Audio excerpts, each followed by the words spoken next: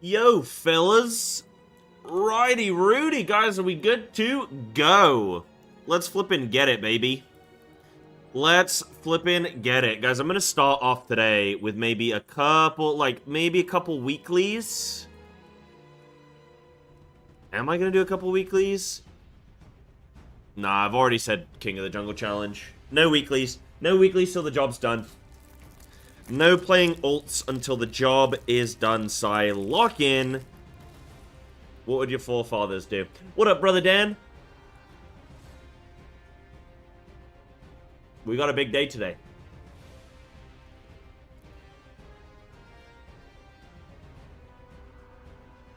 We got a big day today. For tomorrow? Something like that. Yeah, just chill. Just see the day. Just hang. But yes, Alpha is tomorrow. Alpha is tomorrow. Mm-hmm. Mm-hmm, mm-hmm. But we got the Q&A today. In a few hours. And then we'll see what's rocking. We'll see what's going down. Right, I gotta get back on this flipping resto now, man. Come on. Come on, Sai. Lock the hell in.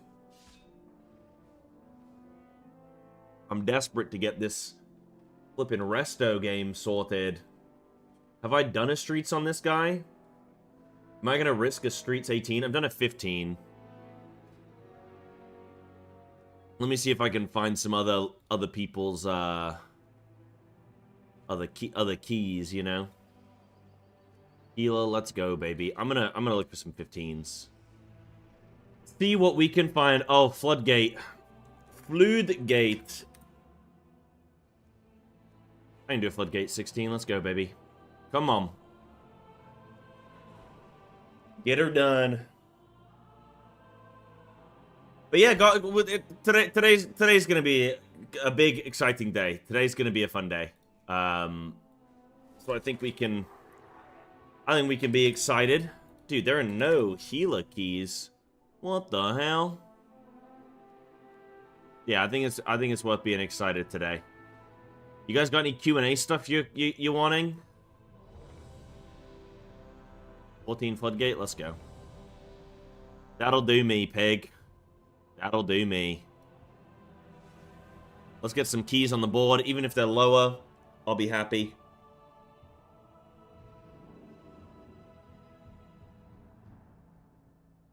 What, did I put a socket on?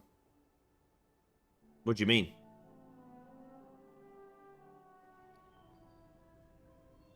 Not everybody... Oh, I see. I thought you were, like, being serious. I was like... That's... I don't know what you mean. But yeah, you're saying a shit vault? No, I mean, my vaults have been so dog, but I got some Mythic shoulders. So, like, okay. Like, sure. But I haven't seen any trinkets. I haven't seen anything good. Yeah, it's been pretty miserable. It's been pretty shit. Oh, shit. Oh, summon back, please. Yeah, it's been pretty boring loot, you know? Hold on, I gotta get rid of these boots. I moved some gear around. I was being a little silly goose. What did you get, Laser? What'd you get? Yeah, queue it up. Life, I got you. I got you. Take these off. Put this on. Then I can put... Is that all fine? I have an extended supply of goods for Outlanders. Where are my boots? There are my boots. Nice! Bisnack. Oh, sick. Last piece I needed from raid that isn't a track upgrade. Sick. Okay, cool. Big. Hell yeah. We've got another incursion. big. I mean, even then, like, jewelry.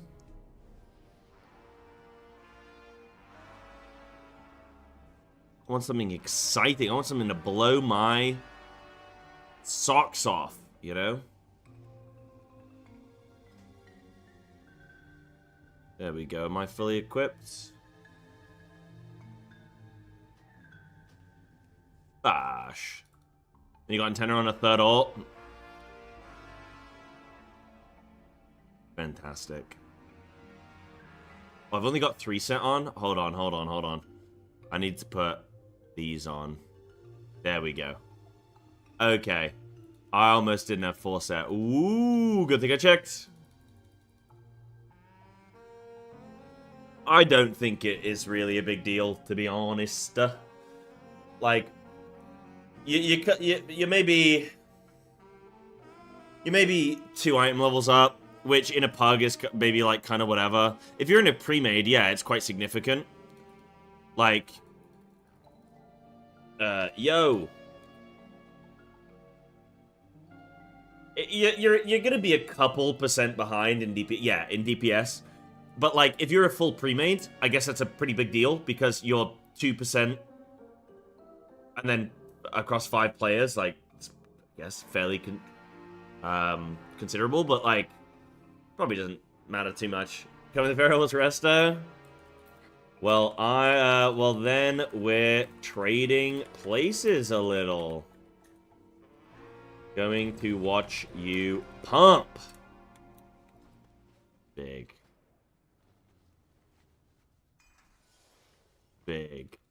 You also lose out on the boot. Yeah, but like, I mean, I would, if you're not raiding at all, like you're not even doing heroic pug, I mean, are you even playing the game? Like at that point, it's just sort of, you're not putting in any effort. I get being like, well, I'm not raiding Mythic in an organized guild, but right now, like if you're serious about Mythic Plus, you can go pug raid.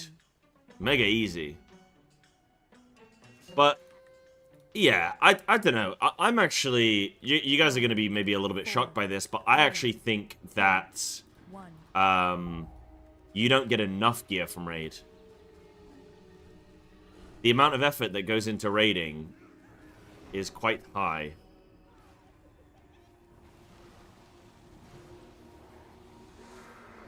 There's a lot of effort that goes into raiding, and like, I don't really think that you actually get tons of value back, you know?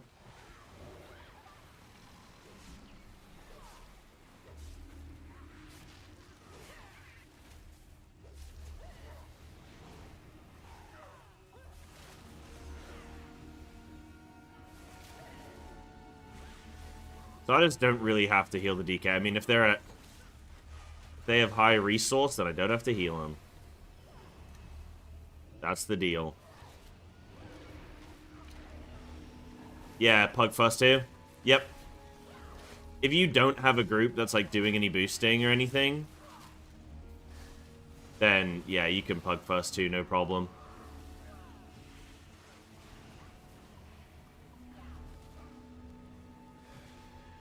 But yeah, like, TBA to do it? Yeah, I mean, then you just take a couple % loss and call it a day.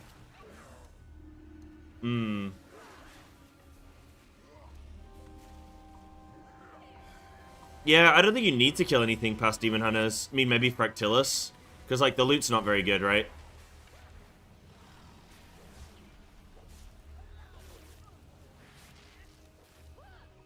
Yeah, like, grab a prism from Fractillus and then you'd... Or Void Core. Yeah, true. Good shout. And then you're, And then you're good.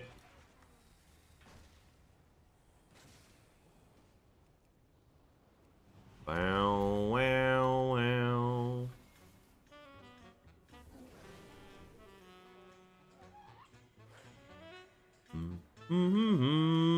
Oh, guys, today's gonna be an exciting day.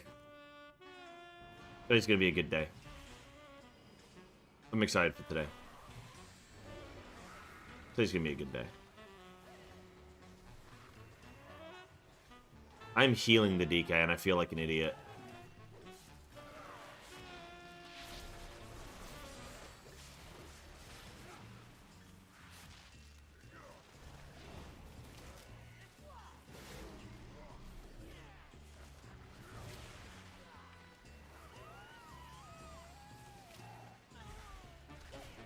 We need some kicks here.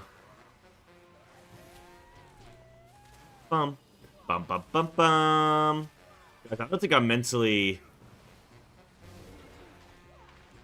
I don't think I'm mentally recovered from yesterday.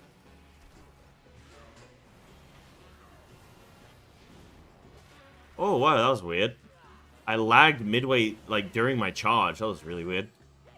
Like, blacked out there for a second.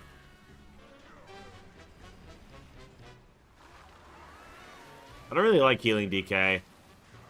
Well, I guess that's the point, is, like, just don't heal them, and if they die, it's their fault. Is that just the mindset you have? Is that just how you have to do it?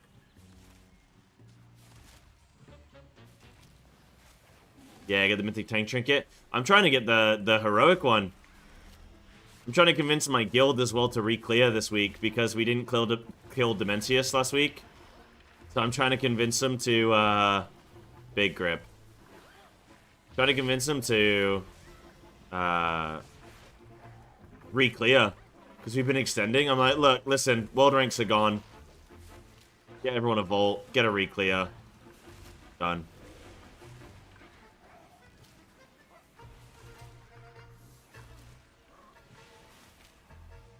Well, not on Mythic, no. Well, you'd get saved, wouldn't you? I hope that I would hope that they would look to actually remove that stuff. You know?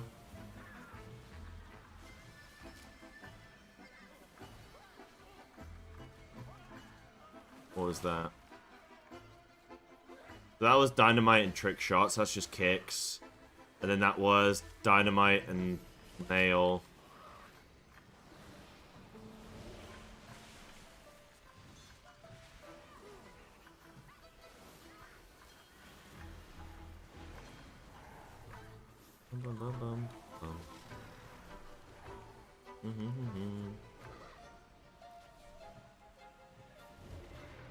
Yeah, I don't know. I think raiding gear isn't good enough.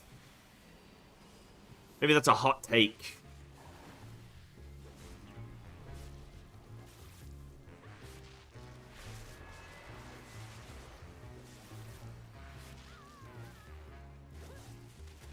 Do I even have flipping trash in my bars? There we go. Nice. Bum bum ba dum bum ba dum ba bum bum ba bum.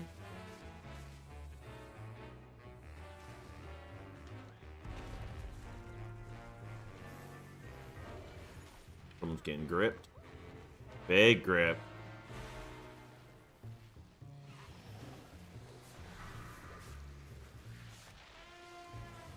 Are you guys excited for the Q&A? Can we move away from the big bombs? Or do some range kicks or something? Not excited for the Q&A? Depends how they do the questions. Like, if people are going to ask about flipping Drakthea customizations...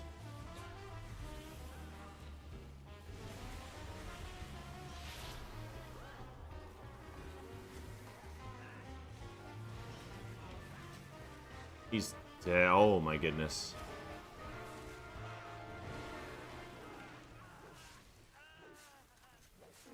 Bum ba dum bum bum.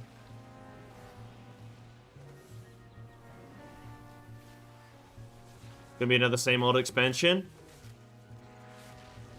But you know what you're getting. You know what you're getting. I actually think this expansion could be kind of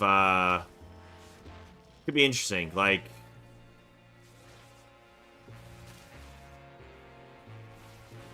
yeah. I think this, like, triple raid tier thing depends how they do. Like, it depends if they redesign things around the fact that we're gonna have that, you know? And they might not. They might just do 3 raid tiers and it's business as usual. They might do something cool there. Yeah, gonna open mind. Yeah, yeah. Or have an open mind, keep an open mind. If you're gonna like it. My initial feeling is that I'm not gonna like it. I think it's gonna put a lot more work in.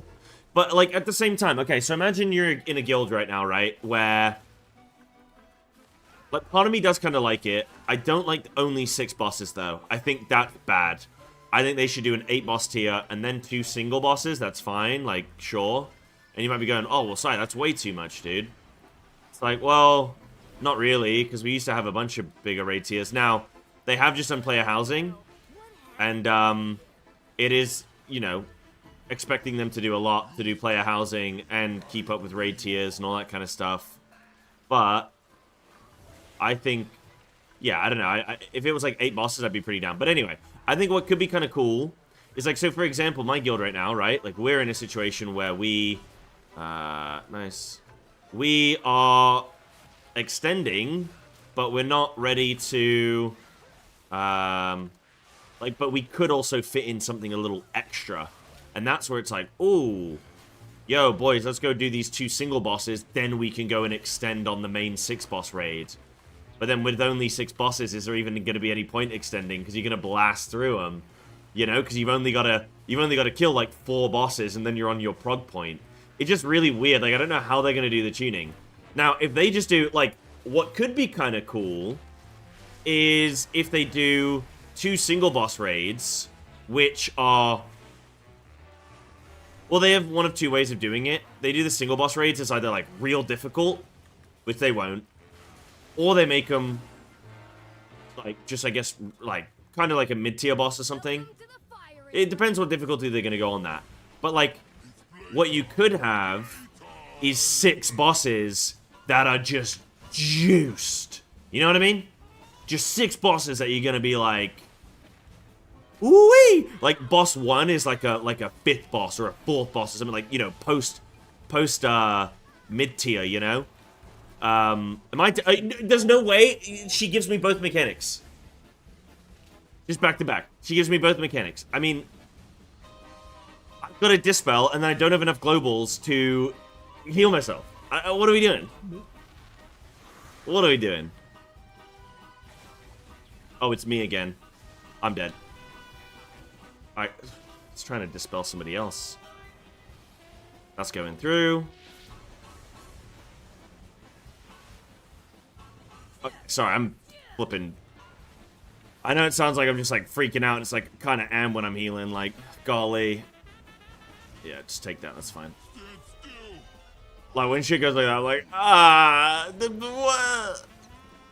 Panic. But yeah, dude, if they did, like, 6 bosses that are just flipping turned up, that could be pretty sick. That Big Drip's gotta go. Good job, Big Drip. Less bosses makes for better individual bosses. Yes, if they actually do that. Like, obviously, we're basing it on new knowledge, but then applying old knowledge to new knowledge. So we're going like, well, I don't know how I feel about, like, get into place. Oh, shit. I mean, I'm flipping. Need people in position quicker. They're not tracking when they get focused with it, I think. It's fine. If they take a tick, then they're, like, dead. It's fine.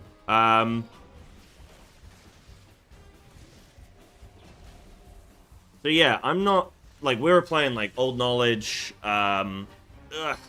with new knowledge. If they did 6 bosses that are the current difficulty of, like, the current raid tier that has 8 bosses, that would be kind of shit, maybe. But if they do 6 bosses that are tuned up, then could be really good. Yeah, what would you do with those single boss raids? Do you do 2? Well, no, I think it's a 1 boss raid and a 2 boss raid, right? Is that what it is? But do you do, like mega hard bosses, right? Where they're, like, tuned up to basically, like, an N-tier boss of another raid. Because that could be pretty sick. Like, you're going in and progging those bosses in between your 6 boss raid or whatever. So do you make, like, the 6 boss raid tier like a normal raid tier, but it's smaller? Or do you crank that up? I don't know. I could see both being pretty good. So I'm trying to, like, get out my feelings and then also flip in, just focus on what the hell's going on here, and it's... Yeah. It's not all. I don't know what they're gonna do with the race toward first, because like that's kind of gutting the race toward first, and we know for like I know for a fact, Blizzard don't want that.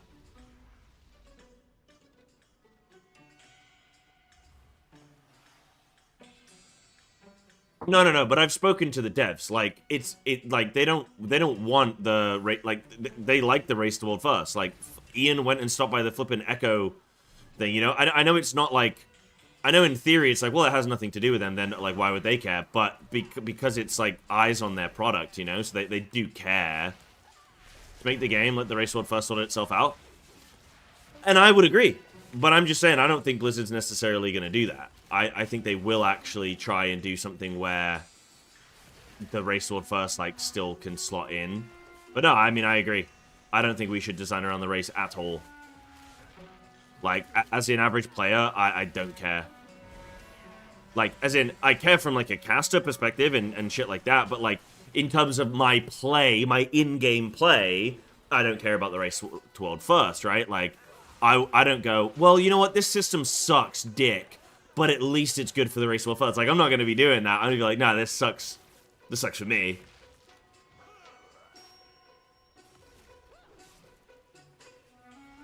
I don't think Blizzard is going to be under the opinion of, like, oh, the race can just sort itself out, who, like, you know, they'll figure it out. I think they will want to implement something where the race sword first can like, yeah, like flow, you know what I mean? Give me a sec, dude. Nah, okay. I'm just battle resing then. I think it's Jover. Unlucky gamers.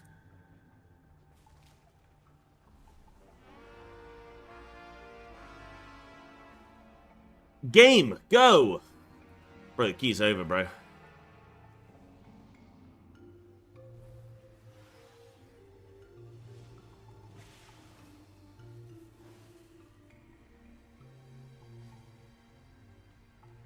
MDA, report.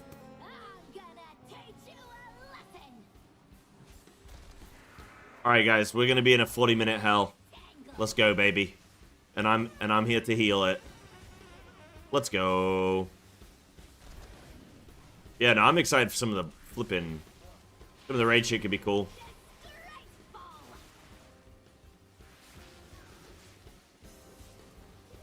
Can leave. I'm not going to. It's not my key. Like, if people want to do the key, like, I think when you sign up for a pug thing, you're committed to it, you know? If other people want to quit, then, like, yeah, we can, like, don't get me wrong, like, yeah, we can leave. But I'm not going to, oh, wait, we took the battle res. Okay. No, they, I mean, we voted and people said no. The vote didn't go through.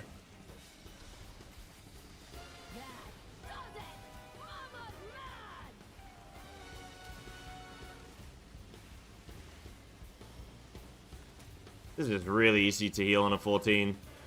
I mean, really, healing this boss, like, healing this dungeon has been very eye-opening, and it's made me go, like, dude, this is not hard to heal. The hardest bit to heal is just...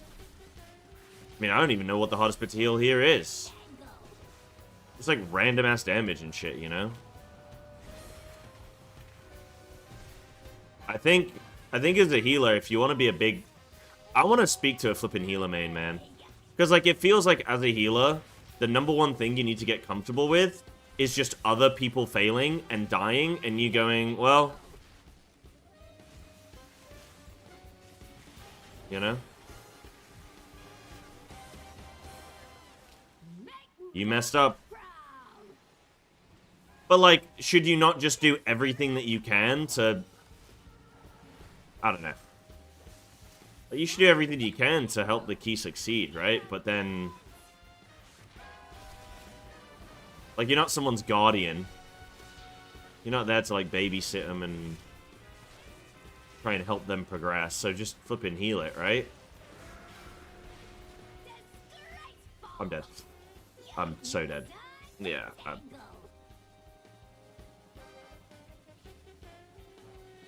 It's over, boys. It's over. I'm having to move out, but then people are gonna die there.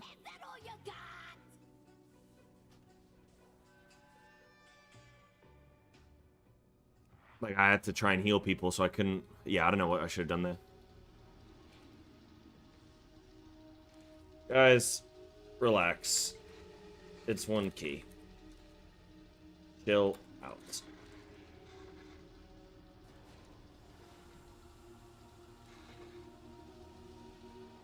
I said, I'm supposed to be sweating? Yeah.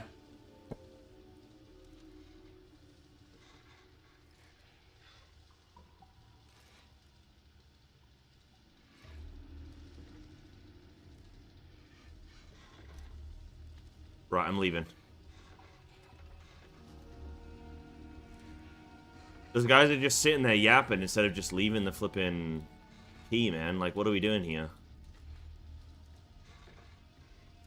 What are we doing here?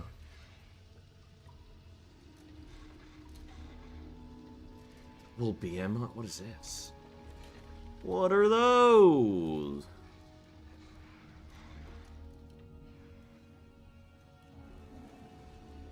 I don't know, healing's interesting. I'd like to speak to a healer main and just be like, you guys just letting people flipping explode on you? Got the play? Mix Unat with pre-nerf Kill Jaden, add some fallen avatar and laugh at them trying. Wait, I've been declined, bro. Are you kidding me? I've been declined from that. That's hilarious.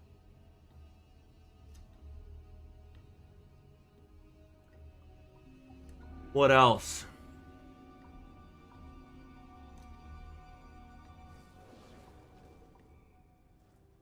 Believe it tag? It's whatever. Just CBA sitting in there with that group. Just like people just wanting to flame. And I'm like, just get us out of here. Like, just leave. Can we go? People not voting on the thing, you know? Like, come on, boys.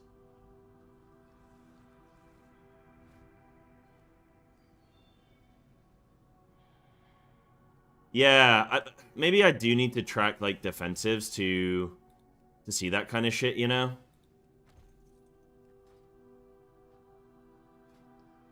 Just to see, like, if people die, it's like, well, you could have pressed this, you could have pressed that. It's just really weird healing, because you're literally just waiting around for other people to make mistakes, and then you just go, I have a receipt.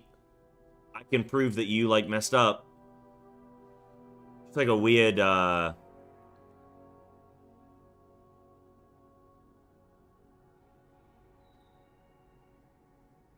weird place, you know?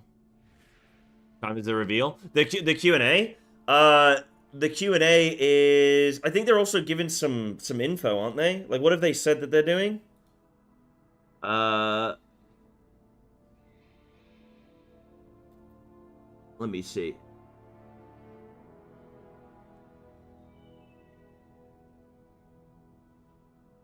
Chris Metzen? Dude. Chrissy Metzen, man.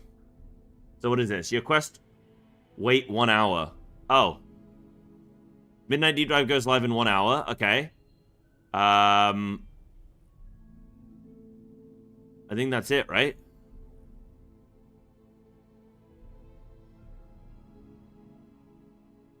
So there's a deep dive and then Q&A. It's in an hour. Okay, cool.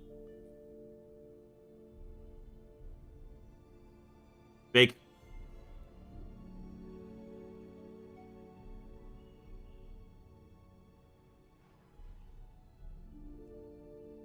I don't know. Dude's just moving. I just don't want to play with people who just like, I get it. Feral did not play super great.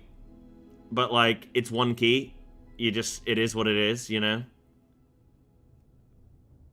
It is what it is.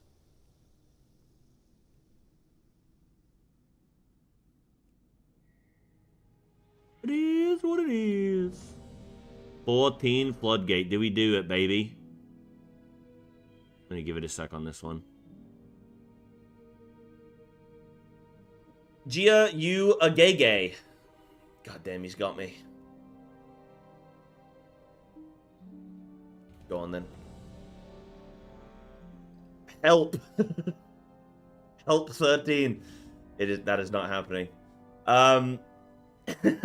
Help. Yeah, so it's deep dive into Q&A, I believe. So I imagine that they're going to be showing off all the system stuff and then flipping Q&A and Q&A, baby.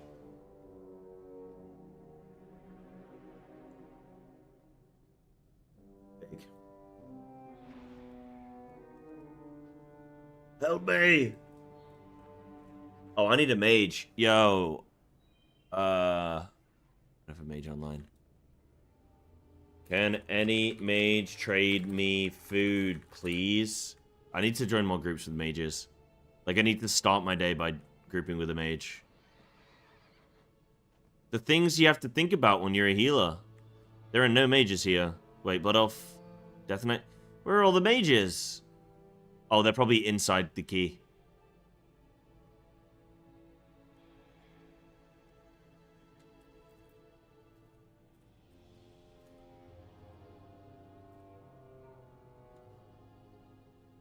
Yeah, no, don't worry about it. I won't go through that much effort. I don't think I even need mana drinks for this key, but, you know. You know.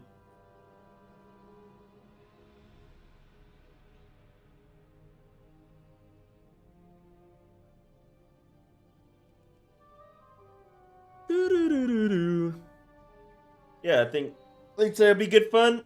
I got my flipping tankard somewhere laying around. We're up good. Let me go tinkle. Give me one sec.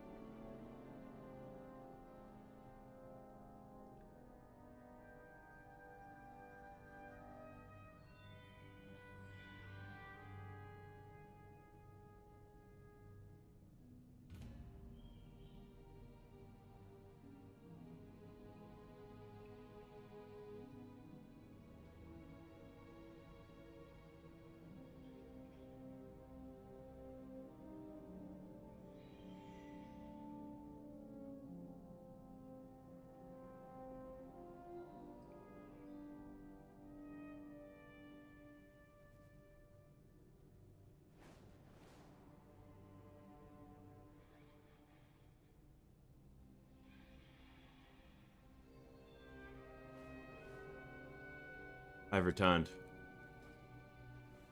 Oh no, he disappeared! Hold on. Let's go, baby. Thank you, my friend. Huge. I'll trade him 1,000 gold for his time. Oh, he canceled. Huge. Now we go back in. Getting them floodgates. Wait, Coco's in this? Oh, dude, I'm gonna join this. Yeah. I'm gonna join one with Coco. Let's go, baby. Have I done a Priory yet? I could join a Priory 10. No! Yes, let's go. Yes, we're playing with Coco. Let's go! Coco, my friend. Don't know what hero I'm gonna play on Fellowship? I really don't. I really don't. Probably, I don't know.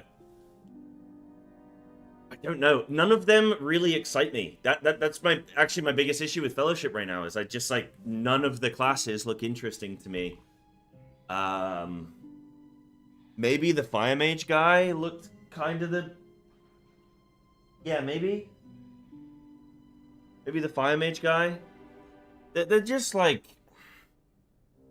I don't know, they just... They don't spark joy, and...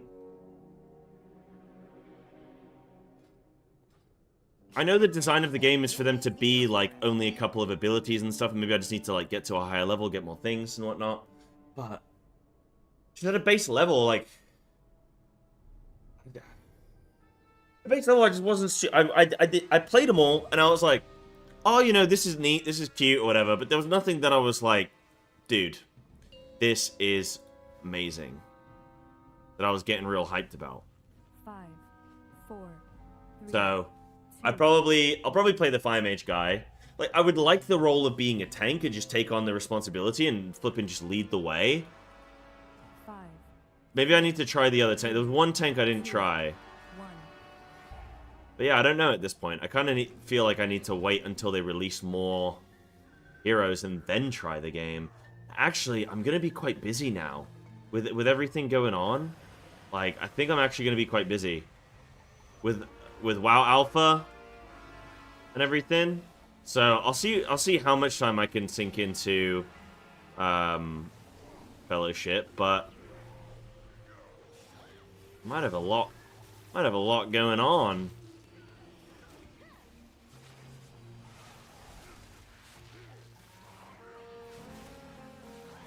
Yeah, I don't want to heal randoms. Yeah.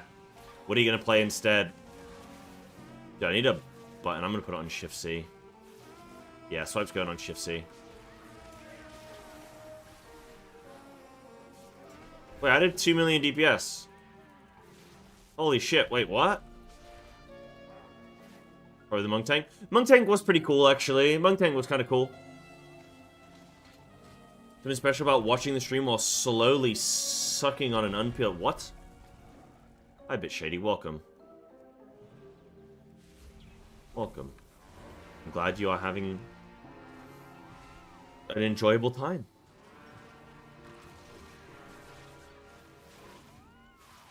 Oh, I should be rake spreading for vines, actually, thinking about it, rather than swiping.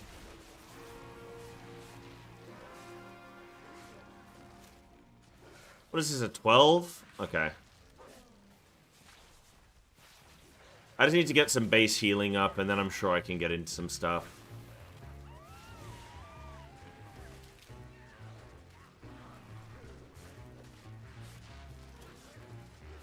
Oh, my tank's dying? Oh! Dude, he just stopped. He just stopped living. I think he turned his back. Because he moved away as well. That must have been, right? Or he just ran out of stuff. Maybe that dot was really starting to catch up with the lad.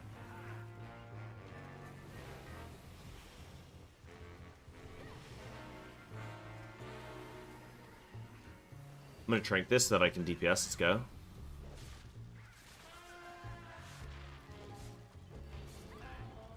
Ba-dum-bum, ba-da-bum. Ba-dum-bum, bum, bum, bum, bum.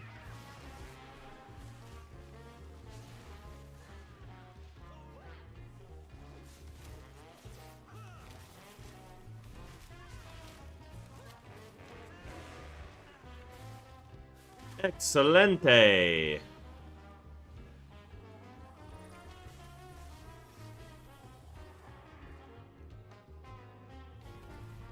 Will you come? Oh. Yeah, I think they were waiting for me. Whoops.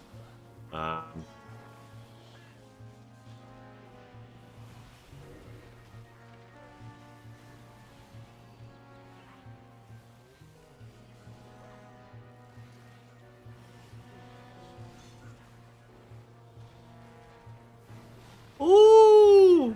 My demon hunter's dying.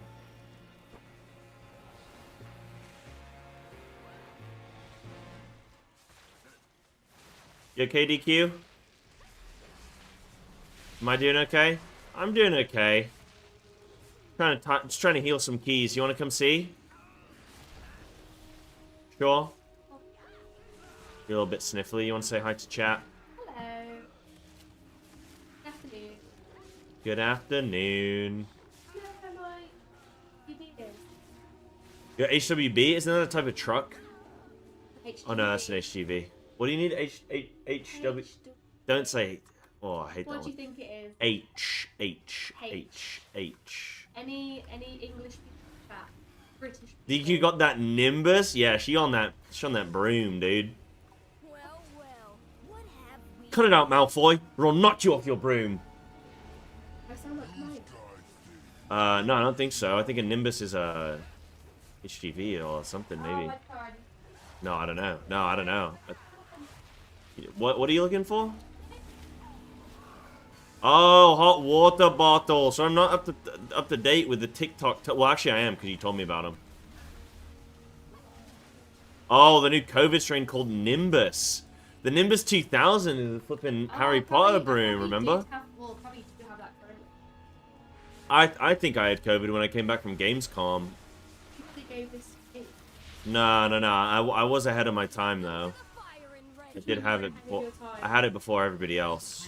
Oh, you've always got to be that person. Yeah. Normally I thought my immune system's pretty good, but I don't think it is. Yeah, that's the first time you've had like a. Yeah, I think as well when COVID was ticking around. Wait, where's Coco? Dude, I just dispelled. I don't know if I even got him. Oh, chill. No, I think I got it like immediately and then never got it again. You think I had it a couple times? I don't think so. Nah. Well, there you go then. It's no point. Like, it doesn't do anything, you know? Well, you just said I've only had COVID. I mean, it did hurt the other day when I was from Gamescom. I was struggling. Yeah, I didn't feel great, actually. I was shivering, I was shaking. I mean, it might not have even been COVID. It might have been something else. Sorry, Coco. Sorry, Coco. Coco just died. Coco is... Clown? Coco the clown? He can be a clown, to be honest. Yeah. Are you sure? No, come back. What do you want? I don't know, I just like when you're around me. And if I feel like I can heal people better when you're around me. You a healer? Yeah, and I just let someone die. And Billy can't get people. No. Oh, shit. I must just let that guy die. Maybe actually you're making me play worse. This one's so lovely. Your beauty. I can't look at you because I'd be too distracted. My tank is not alive right now. I'm trying to res him. Can I time this fucking key? Sorry. Sorry.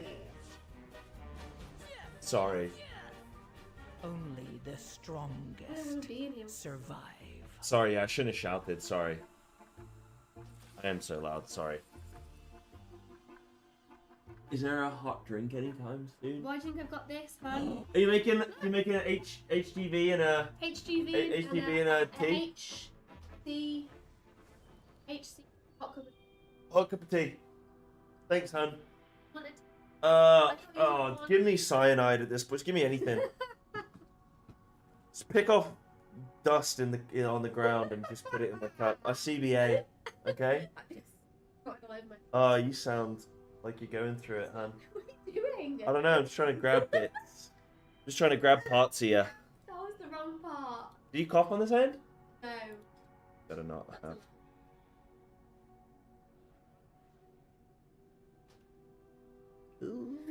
Alright, I'm gonna try and heal this floodgate.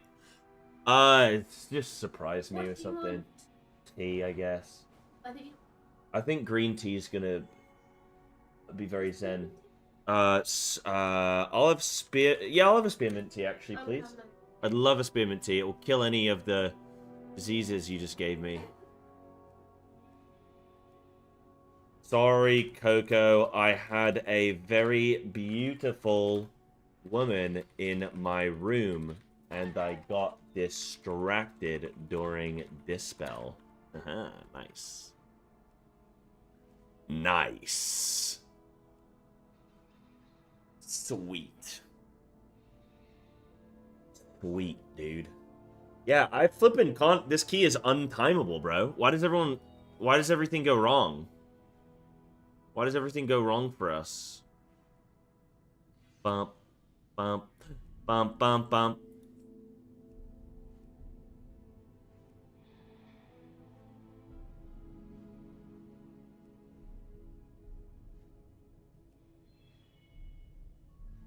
There are more healers than you'd think. It's hard to get into keys because of how many healers there are. You know? Crazy. Right, so we got 40 minutes until this developing things. What's this? Oh. Well.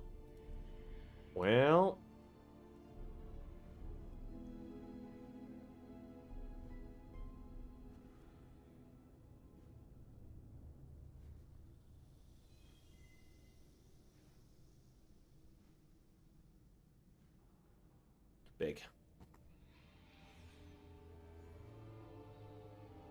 What else do I need? I just want this flippin' bloody boy done.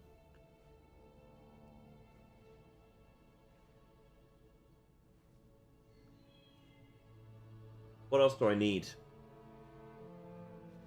Eco Holes Flood.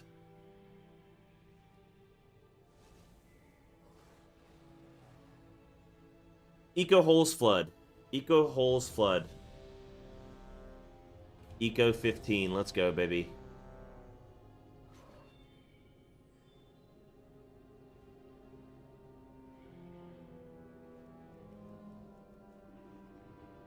Let's give this a good old go.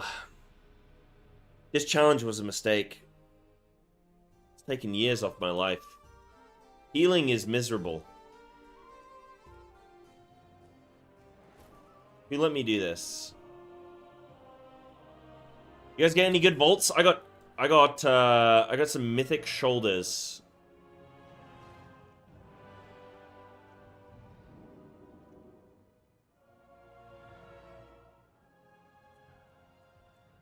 What are you laughing at?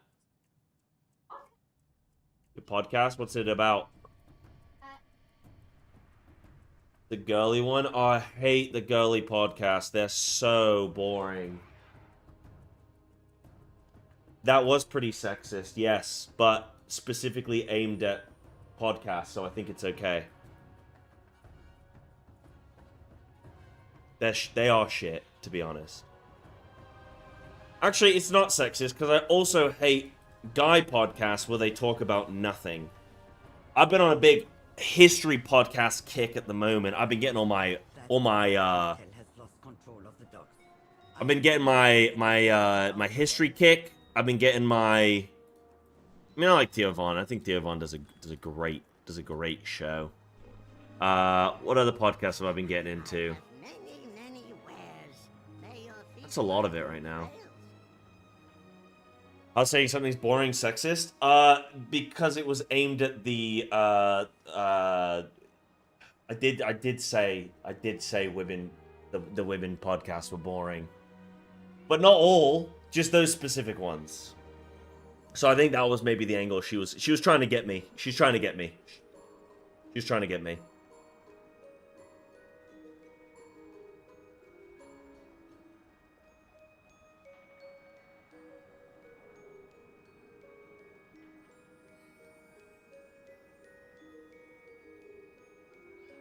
Miss Shoulders here as well.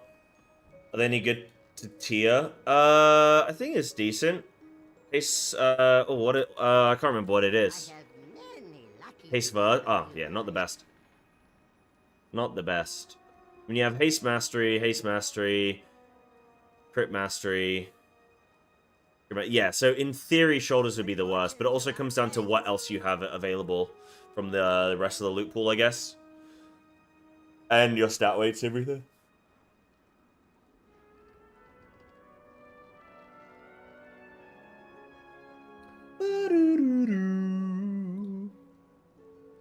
Right, we need to flippin' accelerate this challenge, boys.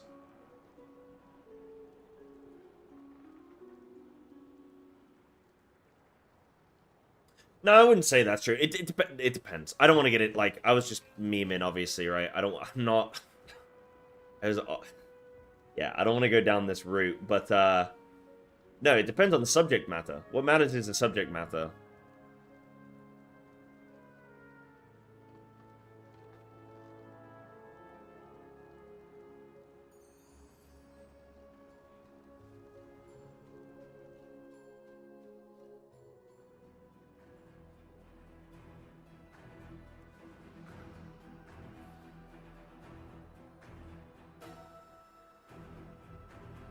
Yeah, I know. She was taking the piss as well. And I was taking the piss as well.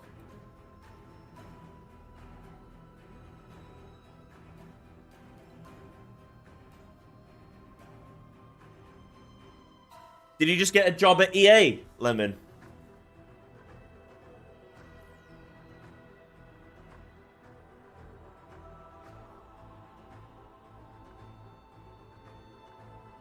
Yeah, Obscurum. Yep. Yep. I guess it's sort of an off-piece. Whoop. Yeah, dude, I'm actually screenshotting it. I'm sending it to her. Yeah, let's... You know, it's my fault. I knew chat would devolve. It's my fault. I need to be a good streamer. I need to be a good boy. Right, let's time this goddamn ecodome. How does it look like? Does this look good? Hold on. 5, Oh, that's 4, bad. 3, 2, That's bad. I'm always a good boy. I tried to be. Should need to be a good healer first. Yeah. 5, 4, 3, Well, easier said than flipping done. Right. In about 18 seconds, a cast is going to go through because no one's going to kick. It's going to hit me, and I'm going to die.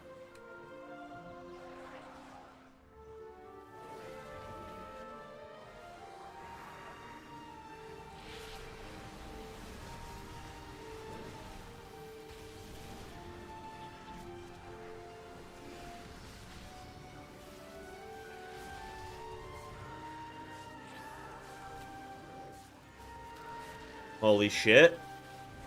We're doing it. I've kicked.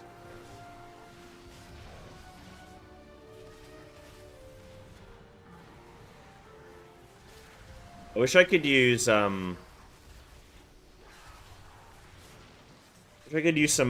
like, Life Bloom in cat form. So I can, like, re-hop. That's the only way I would think that cat weaving was cool. Well, then it's not even weaving, right? But, like, you know. I wonder what changes they're going to make in flipping the expansion.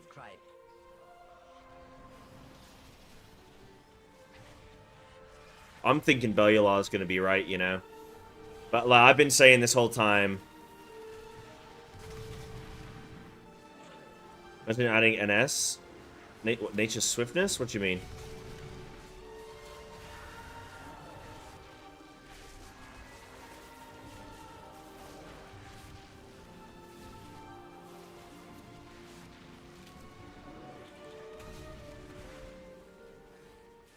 Oh, Predatory Swiftness. Yeah, I see.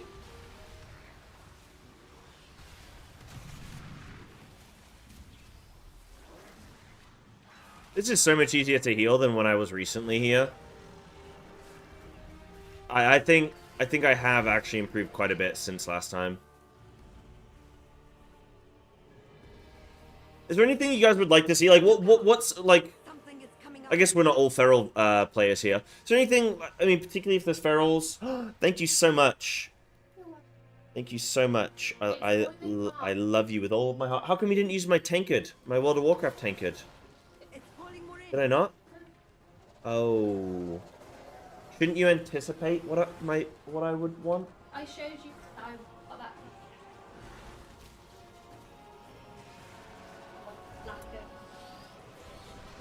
My lack of intelligence? I don't think the mic picked that up. Well, lack of intelligence. Okay, I think we might pick that up. Yeah.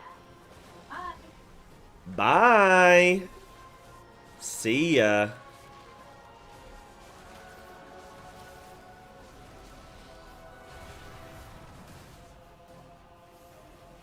Ba-dum, ba-dum. Bye. I'm not saying love you on stream. I gotta be an alpha male. Be careful. It's trying to draw you in.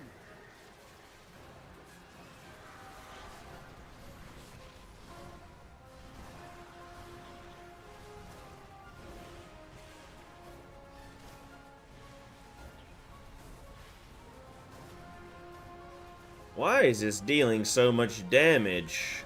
Oh my god. When will the pain end? Oh yeah, I was saying, like, is there anything in Feral that's, like, you guys would want? Remove snapshotting, adaptive swarm, and brutal slash? What, remove all of them? How come? Why those?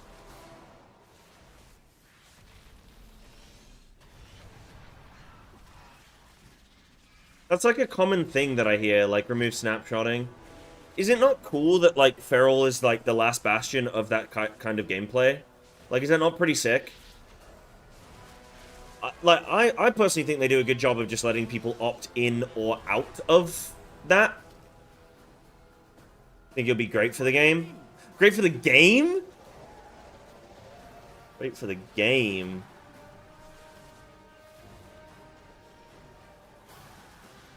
What about, like, pandemic windows? No, I think pandemic windows can stay. I think that's fine. And who likes it as coping? I mean,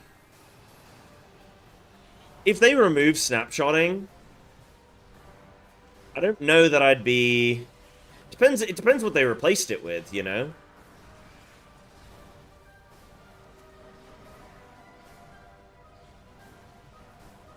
Like, if they just removed it and did nothing, I'd be like,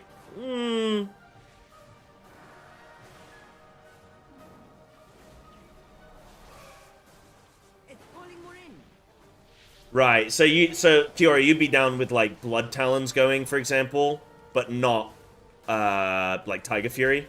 What about then if you bring back Savage Roar?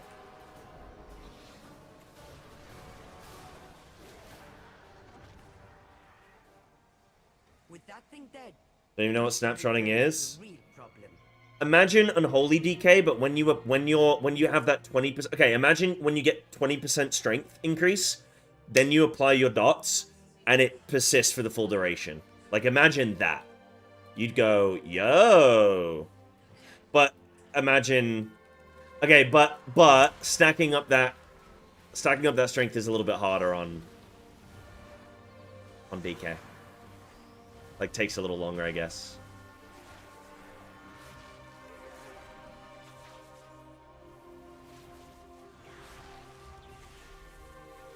I might be in the Am I going to be in the flipping minority now of snapshotting? Sounds like classic WoW jank. It's definitely, you know, sort of, like a flipping, what's it called? What's the word I'm looking for? Like an appendix. It's like an outdated... What's it called? Like a flippin' when it's no longer of use. I should know this. I'm a flippin' biologist. When something's sort of been evolved out, but it still remains. I say I'm a biologist, but, you know. I have a degree in biology. I don't think that quite makes me a biologist. Blood Talon's just a buff for finishers. Hold on, because it's a hard pull.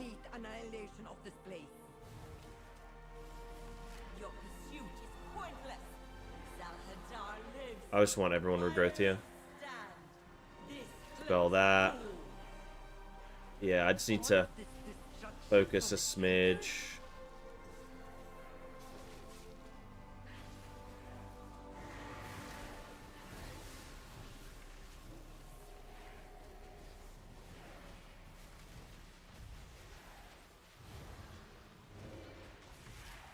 Okay, this is actually going alright. I'm actually surprised how well this is going. Like, I don't feel like I've really changed too much in my playstyle.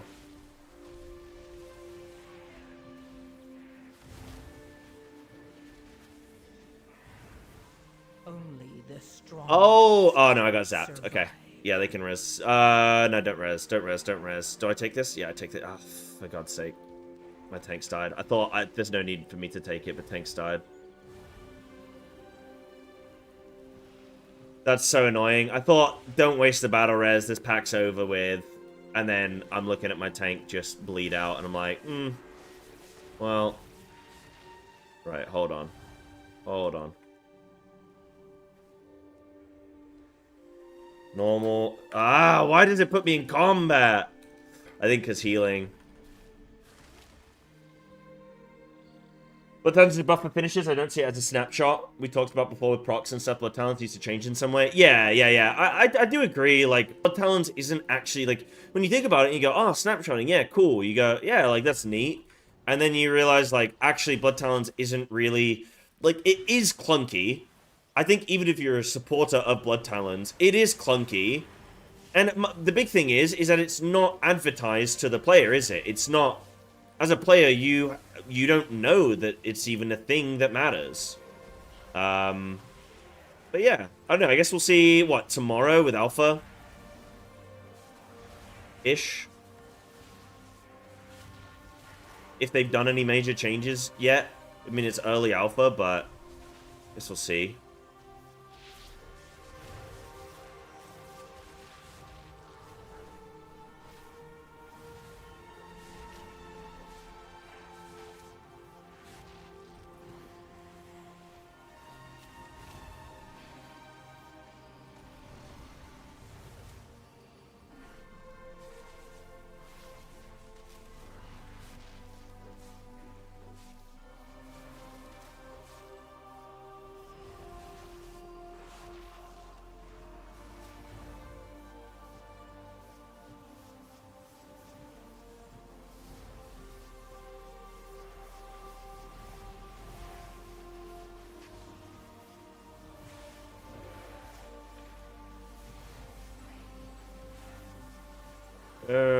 I kick. You hope they remove Festering Wounds. Is that the... Hold on, because I have played Unholy DK. Is that the one... Is that equivalent to, like, on Frost DK? Like, the AoE one? Like, the AoE dot? Oh, no. Festering Wounds is, like, you stack up... Yes, I remember when I did my flippin' Unholy thing. Festering Wounds, you, like, stack them up and then you pop them, right?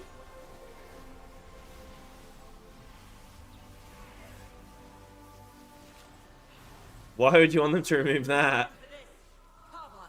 Be certain they follow no further. Get rid of them.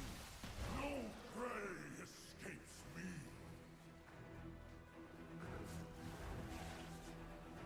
The Balancing Nightmare? Oh, do you want it gone as well, Dan? Why is it a Balancing Nightmare? You will not even touch her shadow.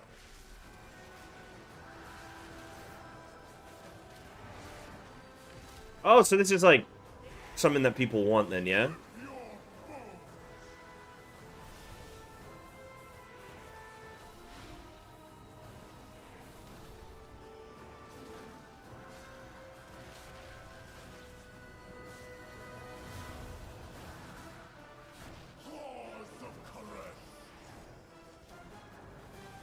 I really want to sip of my tea, but I can't.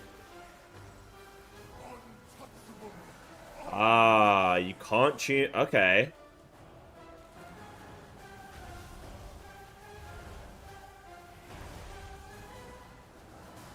Curious on that.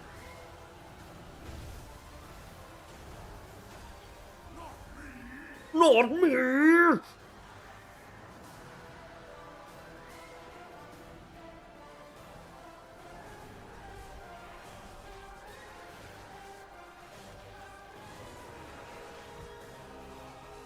You think they'll get rid of it? Semi-Frost had to move away from AoE and single target on the same button. Yeah. I guess that does make, like, it's like a balancing nightmare, isn't it? If you've got something that's I mean, it's kind of like with Feral, right? Where you have like something. It's like, it would be like ferocious bite, like buffing ferocious bite damage or whatever. It's like, well, you've affected AOE and single target now, you know. Oh, these guys don't know the change place trick. That means I have to pump. Drop circles, then run across to the other person's circle. Watch. It's fixed? No, it's not, is it? Oh. I did it a second ago, I thought.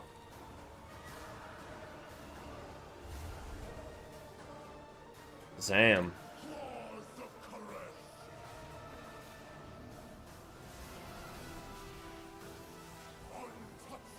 Yeah, it's not user-friendly on nameplates. I did find that when I was playing Unholy. Spreading misinformation, that's my job, baby. I'm a streamer, baby. That's what I do.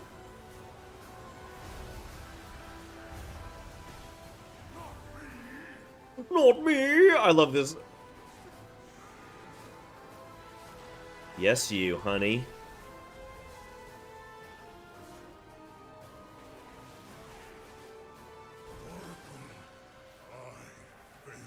Haven't they they released the nameplate upgrades, didn't they? Didn't Wowhead do like a post about it or something? Or did they just say that they're gonna do it? Did they show them?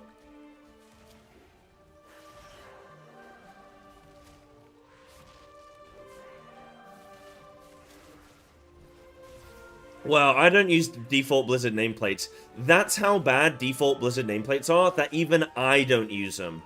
And I play everything default. Yeah, pull 10 mobs, now try and count how many wounds you have out. Yeah, it's... Do you guys think, like, just in general, they need to simplify things across the board? Like, is that the goal that we need to go for? Because how many people play with flipping weak aura packs and flipping, like, you know, all that kind of stuff, where it's just... But how much of that do you think is... I think it depends on if that stuff is talent-based, right? Or if it's, Oh, no, I'm dead. I panicked. Okay, it's fine. Dispel. Right, I'm just convoking.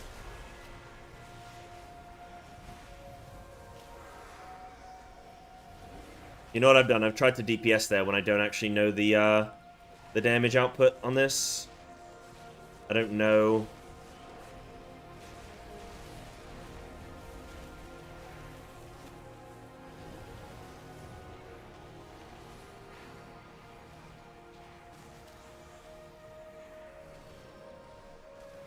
So far, we've only had a couple of deaths, and that's when I died to a lack of an interrupt, right? Which, again, the kind of player I am, I'm going to blame myself that I had kick available, but at the same time, I was, like, just healing, and I guess, like, just sticking about, really. They made some really good resto changes. Like, I do quite like it.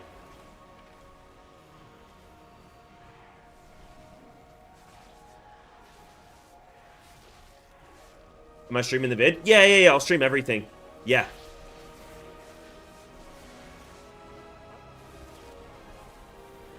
Yeah, I'll stream everything today. I got a little surprise tonight. So, just chill and watch the stream, I guess. Guys, I'm finally doing a topless stream. Yeah, I think part of that, Sergeant, is just how I've got things set up as well. Like, I'm not helping myself here, you know?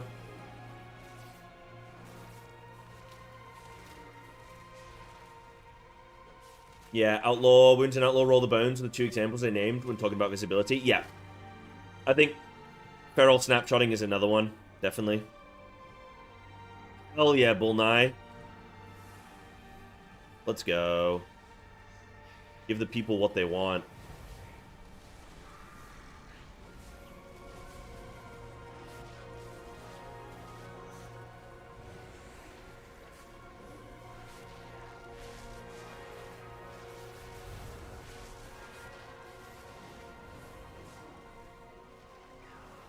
right now, I think I have gotten way more comfortable on this. I find it so funny how much a good night's sleep just flipping sorts you out. I tell you what, man. It's like my awareness is better as well now. I need to get used... Like, I think the number one thing I can improve at is looking at nameplates out the corner of my eye. So I can, like, be tracking mobs and DPSing, but then also just tracking that. Felt a lot better. Well, yeah, like, just making you feel good, but also just consolidating information. When you're learning something, like, you're really committing it to memory when you sleep. That's when your brain's, like, mulling it all over, and that's when you're really, yeah, committed to memory. We did fail you, but destroying the dome will only hurt Keres.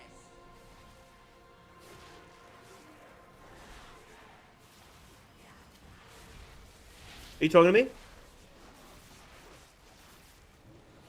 Oh, no.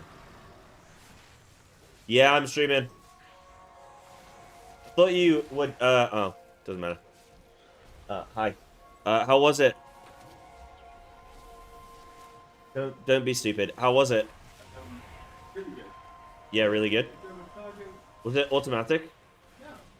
It was manual. Manual. Oh, I thought you were gonna do automatic. Yeah, dribble. Yeah, because you know, DQ was saying that if you learn automatic, you have to retrain to drive manual, which I didn't actually know that. Yeah, I drove my. You're pretty good. He said, Did he nailed it? Yeah, sick. towards the end of We're just a family of good drivers, I think, apart from Mum. towards the end of the lesson, pulled out and drove all the way around. Yeah. And then I. Was it fun? It was fun, really. It's fun, isn't it? It kind of feels like you're playing a video game. Yeah, it does. But then it's real life. It was fun. Yeah, you're real life, and you're like, that's an old lady with a dog. I should probably. Yeah. Yeah. Yeah, you gotta be careful with bikers.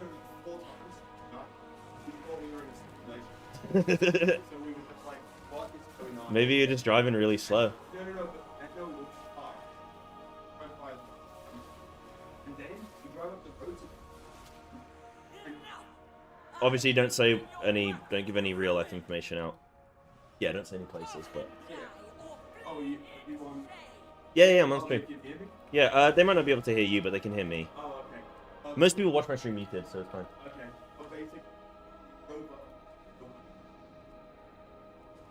driving towards them. Like, where is the teleporting? Is that just one? You're in the Truman Show, and there's just one guy. There's just one default human look. Yeah. He was just default character. No, that's cool that you enjoyed it though. It's really good fun, isn't it? Yeah, it's really. It gets boring quick. Not boring, but like you start to hate everybody on the road.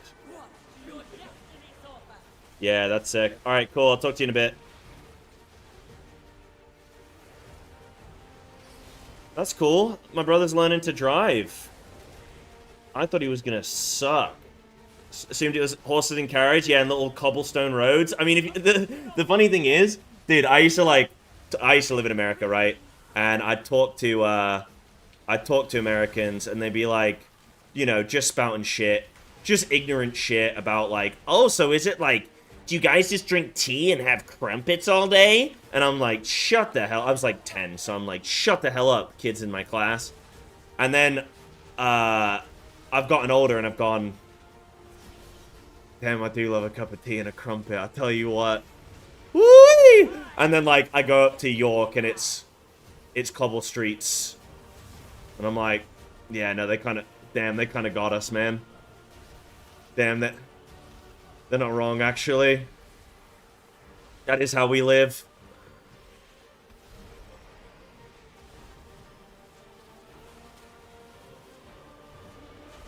Damn, they know.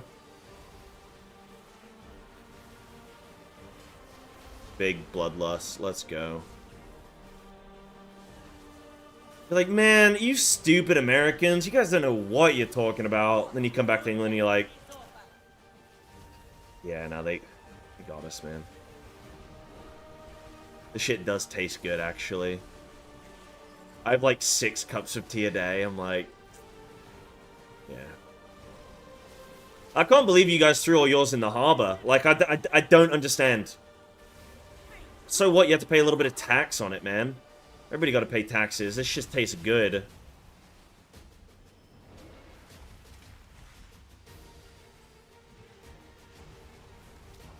You guys are missing out. Stereotypes exist for a reason.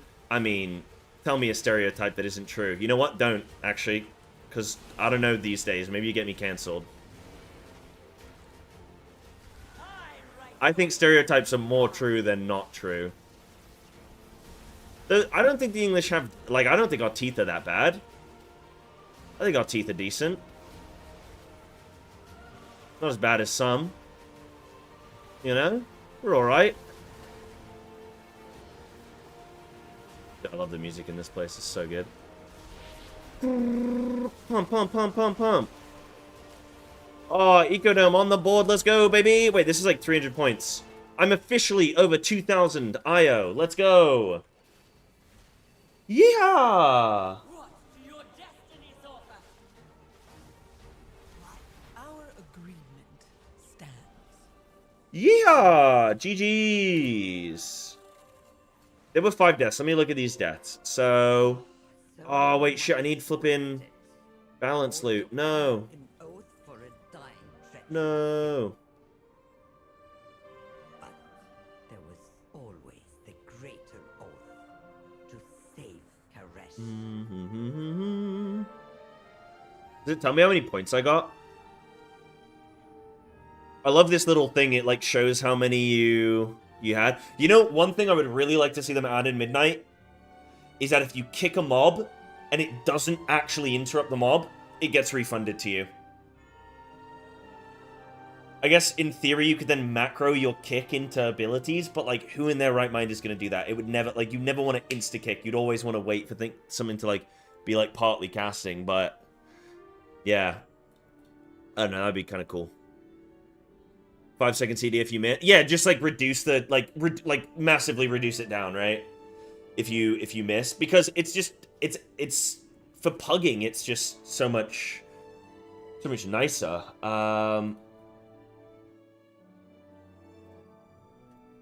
Big. Right, cool. Okay. Big. Yo, I'm glad we got that one.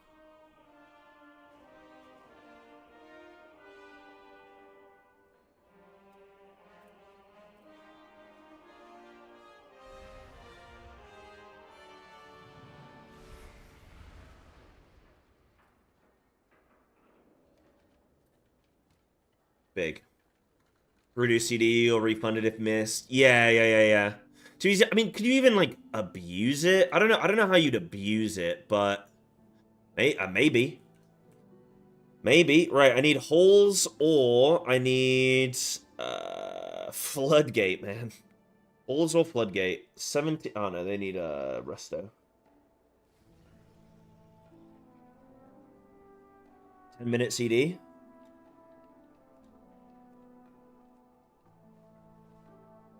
Oh, shit, 10 minutes. Oh, shit, yeah. Shit, yeah. 10 minutes and then they're doing stuff, right? Okay.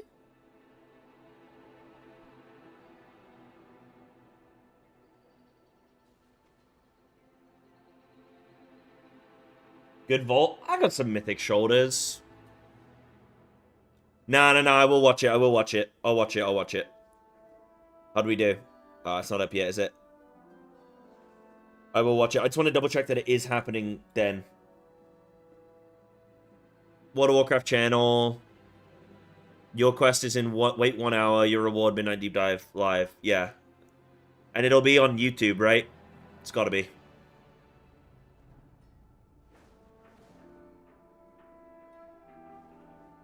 But Mythic Mastery Haste Staff. Oh, cool. Oh, yeah, nice. Yeah, the chance of getting trinkets is just so low. Just flip and get some weps and whatnot, you know? Get some absolute weapons. Right, so we're gonna have... I mean, surely there's gonna be, like, a countdown thing, right? Deep dive, yep. 455, big. Right, I'm gonna go do a quick tinkle, guys. I'm gonna be ready to go mentally, physically, emotionally. Cool. This will be big. Let's go. Won't be a sec.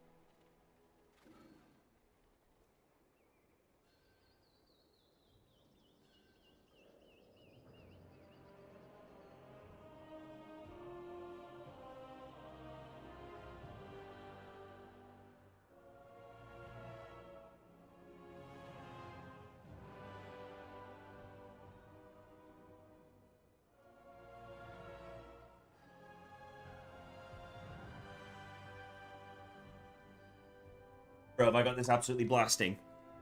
Hold on. It's not blasting. Okay. Guys, we are going to watch the flippin' deep dive. Let's go, baby. Right, start in 4 minutes. I'm going to go grab a protein. And then it's go time.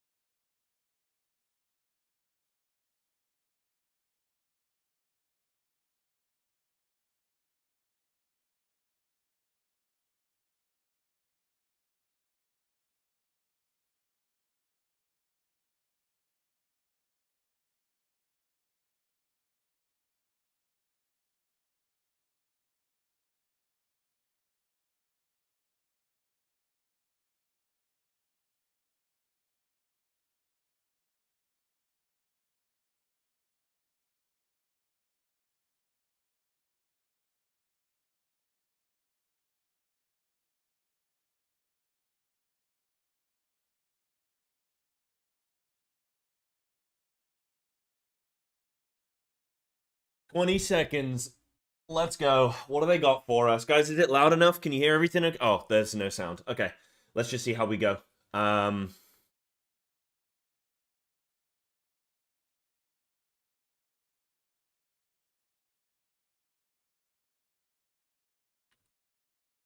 Why is there no sound playing?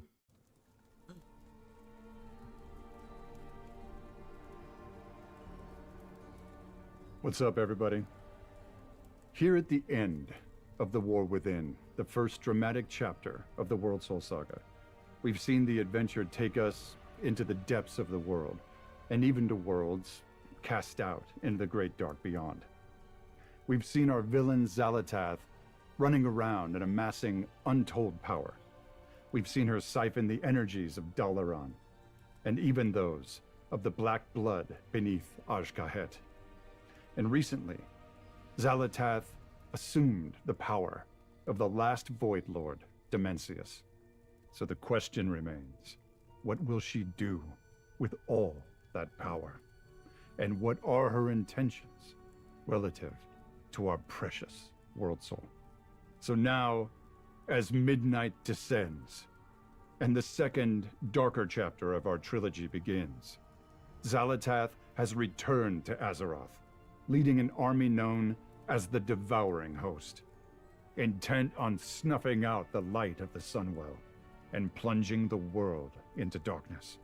You, the heroes of Azeroth, will be set on a collision course with Xalatath to save not only Azeroth itself, but everything that is.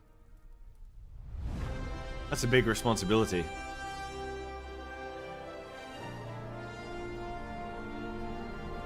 Ooh.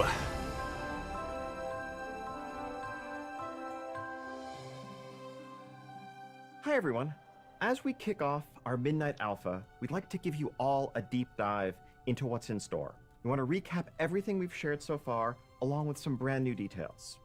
Today we're going to talk about the story of Midnight, as well as the zones, dungeons, delves, and raids that await if you want to save our world from Xalatath.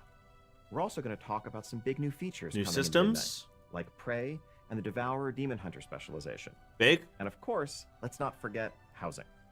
Thank you so much for joining us today. And as always, thank you for being a part of this amazing community, for choosing to spend your time in Azeroth and with Thank each you, other. Ian. Now, without further ado, let's see what's in store for our home away from home. After all, it's nearly midnight.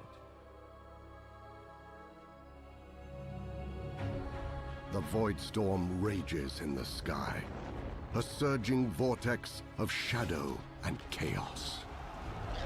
Xalatath has returned. Wielding the dark heart, she carves a path of destruction through once tranquil lands. Her all-consuming goal, devour the heavens, blot out all light, and bring about her midnight. It is in the shadow of this swirling storm that the defenders of Azeroth must rally once more. For peace, for the light, for the good. This is not a battle. It is a reckoning. At the Sunwell, that eternal bastion of light and hope, Lady Liadrin and Lord Themar Theron lead the Blood Elves as they prepare to make their final stand. Because across all worlds and all stories, one thing never changes. Home is worth fighting for. Welcome to World of Warcraft Midnight. Your story begins on the Isle of Quel'Danas. In the immediate aftermath of Xalatath's invasion, the Sunwell surges with light, calling out to all heroes of Azeroth for aid, while the vile creatures of the Void wage a relentless assault in the hopes of extinguishing it once and for all. Flying monstrosities attack from darkened skies, and malign foes manifest without warning to wreak Is that havoc Osmosis across the Jones? plateau. Stand true with the champions of Azeroth as they mount a desperate defense against this invasion. For if the Sunwell falls, so too does the world. The defense of the Sunwell leads you directly into Silvermoon City. But not the one you know. Oh, The dude, I renewed flipping light love of the Silvermoon. Sunwell symbolizes Silvermoon's revitalization, shining over a city fully restored to a thrumming, living capital. Familiar landmarks gleam with fresh polish. It looks the while same, new but like, areas like the Sanctum of Light and the it's not Garden of lost Remembrance its offer countless nooks and look, you stories know? to explore. Inside the city walls, the threat of Xalatath's war draws the Alliance and Horde into wary cooperation, with shared spaces hosting common services like trainers, the auction house, vendors, and more. Around a third of the city remains off-limits to those under the Lion's banner, so the Alliance allegiant should tread lightly or I'm really risk curious being how they're going to do attacked that, but on okay. sight. Kind of like Dalaran, I guess. Outside the city walls, however, is where your role in the fight against the Void really begins to take shape.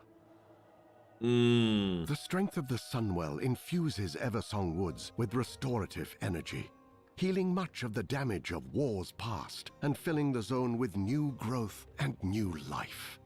All of what you remember of this lush, thriving forest is here. But Eversong is also a reimagined landscape of increased scale and greater beauty. Most noticeably, the Ghostlands and Eversong Woods are now joined into one large zone, which is itself joined to the Eastern Kingdoms. So it's joined Eversong's now? flourishing fluorescence is not without complication. There's no portal? Though the Sunwell's light is no loading appealing to screen? the environment, its surging power causes pockets of light bloom, small groves of light-enriched growth, to experience surges of their own. The light bloom's rampant propagation, if left unchecked, threatens to smother all life under an overgrown tangle. Your adventures through Eversong will have you investigating the light bloom, dealing with the aftermath of a Hawkstrider chick gone wild, helping a suspicious apothecary with questionable motives, untangling the secrets of two feuding nobles, and even getting caught up in a sinister murder plot, alongside Magister Umbric as he works to crack the secrets of the Void. Okay, that's cool. Sounds like some fun. It is up to you some how fun bits. your story progresses beyond Eversong Woods, with 3 available paths you can tackle in any order. Brave the ancient troll kingdom of Zulaman. Investigate the gnarled hidden roots of Harandar, or accompany Arator on his journey to better understand the light, the void, and himself. Okay, cool. So you start in Eversong, and then you can Zulaman split off finds into the whatever. Amani troll empire at one of its Zulaman. lowest points. This is The one I'm most homeland hyped of for. Warlord Zuljin, Zulaman was once a place where Loa bestowed to the Amani their godly strength, and were devoutly revered in kind. The temples still stand, weathered but proud. The eagle, the Oh, that lynx, looks sick. the dragonhawk, and the bear. Ascend wind-swept sky-scraping peaks, explore ruins shrouded in fog, traverse stormy wilds teeming with vicious beasts, and accompany Zuljara, granddaughter of Zuljin, and the pragmatic pillar of strength now leading the Amani, as she seeks a means to save her people from void-aligned cultists and the monsters they revere. The Amani are invaluable allies in the defense against Xalatath's invading force. If you help them fight for their home, they will help you fight for yours. At the confluence of the World Tree's roots lies an impossible primordial jungle known as Harandar. It is here that Azeroth's entire history wraps, twists, and braids, a literal entanglement Kind of of like a all that has Zangamosh been vibe. and all that will be.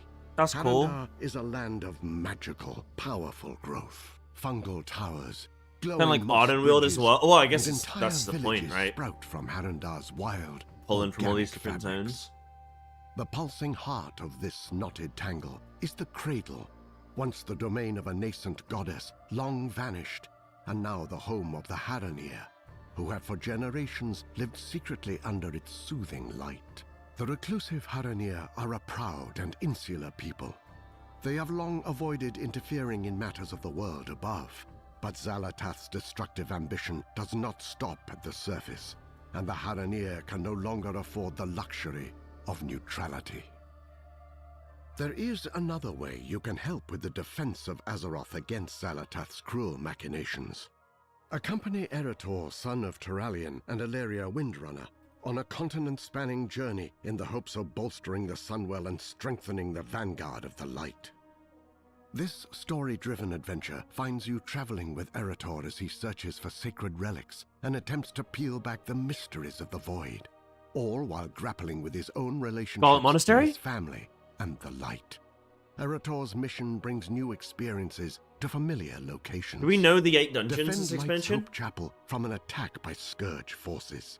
Fight through the darkened corridors of Scarlet Monastery to put to rest those who would pervert the light for their own nefarious gain, and work with Sunwalker Desco in Hammerfall to help Eretor. But are these in solo? discovering These aren't the dungeons. These paladin are solo. he aspires to become. Solo duties. Eretor's story reaches its climax in the shadow of Blackrock Mountain, where alongside the Sons of Lothar, he must face the weight of his father's legacy and decide once and for all whether he is willing to rise to meet it.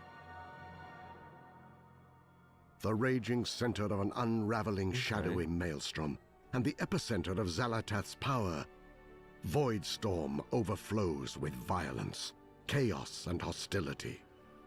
Stormfields twist and fold its space. Gravity becomes untethered and tethers again. Insatiable void creatures known as Dominar stalk the storm, each one as unique and ancient as it is hateful and hungry.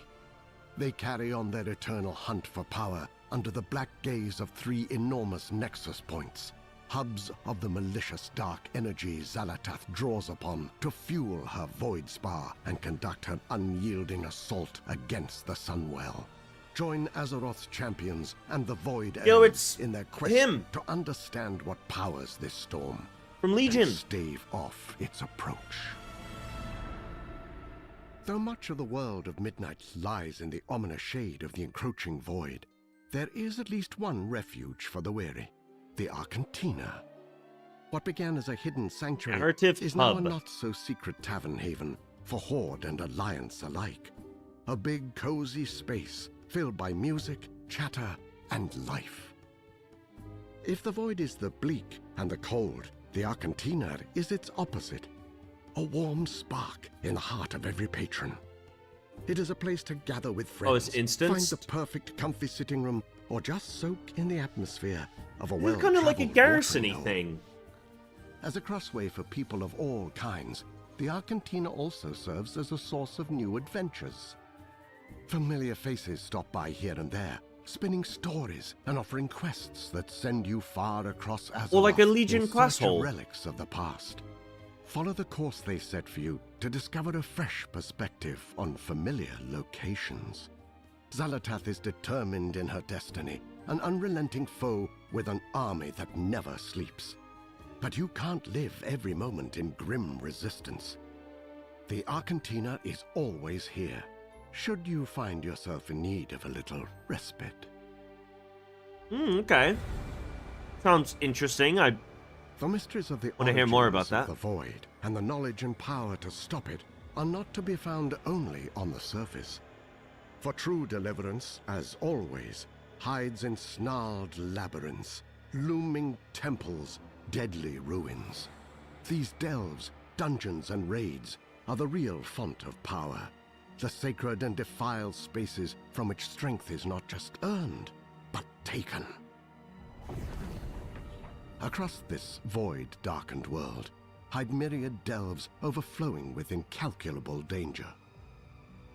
Located on the Isle of Quel'Danas, Parhelion Plaza is an outdoor delve that drops you into the heart of the defense of the Sunwell. Fight against the surge of the Void's attack by Seems like they were using a Parhelion's lot defenses, of assets, and I don't know if that's good or bad. Like, I don't know if that just allows them to ducking do into so pocket much more. dimensions and putting down Gladius Slana, a Dominar who uses summoned Voidwalkers as weapons against your stand. Expect to plunge the depths of 9 other delves and 1 seasonal nemesis delve when Midnight launches. You do not have to face these delves alone. Valera Sanguinar is a powerful new companion with a rogue-minded approach to problem-solving. As a DPS, her killing spree ability has her moving through the shadows to lash out at multiple enemies. As a healer, she uses vampiric reaping to rip away the life force of enemies into orbs you can collect to heal. And as a tank, She uses your first mistake to taunt and do damage over time to any enemy that turns their back on her to attack her ally. Valeera is also a prolific provider of poisons that, depending on her role, empower you with more damage, better avoidance, increased speed, and more. Okay. Your adventures in Midnight eventually lead you down darker paths, paths that end in overgrown corridors and ruin-stricken relics, forgotten places of powers best left unstirred. Yet these dungeons promise plunder worthy of the peril, should you have the courage to overcome the challenges within. Windrunner Spire, the former residence of the Windrunner family, haunts the skyline of Eversong Wood's western shore. The strained relationship of its namesake sisters, Varisa, Sylvanas, and Ilaria, imbues its halls with a sullen, spiteful energy. The restless spirits bound to this animosity threaten all who draw near. Among these spirits walks the Windrunner's sole brother, Lirith, who needs your help in quelling this restlessness and clearing his once great home of hate. They had a brother? Serenity, however, is not so easily claimed. There are other forces that seek dominion over this domain. Emberdawn, a fire-colored dragonhawk, claims the dilapidated gardens of the Spire as a nest for her young. She is fiercely territorial, answering intruders with both talon and flame. The derelict duo comprised of the Banshee Callis and her loyal abomination Latch lead a band of fanatical undead in a hunt for relics tied to Sylvanas. They meet outside interference with a mix of shadowy magic and brute strength. Commander Krolok, a merciless orc who oversaw countless conquests during the Second War that took Lirith Windrunner's life, stalks the Spire with an insatiable bloodlust. Since being slain in vengeance by Ilaria, Krolok knows only torment and the desire to pass it on. The restless heart, a concentrated whirlwind of grief and suffering born from the conflict of the Windrunner sisters, envelops all who remain in turbulent turmoil. This swirling specter takes the form of a ranger, combining the power of the wind with volleys of arrows to cut down the uninvited. Windrunner Spire was, at one point, a living embodiment of family and of legacy. With the help of Lirith and your allies, you can make it so once more. 7 more dungeons await you in Midnight, each one crawling with the cutthroat and the craven. Magister's Terrace and Murder Row in Eversong Woods. Dude, I'm stoked for Magister's Terrace. The Den of Nalorak and Mysara Caverns in Zulaman. Blinding Vale in Harandar. Oh, looks cool. And the Voidscar Arena and Nexus Point Zenith in Voidstorm. Alright, let's see how these go. The most tyrannical antagonists of Azeroth work their dark deeds from within Midnight's 3 new raids. The Void Spire, where 6 bosses hold court over the heart of the Void, and muster against the amassing vanguard of the light as it readies to storm the walls of Xalatath's stronghold. How many bosses? The Dream Rift, where you must join in the hunt for an undreamt god that never should have been, and put down half-birthed abominations that lash out against existence itself. And the march on Quell Danas, an encounter still shrouded by the fog of war beyond the known presence of Beloren, the void-corrupted phoenix, who stakes a ceaseless watch over the entrance to the chambers beyond. The Void threatens to end all of Azeroth, to rend the world in the squall of a black tempest. But the extraordinary power it carries does provide opportunities to those heroes willing to embrace it. Devoured demon hunters bend the Void to their will. They're a ripping mid-range Void fragments spec from their enemies and using them as the power source for cataclysmic spells. They are mid-range damage dealers, armed with a summonable Void Scythe, darting in and out of the fray as they dance on the line between control and chaos. Voidblade and Hungering Slash work in concert. Dash into melee range to deliver a series of crushing Void Scythe attacks, then use Vengeful Retreat to escape the enemy's reprisal. You can also start this combo off with a Void-charged The Hunt. Metamorphosis transforms you into a familiar state of cursed power. The more you feed it, the longer it lasts. Ride the wave of annihilation by tearing apart souls and staying alive. Reap is a sweeping scythe attack, that consumes all of your soul fragments for one massive burst of damage. Use Void Ray to cut through enemies in a straight line and leave them smoldering. Collapsing Star channels the immense energy of a dying star, focusing it into one single destructive blast. The more you cast it during your Void metamorphosis, the stronger it gets. Demon Hunters also find themselves with new disciples in Midnight. Void Elves are sharpening their warglaives and joining the hunt. I didn't even realize Void Elves couldn't be...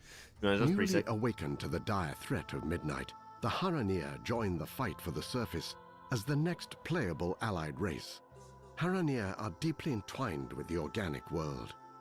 Theirs is a culture shaped not by cities or by conquest, but by the roots, the stones, the quiet pulse of the deepest breath of the world. Their armor, their weapons, their skin, all are infused with the inner light of organic power. Even the mightiest primordial predator in Harandar knows to fear the telltale That's cool hairstyle, that's pretty sick. of a Haranir's markings in the dense jungle brush. They are primal, ferocious They actually look pretty hunters, decent. a force of nature unto themselves, who Yeah, possess Sergeant. the racial ability to travel along the roots of the world, from Harandar to any world tree, or from anywhere back to Harandar. Haranir are versatile warriors who can choose from a wide range of paths, including those of the warrior, hunter, rogue, priest, shaman, mage, warlock, monk, and druid. The last of which has all new forms that reflect the Haranir's unique connection to those hidden parts of Bro, the the earth. boomy form looks like something you shouldn't feed past 9 p.m. Prey is a secret opt-in initiative run out of Silver Oh, I Moon wanna hear about City this. by Astalor Bloodsworn, a blood elf with what some might call a colorful past.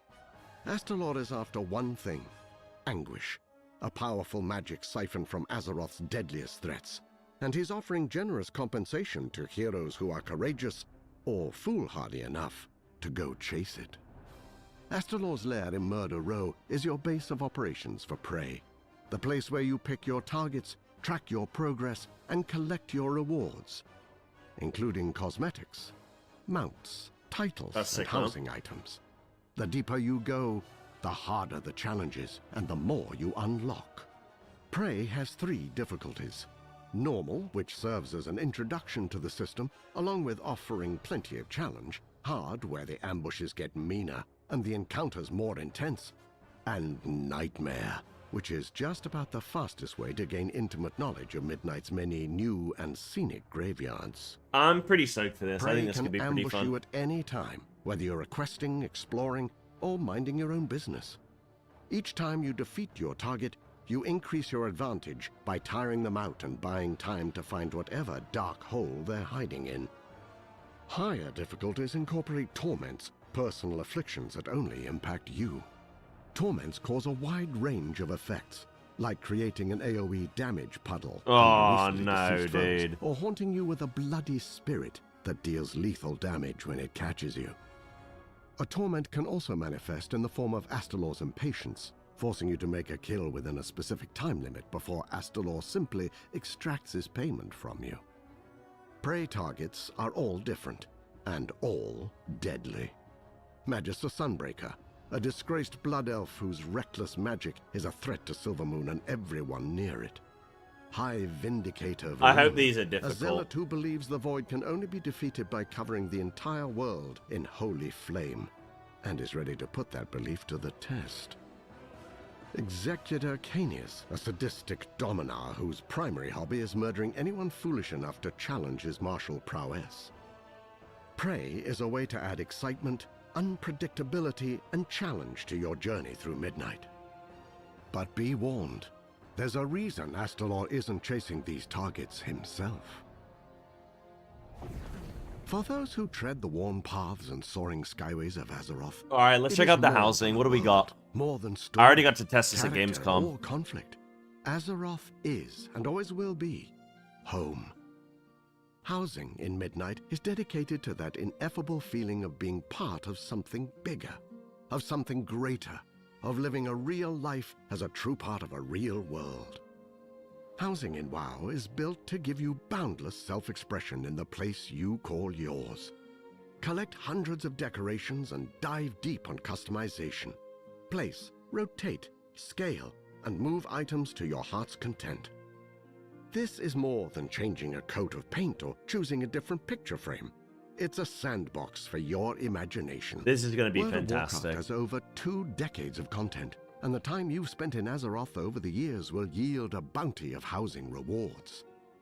Milestones like completing your Legion Order Hall campaign or finishing completionist achievements like Back to the Beyond will award housing items post facto.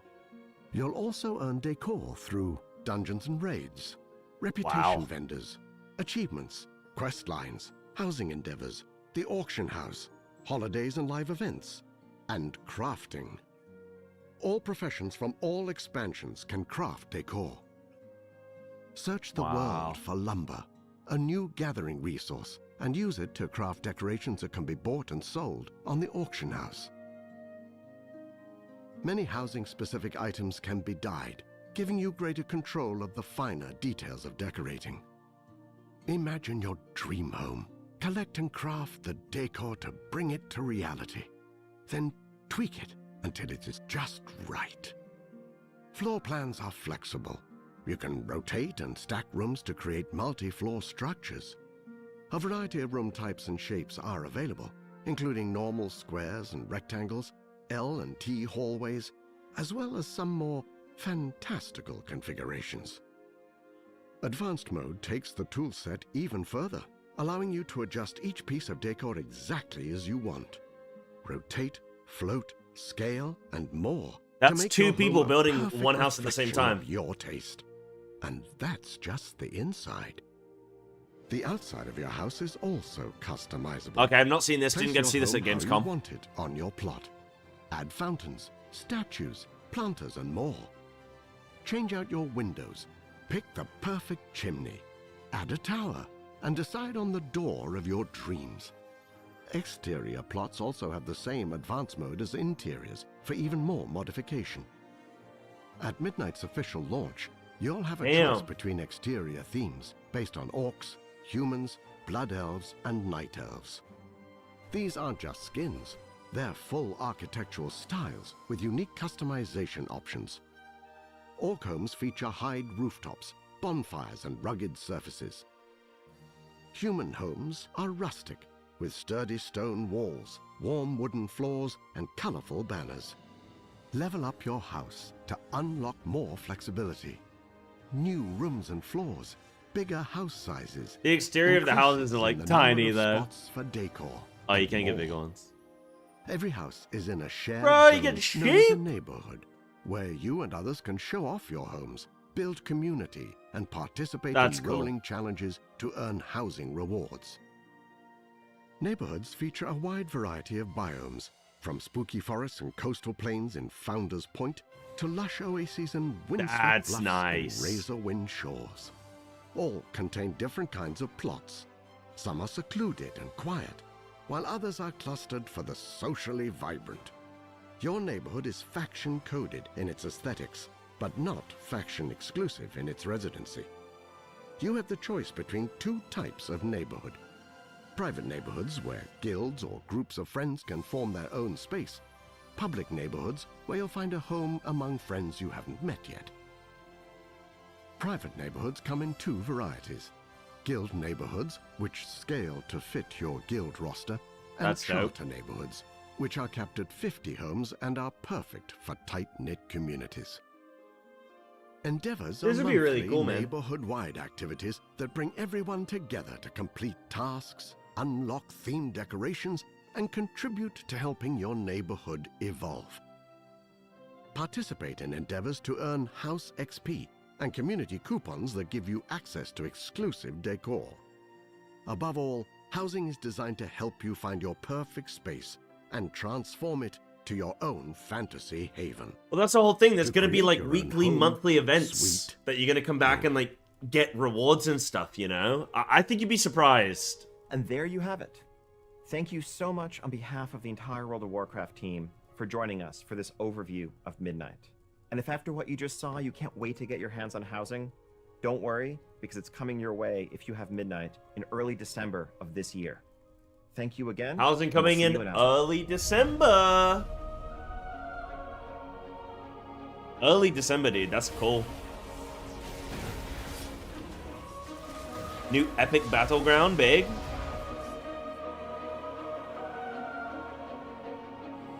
Exiles Reach, yeah, nice. Update. Little walk-in updates, okay. Friends, Mog updates. Situational outfit swapping. Cool. Apex talents, yep. We'll get into that. And guys, you know what? I have a video that I'm about to post on my YouTube.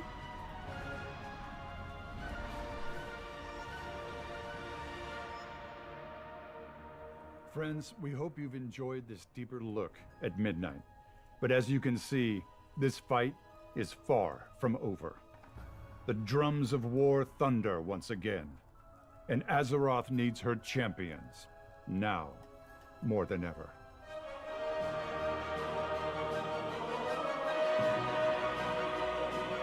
Sheesh. Alrighty. Developer Q&A live. Click. Right, that's happening now. Hold on. That's happening any minute now. Okay, cool. Insane. Guys, I have just posted as well my video. Okay, this begins in 9 minutes. Sick. I have just posted my video, and I think I can now freely talk about some stuff. I got to check out the alpha. Hello, YouTube. And there are some massive, massive, massive Feral Druid changes coming, including the removal of Blood Talons, and Brutal Slash, and Adaptive Swarm.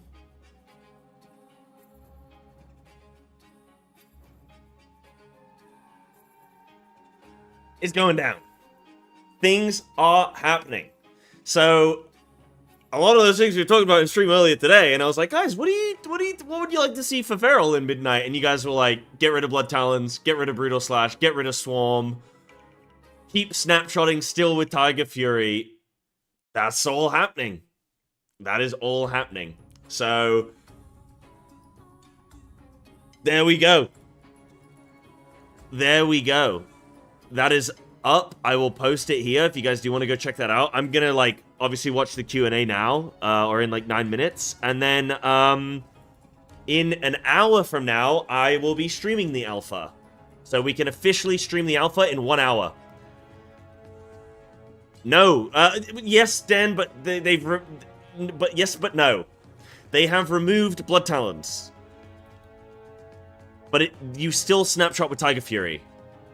And they've updated the visual so that now when you actually are snapshotting something, it changes the, you can actually see in-game. So, let me show you. Yes, here we go. So I'm going to press Tiger Fury in a second, right? And watch all the icons change. And watch the bleeds that are being tracked right now. This is bugged. It's showing Rake with the new icon, so that's bugged. But I'm going to press Tiger Fury in a second, okay?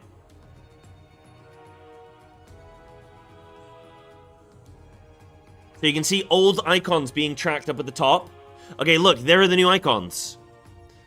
So look at Rip, look at Rake, look at Thrash. New icons to tell you when you have a snapped bleed that you can use. And then on the nameplates, it shows a different visual, so you can track individual nameplate bleeds. Boslett clustered. This is the new nameplate system.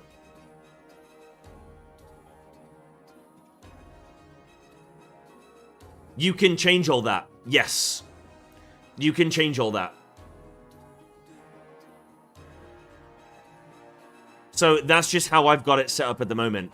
This was a write-up that the developer note had. Feral Druid is changing in Midnight to address some important mechanics that are based on information that is hidden to the player. Bleed snapshotting, where the damage a bleed deals is increased for its entire duration, is now applied only by Tiger's Fury and Prowl. The icons of empowered bleeds change to show they're strengthened. Blood Talents has been removed. These changes also aim to reduce the complexity that could go into choosing the best builder to use in the moment, putting more of Feral's focus on maintaining bleeds and building, and spending combo points. While some abilities like Brutal Slash and Adaptive Swarm have been removed, Feral has gained some new tricks that lean into their flavor as deadly hunting cats. Frantic Frenzy is a multi-target Feral Frenzy. And Blood Spattered makes them even stronger at taking down a primary target while fighting melee enemies. You get a talent which increases your bite damage based on the number of rips you have active. This is alpha. This is new. I just posted in chat. This is new. This is alpha. The embargo's lifted, so I can share everything now. I've had to sit on this. I haven't been able to tell you guys about anything. You know, NDA, embargo, stuff like that. But now free to share. I'm going to be streaming the alpha in an hour. But this is legit. This is alpha footage. This is me and an alpha target dummy. You can see AoE Feral Frenzy here. This talent here is pretty sick. No, Dan, that hasn't been spoken about yet. No, I don't know if that's even going to get covered. Blood Talons is removed. No Lion Strength. You are now only snapshotting from Tiger Fury. We have our Apex talent. Our Apex talent is when you spend combo points. Look, I mean, I can look. Let's just watch some of this video. Let's just watch some of this video together. We've got like 9 minutes. I go through all the changes. We got 4 minutes. Okay. Give me a 4-minute shout. This is how Feral's currently looking. This is the talent tree here. You can see our new Apex talents down here on the left.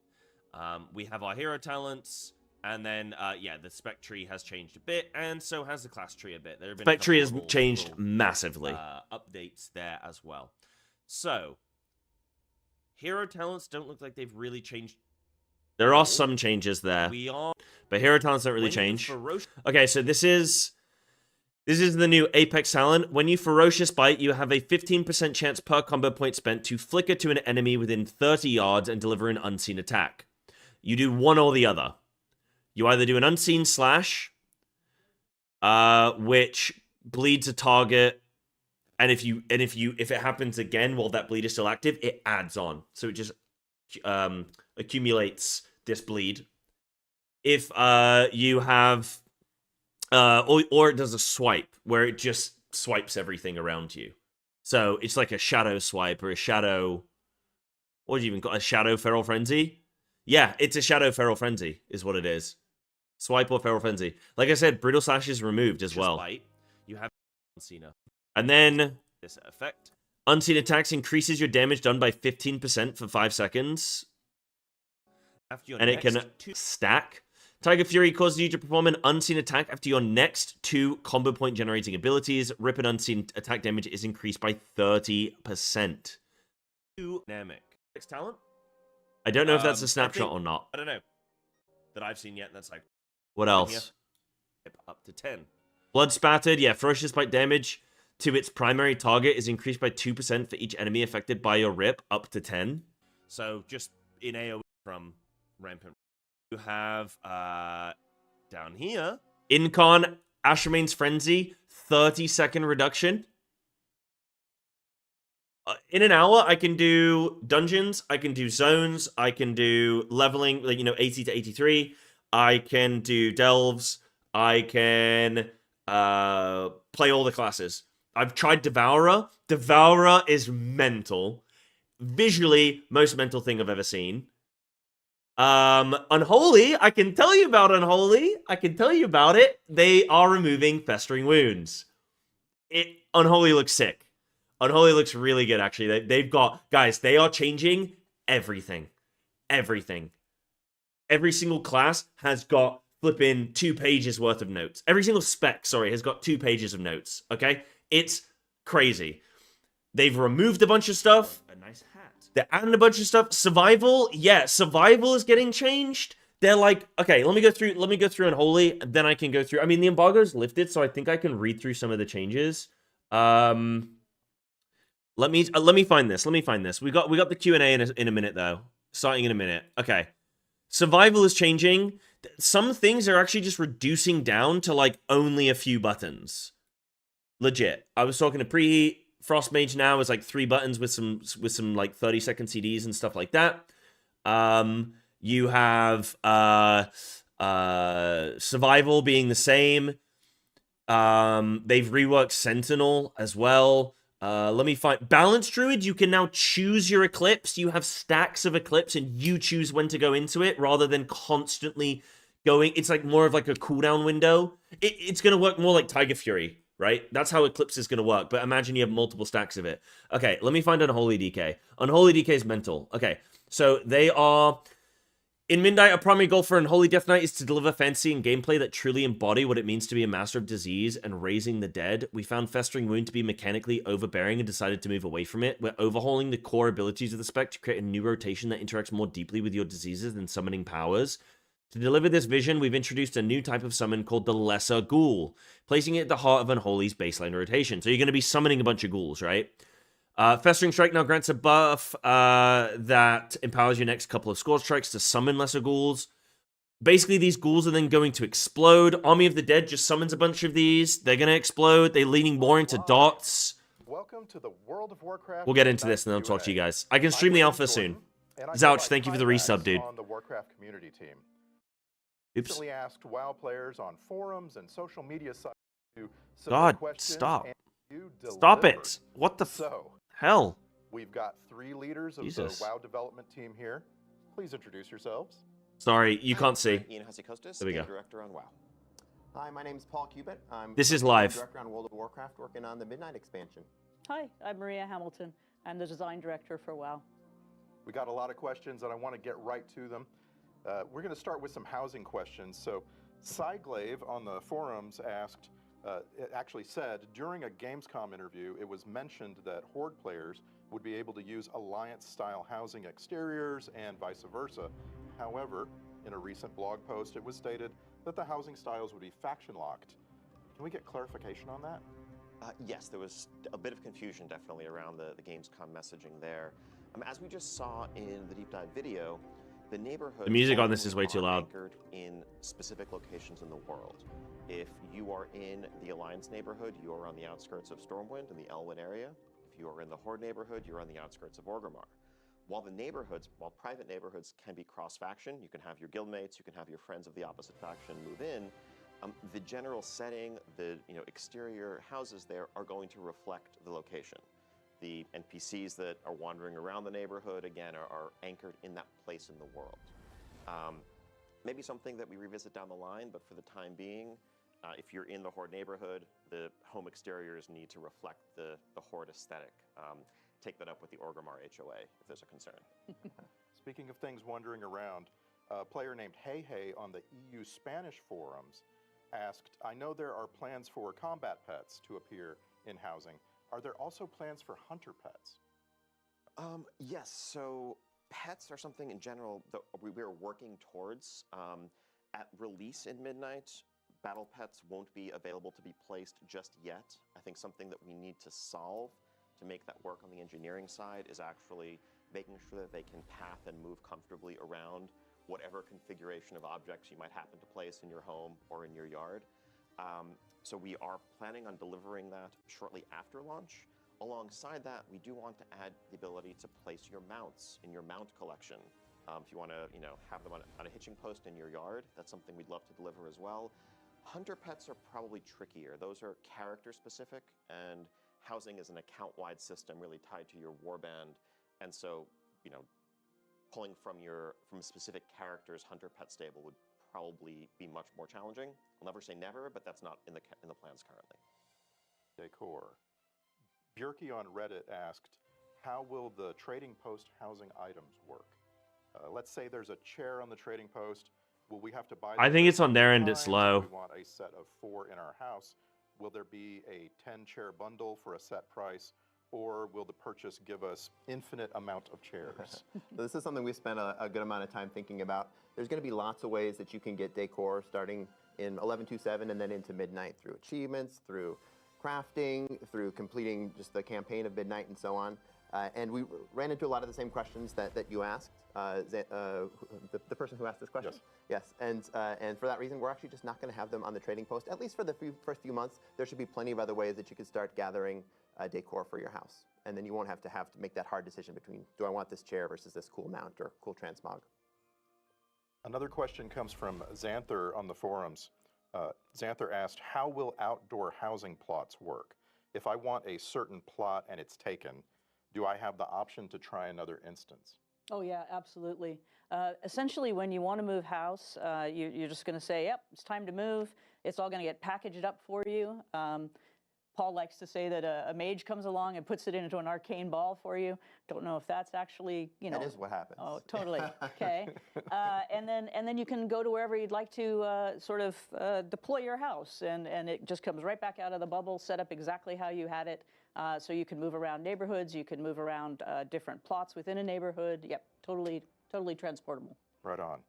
Celia on the German WoW forums asked, will there be updates to the guild system in Midnight? I think most of the updates we see to the guild system are going to be in the form of neighborhoods. We expect to see a lot of guilds, especially guilds who are like playing a lot actively with one another, to build guild neighborhoods where you'll be able to live alongside one another. So instead of the typical ways you're interacting with one another in WoW, whether that's raid nights, Mythic Plus nights, PvP, whatever it is you choose to do. So, wait, is this live or is this kind of curated? One another in the morning when you go out to get the paper, and so really looking forward to seeing guilds build stronger connections based on those guild neighborhoods. I think the other systemic trappings of the guild system are something that we know is definitely due for a refresh. Guilds obviously have been Dan, it's insane. Since the beginning. And Unholy looks insane. Improvement. Our focus for Midnight, though, really was on the housing integration side of it, and the rest of the system is something we hope to get back to in the near future. They said it's a live Q&A. A highly upvoted question on Reddit comes from Chilligok. Chilligok asked, will we ever get another texture update for older races? Especially compared to Earthen, the hairstyles are outdated now. We do have a couple which are coming in Midnight as you complete the Amani campaign. Oh, bro, why do we get like this Q&A, we get this time to talk to the devs, and people are like, hey, can I get like a new hairstyle? It's like, on your account, you play through the campaign, you'll be able to get some cool customizations. And this is one of the ways that we do try to approach this. There's like 4 people that give a shit. Cool ways that you can integrate cosmetics into your own character. That's not the only way that we might do this, though. Yeah, exactly. I think it's something that we see as an issue to chip away at over time. We want to roll out extra customizations, hairstyles, you name it, for the existing races to continue to bring them up to parity with the very newest options. It's not something we're able to do all at once, but particularly where it makes sense and fits the story. Yeah, well, you were able to ask your questions. To get to a place where every race, whether brand new or one of the original ones, has roughly the same number of options. So, as we just saw in the deep dive and going back to the Gamescom announcement, we have a system coming called Prey. And I have a couple of questions here about Prey. System of Cells on Reddit asked, will the Prey system make all mobs in the target zone more challenging, or only the Prey target plus world quests unique to that system? Yeah, it will affect everything in the zone for you. So if you have chosen to go into the zone chasing a nightmare mode Prey, everything is going to be much harder for you. Oh, sick. An aura that's put on you, sort of like it's almost like an affliction in a way, or a torment. And as you move through that zone, it's going to be harder.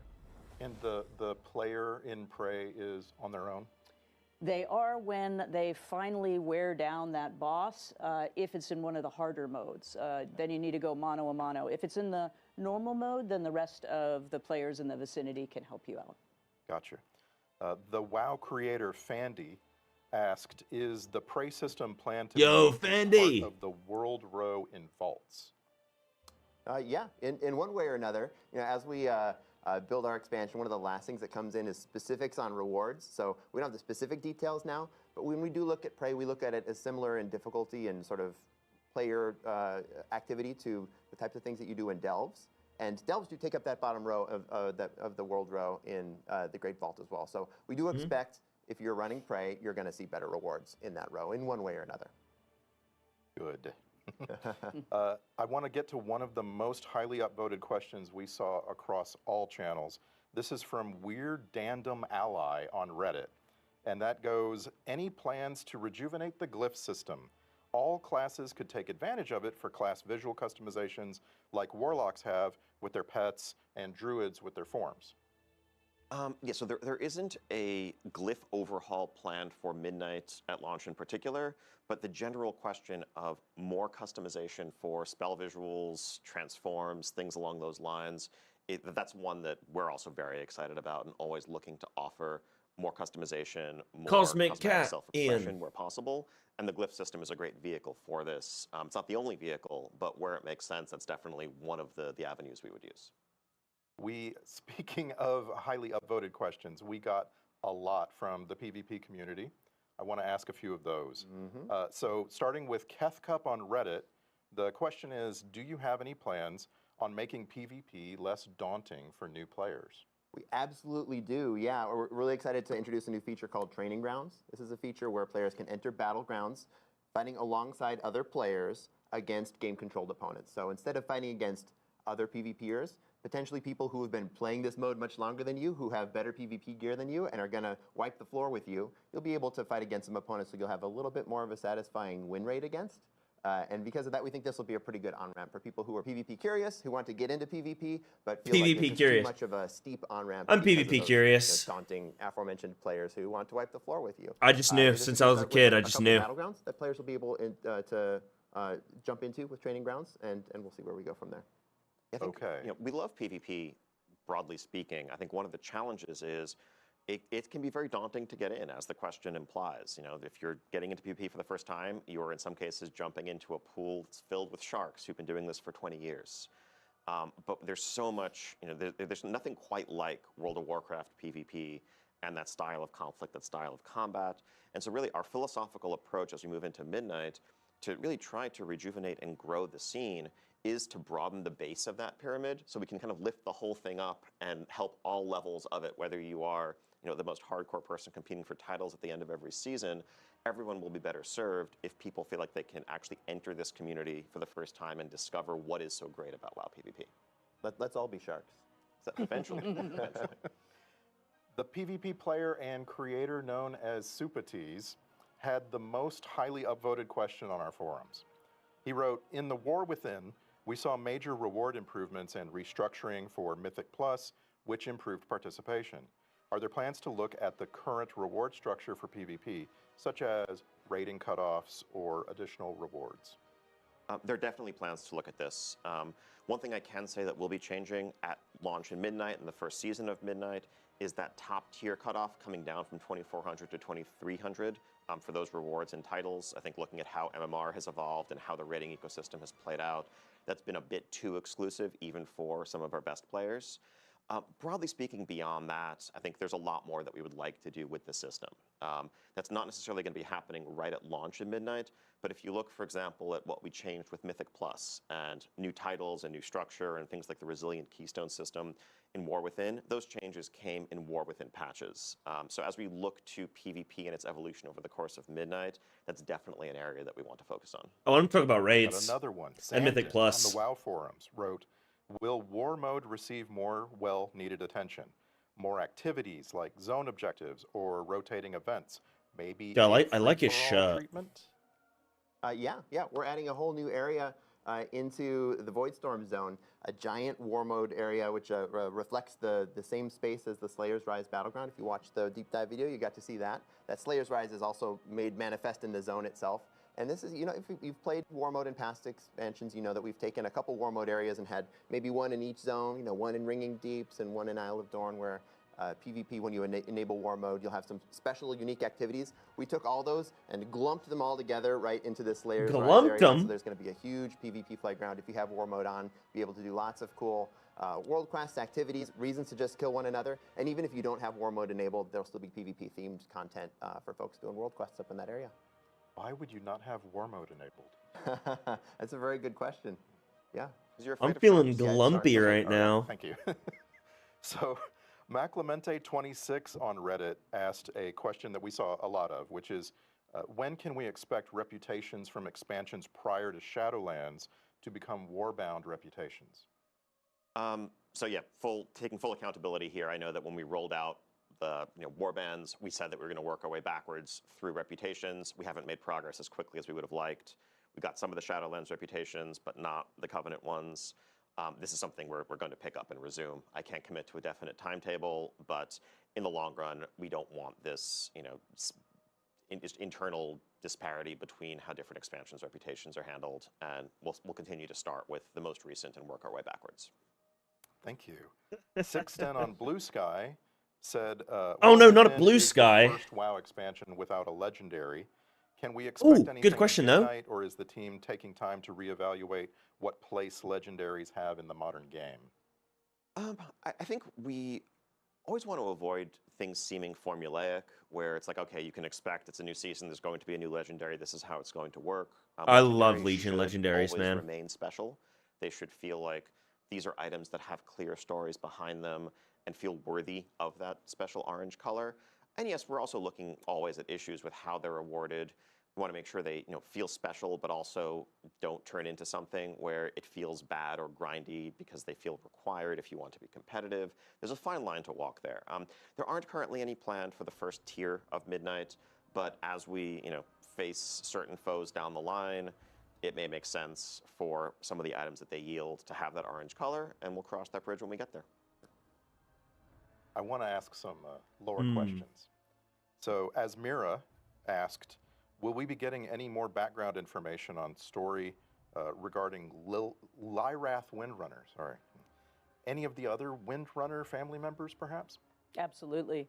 I don't want to talk too much about patches, but certainly in Midnight, as we go into the Spire, you will have the opportunity. Yeah, the to dungeon's really all get, about a brother's him. view of his sisters, and an opportunity to learn a lot more about what happened and what's happening in that place.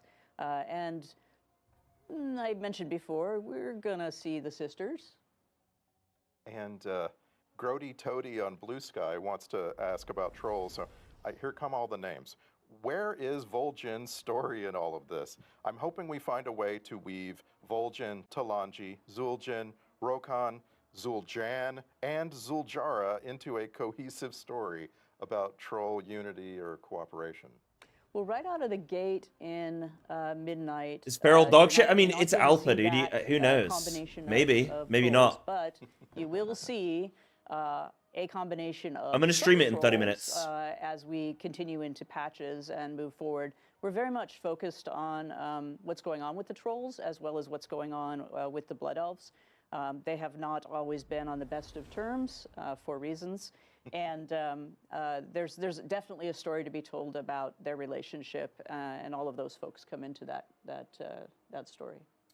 Groxy Why in on Blue 30? Sky Because said, I'm not Midnight allowed. sees the Paladin forces of Azeroth fighting back the Void at the Sunwell. Can we hope to see more lore about the Tauren and Azeroth's sun god Ansha? Eyes of the Earth Mother told us how he and Elune slash Musha fought possibly the Void in ancient Azeroth. Well, we are going to hang out with Desco a little bit in the Erator's Journey portion of our campaign at Midnight, and I feel like we certainly are going to look at how the Tauren view their mythologies, perhaps later in The Last Titan. Okay, good. Let's talk about add-ons. The WoW creator Add-ons? Polka TV said, Yep. given the upcoming removal of many boss mod Oh, tools, it's Pika, isn't it? how do you Or plan is to it preserve the intended difficulty of encounters once these tools are no longer available? So yeah, this is a great question. For some extra context, I think folks are going to see in the next day or two, as some of the media interviews we've done the last day go out, that we are rolling out so changes to the add-on API with the launch of Midnight. And so that is going to remove the ability for add-ons to read in real time combat state and combat information specifically.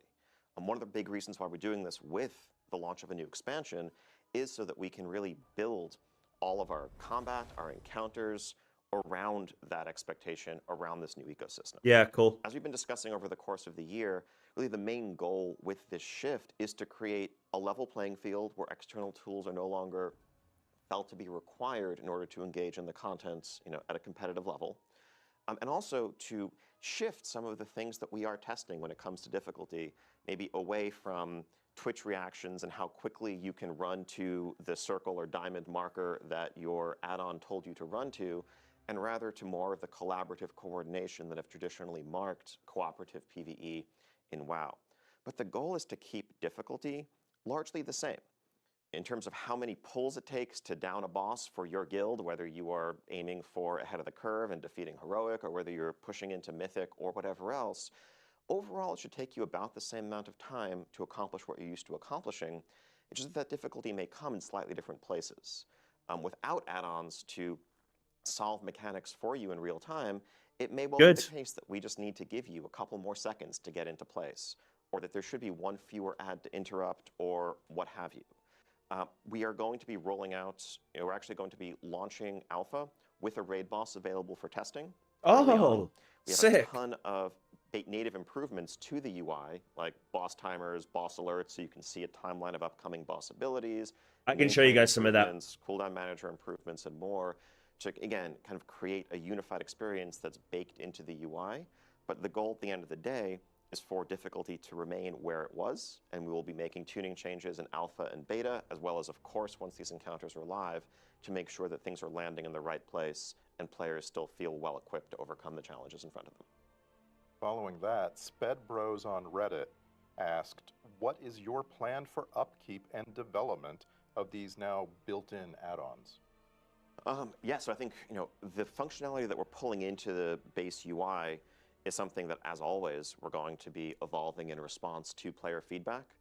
Again, part of why we're very excited to get people having a look at these right at the start of alpha is so that we have the entirety of the alpha and beta cycle to iterate on them before midnight launches. And then, of course, as always, even after the game is live, we're going to continue to add functionality based on the player requests and the feedback that we're receiving. Ossicrond on the WoW forums said, sculpting your UI over the years is almost like working on a classic car. Fine-tuning with different fonts, color palettes, and even different types of glow alerts. What is the depth of the available customization, and are there plans to expand it in the future? So there's a couple of facets to this question. First off, couldn't agree more that I think UI customization and using add-ons to tailor the aesthetic of a UI, how information is presented and where it's presented, I think are one of the hallmarks of the WoW experience and really one of the strengths of the game for going on 21 years now. There are no plans to eliminate or remove that. The approach we've taken in changing the way the add-on API works really is just focused on access to that real-time information. There'll be details coming out very soon from our UI engineering team on exactly how this works. But whereas in the past, when we have restricted aspects of what add-ons can do, we tend to just kind of wall off sections of our UI and say add-ons can't touch this at all. But when it comes to things like nameplates or unit frames and the like, that would have been an unacceptable approach here because that aesthetic customization is so essential. So there's a brand new system that's been created where essentially pieces of information about what's going on in combat are put in the black box. And add-ons can paint that box pink or yellow or green or make it bigger or smaller, but what they can't do is know exactly what's inside the box and use that to drive logic. In addition to that, the new UI functionality that we're adding, whether it's improved nameplates or whatever, have extensive customizations in terms of size, shape, location, aesthetic, all of the edit mode functionality and more. But we have no intent of pulling back in any way from the aesthetic customization that add-ons have always offered. Cutting to the chase, Felfer on the WoW forums asked, does this mean that existing add-ons like Deadly Boss Mods, Plater, or Details are going to break? They will change significantly. I think certainly, day one, if you're logging into alpha and you try to enable them, I do not believe they will work due to changes in the API, but that's standard for any new expansion release. We are inviting the authors of a vast range of add-ons into our first week of alpha, so that's going to be coming up in just the next few days, to get their hands on these changes, to give us feedback about how we can better support their ongoing development. But yes, when it comes to the specific ability to read and process combat information and use that to drive logic, that is going to be changing, and that will affect. Yeah, Kieran, but they're also going to be changing the game One as more. well, This you know? comes from Herrick's on the WoW forums. Herrick's said, what are the plans regarding improvements to the default raid frames? In the effort to reduce the need for add-ons, raid frames are a major pain point for healers, where the default Blizzard raid frames are basically unusable without at least some external modification. So yeah, we also have improvements coming to raid frames, definitely with healers in mind. If you're, let's say, a resto druid who wants to be able to see all of your hots on a target, that's something that we agree is very important and needs to be baked into the default functionality. Same with, encounter designers calling out major buffs and debuffs and things that you need to know in an encounter, whether you're a healer or just a raid druid, Yes! keep tabs on the state of the encounter that way. And of course, as mentioned earlier, add-ons will still be able to customize the look and the feel and the size and the overall presentation of raid frames. There just won't be certain functionality that is driving logic based on whether you happen to have a certain debuff or not. But all the rest should still be available. E. Chow on Blue Sky has a couple of questions. Given the connection to the Army of Light, the Sunwell and Blood Elves in general being their main rival in yeah, the Denval, they have fundamentally will we changed see every Draenei single spec. play any sort of role? Also, will Quel'Thalas be, with Quel'Thalas being part of the main world now, will there be any updates to Forsaken Lands? So the Draenei, obviously will be part of the fight. It looks part really of the good, battle, Dan. that we're waging against the Void. But this chapter is focused on the Blood Elves and the Blood Elves struggle. So no feral some for you then, no? trolls. And we're gonna really be leaning in there more than we are with the Draenei. Opportunities, will come up for the Draenei to have their moment in the light, as it were. Yeah. And as it goes for like changes to Forsaken Lands, well, there's some minor changes as we've added Quel'Thalas and Zul'Aman into the main body of the Eastern Kingdoms to connect them in. So there's a tunnel in the Forsaken Lands that does connect it in. We are going to see some Forsaken characters as well. We're actually going to be working with a little bit of a deep cut, but Alonsis Fowl, the Archpriest, is going to be a character who appears and has a couple interesting interactions and chats with Eretor and Liadrin and others. So we're going to continue to build out Forsaken story as we continue. Yeah, I think looking at how this is playing out and will continue to, I think we're very excited by some of the reception we've heard from Gamescom onwards about the changes to Silvermoon, Eversong, and more. Honestly, there was a bit of anxiety internally about the idea of revisiting an old location as for one of our zones, whether some players would view that as like somehow lesser than coming up with a brand new place. But I think as people see this full splendor of Silvermoon, get a chance to revisit Eversong and what it's become all these years later, I think the excitement around that really excites us too, because we'd love to be able to tell more new stories in some of the iconic locations that resonate throughout everyone's fandom of Warcraft and what Azeroth is about. And so that will mean updating those locations, and I think that's something that we're excited to do more of as we look forward. Of course, The Last Titan will see us going back to Northrend, so that'll be a story for another day. Oh, damn! Discovered that we can tell different stories when we go to old places and see how characters have changed, see how the spaces have changed. It's been a really cool opportunity to do that in Midnight. Let's shift to some class talk. Thaxia on Reddit asked, are you planning on adding any new specs that can tank or heal for existing classes? Not right now in Midnight. I think Devourer, Demon Hunter, and that new range DPS spec for them is our focus right now. But I think we've seen whether it's this or whether it's augmentation, there is excitement around the idea of established classes getting new specs, and so that is something I think we are likely to explore as we look to the future. Zerotics on Reddit asked, throughout the War Within, some classes and specs received visual updates, and as a monk player, the update to Vivify was very appreciated. Are there any other classes or specs that can be revealed to be getting updated visuals in Midnight? Yeah, there's a couple really cool Apex talents. So Apex talents are the new talents you'll be able to learn at the bottom of your spec tree, and a lot of these have some fantastic visuals. Ones that jump out to me are the augmentation, where you summon a bronze dragon version of yourself from the future to fight alongside you for a little bit. The frost mage one as well. You summon a hand of frost that chases down your target and attack them. And so these are some of the new abilities that are going to get some new custom visuals. As far as like looking back at older visuals, as was the case with Vivify, this is something that we tend to do as we continue to build smaller patches. Most of our efforts for Midnight was building all the new stuff, but then as we continue building out the game, we look to the future. This is where we look back at, as we did with Vivify, find abilities where we can raise the floor and say, like, okay, this one has aged not as gracefully as the rest of our visuals, and we can bring it up to par with the rest.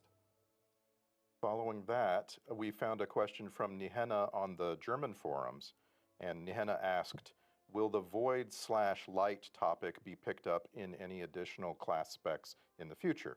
For example, Sunwell effects for a Holy Paladin, or perhaps void powers for a Warlock? I don't know about void warlocks quite yet, but we do have a existing void themed spec, the Shadow Priest, my beloved Shadow Priest, which has a new ability, Tentacle Slam, which replaces Shadow Crash, and it is a giant voidy tentacle that slams down in a line in front of you and has a similar AoE component, but a lot more of a classic voidy Shadow Priest. Dropping that Shadow Wiener on the table. Let's have, go. One of our Apex talents, the Discipline Priest, has Void Shield, which replaces your Power Word Shield with a Void-themed shield. So there are places where the Void and Light are leaking into our class design. Going back to the support roles, Neo Sorrow on the EU Spanish forums asked, can we expect anything new regarding the support role in Midnight? Will it be expanded to other classes? Is it considered that it maybe didn't work as expected for augmentation, and perhaps that just becomes a normal damage or healer? So we're not planning on currently expanding it to other classes, but we're also not planning on changing augmentation to just fit into the existing niches. Right, that's the worst there's a lot of possible excitement around the idea one, I think. of support. I think we've seen players embrace that fantasy. I think we are still iterating on evolving that specialization and getting to a place where we can find a happy medium, where it can kind of realize that fantasy and be effective as someone who bolsters the strength of your allies without also becoming so effective that it feels required in groups and kind of limits composition diversity. I think if we're able to achieve that, hopefully when we're able to achieve that, I do think we would like to look to what other ideas might apply a different fantasy to executing that concept. I want to switch to the topic of delves. The I gotta WoW pee. content creator True Villain Manny said, with delves integrated into the story, will there be certain scenarios that are locked in as we level? And will there be additional story in those alternative scenarios with delves? Yeah, as we move through the campaign in Midnight, we will be entering delves with specific goals in mind. And that particular variant of the story will have the objectives that we need to accomplish as we go through them. As always, our delves will have multiple variants to play through with different stories occurring. So yes, we will continue to use delves in this way, and you know, look for opportunities to continue to build quest content that enters delves. So let's go inside. Varteris on the WoW forums said, will delves have even greater variety than in the War Within? Maybe a randomized puzzle to solve, a race, a whole new set of abilities? Yeah, there's a couple ways that delves are changing. We have a new follower, Valera Sanguinara, is going to come along, and she's going to mix things up. She's takes delves a little bit more seriously than Bran does, and a lot more stabbily as well. We also have some outdoor delves that are going to take place in outdoor spaces, and so this will just change up not only the vibe of the space, but your ability to move around, because you'll be able to use your ground mounts to get around. We're also just taking a look at the mechanics that we're using in delves in Midnight. So you can announce now that Midnight does not have any underwater delves. It also does not have any delves with a mechanic where you have to, say, pick up a candle or a totem and throw it ahead and continue doing that on a continued basis. Folks, let us know how they felt about those, and we're not moving forward with those designs in Midnight.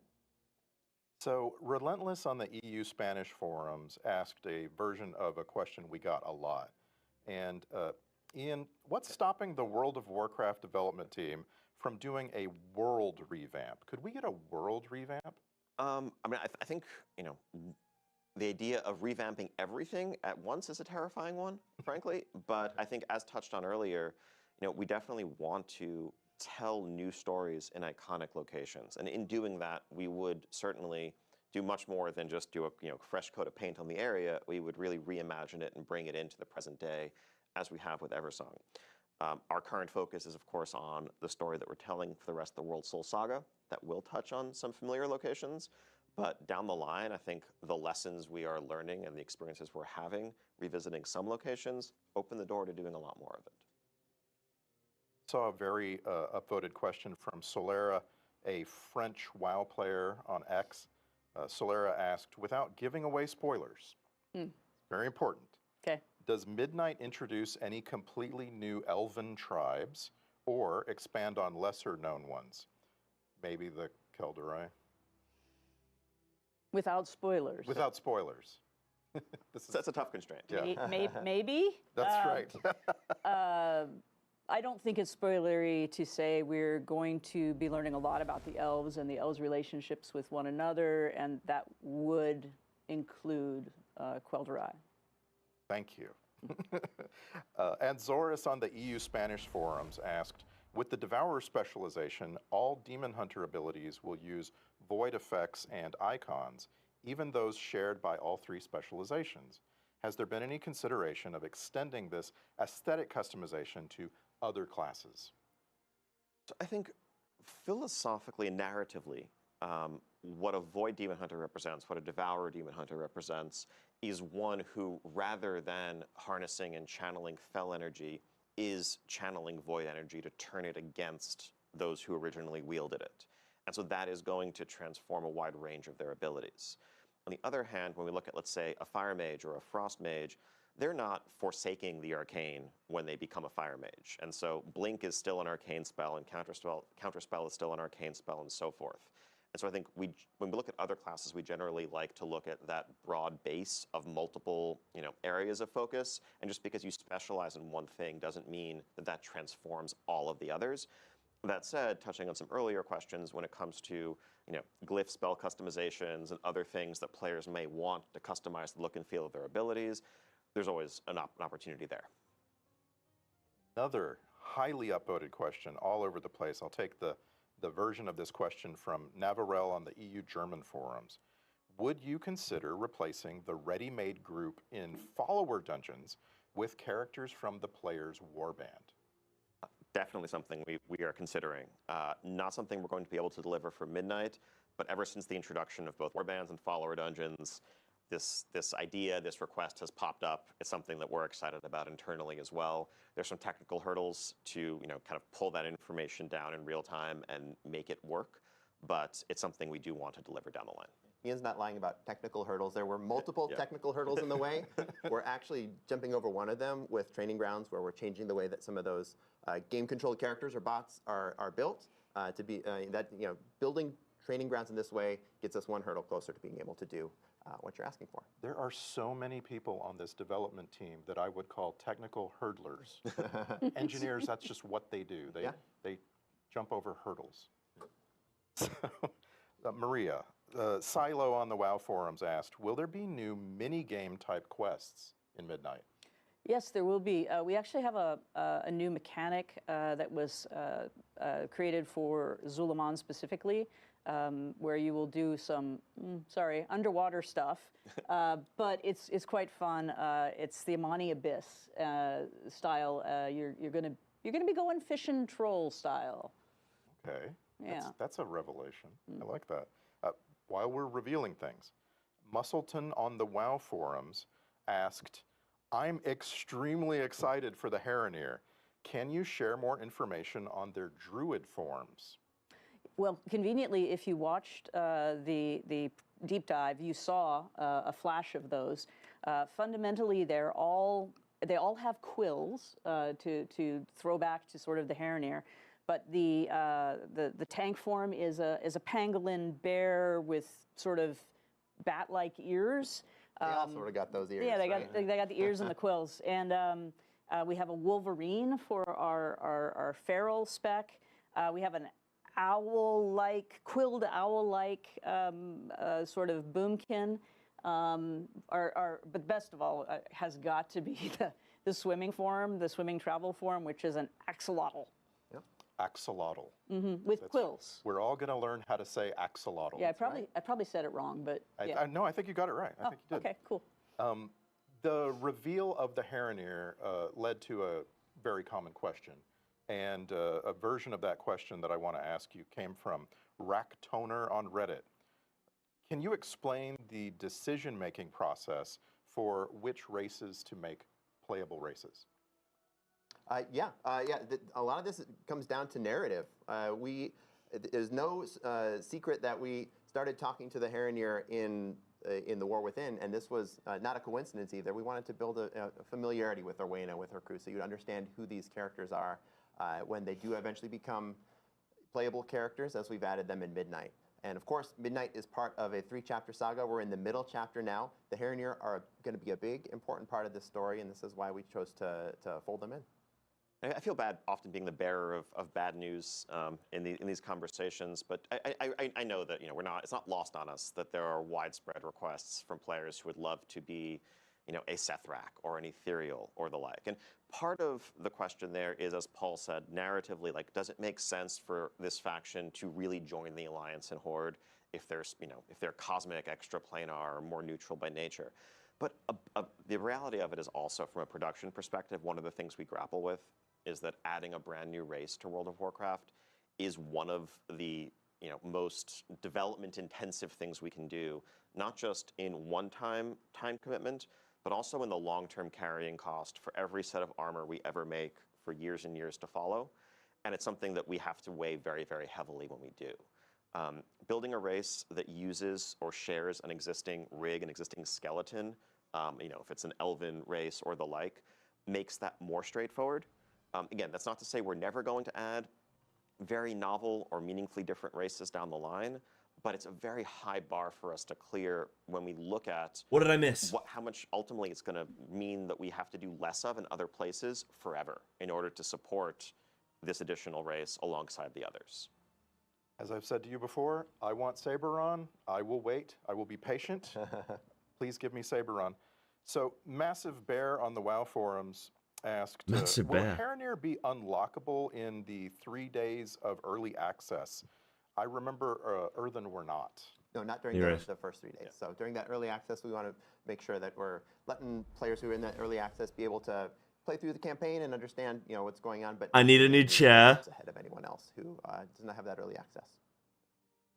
Meredith on the WoW forums asked, how is Blizzard progressing in the war against toxicity in terms of the entire game? Yeah, this is something that's a huge focus for us, and really there's many facets to the question and the discussion. I think when people say toxicity, there's a few different meanings perhaps, or things that they're referring to. Some of it is just the overt, hostile, harmful, antagonistic interactions that may occur online between players. We're always continuing to shore up our reporting tools, improve real-time monitoring, and get to a place where people who are disrupting our game world can be punished and ultimately removed from it if they continue to do that. On the other hand, though, I think sometimes when people talk about a community or a portion of the game feeling toxic, that can arise from just mismatched expectations. Like, if I am listing a group and I'm trying to run a raid, and I have done that raid 12 times, and I have been through groups that have wiped and learned the encounters, it's reasonable for me as a leader of a pug to only want players who have a certain level of experience, who have also been through those learning wipes and can succeed quickly.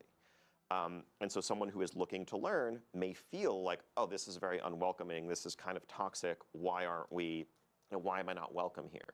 And ultimately, that's an issue of aligning expectations. And I think there's a lot more that we can do on the pro-social side of things to help people find like-minded players and like-minded groups. There's nothing wrong with wanting to complete something quickly and efficiently. There's also very certainly nothing wrong with wanting to learn and wanting a patient group. Now, if you mix those two groups, there are going to be some conflicts that emerge naturally because of different goals and expectations. So I think a lot of what we're focused on right now is also how we can help players better connect with like-minded individuals so that they can have satisfying experiences where everyone is on the same page, working towards the same goals. Cool. Thank you. I want to rip through some more housing questions. We've got several. will we get to see our alts walking about, or maybe sitting in a chair in our house? Paul? Yeah, this is, we're looking at a lot of the same technical hurdles we talked about earlier, not only with being able to show players and other players in game, but also the pathing issues that Ian mentioned when it comes to being able to have your pets moving around and mounts moving around and whatnot. So not planned yet, but something we do talk about as a potential for the future. And I'll take this moment to say that housing is one of those features which is really exciting for us because there are so many cool ways for it to grow. As we've built Midnight and we're sharing housing for the first time, we're going to be looking to you to tell us, what do you want? Is it that we want to see our house? Do we want more features? Do we want more decor? Do we want more ways that I can style the interior, exterior of my house? So let us know as you continue playing. Yeah, philosophically, with a feature the size of housing, this is something we've been working on for a very long time to really deliver what players have been expecting and what they deserve. But there comes a point when we're developing, especially a social feature, where we're almost hesitant to take it too far until we can actually share it with the community and understand what people are into, what they're maybe not into so much, what they want more. Guys, I can stream the alpha in 5 We're really minutes. putting our time and our resources in the places that are going to maximize that value for players.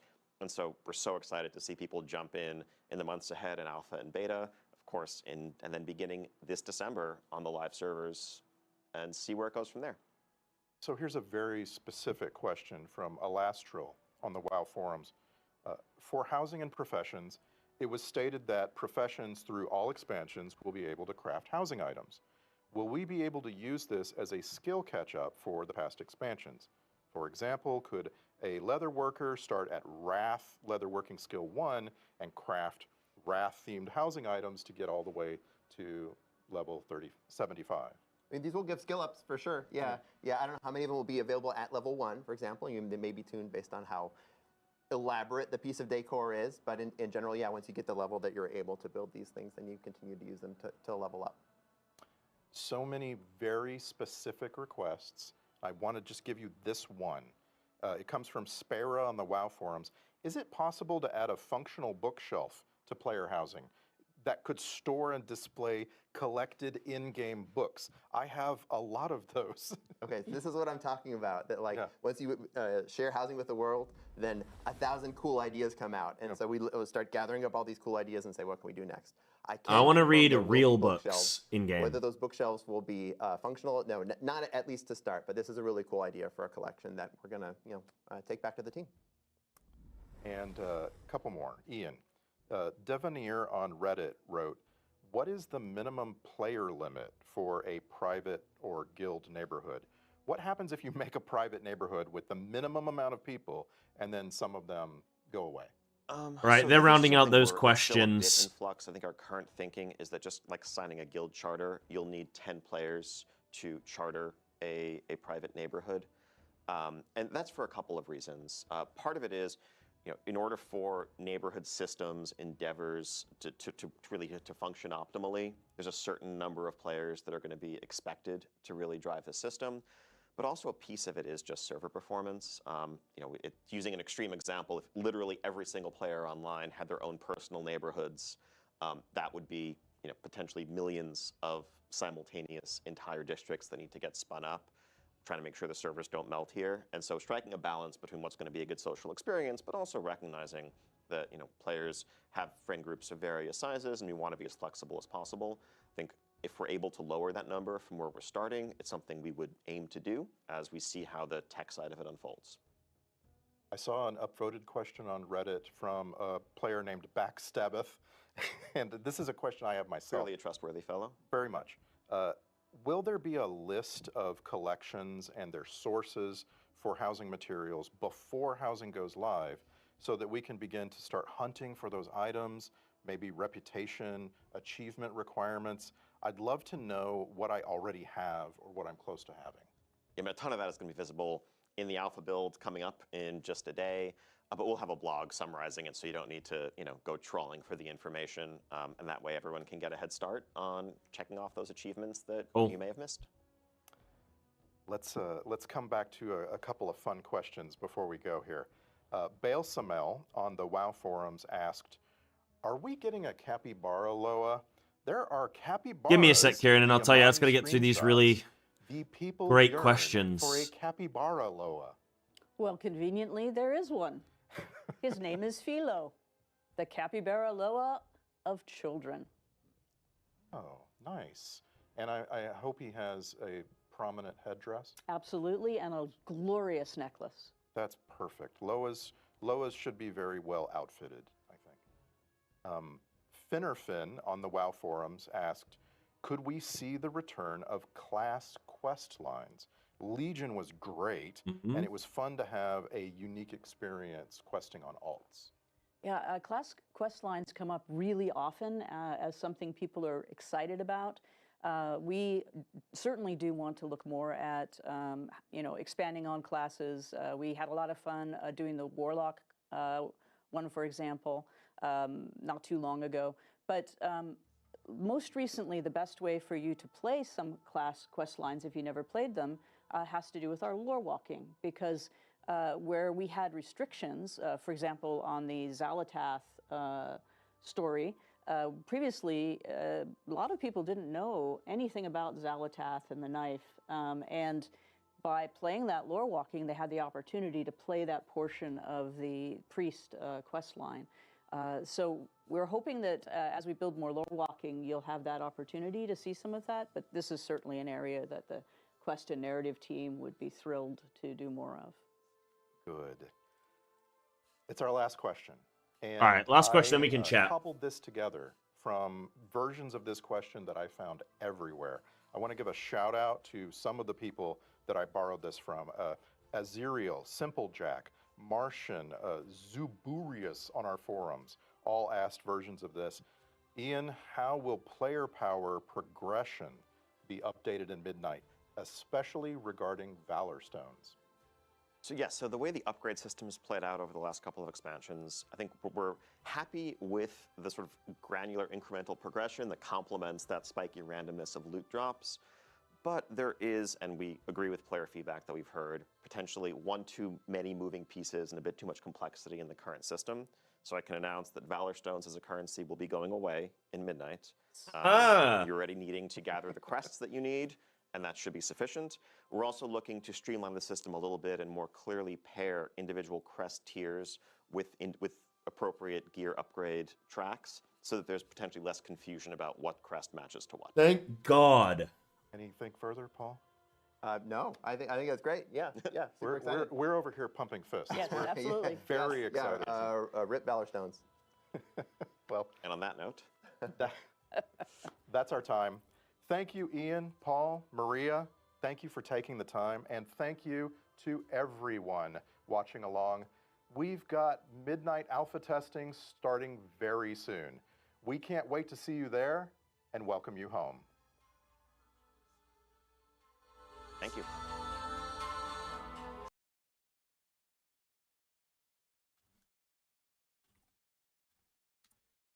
Big.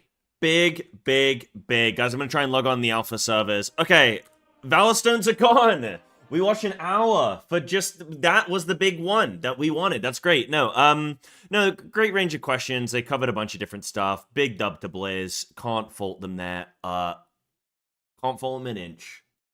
Can't fault them an inch. I'm going to try and jump on alpha now.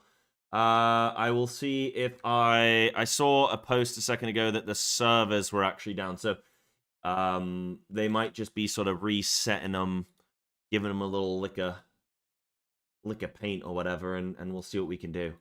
Yeah, can do, Zuna. Yeah, I want to go through some of the different changes. I want to show you guys the Devourer spec as well.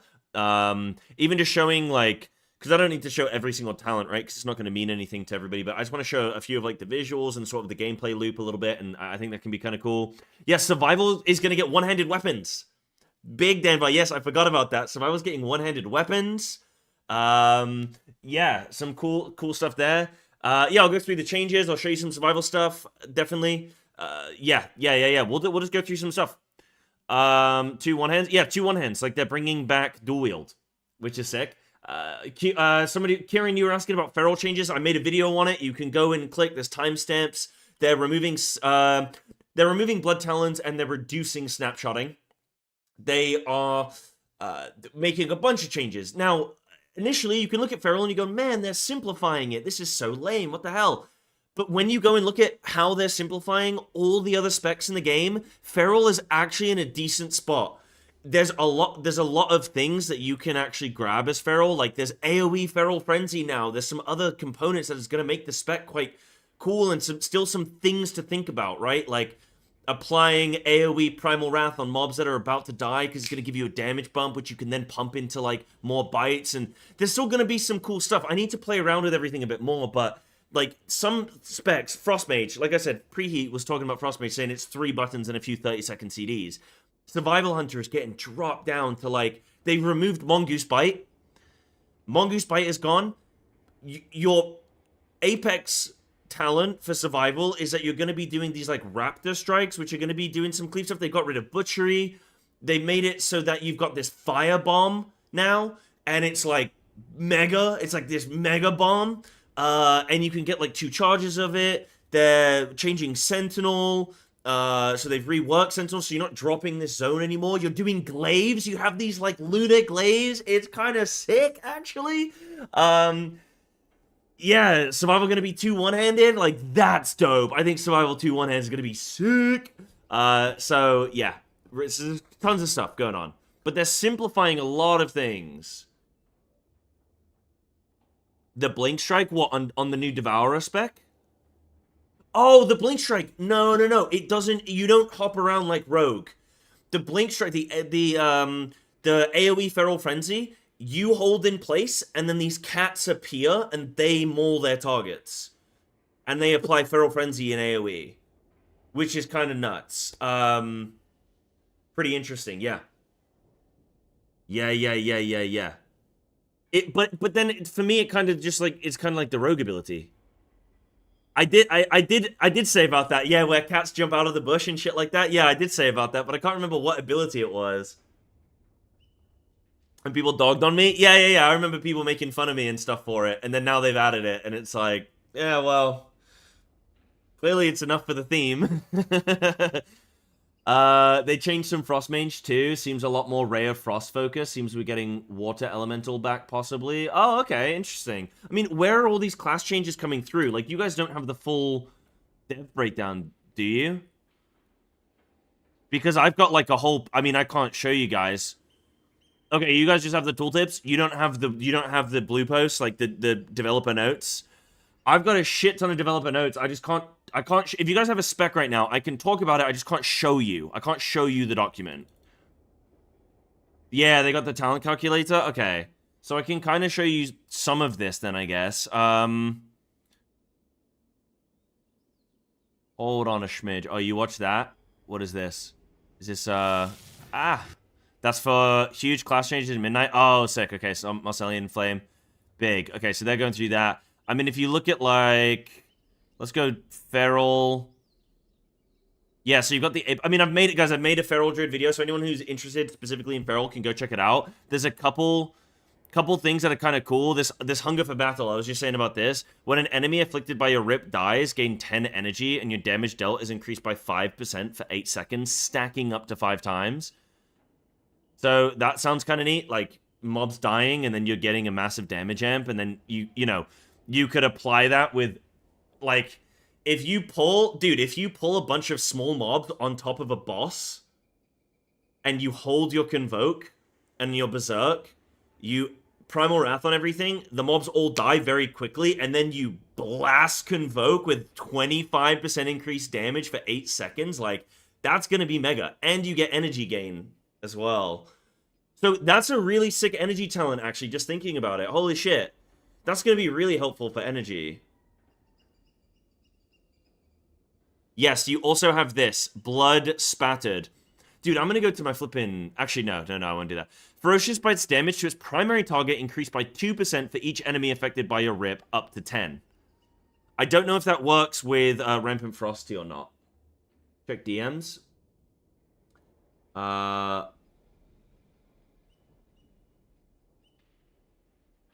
It shows, so I have a separate account, Lemon. They've given us accounts, which will then, tomorrow, Alpha goes live officially, then I'll be back on my main account. So we got Real Funnel? Yeah, we got Real Funnel now. And then we've got that, like... we see, the thing is, we've got this ability right here, right? Frantic Frenzy. So this is the AoE, like, jump around Feral Frenzy thing. And then you also have this Unseen Predator. And it's... your bite has a chance to... it's what? 75% chance to... for you to... like, it summons a cat. Like, a cat appears on a mob and then does an ability. And it either does a Feral Frenzy on them, or it does an AoE swipe. And you can also get Feral Frenzy down to 30 seconds if you want. They moved it off of the OTC and put it here. I think the balance changes are kind of crazy as well. They've given balance Eclipse as an on use, and it has 2 charges. So now you choose when you enter your Eclipse state. And then you can also have double Incarn. So that also puts you in an Eclipse state. So you can have like 4 charges of Eclipse. But I think it's supposed to be like either stronger now, or it's just going to be more situational. Adaptive Swarm is gone. Adaptive Swarm is gone. Brutal Slash is gone. Frenzy Band is gone. Unbridled, obviously gone. Blood Talons is gone. Lion Strength is gone. They have removed a lot of things from a lot of specs. Guys, they have made massive changes. Blood Talons is gone. Yep, Blood Talons is gone. I made a whole video on it on YouTube if you want to see, like, I go through everything. Obviously, I'm just waiting for alpha servers to come up, and then I'm going to go play. Well, Zuna, kind of, yes. It was funny because you were talking in chat, and I genuinely was worried that I released my video too early and nobody said anything. Like, obviously, I had to, you know, sign shit to, like, say, like, I'm not going to release any, you know, we all sign these things. And Zuna, like, when I was like, hey, guys, what changes do you want to see for Feral? You guys all were saying shit that's happening, and I was like, do you guys know something that I don't know? Yes, Blood Talons is gone. Uh-huh.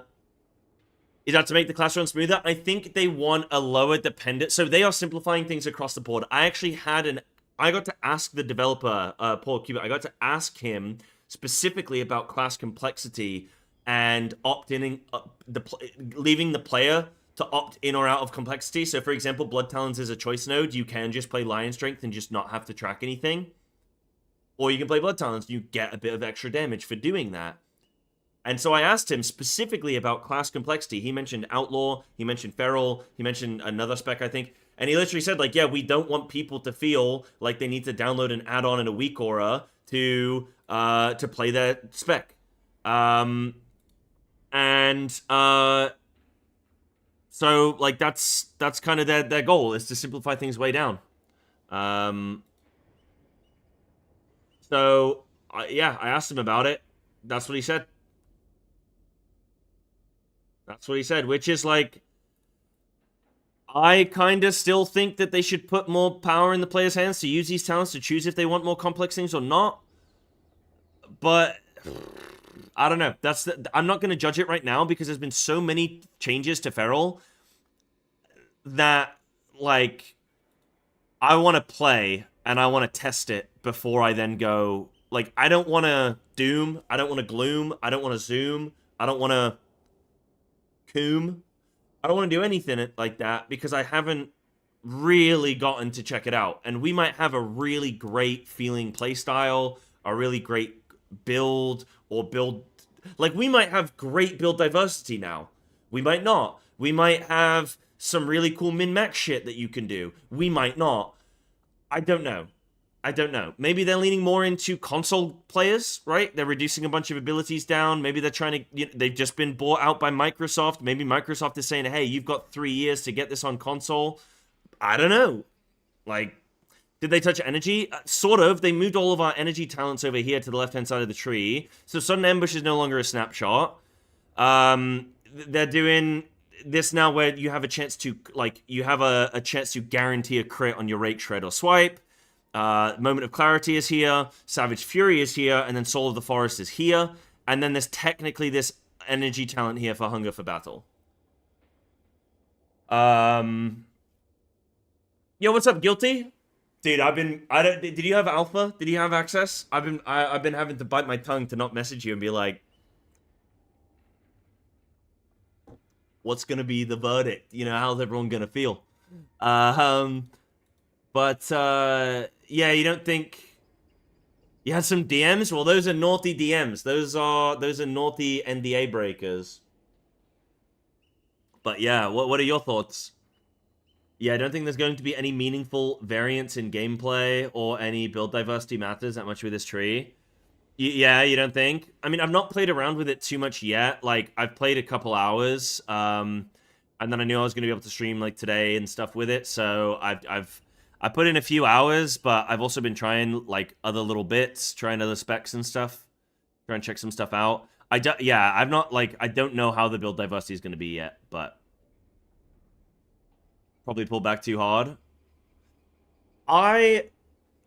Do you mean for Feral, or do you mean across the game? Because I actually think for Feral, we actually haven't been that hard done, which is kind of crazy. It's like everybody's getting kicked in the dick, and we're going like, oh, well, we only got flicked in the dick. Actually, I don't know if getting flicked in the dick is probably worse than getting kicked in the dick. I don't know. I'm thinking about surface area. I'm thinking about velocity, force, times mass. I don't know. You guys tell me which you prefer. But I feel like across the whole game, like Feral hasn't been hit as hard compared to everybody else, but everybody's been hit. So do you count your blessings and you go, well, they're clearly making a core design change and at least we get to hold on to some stuff? Or do you go, this is just bad across the board? I don't know. It's kind of like when they removed extended range for all of the melee, right? And everybody was kind of pissed off, but then you go, well, it's happened to everybody, so it's fair, but it still doesn't feel good, you know?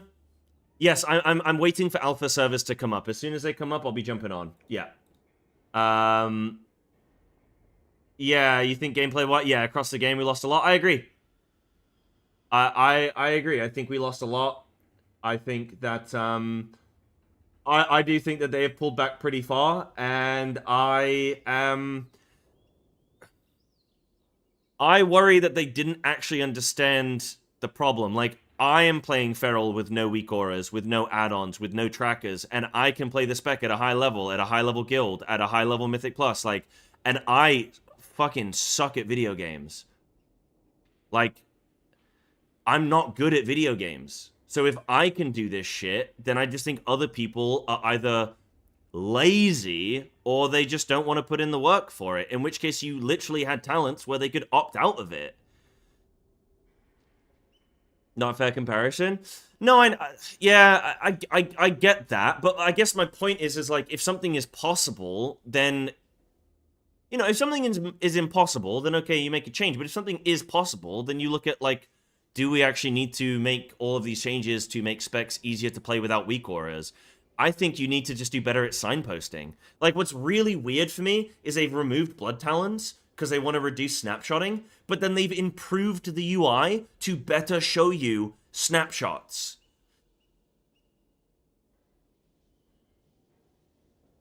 Which I'm, like, really confused about that. Because it's like, you could have just kept Blood Talons for a bit, improved the UI, and then seen. But now you've made two changes. Now you can't fairly judge because you've changed two variables. You know? Yeah, every class has 24 procs and passives you need to track. I do fundamentally think I've been playing tons of different specs this season. I've been playing playing Frosty K, I played some Unholy, I played Shadow Priest, Elemental, Resto Druid, Resto Shaman, Guardian, Balance, Feral, Survival Hunter, Monk, like Windwalker, and Brewmaster. I have played a shit ton of stuff this season, and fundamentally, one of the biggest things about playing World of Warcraft is you log into a spec and you go... It's like a cat with mittens on, right? Like, they don't quite know what to do with their hands. That's kind of like logging into a new spec for the first time. Like, you're sort of trying to, like, what build do I... And, like, I kind of know the abilities here, and... Like, oh, there's this proc thing, apparently. I've been playing this for, like, 2 weeks. I didn't even know this proc thing is super important and whatever. And, yeah, and there's a lot to track, and you're trying to follow a bunch of stuff, and the UI doesn't help you. But they've kind of done two things. They've kind of tried to improve the UI, but then also remove the complexity there at the same time. And I just think, like, could you not have staggered it a little bit and either made things more visible and made you more aware, so you have onboarding onto the complexity, or I don't know. I mean, I'm not mad that they've improved the UI, but it's just like I don't know why they've done both, but yeah. Surprised they didn't just get rid of snapshotting for us yet, the last remaining archaic spec. Well, I mean, they kind of have. Like they kind of have, I guess, right? In many ways. You know, you still have Tiger Fury. I think what you could look at now is you could look at, like, hey, do you bring back old Predator, maybe? So that you can get Tiger Fury resets? Like, do you bring that back now? So that you can have bigger, better snapshot windows with Tiger? I don't know. Maybe. Maybe look at some of those changes or whatever. I don't know. I don't know. Very interesting stuff, though. Very interesting. I don't want to make, like, a full, like, opinion piece on this yet, because I want to play with it. I did do some dungeon testing, and actually, it was, like, there were some really nice things in how it felt. Like, it was nice not having to be reliant on blood talents generation when you're just setting up for normal pulls and stuff. Like, it was kind of weird. It was like I didn't really have to do anything. But at the same time, yeah, I don't know. I need to test it again. I need to jump on again and then play a bit more. Is there anything that helps cooldowns on big buttons, like a tick of a bleed has a chance to lower the cooldown? No, they've made Incon 1 minute 30, though, if you want it. So you put 1 point in Ashamane's guidance. I think my problem with the Feral Tree right now is that you... my problem with the Feral Tree right now is it feels like you don't have enough talent points. And part of that is because I'm only level 81, and you have to invest 4 talent points into your Apex talent. So I can't do both. But I could recoup those 4 and put them into the tree, and then, like, at a higher level, I could have everything or whatever. But it feels like there's a lot. Like, there's... Like, Feral Frenzy is a 2-point node now, in theory. And then you have Incon and Ashamane, which is, like, again, a 2-point node. And some of these things down at the bottom of the tree, like, I think you're really going to quite want. This Chomp ability is really interesting. Oh, it's like, you can only use this ability Chomp when you are below 30 energy. So it's like a thing of spend energy. It's like you get rewarded for being a shit pooler. So, like, yeah, I don't know. That's kind of interesting. Like, that's kind of a cool idea, because normally as Feral, you're pooling and you just, like, literally, I will sit there and I'll cut up some chicken for my dinner and I'll eat some chicken and I'm, like, waiting for energy to pool. Whereas now there's, like, this one, it's a 20-second CD, but, like, there's this, oh, I want to get low energy. I need to get low energy. It hits really hard. Like, I think it's the equivalent of a couple of bites, man. On beta, it was doing about on alpha, it was doing like 10 or 11k crit. And then, like, there's been a stat squish, right? So everything else is doing like hundreds or low thousands. And then this thing just, like, bah, pops them, which is kind of interesting, kind of cool. And what are you saying, Guilty? Saying I think there was a big problem with the strenuous random proc things and buffs, but I don't really think most classes had too many core buttons. Trying to think of how Feral would actually play on single target with this talent, and it seems very dull. Yeah, right? Like, especially depending on which hero talent you go. Like, I was really hoping... The weird thing with Feral now is, like, what they've done with all these class changes, I was expecting some really big things with these class changes, and what it seems like they've done is simplify things, but then not necessarily expand on them. So all we've done right now is they've just reduced. And, I mean, if you look at Unholy DK, like, Unholy DKs are probably flipping chilling right now, because they've had some really sick changes. But Feral at its core, like, Wildstalker still seems pretty dog. DOTC still looks dog. And then they've not really amplified the gameplay at all. And... yeah, exactly, Guilty, right? Like, we're going to be ripping and raking, and we don't really have blood talents to care about, so you're kind of just like, all right, whatever, and then what else are you doing? What are you filling your time with? You're just... I mean, in theory, if they make combat more difficult, then you're spending more time focusing on mechanics, and that's something that I personally love about Final Fantasy, is that the classes and the rotations are way simpler, but the mechanics are way more... like, there is a mechanic, and... the way the way the mechanics work in Final Fantasy is that like every 5 seconds there is something to do, and everybody has a job. Now it might only be something simple, but you're constantly thinking about your positioning and the next mechanic coming, and you're solving a mechanic as you're thinking about the next mechanic about to come, and you're doing your rotation, and you have positionals, and so you have a simplistic rotation. There's not a whole lot of variance and RNG necessarily, depends on what job you play. But, like, the fights are just, like, go, go, go, go. And so I kind of love that. And every fight is, like, 10 minutes long or more. So it's, like, high intensity, and it's pretty sick. If they replicate a bit more of that with WoW's design, that could be interesting. And then I wouldn't mind so much having a little bit of a simpler, like, play style, because the fight would give me a lot of gratification. At the same time, the current WoW, like, I love the classes in WoW, you know, on live, so...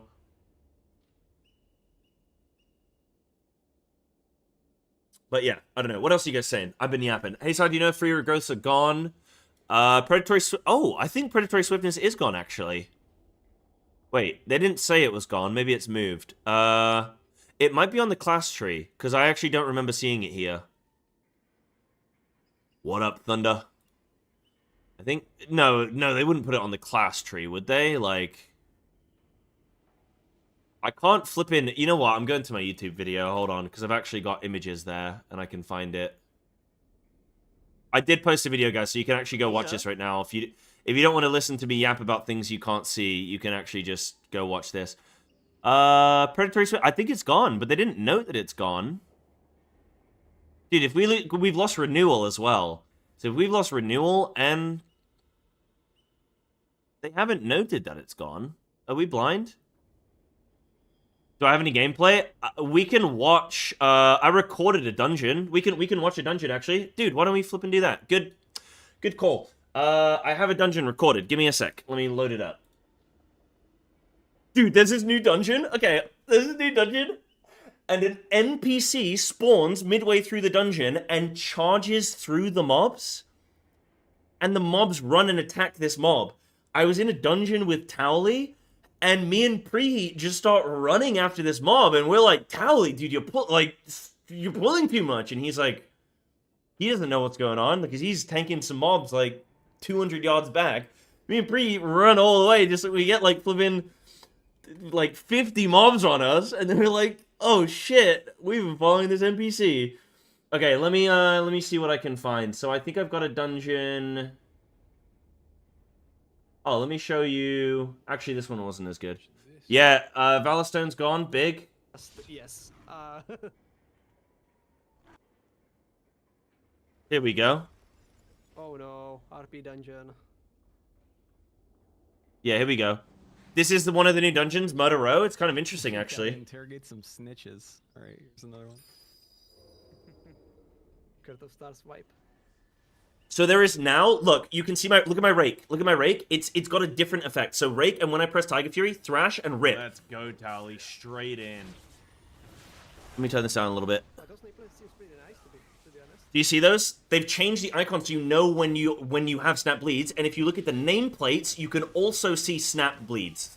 Now there is currently a bug. I have PS buff. Oh, I do have Predatory Swiftness. What? Maybe it's baseline? Must be baseline. Well, DC. But for some reason Rake is bugged. Like the even when I'm not in Tiger Fury, Rake still shows up with the icon that it is empowered on the nameplate. Also, when I'm using my Shift T is the new like Feral Frenzy AoE ability. It does Feral Frenzy on I think 5 mobs. That doesn't display on nameplates, so they've not updated that yet. Why only 4 people? Preheat DC. That's what you get for RPing preheat. You do still pull for bites? Yep. Yeah, 50 energy. Mm-hmm. Okay, invited. Yep. And I can click enter. Cool. Can't? Yeah, no, this is just alpha stuff, so we just lost preheat for a second. Yeah, there's been a major stat squish. Uh-huh. That's so beautiful. How'd I feel about Adaptive Swarm being removed? I don't know yet. I really need to, like... I really need to see how everything flows and the talent builds that we're going to run. We are still missing 3 hero talent abilities on DOTC and Wildstalker. Really gotta see. Really gotta see. I mean, personally, Adaptive Swarm I didn't love, because it always felt awkward to kind of use during cooldown windows and stuff. Like, it was... It's kind of annoying to slot in at times. Nope, that's not a snitch. Oh, it's gonna kind of be like a Magister... not Magister's Terrace, Court Stars, yeah. Yeah. I like that dungeon. What else did I miss in chat? Yeah, Renewal is gone. Yeah, definitely. Renewal is gone.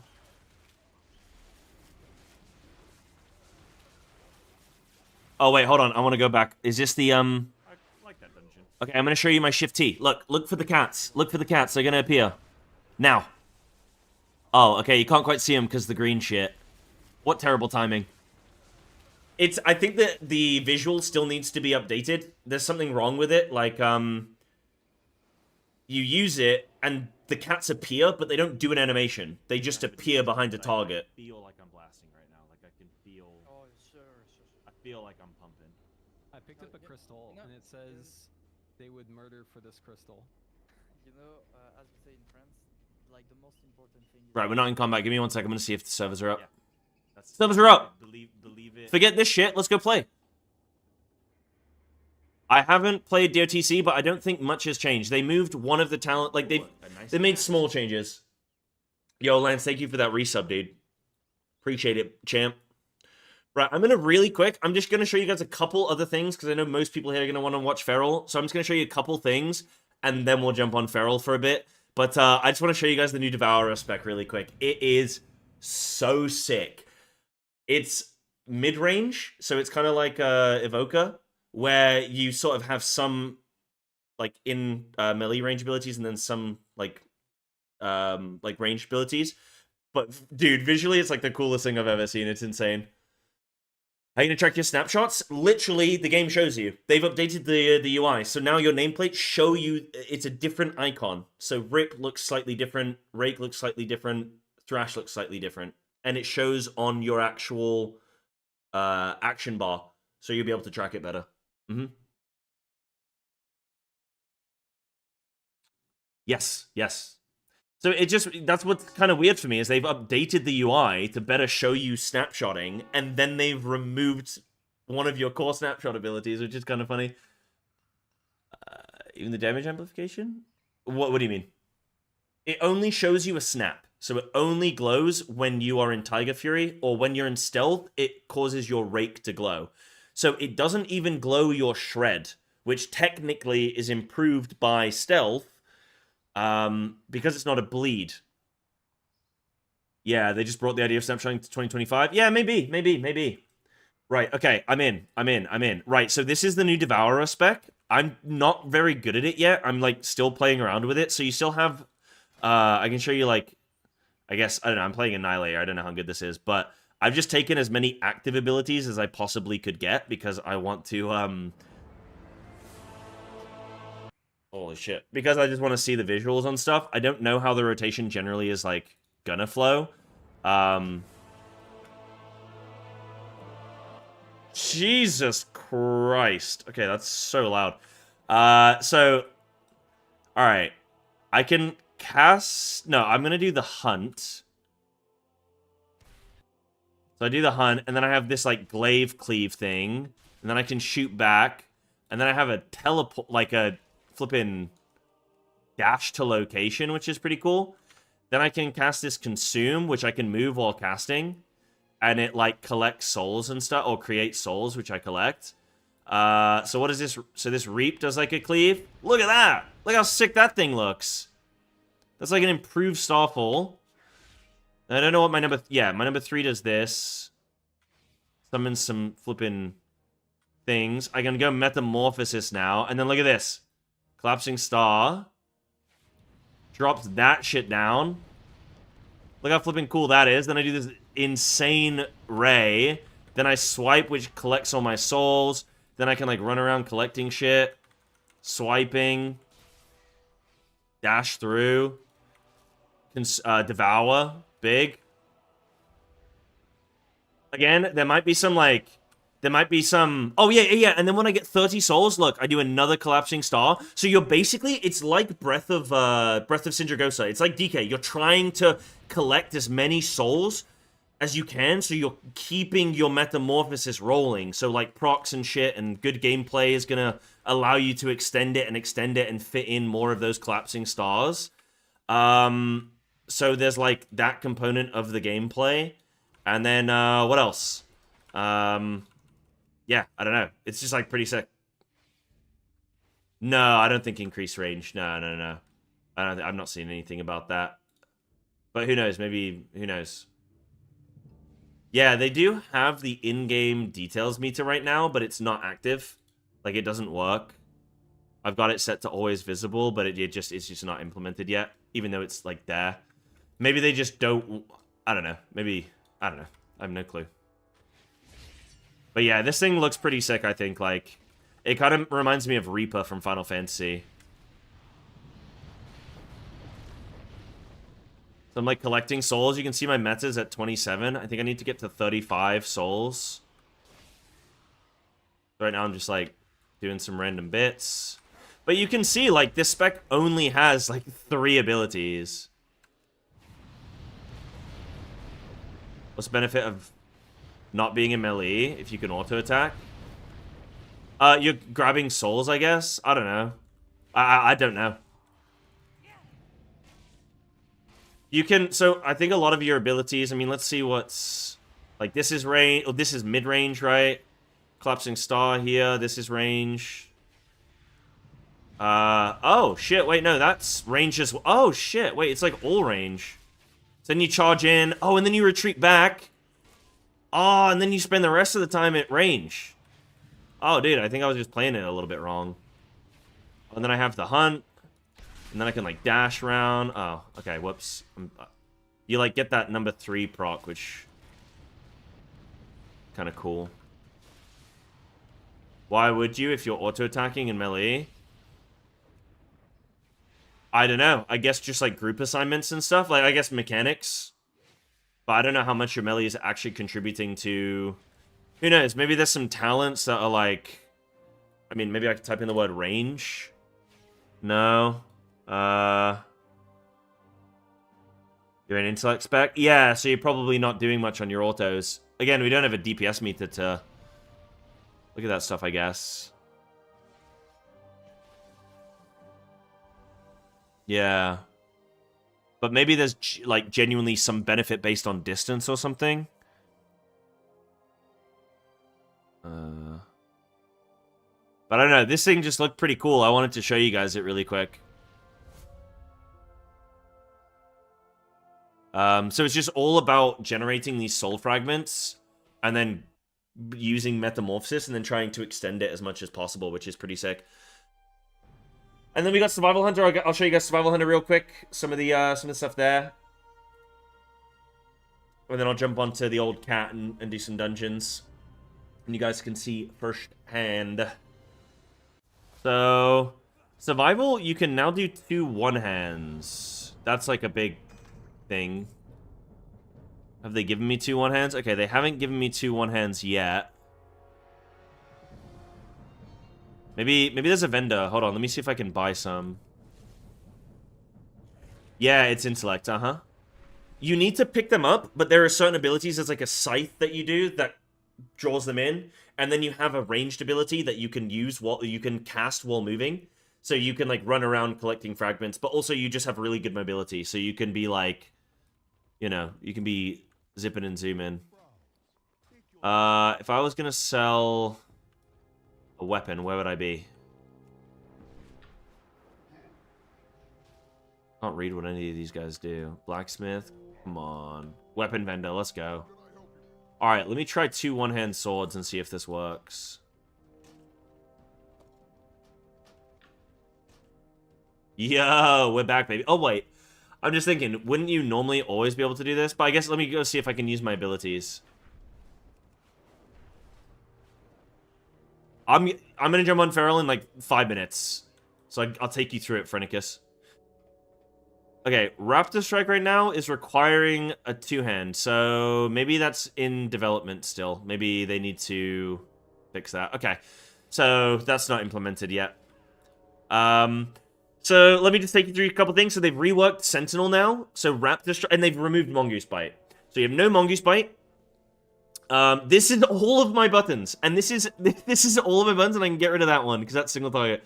This is all of my buttons. I have 4 abilities and then 1 cooldown. They have stripped shit down. Yeah, they have, like, I can't take any more active abilities. Like, that's passive. That's passive, passive, passive. These are passive, passive. This is all passive. This isn't active, but it's like a single target ability. So they've removed Mongoose Bite. Sentinel now, Raptor Strike has a chance to summon the aid of a Sentinel Owl that descends upon the skies and apply Sentinel's Mark to your primary target. And then Wildfire Bomb just damage, extra damage, 130% increased damage to the marked target. That's pretty sick.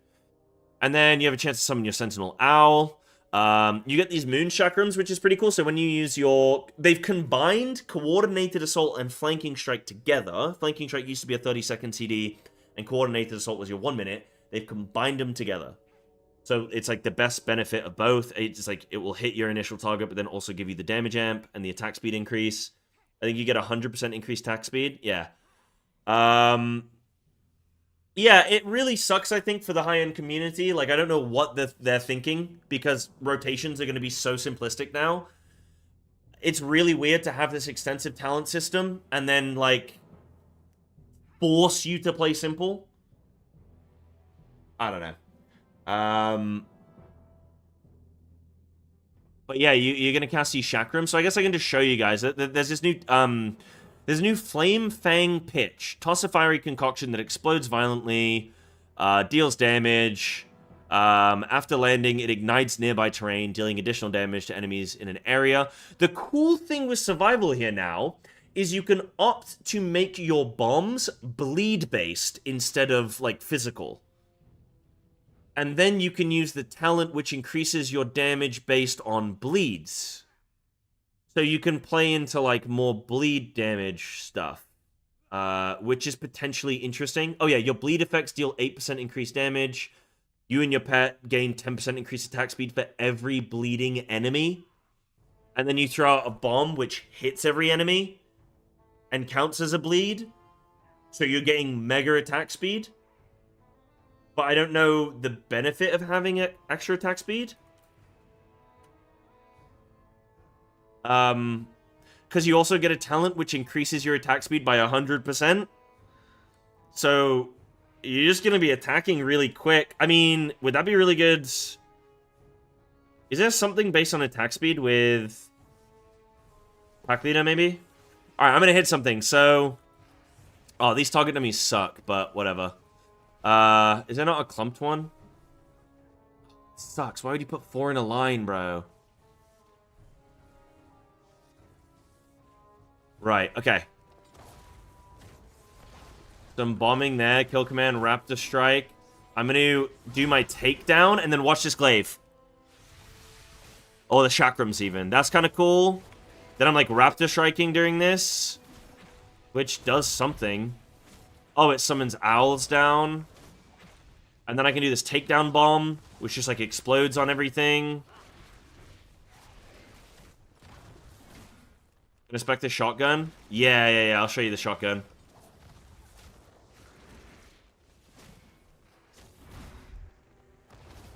I kind of... I mean, like, look how long my... Like, okay, survival... Wait, hold on. This is the thing. Survival is now 3 buttons. And... Okay, so this is my 1-minute CD. This has a 15-second CD. And then this is a 30-second CD. So you don't have anything to do. Now, obviously, bombs are based on haste to reduce their cooldown. And I might just be in a shit build. But there's not a whole lot going on. So if you imagine that this was your core game... I'm in an AoE build right now as well. They got rid of Butchery. They got rid of Flanking Strike. They got rid of Mongoose Bite. They've reduced everything way down. So when we look at Feral and we compare Feral to this, I am, like, relieved. Because they could have absolutely gutted Feral, and they haven't. But Survival is kind of gutted. Really. You do get this Mongoose Fury thing, though. Each time you fire your Boomstick, gain 1 stack of Mongoose Fury. And it just increases your Raptor Strike damage by 10%. There is also Boomstick increasing, giving you Wildfire Bomb. There we go. Let me show you this Boomstick really quick. Yeah, I mean, it's alpha, right? So it's important to have opinions and stuff, but not, like, doom and be like, this is it, the world's over. Right, this is the Boomstick. Boomstick is pretty cool, but it's basically Old Barrage. Ready?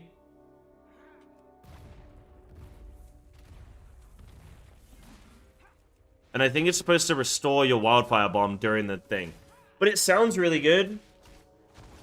That's more of a single target ability, I believe, as well. I haven't played with Sentinel yet. I want to try that. Sorry, Oh, I've DC'd? Yeah. I want to... Looks super fun. I can't tell if you're being serious or not.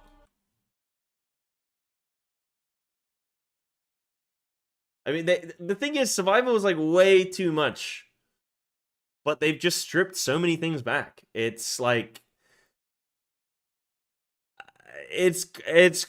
I'm smiling, but I'm genuinely like, I don't know how this is gonna go. Can you rotate and aim it? I will test. I will check. Let me just try and load back in. But yeah, it's kind of mental. Yeah, true, Lemon. Yeah. You're the guy who you do want, like, 2 buttons. I really want to check out Unholy DK, because Unholy DK does look sick. It's just really weird. Like, some specs they've absolutely gutted, and they've gone, right, 2 buttons. And then other specs... Oh, shit, I've got 2 open now. Oh, shit. Ah. Jesus. So it seems like some specs they've, like, absolutely gutted. And then some specs, they've just, like, changed and shifted things and simplified, but still kept... Like, Feral is actually keeping a lot of stuff and actually having some abilities, like, added on as they've replaced it. Like, removed some, they've added some new things in. Some specs like Survival, like, you've not gained anything... Like, you've gained some new things, but you're not replenishing. You're actually at a net loss. Right, let me see if you can aim this Boomstick. Yeah, you can. You might even be able to move and cast, actually. And it is also important to note that we have, like, no gear right now. We are in item level 80. It's pre-made gear. It's shit. You've got nothing. It's, like, random-ass bullshit stats. So that's also important to know. Like, obviously, Survival is a spec that's very much hasted. And that's important. Open Raid Journal? I will, because it's all there. Give me 1 sec. I just want to check out this really quick. So, they have added a whole extra row. So the Svitis now summons a turtle to aid you. Damage reduction. When your bear is summoned, it is joined by 2 dire beasts. Okay. Okay, they have actually changed some stuff here. Let's see what they've done. So, I think all of these are still doing the same. They've reduced the amount of boars you summon, actually. So when you summon a boar, you just summon 1 rather than it doing 3. You get Howl the Pack Leader, increasing the damage of your kill command by 100%. Summoning a beast reduces the cooldown of Wildfire Bomb by 6 seconds. So it also... Okay, I'm showing that you have, like, no buttons, but Wildfire Bomb is going to be coming off CD, like, mega. So you're just going to be slamming Wildfire Bombs, it seems. When your bear is summoned, it is joined by 2 dire beasts. The damage of your bear's rend flesh is increased by 15%. Bleed effects deal 20% increase... Your bleed effects deal 20% increased damage. Okay, that is mental. Because of the talents that we can get. Casting Takedown grants Howl of the Pack Leader and causes your next kill command to rouse the nearby wildlife into a stampede. Yep. Hog Strider further increases damage of your hatchet, whatever. Damage bonus from your wyvern is increased by 5%, and it now lasts an additional 4 seconds. You're going to get 20% increased damage during your wyvern. Your boar does hatchet toss. Okay. And then what are these? Auto attacks grant 2 focus. Auto attack damage is increased. Okay, auto attack damage increased by 15%. Now you can couple this with the increased attack speed talents. So this is okay. So Pack Leader is going to be mega like bleed heavy, and you're just going to get mega like attack speed, which could be pretty sick on single target actually.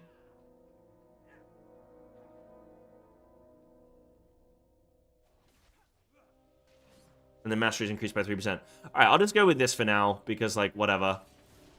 I physically can't get everything. Not that bad. It's just you haven't really replaced it with anything, right? So I want to take increased bleed damage. I don't have enough talents right now. I'm going to get rid of this, the Apex talent.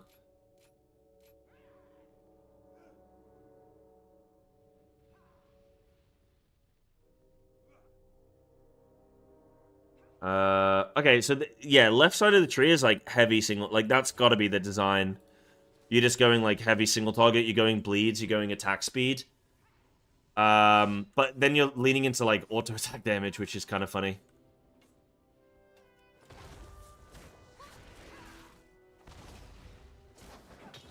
Oh, I should have waited because that's going to increase its damage, whatever. You still have Stampede, which I really like. I really like Stampede.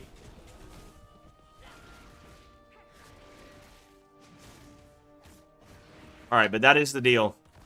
And then you get increased Hatchet Toss, which looked like it actually did quite a lot of damage. That crit for like 5k. So basically when you summon your boar, you're then going to also do your Hatchet. So that's something, that's cool. So that's Survival Hunter. That's Survival Hunter. I'll quickly show some raid stuff, and then we can jump onto Unholy, and then we'll jump onto the other bits. Feral. Wait, yeah, if you need me to do anything, I can check some stuff sooner. Where's Harpoon? It's here. It's here. It's, baseline. Baseline. Which... Is it always baseline? There's improved Harpoon, but I think that's gone.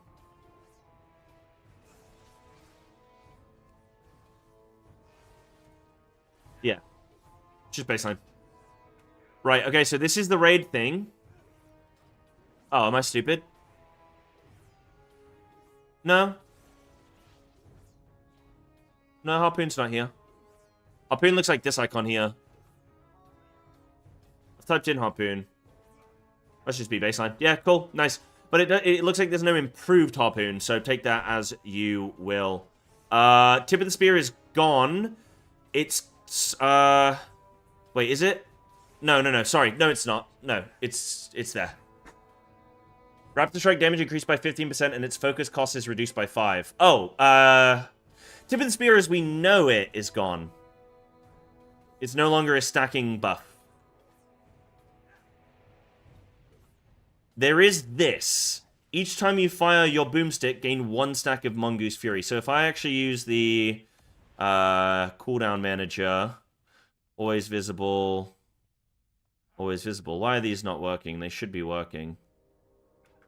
Because if I do boomstick, right? Grab this. You should be able to track. It is Mongoose Bite stacks. Yeah. It is Mongoose Bite stacks. So if I boomstick now, you gonna be able to track this? Maybe top right? Yeah. So I get Rap Strike damage increased by... Oh, yeah. Oh, it keeps going. Oh, shit, it keeps going. Where did it cap out at? Oh, so it keeps going, but you gain stacks, but they don't, like, renew. So each stack lasts a certain amount of time. I mean, it's still going. Why is it still going?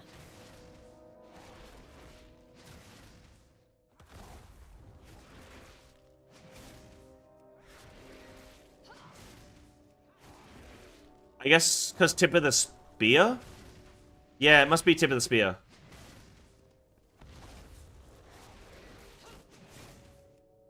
But it works differently now.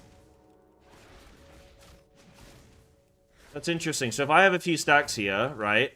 And then I do this, do a couple kill commands, right? And then let me boomstick. So that, like, refreshes it. Yeah, I'm at 4 stacks. Yeah, I mean, it's kind of hard to, like, keep gaining stacks. Okay, that's interesting, though. And then hatchet toss? Why do I keep saying that? Hatchet toss? Okay, cool, that's that.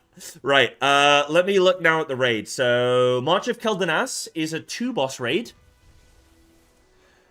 Bellerin, Child of Alar.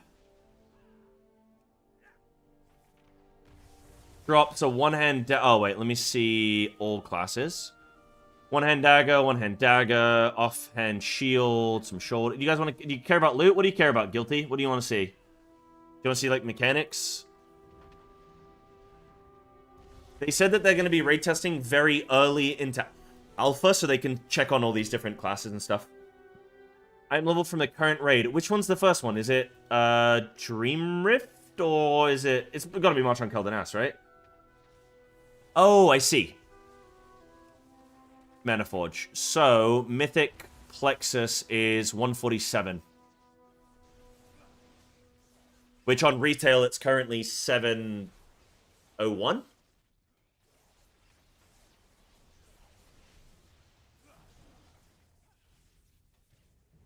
Right, yeah, got you. Okay. Check Lu Mythic. Yeah, Lu is... Liberation of Undermine. Vexy is... Oh, they've not changed that. Ooh, a nice hat. Gregus, Midnight big for the casual. It is, dude. Big for the casuals. Huge for the casuals. Yeah, Nurubar's still there. But they've updated this. Yeah, 157 for Dimensius. Yeah, so 80 is like...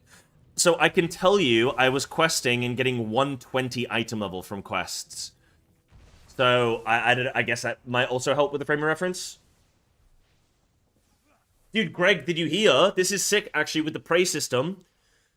So the prey system is going to affect the whole zone. I want to actually go check out the prey system. I want to see if I can activate it soon. Like, on my feral that I've been leveling with. Okay, I'm going to check out Unholy really quick. And then I want to go do... I want to check on Holy because it sounds incredible, okay? And then we'll go and do some Feral, okay?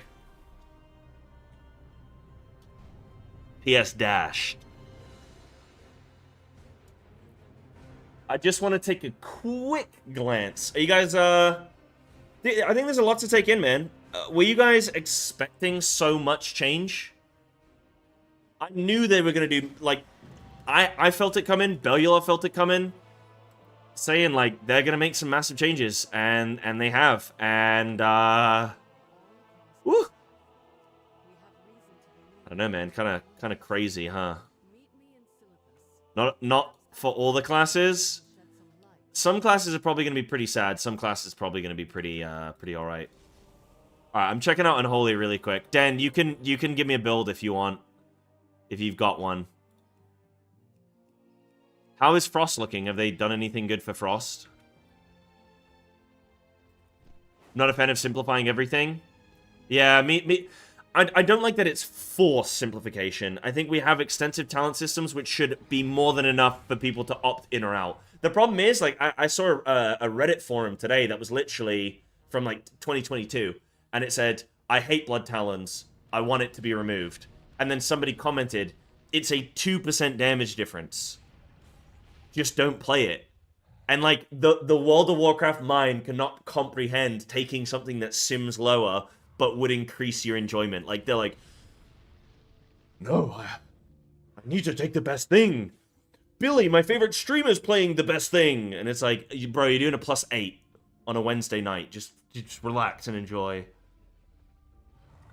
Problem is that though people won't, so they're forced to change it. Yeah, but that's like changing the social fabric of the world because some people drink bleach because they can't read the label. Like, some people you gotta leave to their own devices, you know?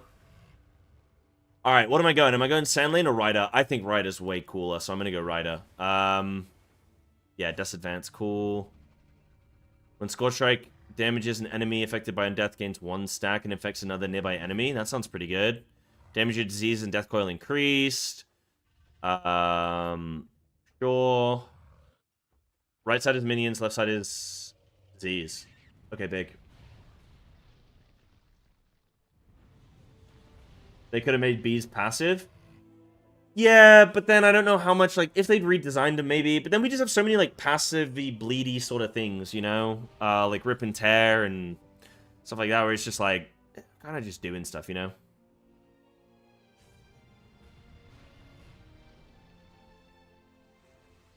An enemy dies when Anscrim is active. Yada, yada, yada. Sure. Army of the Dead and Frostworm, call upon all 4 horsemen. Dark Transformation summons 4th Whitemane for 6 seconds. I don't know who 4th Whitemane is. Casting Death Coil or Epidemic orders Whitemane to cast her Death Coil or Epidemic alongside you at 125% effectiveness. Just forever? Wait, what? Just forever? Abilities at Horseman cast deal 5% increased damage. Sure.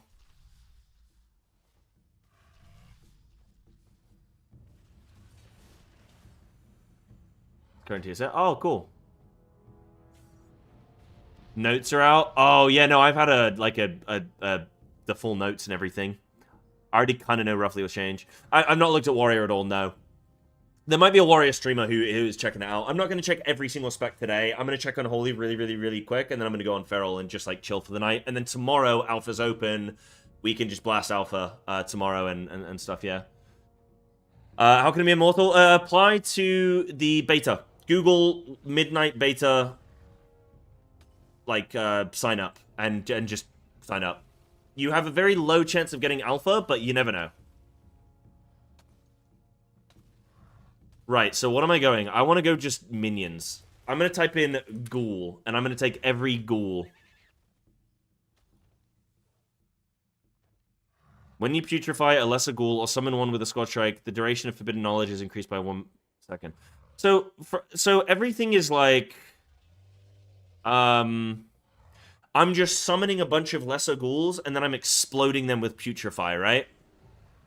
Which I don't know where Putrefy is. There it is. Decay the oldest lesser ghoul under your command over 4 seconds to have them explode. Lesser ghouls do not expire while decaying. Max 2 charges. Okay. I'm just gonna try this. Holy shit! Speaking of lesser ghouls... Sorry, that was mean. I was here. I don't know, because of the lighting. You're like 15 seconds. You're like grayed. I'm wearing grey. Do you want to come give me a hug on stream so everybody knows that you're real? No, I don't want to. You look beautiful. I know, but I feel like... An arm hug. I'd love some food, please. What are you gonna make? I've got Thai green curry and coconut milk if you want to do that. No? Chicken and vegetables? Are you gonna steam the kale and broccoli? Stick. Oh no, we have a plastic, but you can't steam it, I don't think. No, I don't think so. There's 1 piece of chicken which needs to be used, and then you have a fresh pack. I'll have 2 pieces, please. Okay. So I can get these puppies big and strong. Let's go. Do you want to kiss them? You sure? What if I get the other one out? Better in a pair. You want to give him a kiss? No, they're too soft. That.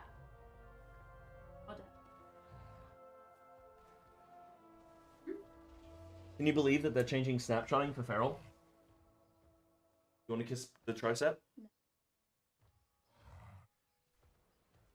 Stop showing off in front of friends. I wanted them to think that I'm an alpha male like Andrew Tate. I had 2. I had 2. I had 2. I was having a rough day. Get some biscuits. That's everything. Please, just some dinner would be lovely. Just some dinner. Yeah. What are you gonna... What am I gonna make you for the rest of the week? I'm making you some delicious cheesy mash with my salmon, lemon, parsley sauce, homemade. Not that it's hard to make. We can have that on. We'll have that on Friday. And then we're making chat. We're gonna make pumpkin pie. We're gonna make homemade pumpkin pie because it's spooky season. See, everyone's talking about my guns right now. They don't even see. I told you. They're saying bulky, bulky. Oh, big. I get why you want to stream. Yeah, they make me feel good, don't they? Yeah. They build me up. They do. But... Yeah. I'm like chat's leader. I'm like the dad figure in their lives. I wish I kissed the guns when I saw you. See? Aaron, step off. Hun. Karen's got my back. You gonna get a smack? Yeah, she'll give you a smack, Karen. Careful. All right, thanks, hon. Big. We're back in. All right, what the hell's going on then? What are we doing? What are we doing, chat? So we got yeah, Jordan. It's not like imploding. It's only you're only exploding one ghoul, and it's only like, I mean, it's only every 15 seconds, right? So they're gonna be running around. I think you're just like summoning ghoul. Yeah. So consuming sudden doom summons a ghoul. There's obviously Army of the Dead, which summons ghouls. Now I thought that it said 8 ghouls on the note that I had, but maybe there's been an adjustment somewhere. Maybe I get like fewer, but they're stronger. There it is. Army of the Dead now only summons 4 lesser ghouls, but additionally raises an abomination that attacks enemies while emitting a disease cloud. Enemies within the disease cloud take 20% increased damage from your minions. Okay, so it's like quality over quantity. Cool, man. Let's flip in. Let's check some of this out then. This just sounds like it's like really loud. I don't know about you guys. Right, let me just set up bars really quick. I don't need all my defensive shit. I don't know. Maybe I summon a ghoul there. I thought they got rid of Death and Decay. I don't need to use it as Unholy. Oh no, Unholy is the one that wants to use it. I thought they got rid of it. Maybe they got rid of the improved one, right?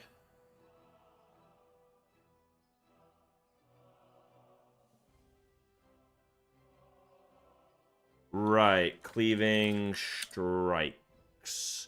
Scorch Strike and Festering Strike deal 10% increased damage. Ah, right, so they've removed that component of it. Okay. What else have I got?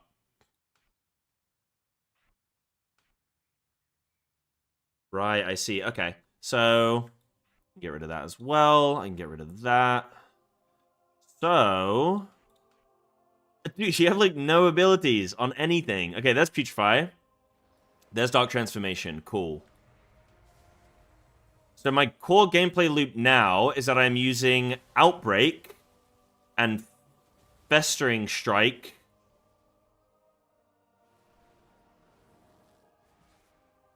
And then I'm using Putrefy sort of when like on CD sort of. Outbreak Prior Mob for the single target disease. And then spreading from that. Right, so inflicts a target. Let me move myself out of the way. So... yeah, I have all of my abilities. Like, there's nothing else I can grab that does damage. So, inflicts a target with Dread Plague and Virulent Plague. A malicious plague that seeps into the soul of its host, dealing damage, can only be applied to one host at a time. Right, an infectious plague that spreads to all nearby enemies. Right, so they've consolidated some things down, I guess. And then Scourge Strike, causing your plagues on the target to erupt, dealing their damage an additional time at 35% effectiveness, spreads Virulent Plague on the target to a nearby enemy. Right, so I'm just like pumping one target. No DQ, there's spray. It should be on the shelf behind you. Scorch consumes disease duration. Festering adds duration. Right. Slash an enemy. Causing your next 3 to 4 Scorch Strikes to summon a lesser ghoul. Oh, that's cool. Right, so that's how I'm summoning some ghouls. Right, so if I outbreak this mob, and then I'm like pumping. Dude, look at the ghouls coming. Yo, the boys are here. And then I've got Epidemic there. Let me Death and Decay. I'll Dark Transformation. I'll Putrefy. Army of the Dead. Oh, dude, I have so many ghouls right now. Oh, dude, look at everything. I'm gonna Putrefy. Why can't I Epidemic? Oh, I don't have Outbreak. Whoops. I got Mages casting and shit. Festering Strike. Epidemic to bring back some resources. Putrefy. Oh, and you can see a counter on how many things you can, like, summon there. Yeah, this will probably be pretty sick, actually. I don't know if there's a timer, like, I don't... See, the thing is, I could see you using a weak aura here to track the timer on your lesser ghoul, right? Because you only want to explode it if it's low health. You don't want to be doing it... low duration, sorry. Don't need to Death and Decay? Okay. Oh, yeah, because it doesn't spread anymore, does it? Yeah. Yeah, so, but, like, what if all of your ghouls are high duration? Like, what if you explode a ghoul that still has 10 seconds left on it, you know? Like, that would be bad. Look how many flipping ghouls you have. And I got the Horseman. Nah, there's no, no on use.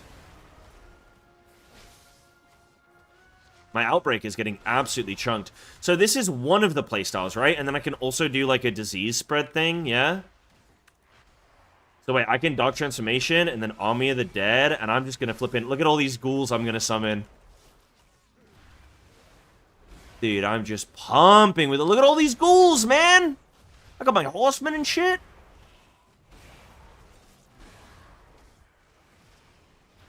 Yeah, I think Epidemic adds duration. Extends the duration of Dread Plague and Virulent Plague by 3 seconds.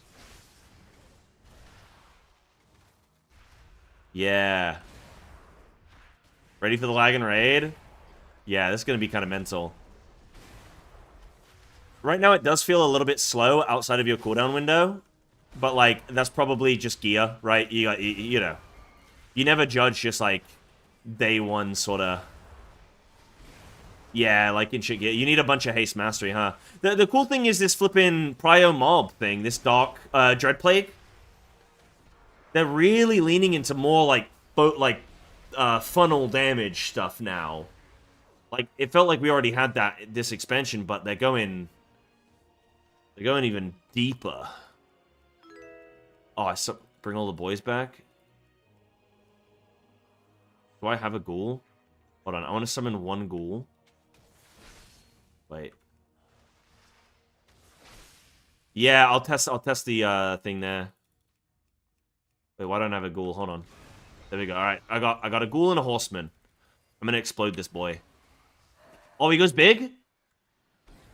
Oh, see ya. Right, I want to do this. Summon a ghoul, and then I want him to explode. Oh, damn, that did like 1,000 damage baseline. And is that reduced beyond some number of targets or something? Where's Lesser Ghoul? Putrefy. To nearby enemies. Okay, yeah, 1,500 uncapped, it seems. And then crit strike damage of your diseases is increased. Right, so you really have this, like, disease or minion. You either increase your minion, you increase your disease. So if I drop some of this stuff now, and I go more, like, disease spready. Oh, I didn't even take this. Army of the Dead siphons the power of the Fallen, transforming Death Coil and Epidemic into Necrotic Coil and Graveyard. Necrotic Coil unleashes a vortex of necrotic energy and bone, dealing 1,500 physical damage up to 3 foes. And damage to all pierced enemies. And then the Dead erupt beneath all foes with Virulent Plague, dealing 500 damage. Oh, I want to see that shit. Army of the Dead grants 40 runic power and causes your next 2 Scourge Strikes to summon a Lesser Ghoul. When you putrefy a Lesser Ghoul or summon one with Scourge Strike, the duration of Forbidden Knowledge is increased. Okay. Interesting. For each ghoul you have under your command, increase your mastery. I don't know. I think like Unholy's coming up good from all of this. Oh, that Unholy Aura is nuts, man. You get Mastery when they're alive, and then you get Haste when they die. Can you test the Scythe? Oh, yeah. I can get rid of these then. So this is all diseases, 20% increased damage. I just want to read some of the stuff around it just to get a sense of what's going on. Yeah, so this is just like more diseases, deal more damage. Big. Scorch Strike now instead causes your plagues to erupt for the damage they would inflict over 5 seconds at 35% effectiveness. Okay, yeah. So this is the thing that like consumes part of the bleed, right? Or the dot. Festering Strike now follows up with a Festering Scythe. Slashes through all enemies within 14 yards in front of you.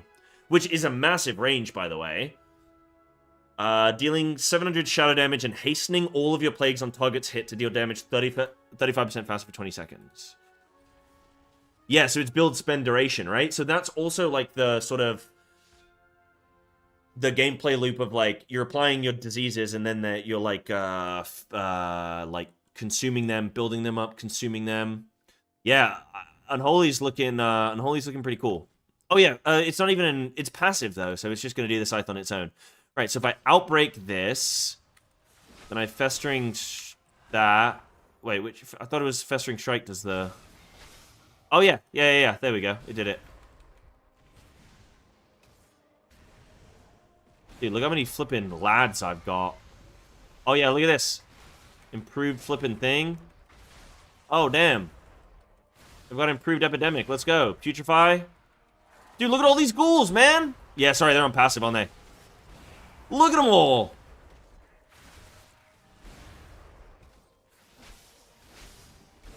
Pets are AFK? It's fine, there's no damage meter, who cares?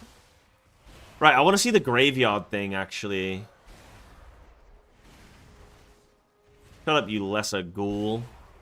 The time between auto attacks is increased. I got the dark matter thing, dread plague, whatever. We do a little putrefying. Oh, is he still on passive? Dude, I flippin'... Okay. He was still on passive.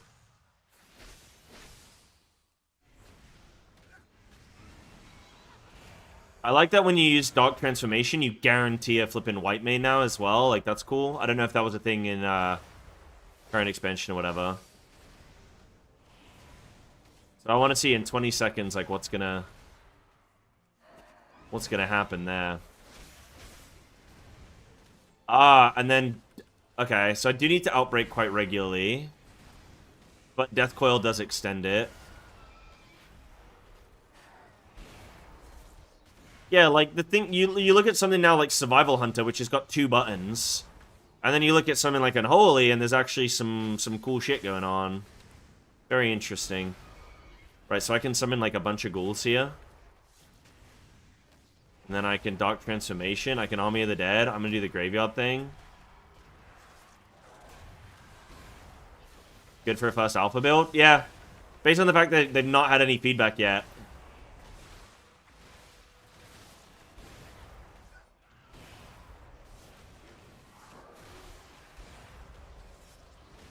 Yeah, it's like Mega CD window. Uh-huh. Like, this feels good right now in no gear. So, you know when it's got gear, it's going to be good. Yeah, this is the Mythic Plus build. Uh-huh. It's not going to raid, dude. It's going to lag everybody out.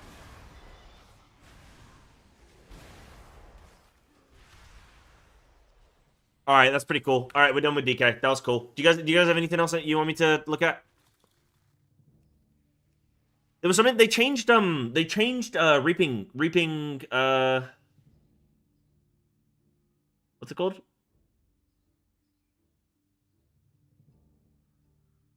Looks cool apart from all the NPCs cluttering. You're gonna have more ghouls than there are mobs you're attacking. That's gonna be pretty sick. Reaping Scythe, isn't it?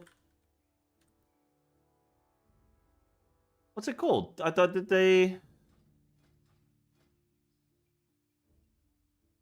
didn't get rid of it. Because I know they didn't get rid of it. They changed it, though, I think.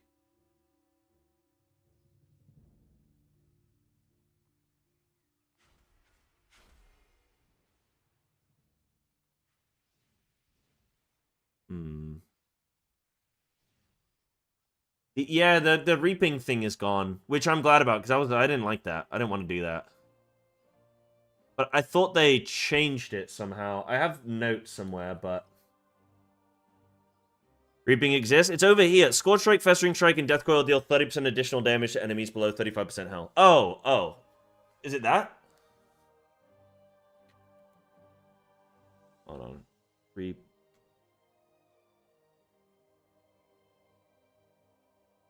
Yeah, Soul Reaper, yeah? Yeah, that's gone. Okay, that's cool. I'm glad that's gone.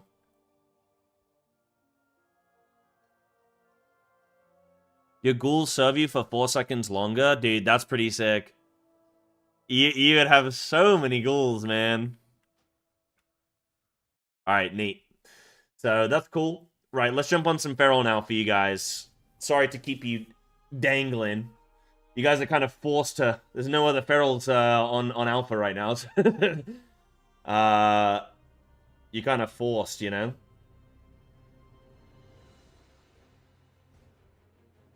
Feral, like, okay, Feral seems more in line with, like, Unholy, right? If Survival Hunter is the new minimal standard, like, the simplified thing, and Unholy is, like, you still get to play the game, Feral is, like, this in-between, okay? So...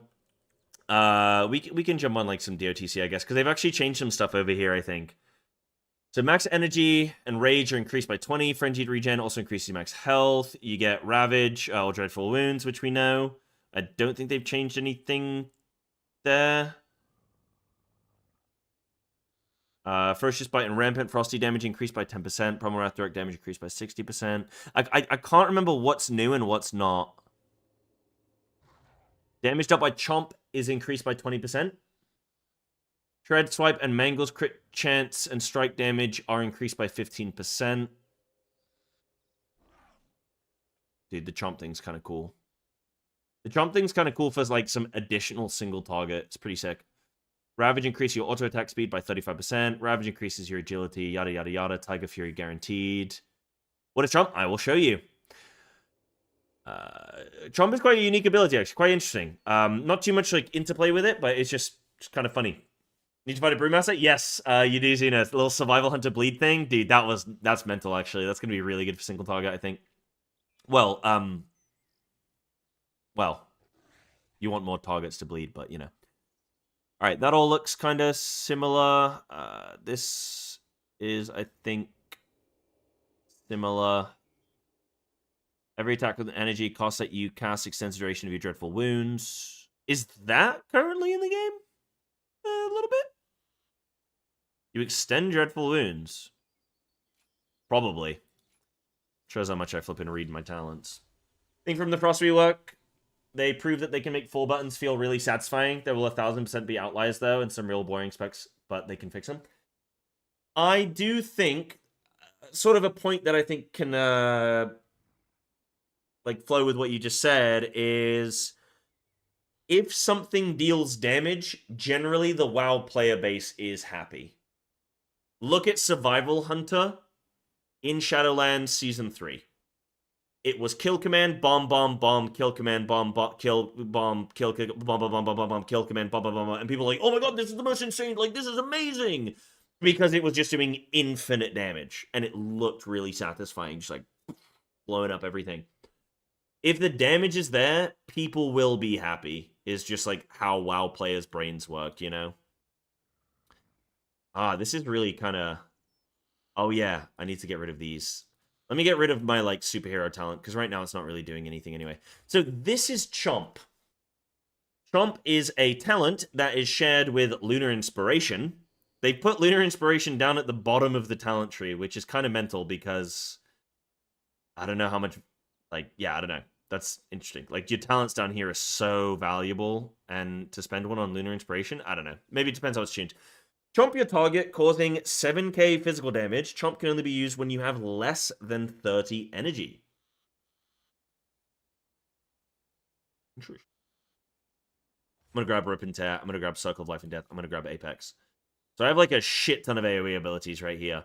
So they've added... so everything up at the top is exactly the same. They've not changed anything there. Maybe they've changed like how some of the abilities work, but from my understanding, I don't think anything has changed there. Still like double clawed rake, whatever.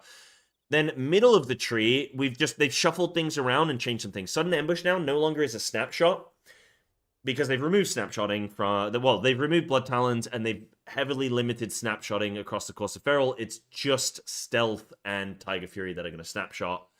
And then we have it gives your rake, shred, or swipe guaranteed crit strike. So on single target, you'll probably shred, and on AoE, you'll probably swipe, because I think the rake crit will only be the initial value. I guess on 2 targets, you would rake. Maybe that would be worth. I don't know. Moment of Clarity is there. MOC. Savage Fury also there. I did find that it felt like quite right now with the gear that we've got, it feels quite uncomfortable to play Feral. Like, it's very slow. So I've had to just go more into like energy talents to just make it flow a bit better and feel good. So I've got Moment, I've got Savage Fury. Berserk, they've removed Frenzy Band. They have still got Heart of the Lion, which reduces Berserk to 2 minutes. And then Incarn, if you get Ashmane's Frenzy, it reduces it down to 130. So you can have 1 minute 30 cooldown windows. And that's something. They've got a talent here, Mastery increased by 2%. Okay, that's sure. Could probably be something more interesting, but like whatever. Okay. Blood Spattered. Okay, so these are the most interesting talents that they made. So they've made Chomp. They've made AoE Feral Frenzy, but it requires a second talent point. They have made Blood Spattered, so Ferocious Bite's damage to its primary target is increased by 2% for each enemy affected by your rip up to 10. So if you are Primal Wrathing everything, your bite is doing 20% increased damage on the primary target, which is pretty mental because you're also getting Taste of Blood. Like, you're getting a lot of this Ferocious Bite damage and all that kind of stuff. And then you have Hunger for Battle. When an enemy afflicted by your rip dies, gain 10 energy, and your damage dealt is increased by 5% for 8 seconds, stacking up to 5 times. So that's 10 energy every time a mob's dying. And then you're also getting, what, is that 25%? Well, damage dealt is increased by 5%, stacking up to 5. So you get 25% increased damage for 8 seconds whenever anything dies. Now, I don't know exactly how that's going to renew. Let me go see if I can kill a mob and see, like, can I extend it? Does it refresh? Because if it refreshes and you can have that rolling, that would be pretty sick. This talent, I think, is one of the, gonna be maybe potentially one of the most overlooked talents. And for me right now, this is fundamentally one of the best talents that I'm seeing on this tree because of the gameplay that it's going to, like, the damage profile it's going to provide. Right now, Feral, like, hates these little finicky dog shit mobs that die in 0.2 seconds. But now, we're gonna love them. Because if we can get this 25% increased damage done and then time that with a cooldown window, that's going to be mega. And if it extends, then that could also be really good. So now pulling shitty mobs onto a boss in Mythic Plus or in Raid or whatever could be really good. Yeah, but I never like to go off of the wording on tooltips and stuff because you know what Blizzard's like. Of course, I've got casting mobs. Right, I want to see. You guys help me track this here because I'm going to try and just like set it up. So I'm going to try and have certain mobs die first. I'm going to chomp this dude if I can. I'm dying. Hold on, I'm actually dying. Oh, do they not die? No way have I picked a mob that doesn't die.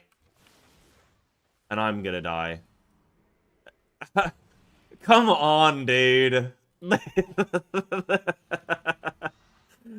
You son of a bitch. Okay, alright, let me... let me go try and find a different mob. God damn it.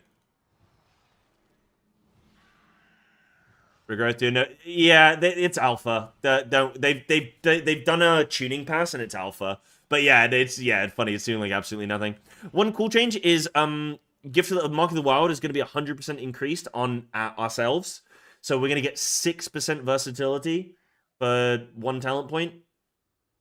Pretty good value. So that's something there. They have removed renewal though, so keep that in mind. Yeah, right. Okay.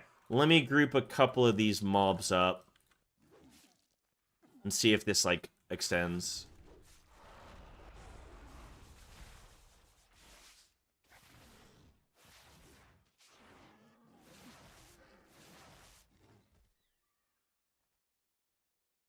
Oh, there it is. Okay, did it extend? I was looking for the icon. I didn't know what it looked like. Yeah, okay, there we go. It's like a purple face. I'm seeing the millions. I like smaller numbers, but yeah, I know. It's weird to go from, like, millions and then drop down. I find actually fitting in Chomp is really hard. Like, it's rare that you're actually dipping below 30. They might need to change it. Oh, no, I don't have it talented. That's why. I'm stupid. Right, let me bite that dude. Okay, 7 seconds. Does it extend? Yeah, it extends. Look, can I kill it in time?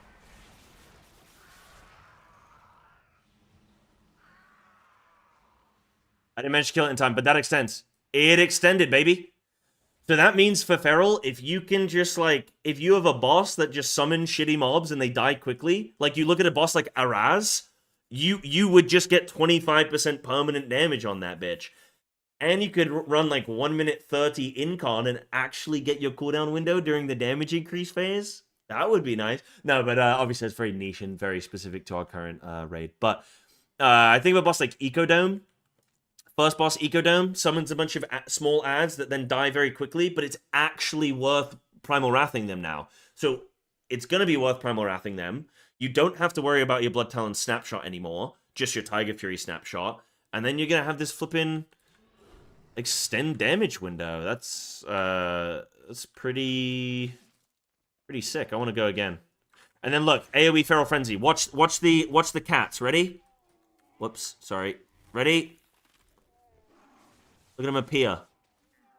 They maul these dudes.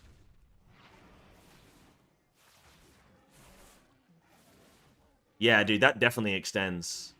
That definitely extends. Okay, guys, don't tell Blizzard that it extends. Just keep real tight lip on it, okay? Keep quiet. Don't say anything.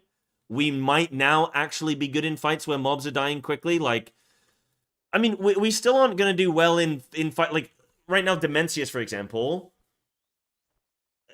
we're still going to be in that situation where mobs that die quickly are still going to, like, we're not going to do any damage to them, but them dying is going to give us some damage. So, like, I don't know how you want to feel about that. I don't know. Like, right now, are we having anything that's going to solve that situation where those mobs that need to die, like, we're desperate to kill that mob in 4 seconds? Because Feral's not going to really feel good for that, though, huh? And then the boss parries your rip, yeah, and you try. They do like a brutal slash animation. Yeah, look, I'll show you. Let me see. I mean, try and grab a couple mobs.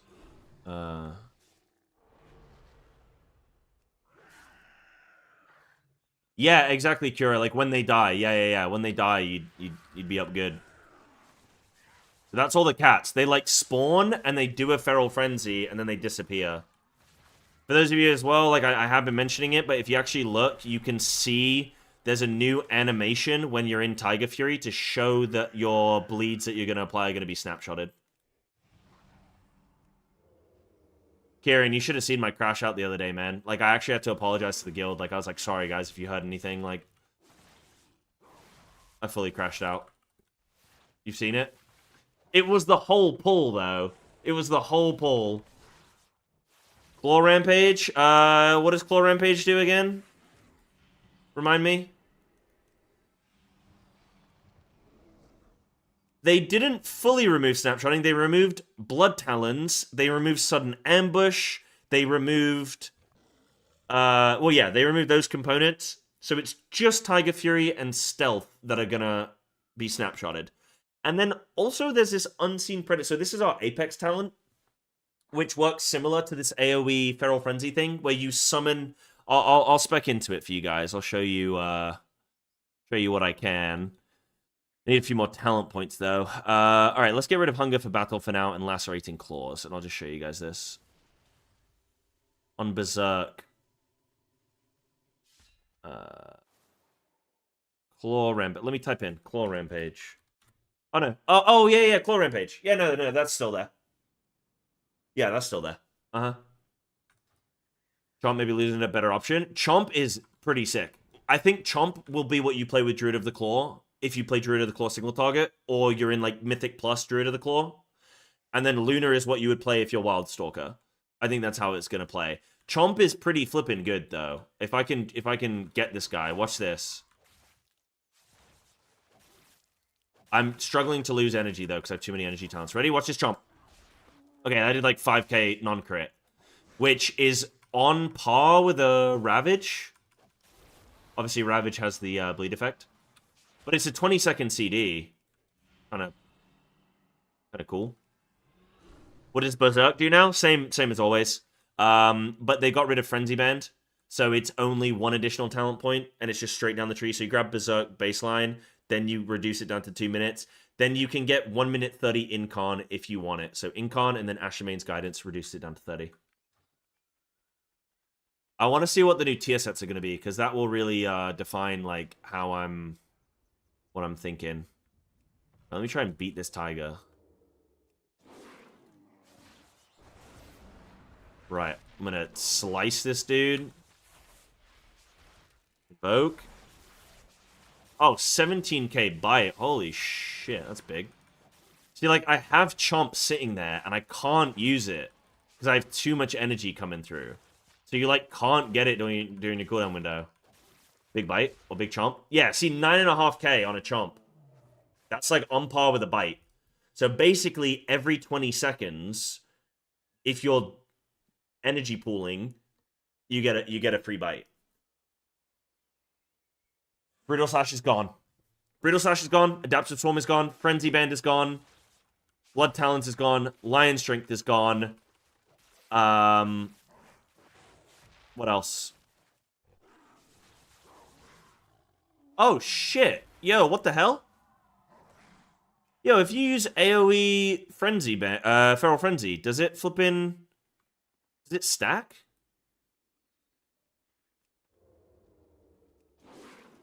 Nature's Vigil? Yes. It seems like they've reduced a lot of the sort of the healing and stuff. Nature's Vigil is gone, and so is Renew. You guys asked me something as well?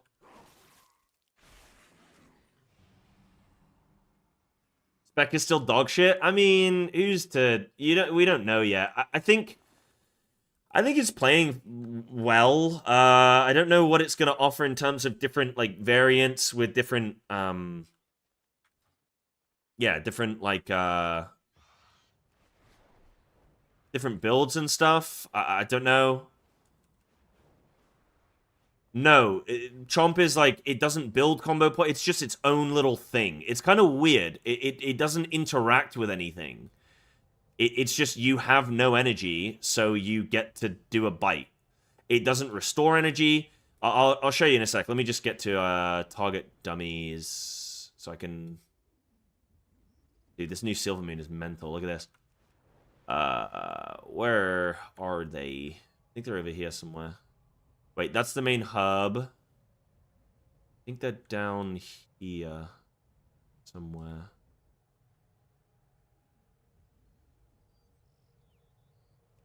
Yeah, it's I got nothing, I'm gonna chomp. It's I have no resources, just chomp.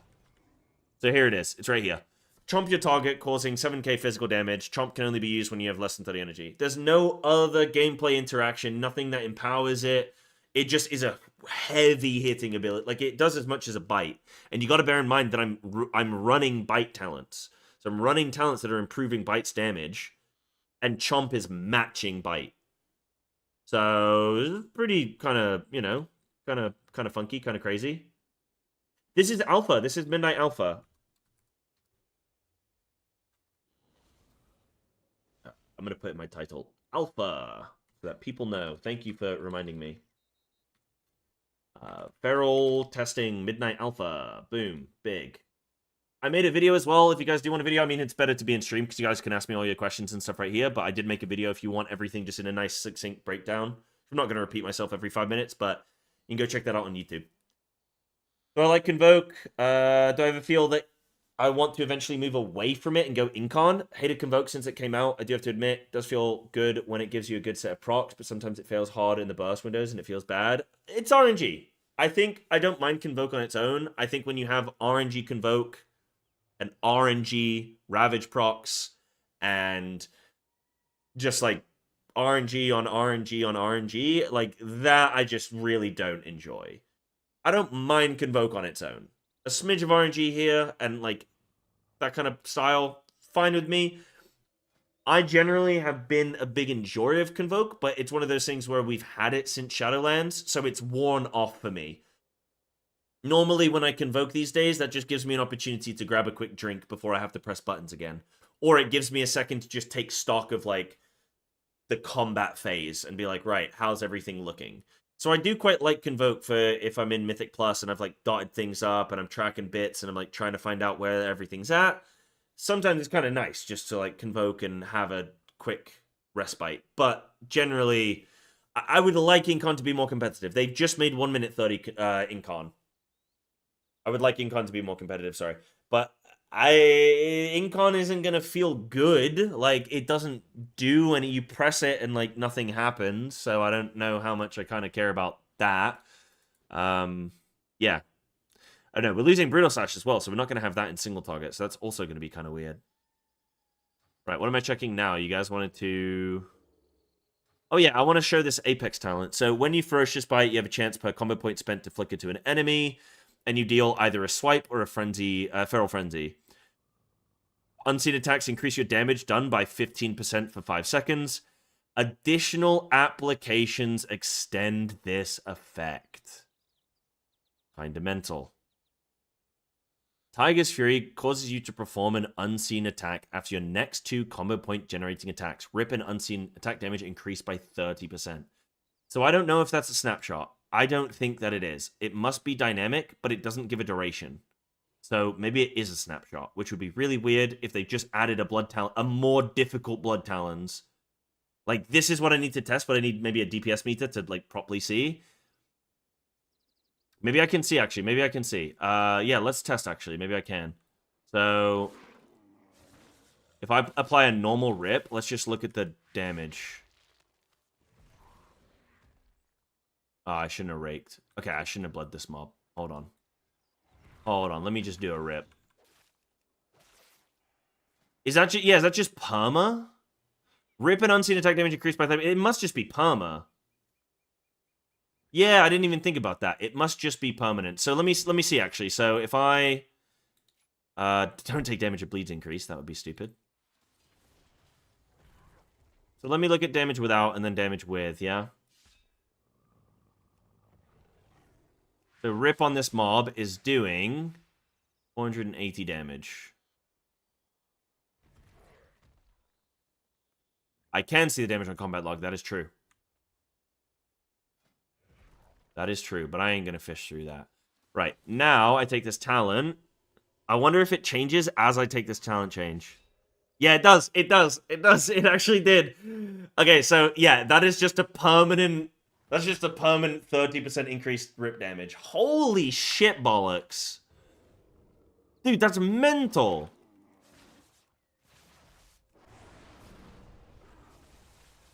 Are you kidding me? I know that I'm pumping right now. That's a pump a bit. It's an Apex talent. You're never not going to take it. Yeah. That's kind of the design. You're never not going to take it. I think Claw Rampage, though, with, like, Incon, this could really be a good pick now for Incon. The problem I have is you just don't have enough talents. Like, what if I was going to play Incon in Mythic Plus, what would I take? So I'd need Frantic Momentum. Let me see the talent points. Right now, Apex is kind of cucking me because I'm not high enough level. So this is actually taking talent points away from me. So I'm losing 4 talents here. But let me look. That will apply to Primal Wrath Rip. Yes, because Rip is Rip. Dude, why am I... am I not in stealth? What's going on? Get me out of combat. Get me out of here. Okay, that's pretty cool. So, I mean, okay, how would I spend these talent points? So if I wanted to go, like, a big Incon build, I'd need that. Well, I mean, would I run Circle or Rip and Tear? Or... I guess there's like one talent point here that's free. I mean, I could maybe not take Chomp. I could maybe do something like that. You might not even care about AoE Frenzy, Feral Frenzy. So, like, maybe I don't need that. I don't know. Yeah, I guess. Yeah, Circle for Apex. Yeah, good point. Yeah, I guess just go Apex for Circle. Right, give me 30 seconds, then I'll check this out. But this will be really good, because we still have Claw Rampage. So you're getting the benefits of Claw Rampage every 1 minute 30 instead of every 2 minutes. And that might also be good in certain combat situations where you want, like, you know, Mythic Plus, you want cooldowns as quickly as you can get them. And if you can get 20-second Incon every 1 minute 30, that might just be enough to really, like, make Incon worth grabbing now. Now, no Apex talents? Yeah, but, you know, that's fine. Like, we know, just increase my damage by a bit, you know? That's fine. I'm still getting, like, the big thing is I'm getting this Hunger for Battle, I think is a sick talent, dude. That's going to be great for us. Why would you ever play Chomp when you could play Circle? I mean, you can take both, right? I guess it's like Chomp versus Rip and Tear. I would say Chomp is going to be a really good single target damage increase. It's basically a free bite like every 20 seconds.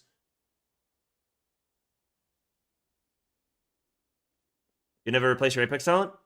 That's like the entire expense. Yeah. Uh-huh. So I'm just level 81. If I was level 90, I would have enough points. Because I think 81, 82, 83, 84, 85, 86, 87, 88... Oh, class talents, maybe? Maybe get 2 more class talents or something? I don't know. I need to find... Does anybody know? I don't know.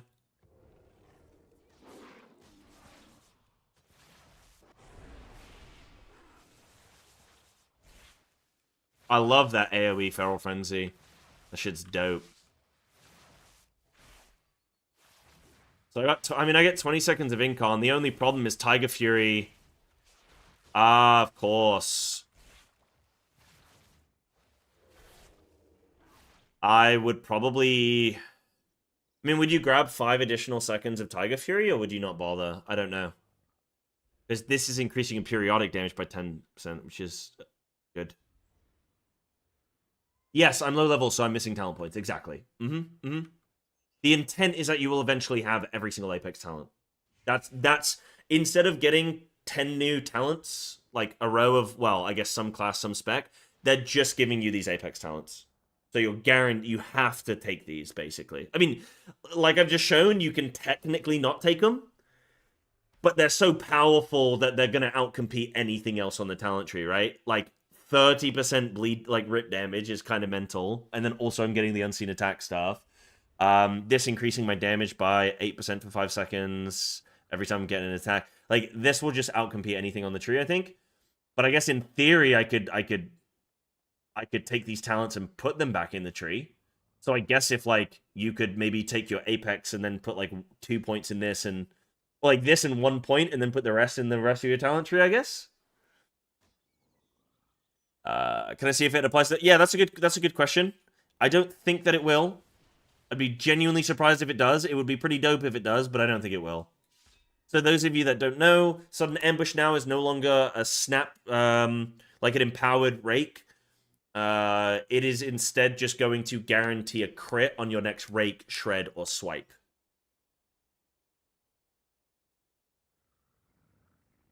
And the question here is will it affect rake's full dot damage or only the initial damage? I think it's only going to do the initial damage, but maybe we'll see. So, what am I checking? I need Sudden Ambush, don't I? Alright, let me get Sudden Ambush. Let me just do no bleeds. It's so weird playing with no Blood Talons. Yeah, I think it'll be initial hit only as well, which would still be good if you're running Double Clawed Rake.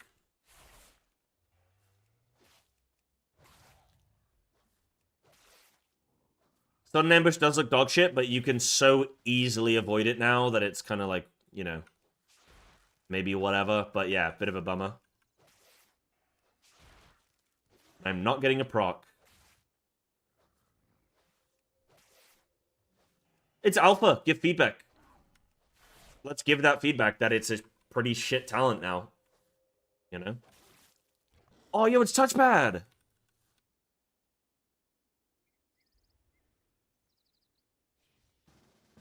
Oh, shit, he wants to duel me. Oh, shit. Alright, whatever. I'll mess him up. Alright, I'll mess him up. Oh, I got a proc and used it? Oh, whoops. Oh, yeah, because I was shredding to build... Oh, yeah, I'm stupid. Alright.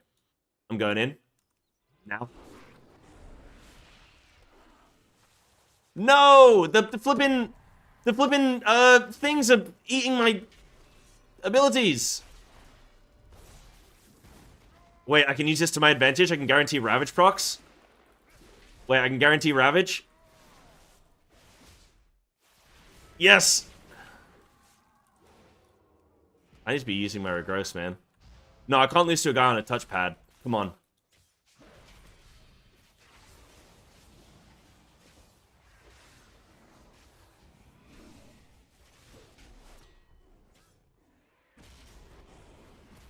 Nah, Warrior's OP.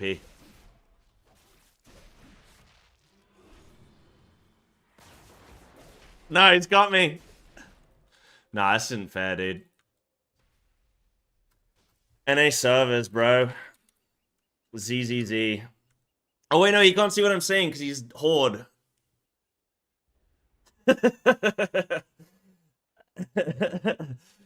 Yeah, he kind of, I don't know. Second win kind of strong, maybe. 6% every 1 second. What the hell? Oh, I'm in an intellect weapon this whole time. I was playing some Boomy yesterday. Whoops. Wait. We gotta duel him again. Hold on. We gotta... Oh, I'm in combat. God damn it. Hold on. I didn't even have my Apex talents. This isn't fair. Hold on. Let me go back. 1 minute 50 looks good. We'll see. If there's like a really OP trinket that works with it, if there's like a flippin', I mean, you know, if there's just really good boss fights where 1 minute 30 is really good, I think it's definitely an improvement. Like just having it is good. Grab it. Nah, I can't be bothered to change chance and everything just for a duel. It's not worth. Why am I not leaving combat though? This is really annoying. I'm stuck. There we go. We come back. Where is he? There he is. There he is. I got him this time. Target is in combat? Stupid game. Oh yeah, I don't really know how to duel people. I'm not a PvP guru. Right, so I'm checking sudden ambush. Yeah, let me check this out.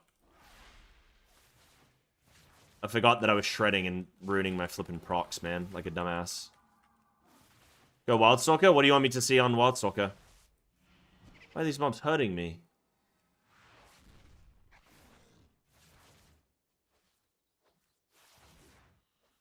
Oh, that's a heal thing. I just, like, they haven't made any updates to Wildstalker that makes it any more, like, interesting. Screenshot? Oh, yeah. I can do. Oh, this is arms. It's on Wowhead, if you want to go on Wowhead. I mean, I can log on to a warrior in a bit, maybe. Oh, shit, this guy's kicked my ass.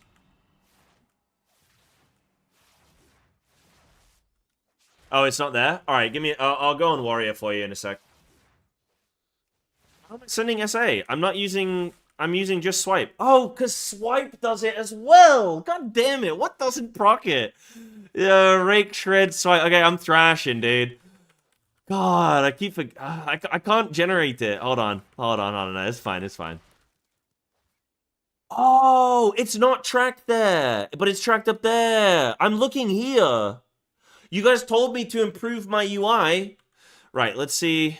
And now I've DC'd.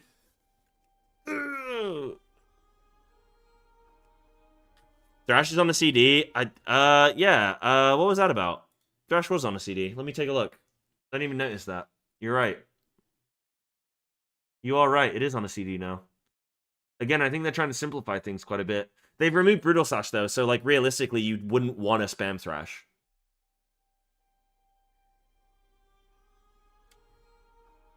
Yeah, I think with these changes, like, the big thing for me is just how are you advancing things with like hero talents and stuff? What are they doing there? I know we've got these Apex talents, but I want to play more into this theme of Wildstalker, more into this theme of DOTC. Like I want to feel like they're these. I want to see more juice there, maybe, you know. The Shadowmeld, what up, Daz? Shadowmeld still buff Rake? Yes. Should do. Stealth does. Check if Shadowmeld does. No. It doesn't look like it does. Well, that's weird. It doesn't look like it does. It's not changed the icon, but if I stealth, then the icon changes. Surely not. Surely not, right? Oh, a nice hat. Shrooms, thank you for the 42 months prime. Let's go. Yeah, they did specifically mention only Prowl. I have the notes. They did specifically mention Prowl and Tiger Fury. But I would think that Shadowmeld... I mean, you can Shadowmeld Prowl, so... You can't do that in Raid, but you can do it in Mythic Plus, and to be honest, it would be a complete dogshit waste of time, because you want to save it in Mythic Plus for, like, meld regular res or dropping threat, rather than, I think, a damage increase, which is kind of whatever. Right, let's try and build up Sudden Ambush here. It wasn't proccing onto my screen. There we go, I got one. So let's see if I rake now. Does it guarantee the crit on the initial and also the bleed? Right, initial guaranteed bleed, guaranteed crit. Nothing past that. So, okay. So basically, Sudden Ambush kind of doo-doo? I guess for swipe, it's pretty good, right? Like, you're going to guaranteed crit on every mob. Like, that's pretty good. But yeah, you wouldn't use it on Rake or... On single target, you'd use it on Shred. Fine. I mean, that's going to be pretty good in Mythic Plus. Guaranteed crit on swipe on every single mob. That's, I guess, good for swipe. I don't know that it's worth taking, though, when you have other options. I mean, what else does it really compete with?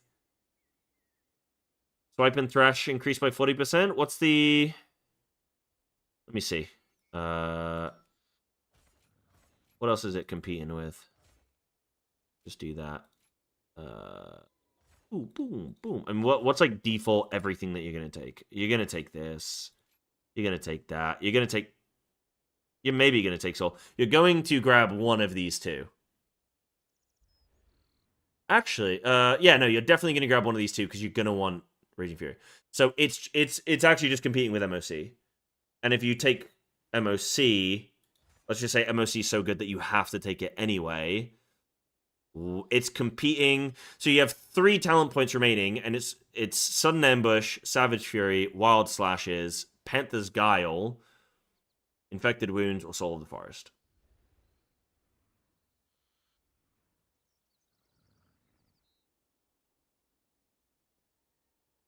I guess it would be pretty good with flipping Sudden Ambush and Wild Slashes would be pretty good. Because you'd get guaranteed crit, and then it's also doing 40% increased damage. That sounds pretty good. What else? I guess Mastery 2% or Soul of the Forest. I don't know. I don't know off the top of my head what would be better there, but that sounds like a little TC angle. We got the part where Swipe doesn't do damage. Well, it doesn't do damage on Alpha, where they haven't done any number tuning yet. You have to, not to be patronizing, not trying to patronize here, but just, that's definitely the kinds of feelings that I've had in the past where you go, man, but they're doing this, they're forcing us to do this thing, but this thing doesn't do any damage. Well, it doesn't do any damage on live. It will if they tune it, and if we push them and say, hey, you've forced us into this swipe thing, make it good now, then okay. Did they nerf swipe by 20% in the patch notes? Did they? They nerfed it. Who knows? Maybe they got a tier set coming that's gonna do some swipe shit or something. Oh. 2 forks. You gave me 2 forks. Fuck you. Fuck Okay. me. Oh, do you just do chicken and veggies? No What rice does or it look anything? like? What does it look like? It looks like chicken and veggies. So It looks what- really so- nice so though. what What have I sauce is done? that? What sauce is that? Teriyaki. Lovely. Thank you. No, I'm happy with that. I've been eating. No, have you eaten? I'll have 2 forks. Yeah, I don't need. Yeah, I'll have 2 forks. I'll dual wield some chicken right now. Mmm. Mmm. Mmm.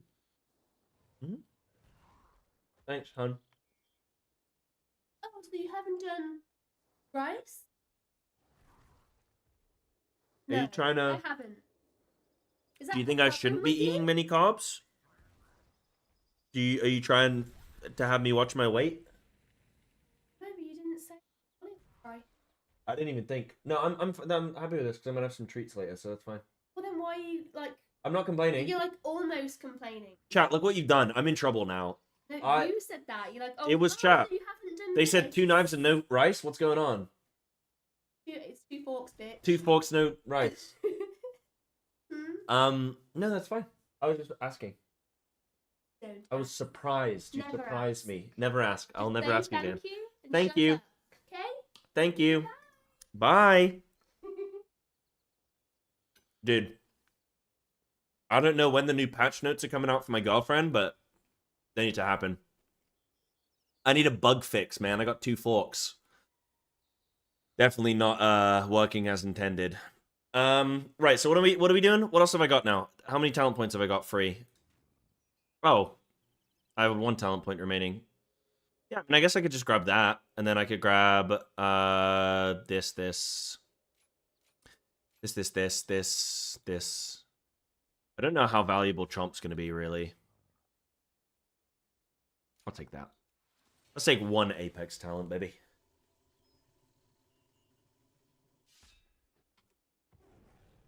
So I'm not eating brown goop? That's what happens when I have someone that can look after me. 2%, I don't know. 2% mastery or infected wounds? I don't know. I do know that mastery is like... It depends on tuning. It depends on tuning, but 2% mastery gain is probably pretty good.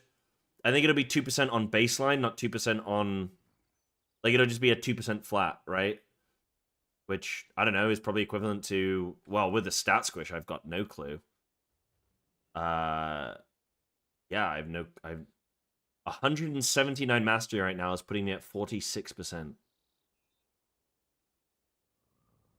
Our mastery also hasn't changed.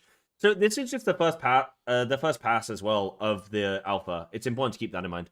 But yeah, I was saying Swipe God, wasn't I? Where you're saying Swipe's not doing any damage. That's just where they're gonna tune, and like we'll see. Maybe it's gonna be pretty flippin' Pog U soon. What else did I want to test really quick? Did I test everything? Oh yeah, 40% increased damage on Swipe. I want to see what that looks like. With a guaranteed crit. Alright, big swipe, big swipe. Yeah, I mean, it did like 1,500. 1,600 a dude. That sounds pretty good for an uncapped ability, I guess. Maybe. How much is Thrash doing? Yeah, Thrash is a CD now. Thrash is doing about 260.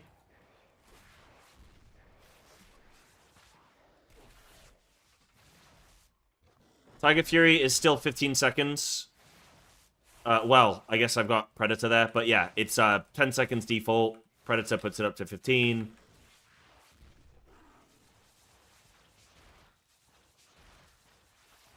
I mean, it feels pretty good. Like, it does still feel like Feral mostly at its core. How much does a bite do? It was doing about 11k. But I think that's when I had a flippin' intellect weapon on. 7k crit there for bite. Oh, maybe it was Ravage that did 11k. Any Chomper? Oh, I've not got it talented. One sec. I need more levels, you know? If I didn't tell you this alpha, you wouldn't have noticed it. Just looks like feral. I mean, it kind of is. It's like mainly the snapshotting thing change. That's like the big thing, you know?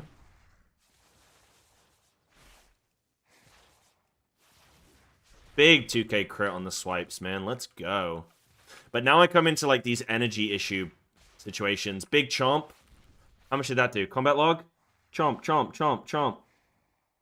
Chomp hit cleave target for 13.6k. Chomp does some damage. In its current state, Chomp does some damage. It's like hitting harder than a flipping Ravage. Let me see. Where's a bite?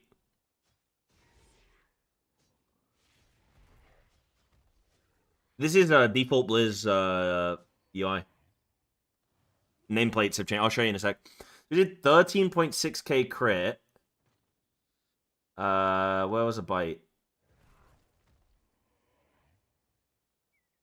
Frantic Frenzy's pretty sick. Big. Oh, shit, Sandwich. Wait, Frantic Frenzy and AoE did 2.5k, 4.5k, 6k, 2.5k. And then it has the bleed damage. Jesus. I wonder how good crit will be then. Like, I don't know. Is that going to be something that we care a bit more about?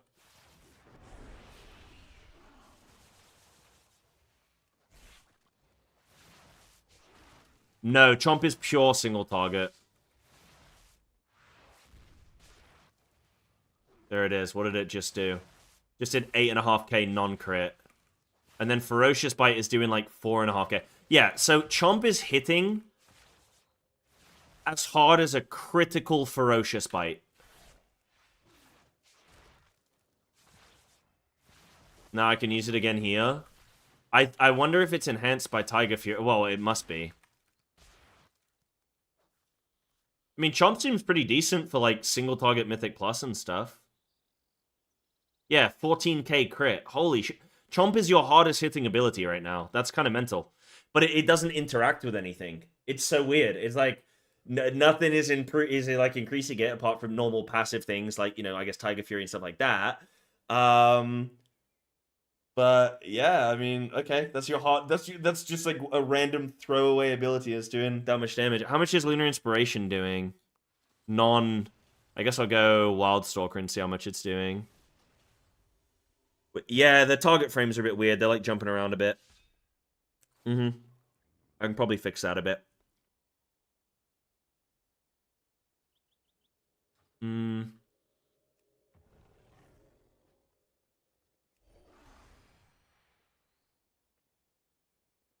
So Luna's just doing 250 damage a tick. Or Moonfire, sorry. Which is an extra dot you have to spend energy on. I mean, 250 a tick. It lasts 15 seconds.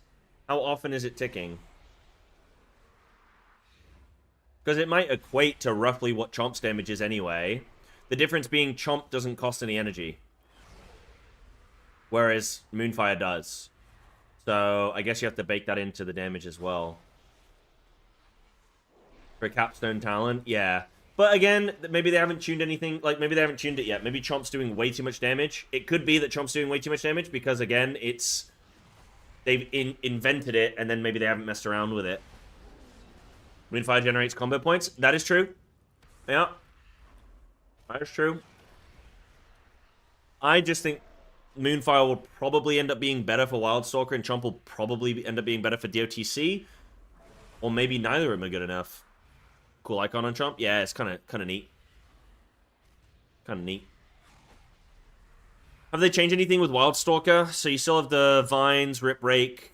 Then you have damage increased by 3%. Moonfire increase. Tiger Fury attack from Prowl. Increased chance for Shred Rake and Swipe to critically strike by 8%. How much do you care about that if you have Sudden Ambush? Because, like, I mean...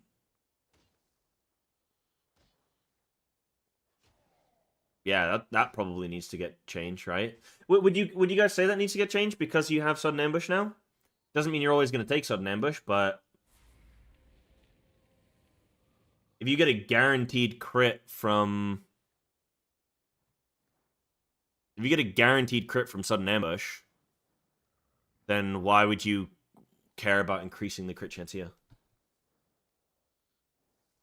Yeah, there's already... Hold on. There's already a DOTC talent for Chomp. Let me show you. Give me one sec.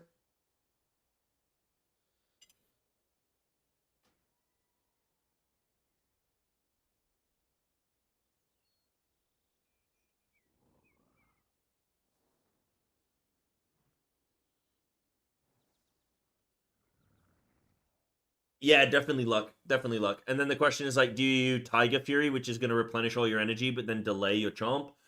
And like trying to fit it into that window or something? Like maybe you try and fit it in at the end of your Tiger Fury window or something? 6 to 8 months till release? I don't know. Housing's coming out in December. Early December. I think like the first week. Yeah, anything else on Wildstalker? Rip and Ferocious Bite damage increased by 5%. This is all the same. Yeah, I don't think they've touched this yet. And they might not. Right, I desperately need to tinkle. Give me a sec. I'll be right back, and then we'll do some dungeons.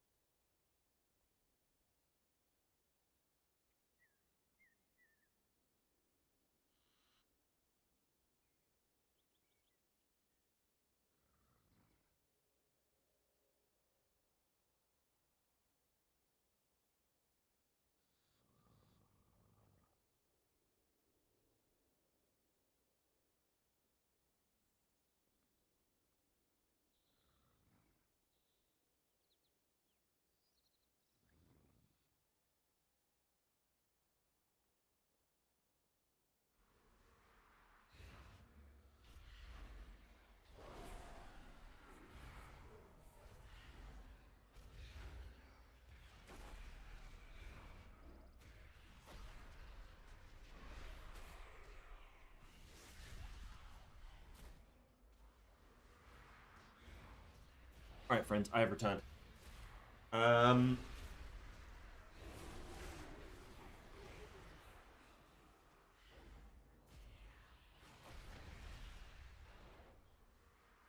Yeah, Crip, definitely. It seems like they've kind of moved down that way with it. The really cool thing with that talent, we checked it, it extends by new things dying.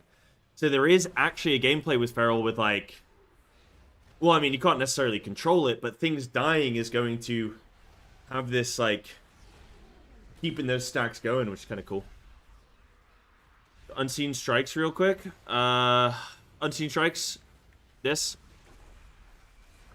You can't really... like, the visual on it isn't really very good. But yes, I will show.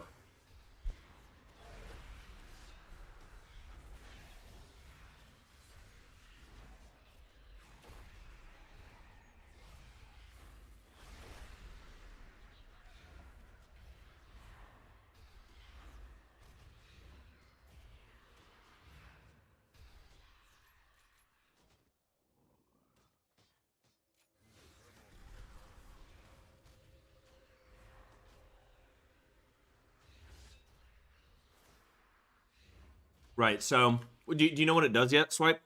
Basically, just when you Ferocious Bite, you have a chance to either do a Feral Frenzy or a Swipe on a random mob. Like, obviously, Swipe hits everything, but... But yeah. Yeah, can do Shrooms. I've already played with it, and it's very interesting, actually. Very interesting. So, we'll take a look.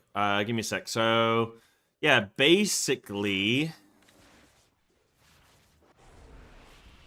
when I'm then biting, I'm going to be summoning these cats, which are then going to do these bonus abilities. Yeah, you just saw one there.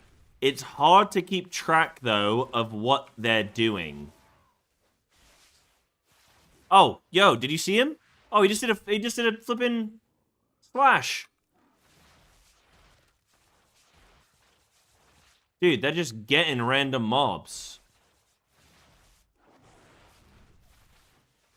Yo, he just hit that guy. Wait, that's kind of sick, actually. What the hell?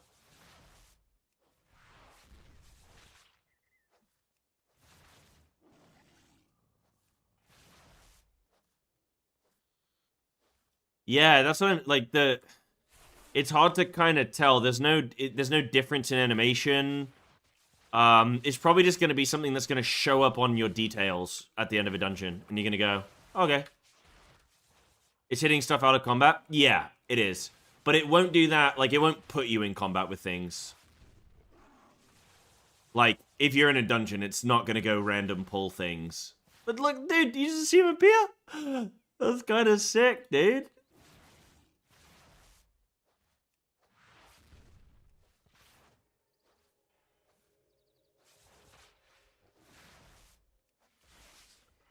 Yo, big. Yeah, he did another one. Oh, you know what I'm thinking? I wonder if it's intelligent. Look, it's always doing the slash on the single targets over there. Unseen Swipe. Yeah, but look, but they just did one there. So it's actually intelligent. I mean, that's pretty sick. So when I'm biting, I'm getting flipping... Look, I mean, look at one bite, right? So we did one... Okay, I did one Ravage, which did 9,500... 1,600, 1,700, 3,500, 3,500. So that's one. So that Ravage effect also procced Rampant Ferocity, which did 8,500, 4,000, 4,000, 4,000, which also procced an Unseen Swipe, which then did 1,000, 2,000, 2,000, 1,000, 1,000. So for one global, I mean, what's the math on that? Like, what? 10, 11, 12, 15, 18. Probably like 20k there. Then, like, what, say 20k, like 30, 40k there, then, like, they did, like, 46k, probably closer to 50k, so, like, one Ferocious Bite just did 50k damage on 5 mobs. That's kind of mental. Now, obviously, it was a Ravage proc plus Dude, I don't know. Feral could end up doing some flipping damage, dude. Oh my god.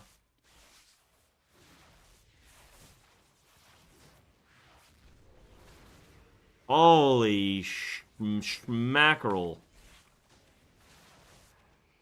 I just love seeing these tigers just appear, and you can see, like, just dashing these people.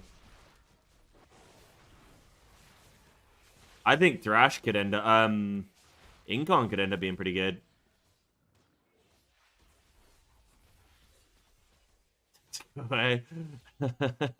How's Feral looking? There's some things I'm excited about, some things that seem cool. Definitely some major changes. I don't know how I feel about the Blood Talons thing yet. I'm going to wait and see. Now, let me see if I can jump into any dungeons. I also want to see if there is a... I want to find out where the prey system is really quick. I want to check that out.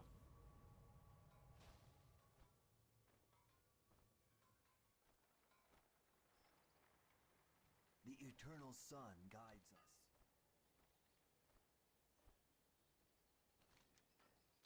Is there like a god somewhere? Yeah. Have you got the prey system for me, please? E for prey. No, Blood Talon's going to bring more players to Feral. Yeah. But again, that's my whole point is I think it's really a WoW player thing. Like, I just think WoW players are absolutely cursed. And that is the problem. Like, if you were a Feral, if you wanted to play Feral, you're like, I can't play Feral. Like, the snapshotting thing is crazy. It's too much. Like, just run Lion Strength. But you tell WoW players it's a 3% damage loss, and they're like, they shit their pants, and they, like, throw their flipping dummy out the pram, and they're like, no, I can't lose damage.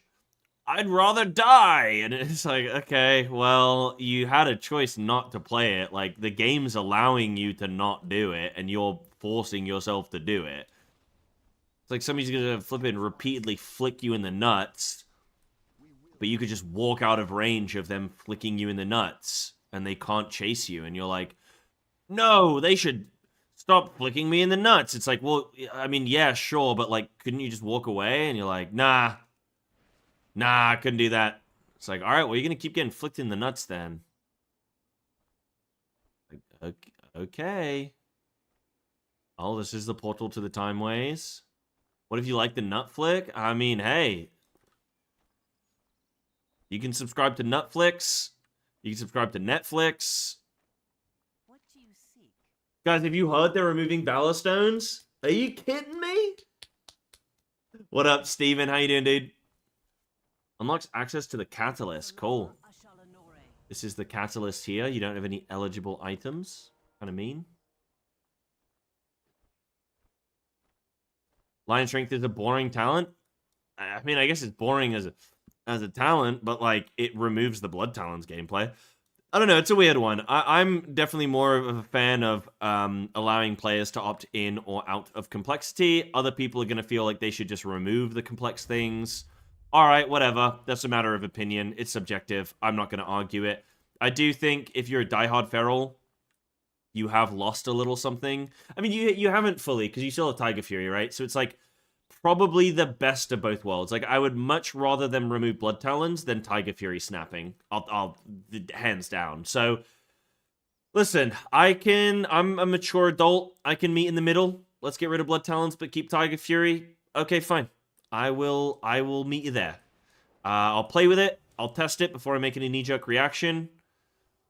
There are some things I kind of have been preferring about it. Like, I can actually focus on other things. Like, it is achieving the goal that it's setting out to have. So, it's something. And it probably will attract more people to playing Feral. Which, okay. As long as they watch my guides and my stream, then I'm happy.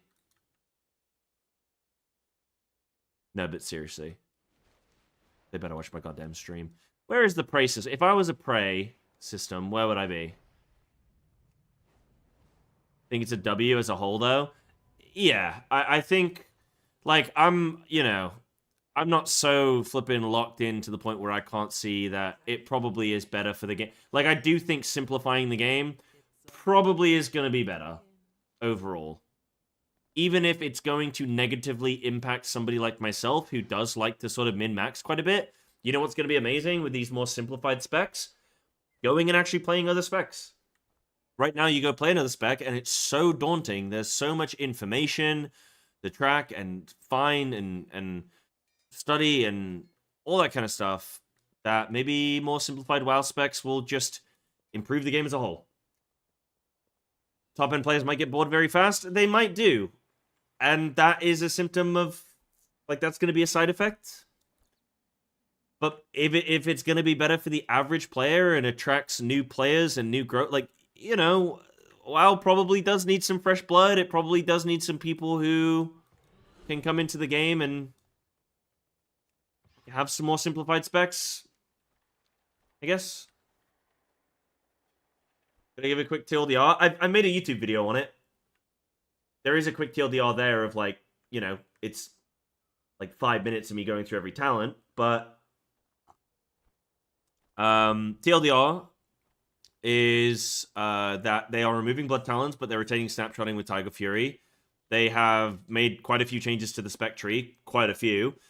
Apex talent is kind of like this sort of pseudo RNG thing, but it's a little bit intelligent. It's like when you Ferocious Bite, you have a chance to either swipe or Feral Frenzy a mob, and it's going to be intelligent and choose based on mob density.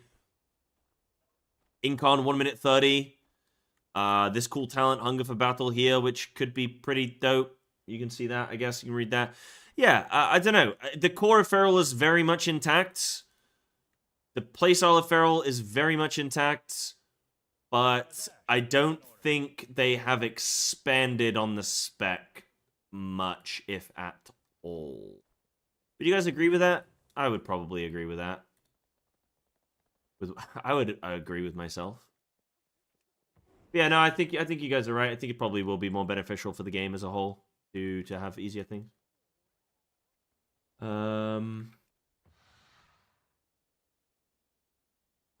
You'd say feral percentage of players hasn't shot up in the air? I mean, do you have the data of that?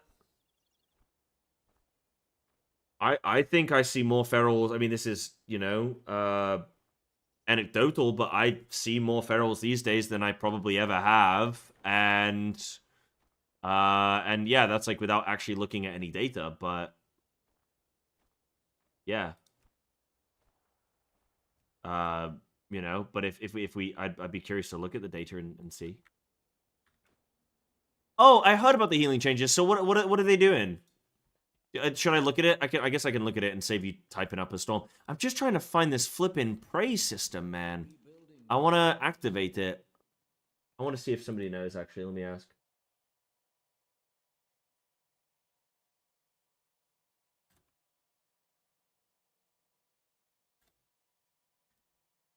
Let me find out.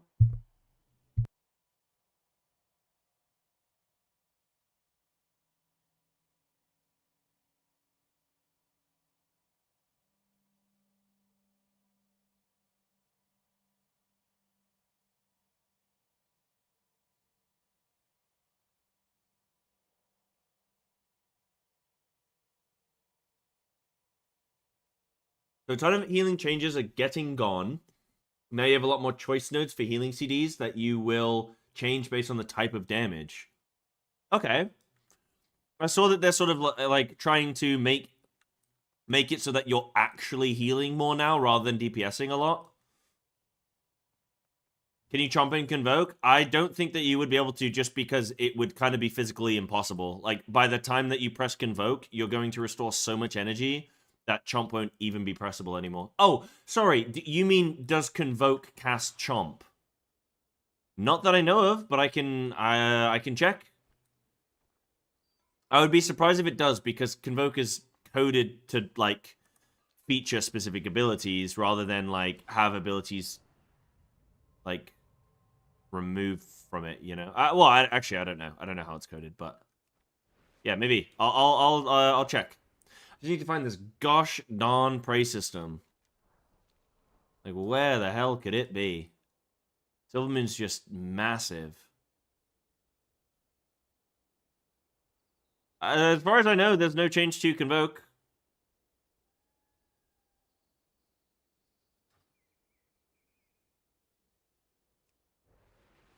I wonder... Oh, you know what could be really interesting, though? What if you have AoE Feral Frenzy, and then you have Convoke, if it will use AoE Feral Frenzy? Because you've talented in... Let me go test that. All right, we'll go do a bit more testing, and then I'll see if I can find this flipping thing. So we're in Murder Row? Okay, sick. Thank you, Chicken Taco. I'll go check. Okay, world map? All right, give me a sec. You want to see, like, full world or Silver Moon or, like, full world?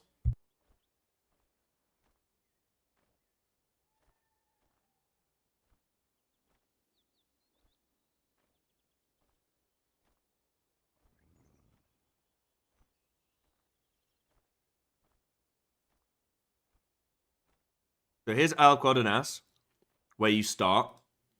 Then you move down into Eversong. And then Eversong connects to Zolaman. And then Eastern Kingdoms, apparently... I'll fly down there in a bit, but apparently... Well, I think, based on their wording, that you can just, like...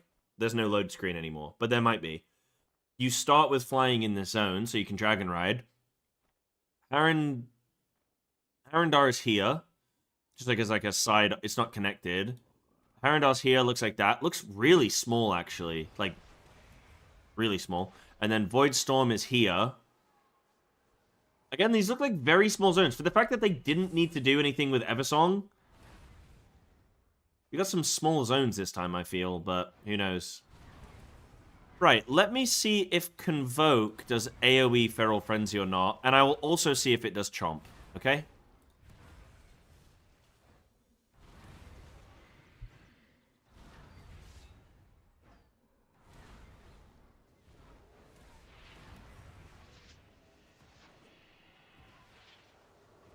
What the hell is this?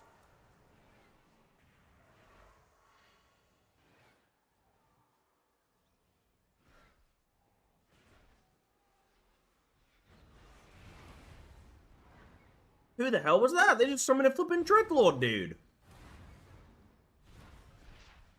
That looked cool as hell. Alright. Let me convoke a target and see if it does AoE Feral Frenzy, alright? Let's just go combat log and let me unlock the window. I don't know, Silkwood. Until I can properly test around, so I don't know. I don't know. It depends on how good things are. Like, we'll just have to wait and see, I guess. Right, let's convoke. Rake, Rejuve, Rake, Rampant Frosty, Frantic Frenzy. Oh my god, it does AoE. It does AoE. Would that actually make 1 minute convoke kind of good? Because then every minute you're getting Feral Frenzy with Frantic Frenzy, and then also every 45 you're getting Frantic Frenzy just from the actual talent. I'm testing 1 minute convoke, like I've got it. I'm just saying, like, because it has the increased chance to do the exceptional ability, right? And you get it every minute, so would it actually be good? Can you hide other people's debuffs? I don't think so. You can when you're in a dungeon. What am I looking at? I'm looking at nameplates, aren't I? And 1 sec, guys. Sorry, you guys are asking so many things. I don't know where the nameplate thing is right now. Where is it? Options. Nameplates. There it is. And then so you can do size, debuff scale, style. Controls all you buffs. Show the temporary beneficial effects. Temporary negative effects.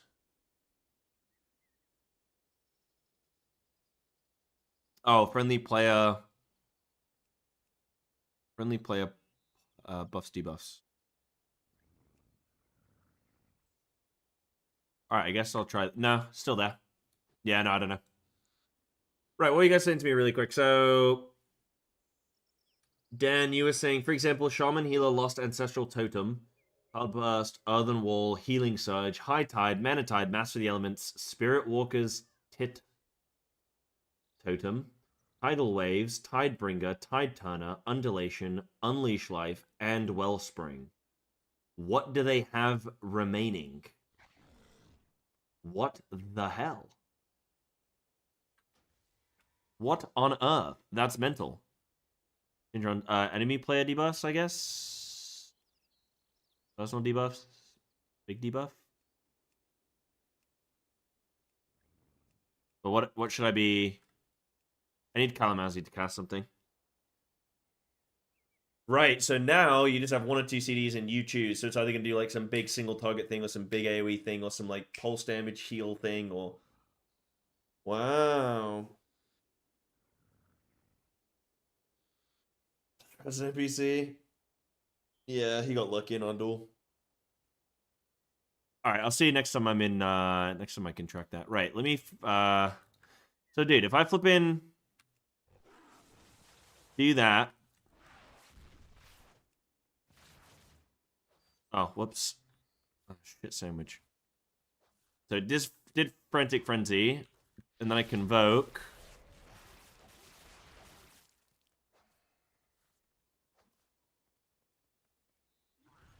So it didn't proc one that time, did it? When did I Convoke? Does it say I use Convoke?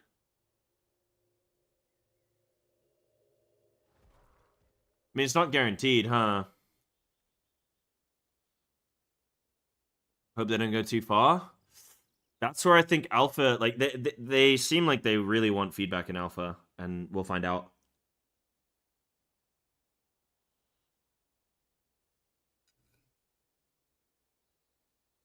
Mm-hmm.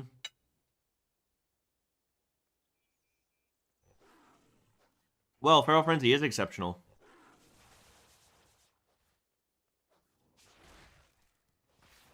I just don't know how much value Frantic Frenzy will actually have. Like, is it really worth 4 talent points in a sense of, like, 1 for Feral Frenzy, 1 for Frantic Frenzy, and then 1 minute Convoke? Like, you're investing, like, 4 talent points in just getting this thing. Obviously, 1 minute Convoke would also provide 1 minute Convoke. Right, I'm still tracking these debuffs. Let me see this. So, options, nameplates.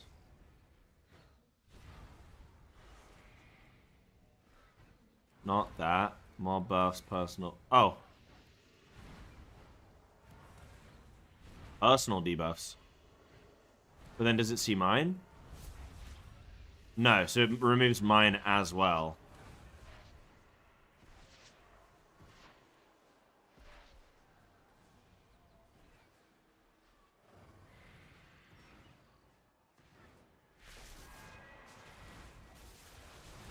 Yeah, I did Frantic Frenzy there. Cool.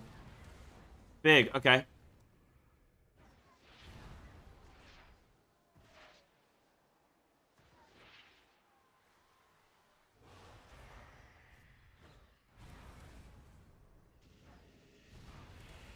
Thank you, Silk.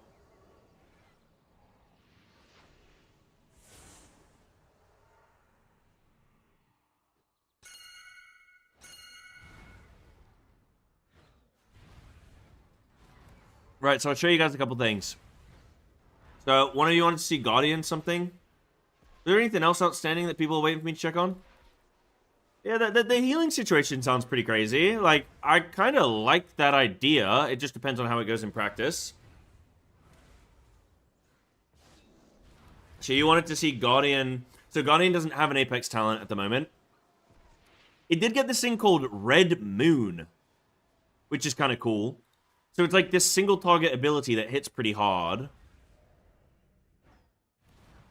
And then when you mangle, it extends it. So if I do this, it's like doing this thing, and then if I mangle on him, it's gonna extend it. And it's, I mean, it's ticking. I guess this is like extra single target for Guardian, right? But that's potentially a cool thing, maybe.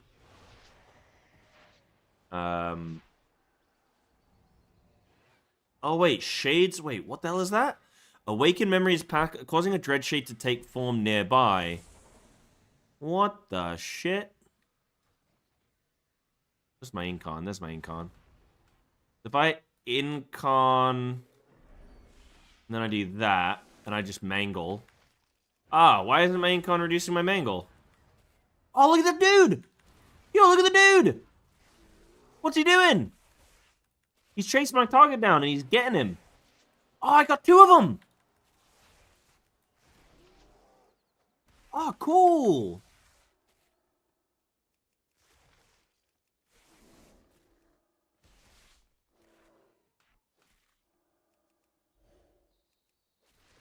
Dude, yeah, we got Brother Bear going on. I feel like I've got no ability. You know what I'm missing? I'm missing Moonfire. I'm so stupid. And Lunar Beam. I've not set things up properly. Where is Moonfire? Wait, do you not have Moonfire anymore? You don't have Moonfire anymore. Am I silly? Is it? Oh, Red Moon. Oh, Moonfire deals increased damage. Red Moon replaces Moon. I see. So if you want extra single target.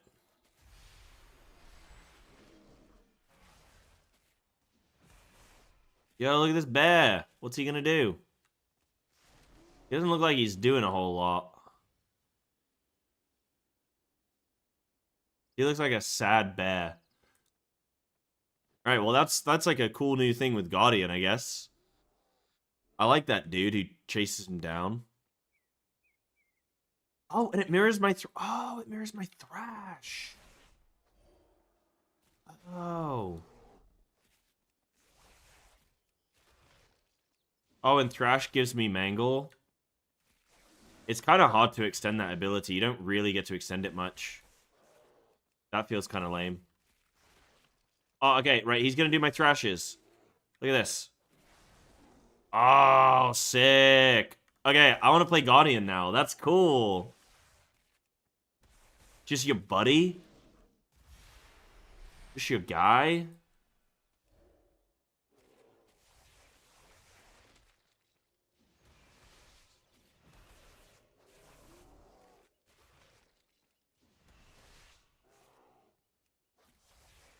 Why they did massive class changes and need to redo them? I think because 2 years is a long time, or like 1.5 years, whatever, is a long time to wait with no changes, you know?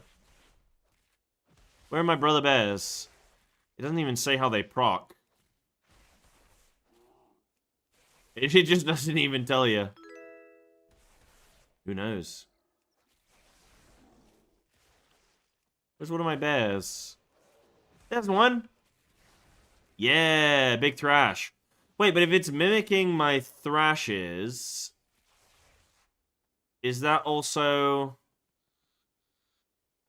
gonna increase its... Because I get, like, benefits from shit when I Thrash. That's potentially a thing.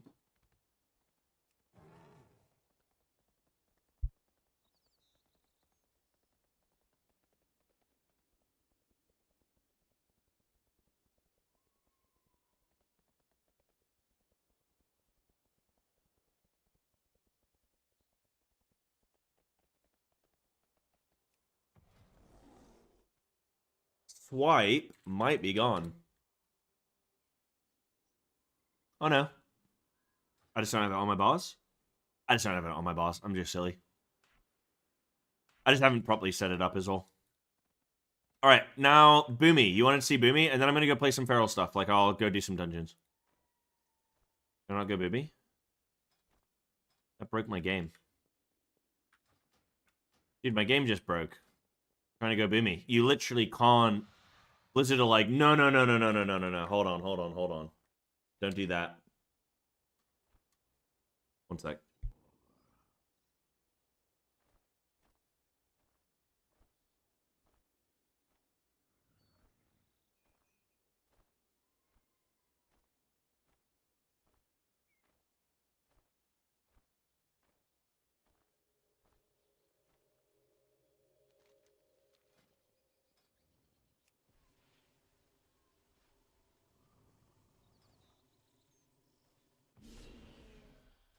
Yeah, it's very funny. The game's like, nah.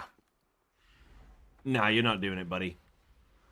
Okay, so Boomy no longer has a traditional eclipse where you're constantly going in and out of an eclipse, where you're like, quickly, I need to get into the next one. Instead, it's going to work a bit more like Tiger Fury. So you choose when to use it, and it's a 30-second CD. So if I just press it right now, it's the 5 on my keyboard. If I just press it, it's going to put me in an eclipse state and do whatever the shit that was. And then I've just got Eclipse, and it's just like recharging now. It also then is going to make my next Starfire or Wrath free. I think it should make your next 2 Wraths free to make it equal or whatever, but whatever. So it's just like, you just press it, you use it. Now, obviously, you can also get 2. So default Lunar Eclipse only has 1 charge, but you can get a talent which gives it a 2nd charge somewhere.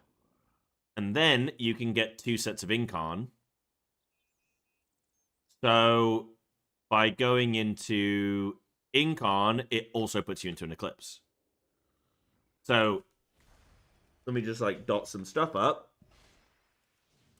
Then I can Incarn Fury. They removed Warrior of Elune, by the way. So I'm just pumping right now in my Incarn Eclipse. I still have 2 available. Now this one's going to end, and I can immediately just start a new one. So now I'm into another 15 seconds of Eclipse.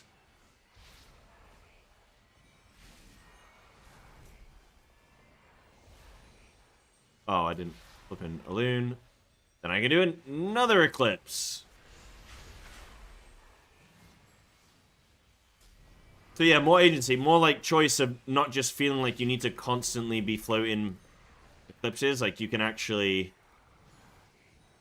Well, I guess the opposite of floating, like you need to be in one.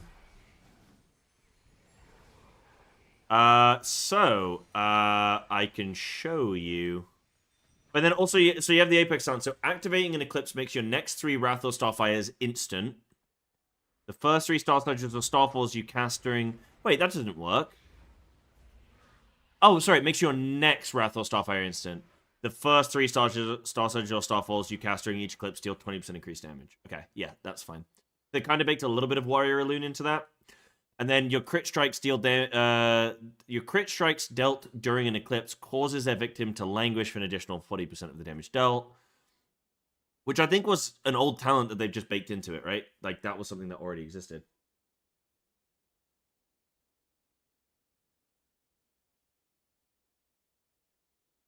And then activating an Eclipse also launches solar or lunar bolts at the enemy within 40 yards that always crit. So that'll just launch at some mobs. ICC tier set. I'm glad that you know where these things are from. But they've got nature, Force of Nature here, but then they've like removed Warrior of Elune. And go Keeper of the Grove. Oh, and it let me. I'm in combat. I am not in combat. How dare you? I hate like combat bugs you get with target dummies. So, Keeper of the Grove. Oh, they have the talents for it. Okay, so these are still under construction, but they've got these ones. Yo, okay, what are we getting? So, Force of Nature grants 3 charges of Dream Burst, causing your next Wrath or Starfire to explode on the target, which is the standard. Then you get your Force of Nature cast Moonfire. Yep. Maximum mana is increased by 5%, and your max Astral Power... Oh, yeah, because... Yeah. Max Astral Power is increased by 20. Regrowth protects you, reducing damage, don't care. Entering an Eclipse summons a Dryad to assist you for 8 seconds, casting Star Surge, dealing damage... Oh! Is this the flippin' tier set? Dryads cause most of your Astral Power generation to be increased by 10%. Your Starfall damage is increased by 8%, and your Star Surge damage is increased by 8%. Ah. Okay. Entering Eclipse increases your haste by 12%. Force of Nature grants an additional sec of Dream Burst. Time elapsed while major... Oh, yeah, no, I like that one. The Force of Nature transforms a taunt. Yep. Force of Nature grants Astral Power. Cooldown reduced by 15 seconds. Big. Every 5 regrowths you cast. Oh yeah, that thing's lame. Okay, cool. Big. A few of the current tier sets are now baked into hero talents. That's what kind of happens. People get used to that having them, you know, and then suddenly they don't. Whoops. Okay, I need to take out a talent though. Like, what can I get rid of? I guess just Celestial Fire. Yeah, I'll just get rid of Celestial Fire because it doesn't change my gameplay. Huge. Whee! So, I guess I'll show you how the Eclipse stuff works now. Force of Nature. There we go. So, I guess I would dot outside of Eclipse, like as normal. And then I can drop Trees, Fury. How's Feral? I'm going back on it in a sec. Boomy feels pretty cool. You need to track your Eclipse states, though, because nothing's telling you that you're not in one, you know? Right now, I enter an Eclipse state. Now I got a Dryad. Cool. But I guess I could probably save that Eclipse. Well, no, because I don't want to just be sitting on an Eclipse. Now I got Trees. I can drop Trees, drop an Eclipse. Dude, I really like this. Would macro it? Yeah, I think you probably would, huh? I really like this because it feels like I can just, yeah, like I can choose when I want to do shit. Oh shit, I'm not doing flipping Wrath. I'm in Keeper of the Grove mindset. Oh yeah, but I'm not on, Dude, I forget that I actually... Luna gives you bad habits. Still a bit dull. Yeah, sure, but I'm kind of cool with it being dull. Right, now I'm overusing Eclipse and I'm underutilizing my Keepers.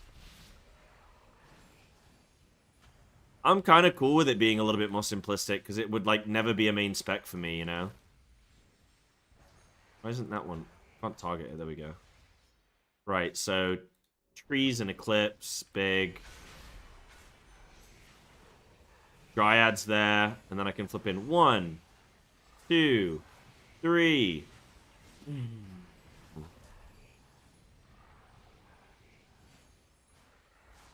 Yeah, that stuff's cool. It's simple boomy, basically. Did they change the mastery? Your nature spells deal increased damage, arcane deal increased damage.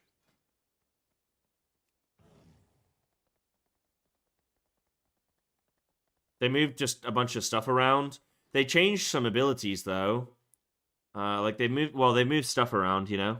But I guess you can see that on the talent tree already. But, yeah. How do you trigger it? You just use it. It has 2 charges. They're 30-second recharge, and you just use them when you want.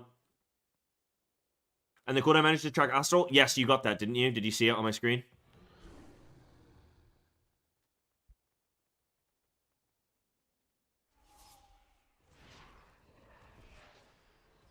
Affect what? Sorry.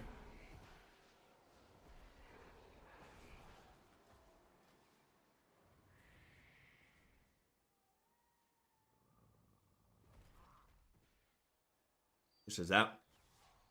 No, there's one Eclipse button, and it gives you both Eclipses, so... I dot this up, and then I like Trees, a Loon, Eclipse. Maybe I could somehow macro some shit in there. But yeah, it's tracking the Eclipse there. Oh no, it's only putting me... Hold on, it's only put me in Luna. Oh, and then it puts me in Solar? Wait, what?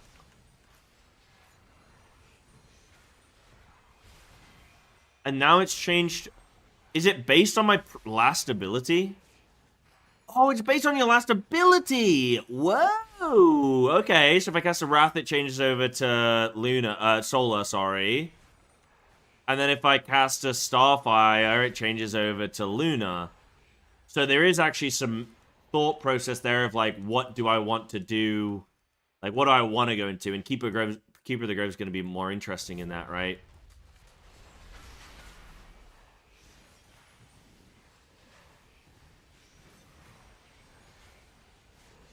Now I've used those, I can just flip in Starfire, and then I'd want a new Eclipse coming up. Cool. There is like that little bit to think about there. The Dryads dip in. Right, so now I want to go into Solar. So I'd use a Wrath Burst.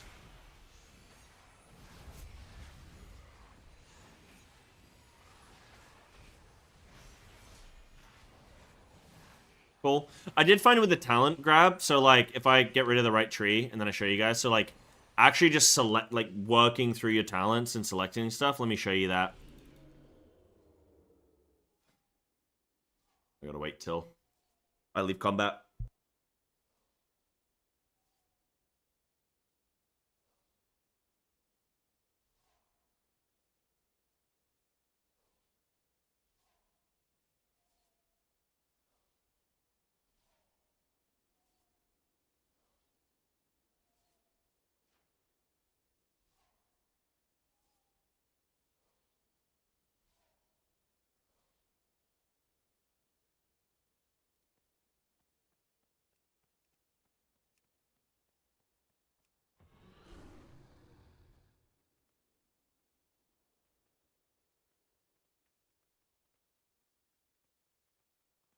All right, what we got going on? Okay, there we go. Right, so we were gonna like build a boomy build real quick. So obviously you grab Eclipse, you grab Shooting Stars, you grab Solar Beam, you grab Force of Nature, I guess here, Solstice, Twin Moons. Then you either have Starfall deals its damage 100% faster, which is kind of cool. I'd actually be cool to take that, but then, or you get the extension. So I guess if things are dying really quickly, then you go Meteor Storm. And then if things are going, like if things are going to live for a while, then you go Ethereal Kindling. And then you have one more talent point to spend in this area. You either have Lunar Eclipse and Solar Eclipse have one additional charge, which is probably going to be pretty good. While in combat, you generate Astral Power. Solar Eclipse increases Wrath damage by an additional 10%. Lunar Eclipse increases Starfire damage by an additional 10%. But you probably grab an extra Eclipse, maybe. And then you have Wild Surges. Wrath and Starfire chance to critically strike is increased. You have Celeste. You have Soul of the Forest. Yeah, in this raid, you would have just taken Meteor Storm, yeah. Because you're never, like, dotting things up. But then you're still getting value of Starfall. Like, I think that's actually a really good little choice node. Because it's a good decision that you're making. But then you have Meteorites. Maybe a good there. Solar Eclipse increases Wrath and Astral Power generation. You have Touch of the Cosmos. Casting Wrath has a chance to make your next Star Surge Starfall free. I guess if you get, Whirling Stars, maybe. Star Surge increases the damage the target takes from periodic effects. That would be good in, like, single target. I guess you can grab Shrooms. Moonfire, Sunfire deal damage more frequently. Cool. Moonfire, Sunfire, Shooting Stars damage increased by 15%. Oh, do I need anything over there? Oh, yeah, I need something over here. So I'd probably grab, I don't know, Touch of the Cosmos. Grab that. Then you have Casting Free Star Surge, Starfall. Damage of Moonfire, Sunfire increased. I guess based on the situation, you can take some of the, like, you know, swap between some of these. But you still need to spend two more talent points here. Because that's affected by haste. Yeah, that could be good too, if it's not already, yeah. But then, like, I don't know, grab some... I don't even know what I'm currently running. What am I currently running? Yeah, so you can go through the tree, and then, like, that last little bit, there's, like... I mean, I need more talent points, right? Because I can't grab Apex and the last few things, but... Yeah, I don't know, it's kind of cool. Right, so that's Boomy there. Let me jump back onto Feral. I'm going to try this prey system. Somebody told me where it was.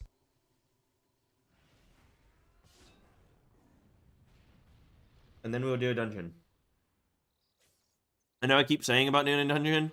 Not trying to bait you guys. It's just,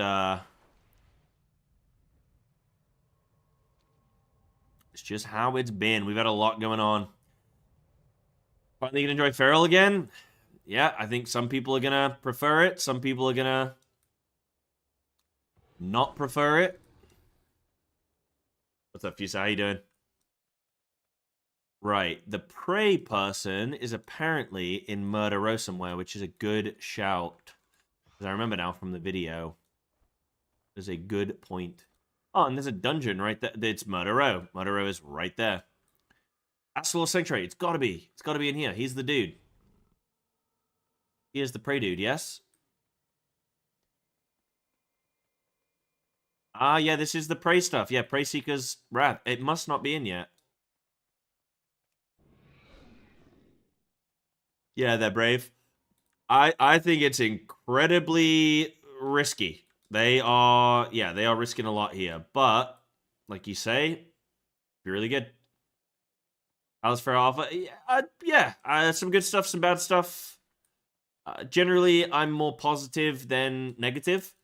I don't feel like we got anything that's, like, crazy awesome, though. Like, nothing that's, like, blown me away and made me go, like, oh, this is amazing. I mean, maybe this one talent. Maybe this one talent is one thing that I've gone, okay, that's pretty sick.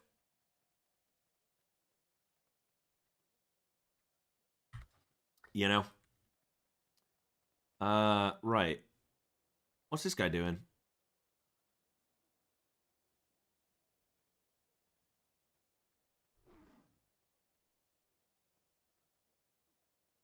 Hello, sir. Are you okay? Will fall. State your business. Anaria Shola. The dark times will pass. Glory to the Sindora. I don't think I'm going to report him as a bug. I think I like what he's doing there. He seems to be having a good time. He seems to be having fun. More for simplifying classes a bit and increasing game difficulty, misenjoying the fights instead of tracking buffs and timer windows. Yeah, I think if they make fights more, like, mechanically dense, then I'll be pretty happy. And if the trade-off is, like, slightly simpler, slightly simpler rotations, then, well, I don't want to say slightly, it's going to be major, but, like, I'll do that trade, I guess. So I don't think the prey person exists right now. From the looks of it, because that's his lair, that's where the prey stuff is. It doesn't look like it exists. Let me see if there's anybody doing any dungeons.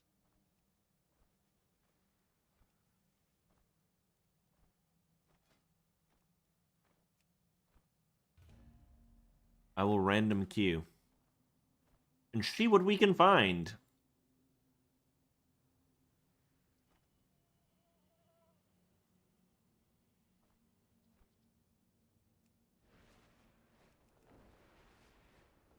This might be the beginning of WoW 2.0, really. This might be the beginning of 2.0.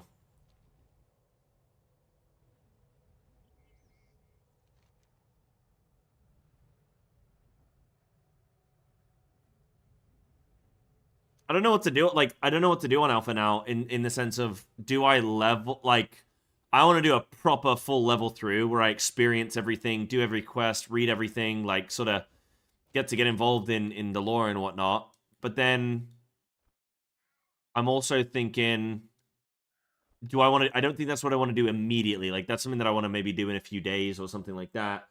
What other things shall I do, like, testing-wise? I can try and get into a dungeon. DPS, looking for group. Big.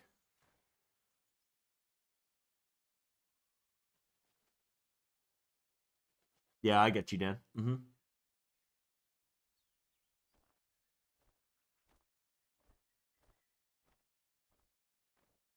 Let me go through a build then with Feral. Like, how would we build out our character? Let's see. So, AoE.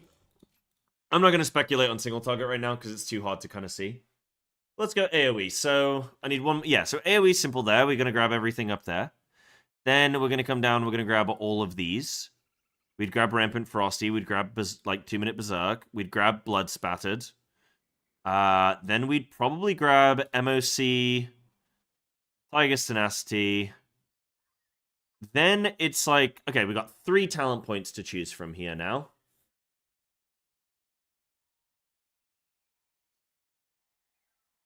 I would probably grab, without like obviously knowing too much about how the numbers are going to be looking, probably Infected Wound.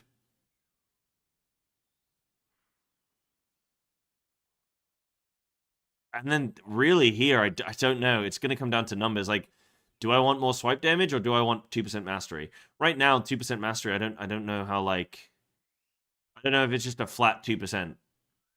I don't think it's going to be a 2% increase of your max mastery. It'll just be like 2% to baseline or something. Doesn't sound very crazy. I guess I'll go Soul and Wild Slashes. Go on then.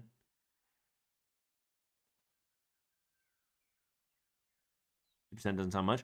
Yeah, like we go very high mastery. That's the thing. Like if 2% mastery doesn't sound very nice hat, like a big deal.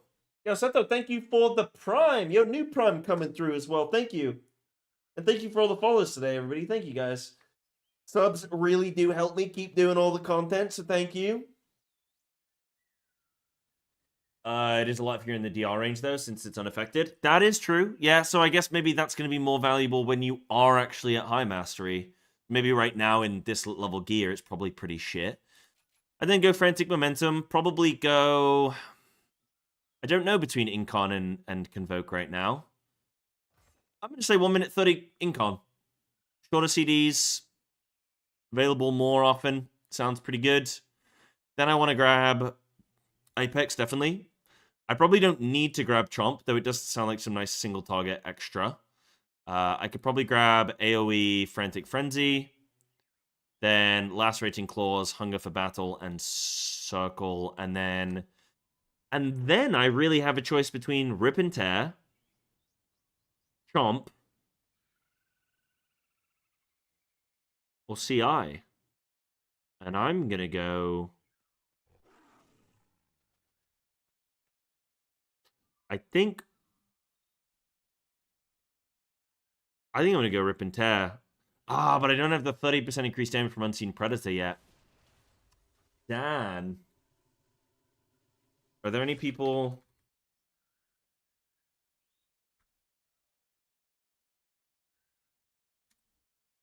I want to see, like, who's in dungeons right now. What are the name of the dungeons?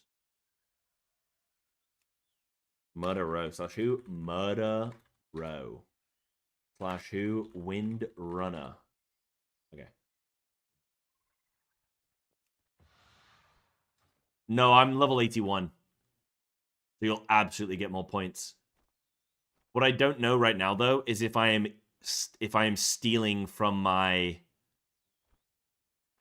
Because I'm level 81, so I don't know if I've technically stolen from my Apex, you know what I mean?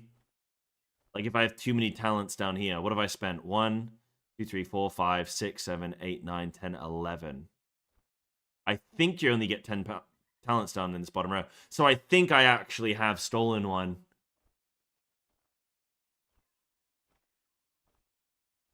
So I probably won't eventually be able to get all of these things here. Maybe I drop Rip and Tear and grab this. Which right now, Rip and Tear probably sounds like it would be a bit better. Because it's guaranteed every Primal Wrath. Whereas this is every bite. I guess during my cooldown window, this would pop off a little bit. Extra swipes and stuff. Kind of cool. Oh, wait. We're actually getting a group, kind of. Let's go. We got Healer and me. Did they prune Feral? Yeah, kind of.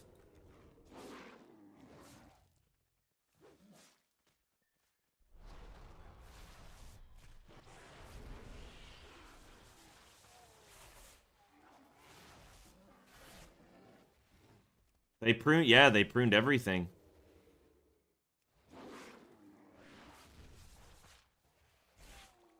Oh, 18k Ravage. Woo!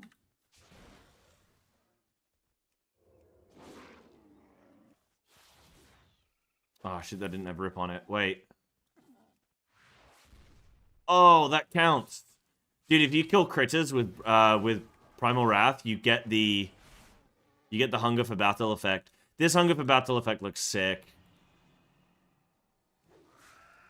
Did I take... No, I didn't take.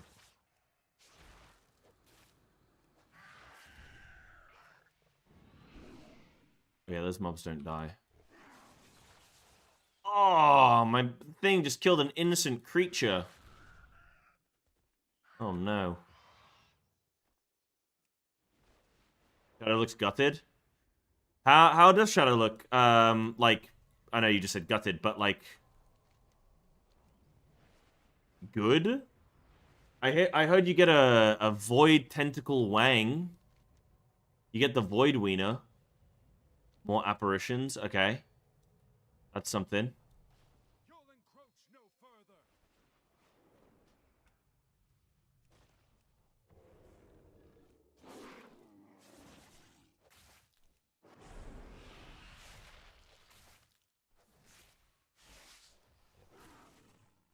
Bit of lag here. Oh, dude, just 5 ferals turning up. Sick.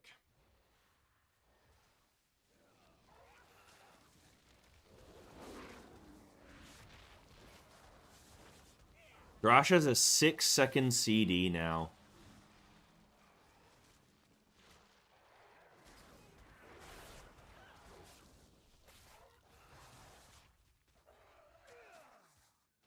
I'm kind of happy if there's some changes coming to Shadow. I do want to check it out, because right now on retail, it's a bit, like, I don't feel like I have enough time to do everything that it wants me to do.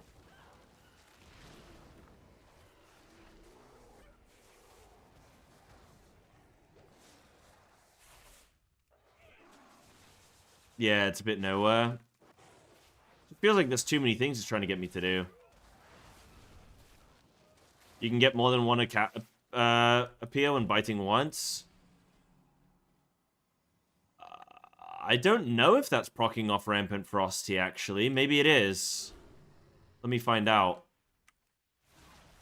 Let me find out. Well, I did Frantic Frenzy, which might have been the thing, but... Alright, let me try this. I got one cat there. One cat there.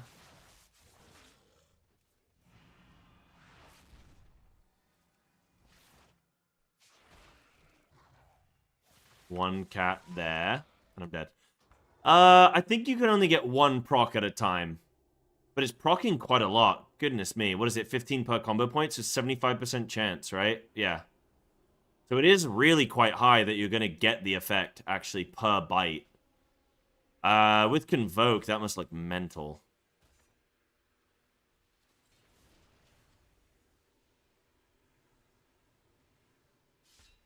What did they want from weak auras? I liked my weak auras. They're gone now, buddy. So if I Convoke, this is going to go mental.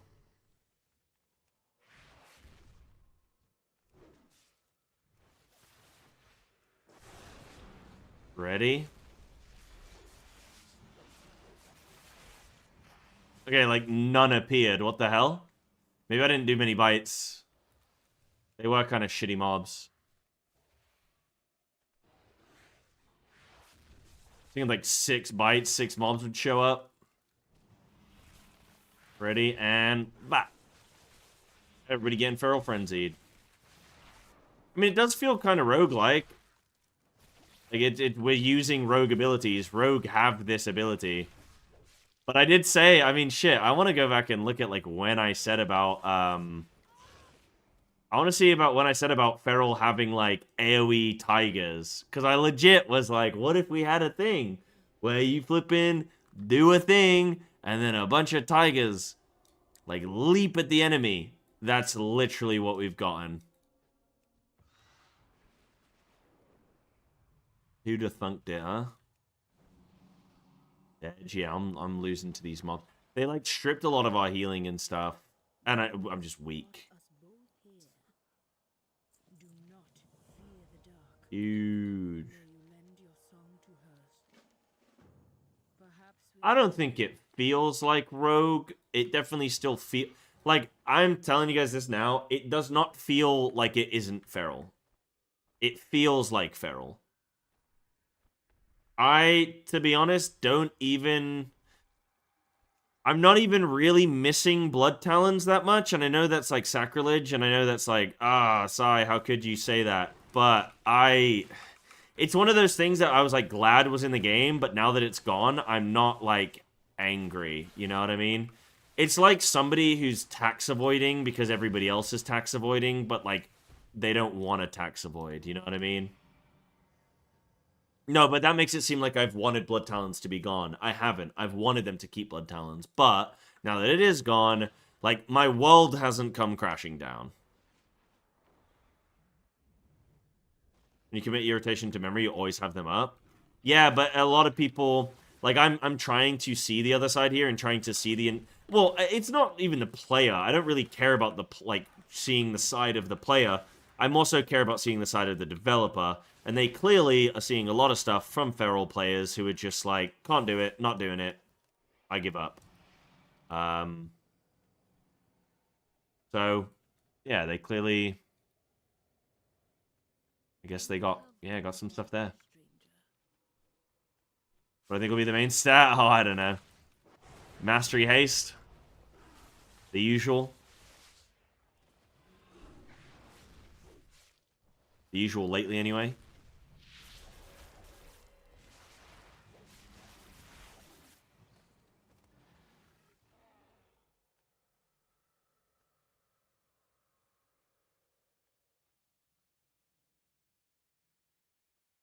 You mind the regrowth? I didn't really like the regrowth thing. Should I go look at some other stuff? Like, I'm questing right now, but I don't know how much value there is in that right now. I want to do, like, a proper level playthrough.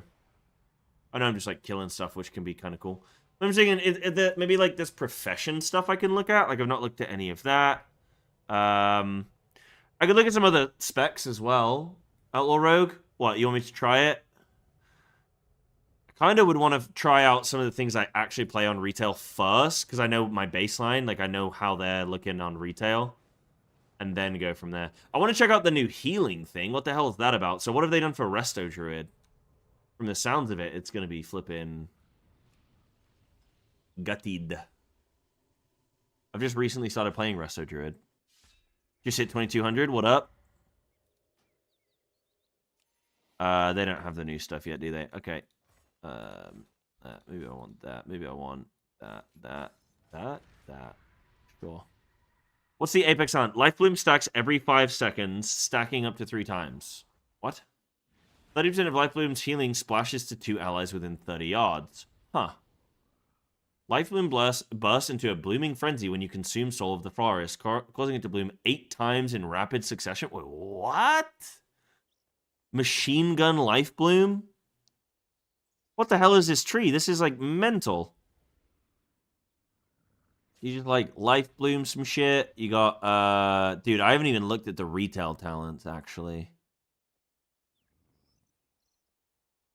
That's the thing that I really like. Verdant Infusion. I think that's a great talent.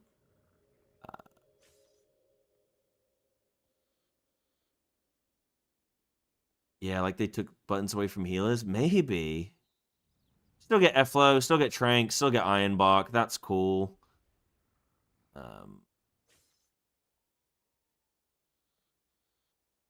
Where's sort of some of the choices, though? I feel like I just am getting everything that I currently have, right?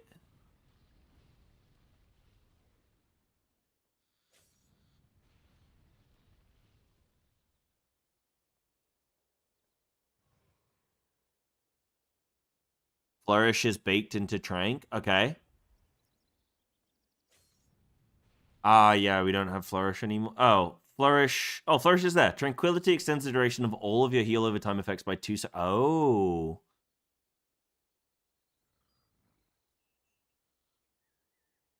Okay. What's this?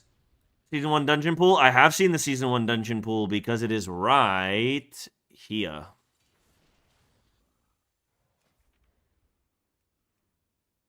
Have you guys seen it? Majesty's Terrace, Mysara Caverns, Nexus Point Zenith, Windrunner Spire, Algathar Academy, Pit of Sauron, which so many people have never even done because it came out late in Wrath. It was like an end patch of Wrath.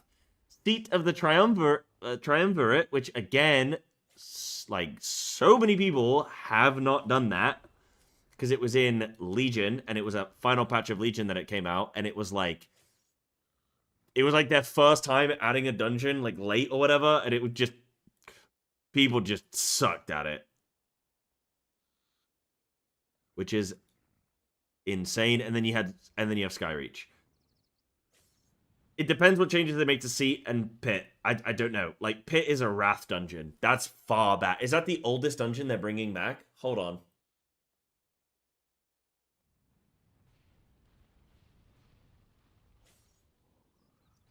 What's the previous farthest one back that they brought back?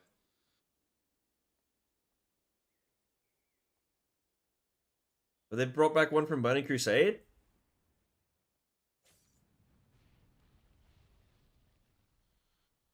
Majesty's Terrace is technically old. Okay, dude. Alderman? Ah, yes. Yes. Wait, yeah, we did have Alderman, didn't we?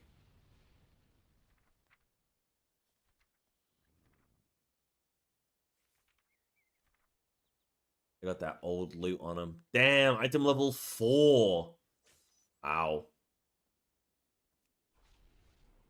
Sure, yeah, like it was new. It was Alderman, which was brought back, but it was refreshed. But it was still technically Alderman. But yes, I would count Pit of Sauron as the, because that's not like a rework that they're bringing back. It's the old dungeon which they are bringing back. So I'm gonna say this is the oldest dungeon they've ever done, that they've ever brought back. Can I test? We can do dungeons. I'm currently in a queue. I don't know how long it's gonna take to fill. I've requested a group if anyone's on alpha. But there aren't that many people, I guess. Yeah.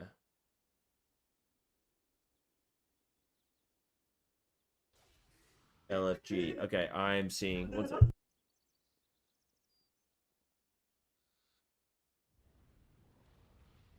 Okay, cool. So what else? Oh, you were saying about Efflow on the Life Bloom target? Places Efflorescence. Efflorescence healing increased by 30%, and it now automatically grows beneath your Life Bloom target's feet. Okay, what? But then if I target myself... Oh, dude. Is that good?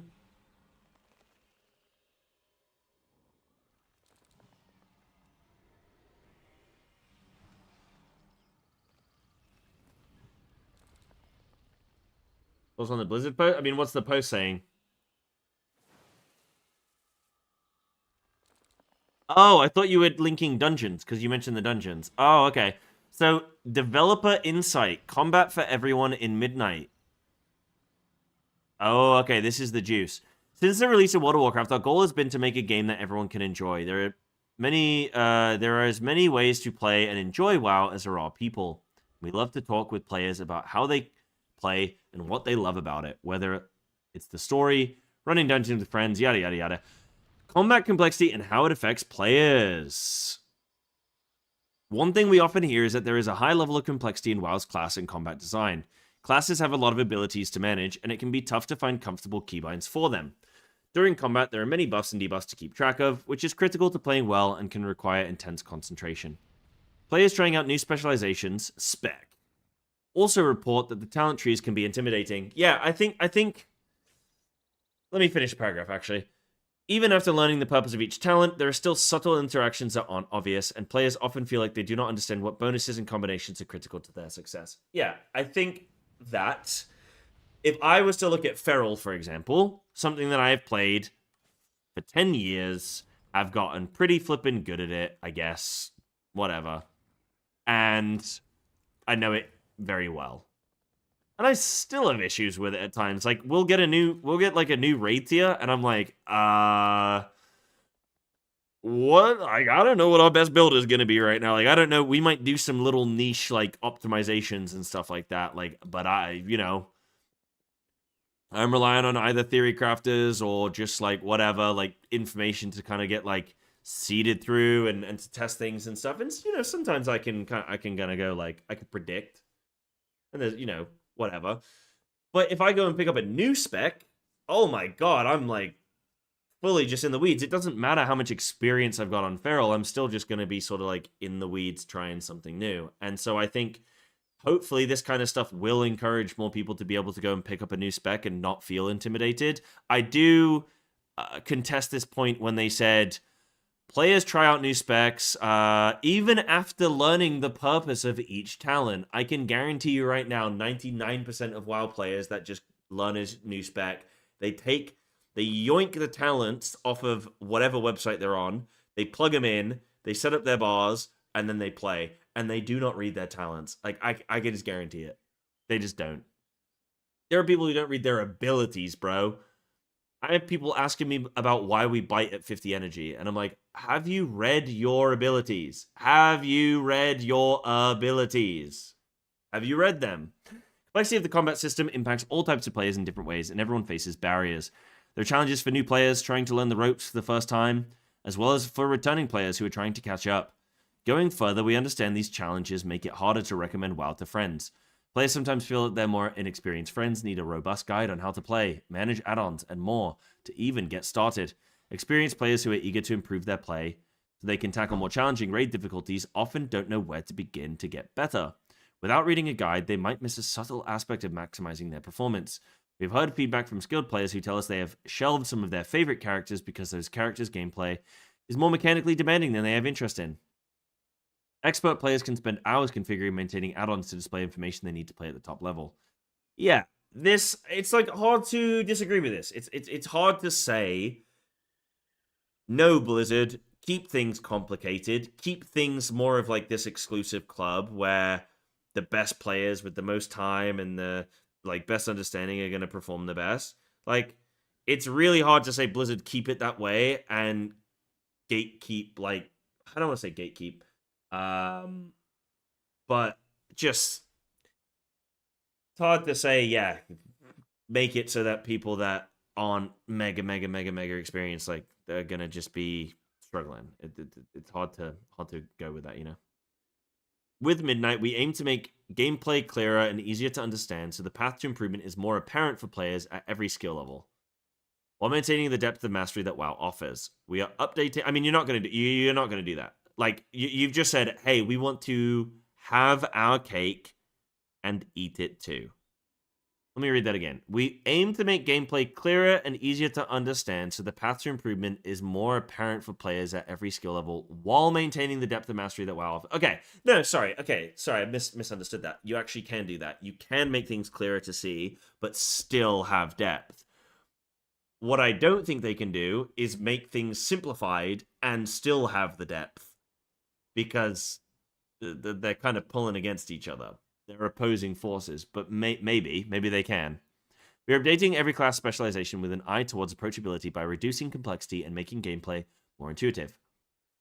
We're beginning by focusing on what makes each specialization unique and designing gameplay that matches their theme, so your character's personality and style are reflected in how you play.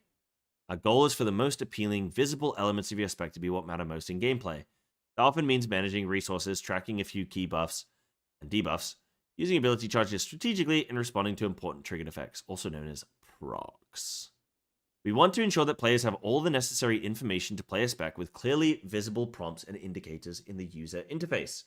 This could include changing the design of complex abilities or reducing the number of buffs, debuffs that can be active, so it's easier to pick up the most essential information on enemy nameplates in the cooldown manager.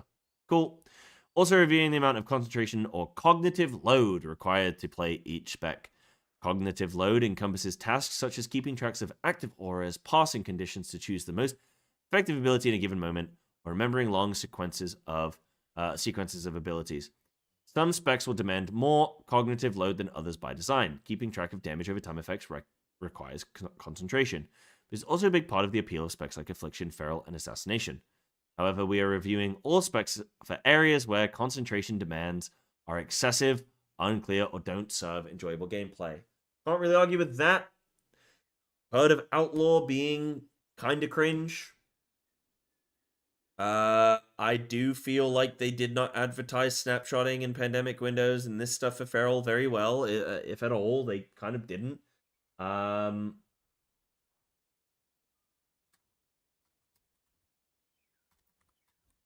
Big. I'm trying to get a dungeon group together right now, my friends. I am trying. So then, what else is there?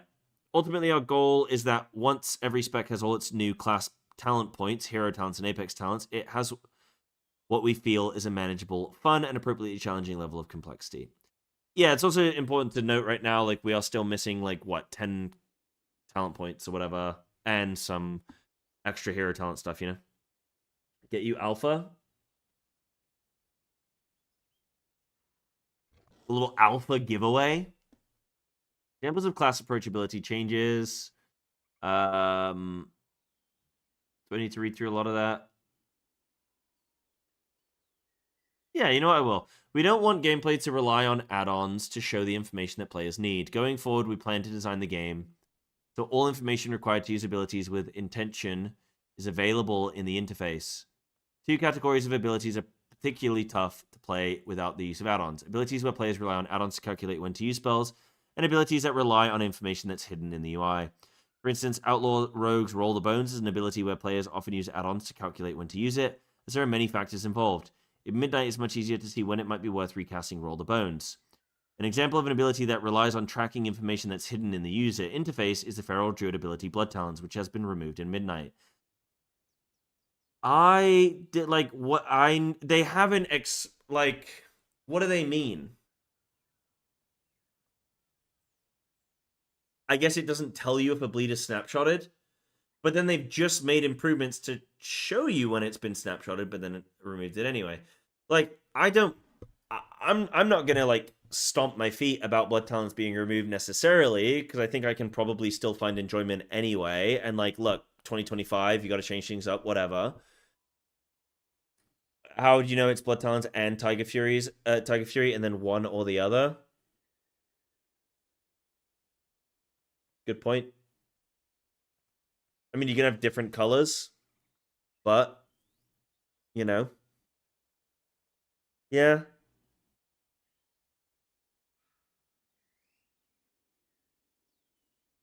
I mean, what's funny is, like, they say about needing weak auras to do this. I do it without weak auras. But then maybe I am just really good, and I need people to say that. You also play the game 24/7? I'm gonna interpret, and don't have a job. Okay, I am going to interpret what you just said as, Sai, you are so blessed at Feral Druid, you do so much DPS that it pays your rent. That's what you've just said to me. That's what you've just said. You said, Sai, your DPS pays your rent. Thank you, Lemon. That is true. That is accurate. Also, guys, I need more subs because I actually can't afford my rent this month. Thank you. I don't have a job. Thanks. Appreciate it. Thank you. Love you. Your walls are bare and you slept on the floor. Yeah. Yeah. Because all my money gets siphoned. My heels make me homeless? I was doing alright yesterday, actually. I actually had more viewers playing Resto yesterday than I did playing Feral, so, you know, you never know. Anyway, what else is there here? Abilities without meaningful gameplay. Gameplay should have some element of interest or intention. Individual abilities are frequently macroed or consistently used alongside another. They're not adding meaningful gameplay. Removing some of these abilities will simplify long sequences of abilities that are usually cast in the same order during openers or cooldown windows. So, for example, Flanking Strike and Coordinated Assault, they've been combined. Balanced Druid has had Warrior of Elune removed and then sort of baked into the Apex talent a little bit. Things like that. Okay. Assassination is an example of a rogue spec that always uses several abilities in a rote order alongside its major cooldown. There's no choice or strategy involved. The challenge is mostly a dexterity and memory check. Several of those, I mean, but the memory check is complexity. It is a skill. Several of those effects have been removed to make those windows less involved. Restoration Druid's F-Flow is an example of a simple maintenance buff. What else is it gaining to make it easier then? Just casting it at target and then... Yeah, there's no skills, but no, I agree. There's no skill, but like lining... I guess like Windwalker Monk is an example where you have a bunch of small CDs that you want to line up together. That is a skill because you need to use them because you need to fit in as many uses as possible while still making sure they all line up. So like that is a skill expression. But yes, if you just have 3 abilities that you are always just using at the same time together, then that's not a skill expression. Yeah. Cast on Life Bloom. So, but like, is this? You don't need to take this. It's just what. So it's just an option. Okay. So you can choose to have like just to set it and forget it. I mean, that's kind of cool. Saves you mana, I guess, as well, right? What else is there going on? Many modifier auras. Several abilities give you a temporary bonus or alter the value of your subsequent use of an ability. These can be fun. However, when a spec has a lot of these, it can make spells feel not worth using unless you've done some amount of setup first. Plus, all the auras for those bonuses can make your active buffs list feel bloated and hard to interpret. We want spells you use frequently to feel consistently good. So we're removing or adjusting some bonuses like this and moving their power into more potent base spells.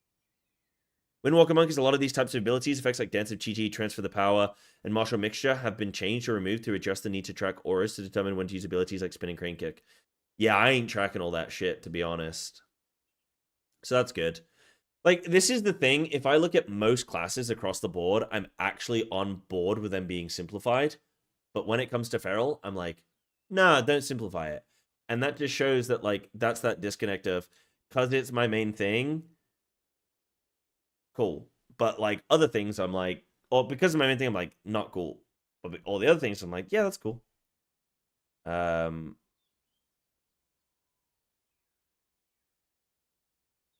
I mean, I'm looking at Twitter. Could say a lot more, but probably pointless on this platform. All I'm going to say is that I fear this game might become very boring for me. It probably will. Like, a lot of the high-end players in WoW right now are probably not going to really find... Like, they're probably going to get ushered off, really. Blizzard's probably making way for a new audience. People that can come into the game, have a simplified experience, and get to tackle the content.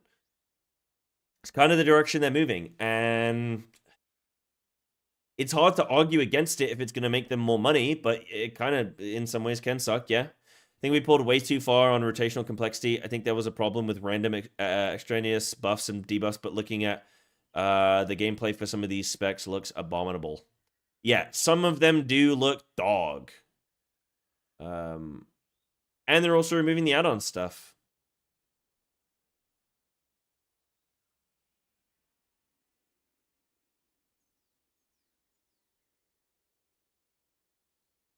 Oops. Yeah, survival's way too simple. Survival looks so simple. Like, the thing with the rotation is, like, it's cool to be like, hey, this is understandable by everybody that touches it. But what you've done is you've removed enjoyment and excitement about doing something well and learning about something. I think life is pretty... I don't know. I think it's okay to be bad at something. And it's okay to suck at something and get better. Like, it's okay for something to be challenging and for that to frustrate you in some capacity, because it's also going to motivate you. It's the same thing that in life, stress is bad if you have too much of it, but some amounts of stress are actually vital. They are vital. If you didn't have stress, you probably wouldn't wake up in the morning and go to work, because you go, whatever, you know? Like, some stress actually is motivating. It's encouraging you to get you to do the shit that you should do, or that you, like, you want to do, or whatever. So I do think some stress is good, and some, like, being shit, feeling shit and wanting to improve is good, and they need to allow room for that. I think what they've done is they've mega simplified things and then said, don't worry, guys, there'll still be complexity, but they haven't really shown where. They've definitely shown where they've simplified things. They have not been able to confidently show me where they've retained complexity or, like, allowed for that skill expression. They're just saying that it will be. And my question is, well, where? Because you've said it. So where? I don't know.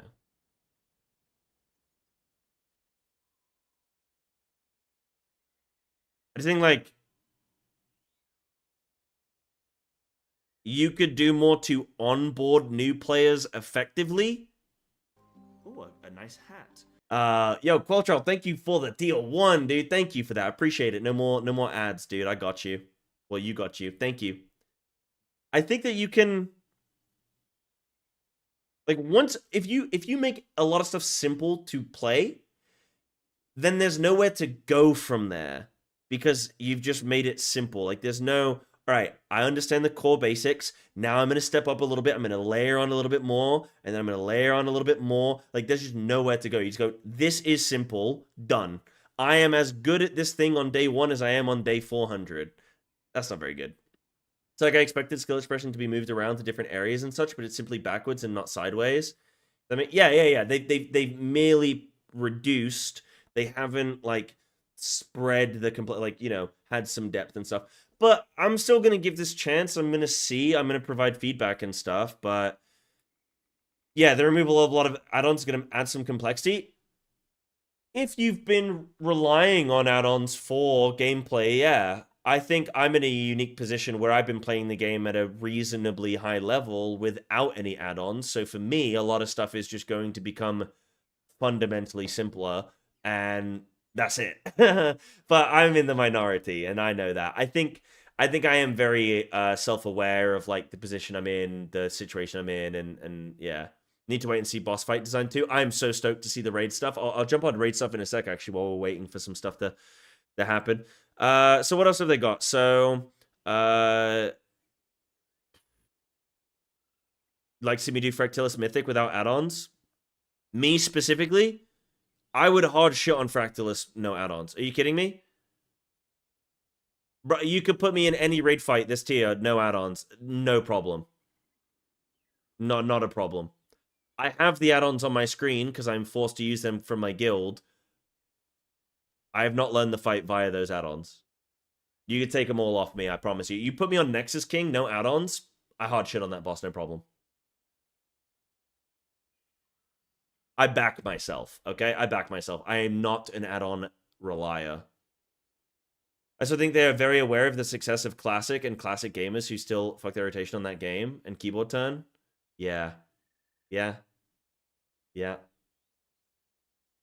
There are many talents in WoW, and most do a good job of explaining how they work and what they do. Some have interactions with other talents or implications that aren't immediately clear, but are critical to basic performance. These kinds of subtleties can be interesting and welcome when trying to master the finer points of a spec, but it shouldn't require a lot of specialized knowledge to play a spec at a basic level. Balanced Druid's Waning Twilight is an example of a talent we feel is too subtle. Damage bonus is very important, but it isn't apparent how to meet its criteria to activate that bonus. Is it not? Apply 3 different dots. It says what it does on the tin. Is that real? Is that a hot? Would you? I don't know if I agree with that. Sometimes it can be hard to maintain because, like, you need your mushroom procs, you need, you know, but you're dotting everything with 2 dots. One of them hits everything in AoE, the other one hits 2 targets, and then you just wait for a mushroom proc or use what else can proc it? Fury of Elune have a component that procs it?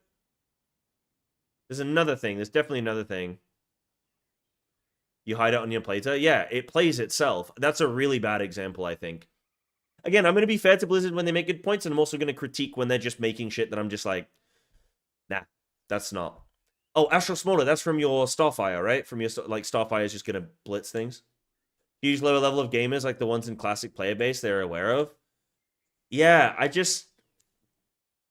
think it's, like, catering And I want to make it clear, like, in some ways, I think the simplification of things is good, and I can see the point. But also, I'm going to fight against just simplifying everything, period. Why are we catering to the dumbest person in the room?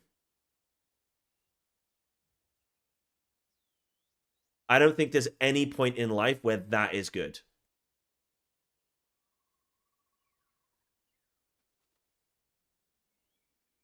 Generally speaking, you should cater to like the average or the median. You should never cater to the extreme outliers as your focus, right? Like you should never be like, right, we're gonna really focus on the guys that suck dick. Or we're really gonna focus on the guys who are like extreme min-maxes, theory crap, run sim, cringe shit.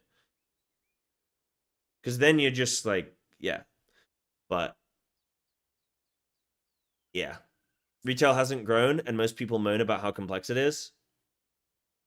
I gotta wait and see the raid fights, baby. I gotta wait and see the raid fights. I actually think most of WoW's complexity comes in the flipping... Like, go and play Priory right now.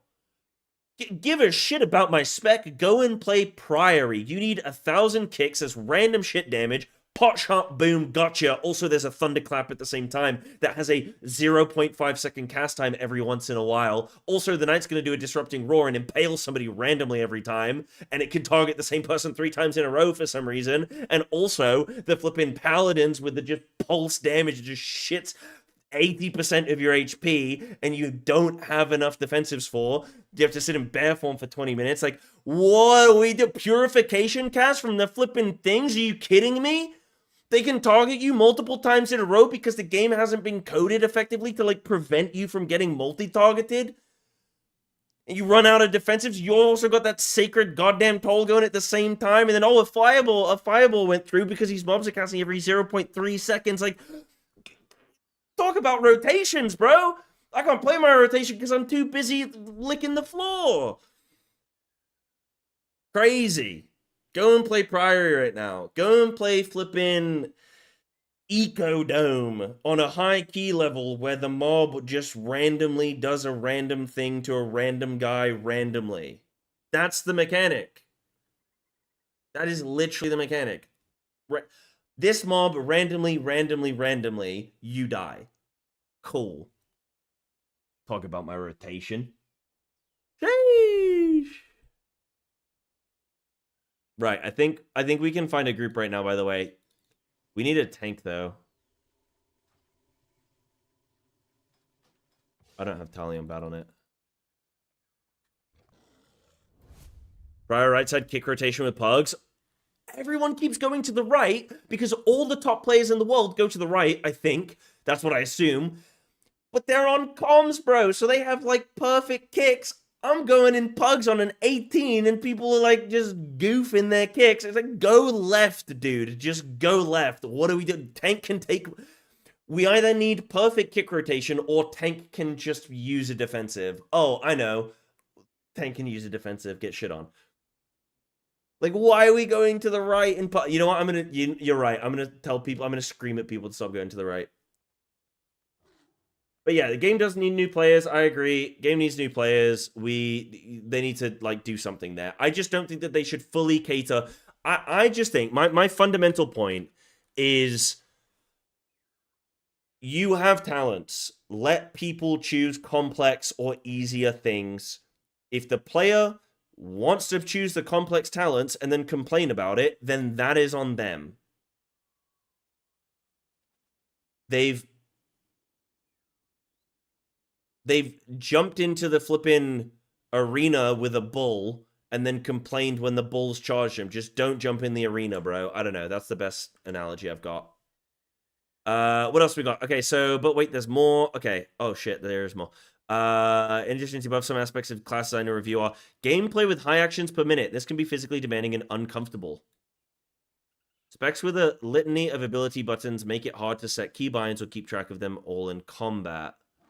Yeah, I think there are some specs that have, like, mega keybinds. Like, if I'm playing Resto Druid, you need a bunch of shit to just, like, I'm in cat form, but I can still heal, rather than needing to leave cat form and then heal. There's, like, 2 globals rather than 1. Resto Shaman has a bunch of shit. What is another spec that I play that has like mega keybinds? Feral's got a decent amount, not like I'd put it in the middle somewhere. Dude, what do I play that has like mega keybinds? Not Shadow. Resto, Druid. Oh, Shaman. Dude, Shaman is mental. If you play any Shaman spec, because you have like 16 different totems, and then you have all of your other shit as well, and there's like... Yeah, Shaman is so... I really want to look at Enhance, actually. Have they made Enhance good? I want to look at Enhance. Situations where lots of ability modifying procs can be active at once, causing an array of buttons on your action bar to be highlighted, giving a sense that all of them are urgent. Part of that, so like that's Enhance, right? Everything's glowing. Part of the skill cap is knowing what to prioritize. But also, it can absolutely, like, that's a reason why I personally don't like Enhance. Because I don't like that feeling that... It reminds me of when I used to work as a waiter, right?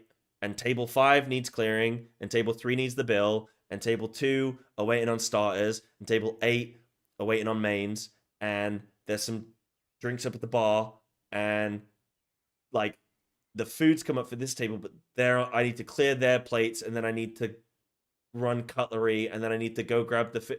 Like, that's Enhanced Shaman for me. It's like, I need 8 different things, and I have 1 global, and what do I do? And then I've used 1 global, and then that's proc 2 more things, and now I'm like still behind, but I've used a global.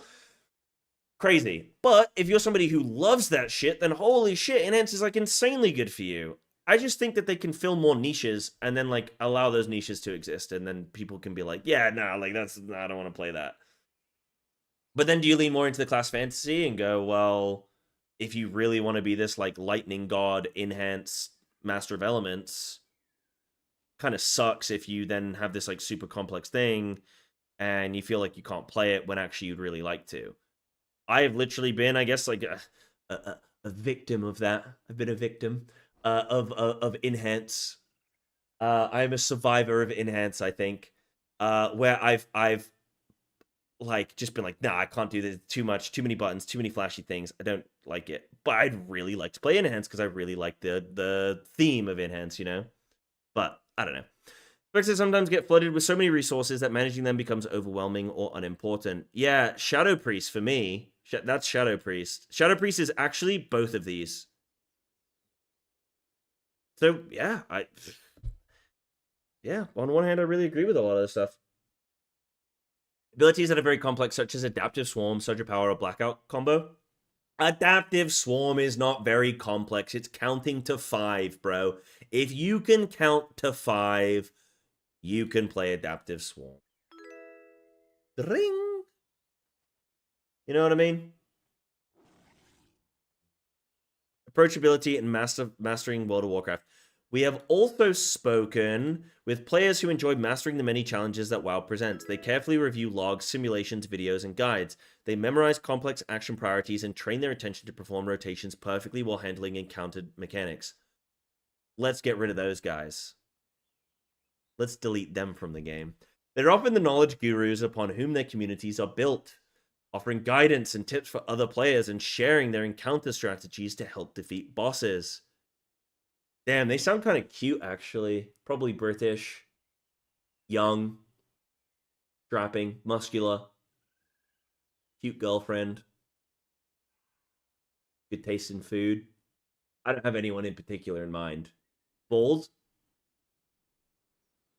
Bald. Unemployed. Ding, ding, ding. Man, they must be talking about me. We understand that mastering World of Warcraft is a crucial part of its appeal. However, becoming an expert WoW player will look a little different after Midnight's approachability changes. Rotations will be learned more quickly. Less time will be spent on customizing add-ons, and you'll experience new types of challenges during encounters. This is the key. This is key. If you guys have played Final Fantasy XIV, you are doing a 10-minute boss where every 5 seconds you are doing a mechanic, and everybody has to do it. Everybody has a job. There is not, oh, well, on this pull I had to do 3 mechanics. And then on for the next 20 pulls, I had to do 0 mechanics. It is just flip. It's Guitar Hero, bro. That's what Final Fantasy raid design is like. And if WoW can... I don't know how they're going to do it with 20 players. But if WoW can do the Final Fantasy... Like, I'm really shocked. I am so shocked that WoW is potentially moving closer to Final Fantasy than the other way around. I am very shocked by that, actually. But we might actually be seeing that in real time.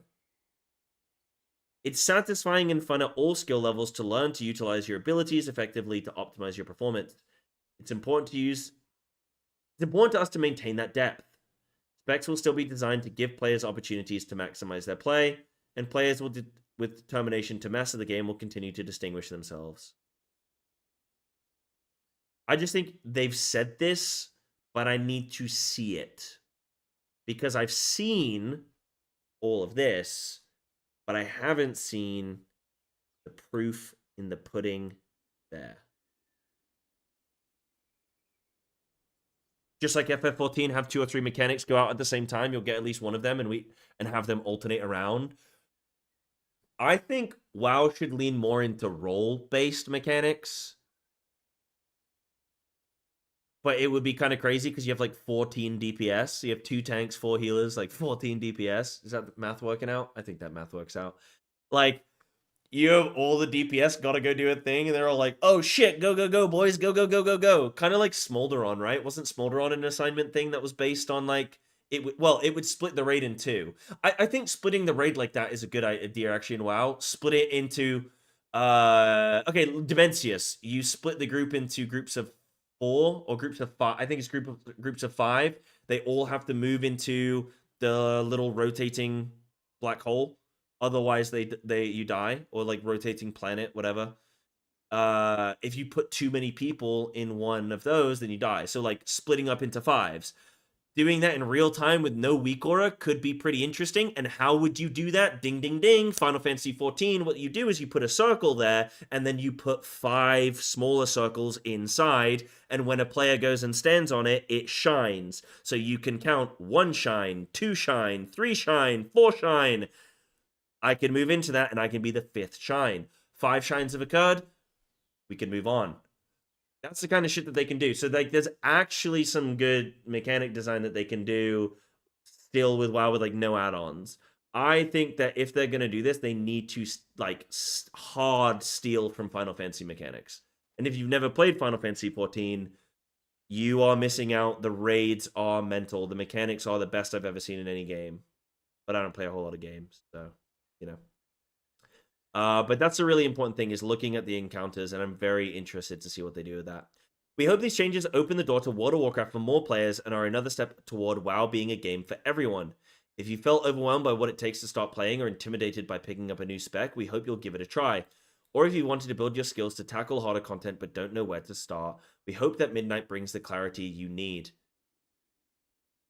If you and a friend have wanted to play together but experienced barriers doing so, we hope that it will make it easier in Midnight. WoW needed to go in one of 2 ways. WoW either needed to become, like, double down on the complexity, double down on the difficulty, make Mythic Raid, like, mega hard, really dial in on just, this game is hard. Good luck. You either do that, which is going to drastically reduce your population, but the people that do love it are going to be diehard fans of it. Or they needed to go closer to classic WoW. I agree with CC Lemon. Make things easier. Like, if it, like, in some ways, WoW being easier can be very beneficial, because you can go like, hey, I know I can sign up to Heroic Raid in a pug, and I know that we're going to smash through it. And I know that I'm going to get a full clear on my ult, and I know that I'm going to get gear. And then if the spec feels fun to play, then that is worth it. Yeah, I don't know. There's a lot in here. There's a lot with this stuff, I think, you know? All that matters is the game is fun. Yeah, definitely, definitely. As long as the classes are fun, and fun is subjective, then we're good. And as long as the content feels like, well, again, yeah, feels fun. Ian spoke about it in the Q&A, where he said, like, there's a disparity between players who are really good, who have cleared the raid on Heroic 10 times, who are, and like know everything, going in and being grouped up with people who are, it's like their first time and they don't really know anything. That just causes really bad like social. It's like grouping like a silver player in League of Legends. No, probably not even silver. Like a bronze player in League of Legends with somebody who's like diamond. That's going to be bad for both of them. That's really going to be bad, you know? As long as they have fun and the fights are fun to do, it'll be great. Yeah, you know what? I agree. A plan for the first wave of public alpha is to rebuild all 40 specializations according to the above philosophies. God damn, just saying it. That's crazy. Our plan is to rebuild all 40 specializations. That's a monumental task. Bellular was absolutely right. Like, we were all wondering, why we not get too many changes in the War Within? Like, classes are just kind of getting these aura buffs up and down. There's not really too many changes here. What's going on? Why? This is why. Because they have been flipping rebuilding everything. As always, Alpha will be level locked over its duration, so you will not have access to most of the new hero talents and Apex talents gained over the course of leveling until later in the testing phase. Specs are designed with the assumption that you have obtained all those talents, so please take that into consideration during your playtesting and feedback. That is incredibly important. Yep. Your feedback on these changes is crucial. Here's what we are hoping to learn. How well do the changes meet the goals described? Each spec change list in the patch notes contains an overview of the changes and goals for the new version. Gameplay clarity, pain points you're still experiencing, such as information that's important to playing the spec well but is difficult to track. Building characters for different types of content. Do you feel you can get the tools you need for dungeons, delves, raids, and PvP? Cool. That's a good read. That is a good read. Cool. I'm all for the simplification of the game. They've removed all the obnoxious tracking for Rogue, to be honest. Yeah, cool. Then, yeah, good. Good.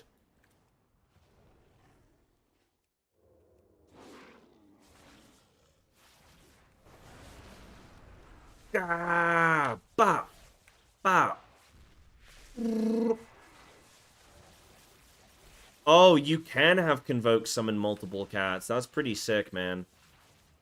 Dude, I just looked top right and I was like, where's my blood talents? I need blood talents? No, I don't. It still kind of plays very similar. You just don't have blood talents. It doesn't, like... Realistically, I don't know, man. Maybe like, I don't think I'm that upset that it's gone. Like, I wanted it to stay, but I'm not upset that it's gone. It doesn't, like, before you just kind of proc blood talons, but you didn't feel the difference, you know what I mean? Like, it didn't change a thing. It just happened. And I also feel that I'm pumping right now. I'm absolutely pumping. Which class design was like it was in MOP? What, is that easier? Simpler? The Apex procs by the blood talents just happened in the background by just maintaining your bleeds anyway. Yeah. It also means that I can double clawed rake spread way more.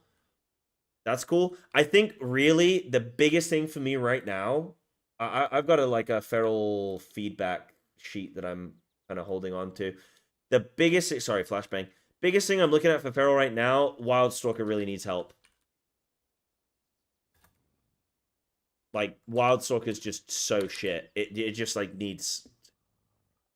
The tier set that we currently have made it a bit better. Like, it kind of feels good when you're seeing these vines proccing and shit. Like, that shit feels good. It's like, kind of exciting. But, yeah. Can I check out Enhance? Yeah, I can check out some stuff. Let me go tinkle, and I'm gonna grab a snack. Give me a sec. Right, won't be a sec. We have snapshotting with Tiger Fury and Prowl only.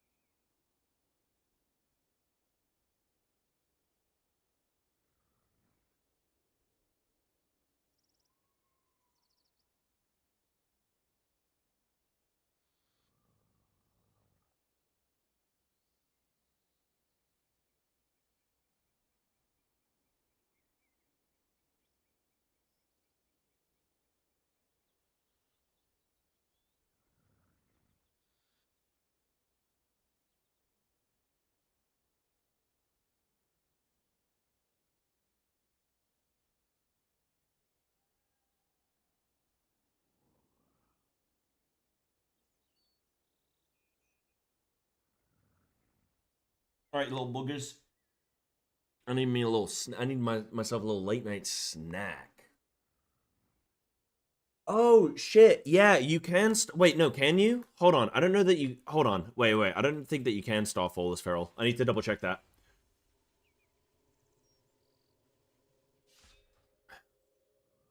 Hold on. I need to take Boomkin form, don't I?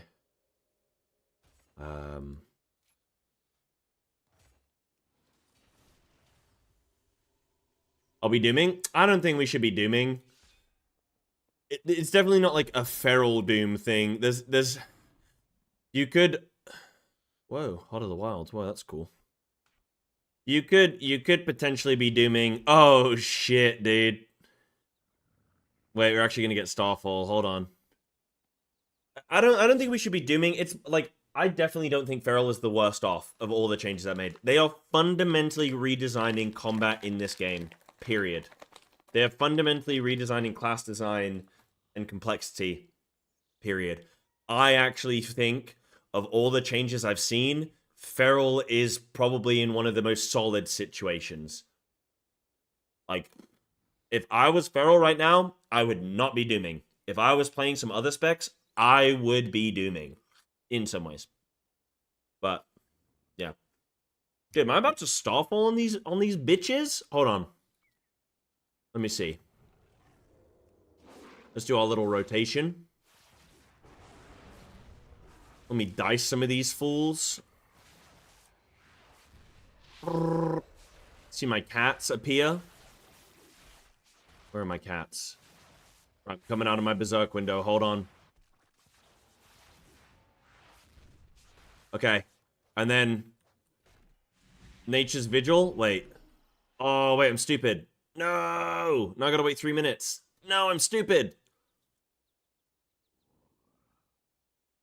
Shit.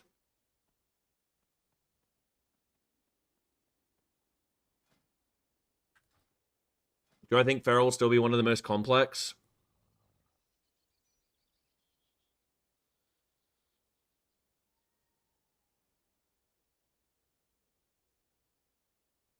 Not in single target. In single target, I think it's going to be pretty bare bones. You don't need to play around Blood Talons. I don't know. It might be kind of nice. I want to look at the encounter design. I really want to look at the encounter design.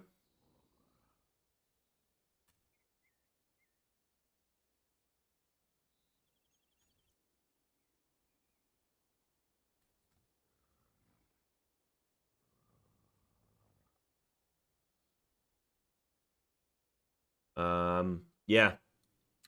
I kind of want to see that.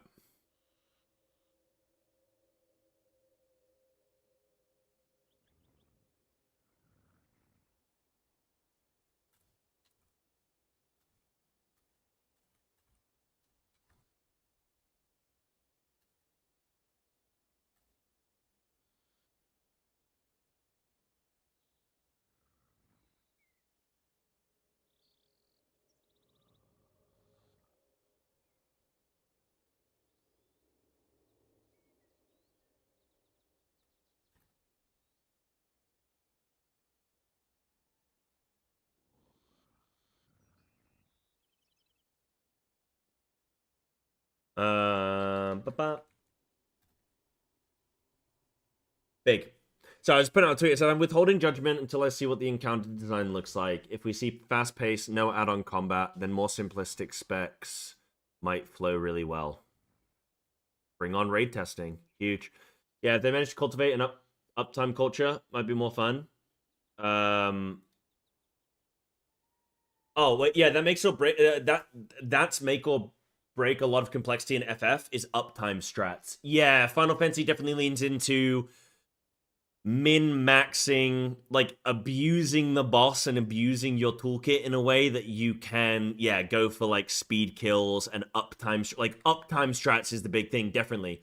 They force you to put the boss in a weird position or yourselves in weird positions, and then if you're really like, if you're real good, then you can abuse those uptime strats where you have to position really carefully or have like very specific movements or whatever, and you get the benefit of extra damage. And they line those things up with your cooldown windows. Like Final Fantasy is very good because everything's set on a 2-minute cooldown window. They line up the more complex mechanics specifically at the 2-minute mark. So that you are having to execute your rotation at its most vital while you're also dealing with the most mechanically intense like mechanics. And that that shit flows really well. Like I am used to going and playing Final Fantasy where the classes aren't as interesting, but the raids are really good. Now, I do ultimately then go, I feel like going and playing Feral Druid and WoW. But I mean, if Feral Druid existed in like FF, maybe I just like would be super into that. I don't know. Yeah, parry's hella annoying. Feel like they line up pauses and mechanics with cooldowns, like nothing ever happens in the first 20 seconds. Yeah, definitely. I mean, that's kind of similar with FF, like generally nothing really happens in the first 20 seconds. But yeah, I get your point. Like, yeah, definitely. Losing Blood Talons was akin to Windwalker losing hit combo in terms of engaging button-to-button decision-making, which felt sad. What is your, like, now that you've had time to think about it, what is your feeling? Right, let me see if I can do Starfall, because this could be pretty sick. So, it's showing Feral Frenzy, which obviously, yeah, I don't have. Well, like, you know. So if I jump into flipping, like, let's say I dot things up. Owl form. Starfall. Oh, dude. I love that. I love that. Are you kidding me? I've been wanting, like, Feral Starfall in some capacity for a long time. How much damage was that doing? It's once every 3 minutes, and you just press it and go back into cat form. Like, it's not egregious. I mean, it's doing, like... Yeah, that's definitely worth pressing. It's doing, like, 800 damage a hit. 1700 if it crits. Yeah, it's just Heart of the Wild. Like, they've redesigned Heart of the Wild. That's pretty cool. So, it doesn't even say non-shape shifted. Hold on. Will it show now? Wild growth that heals. Yeah, it doesn't list it for some reason. But that's pretty cool. I like that.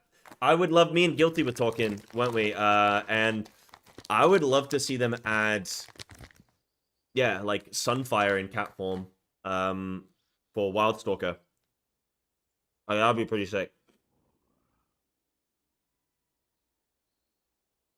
Maybe. That's pretty cool. Damn.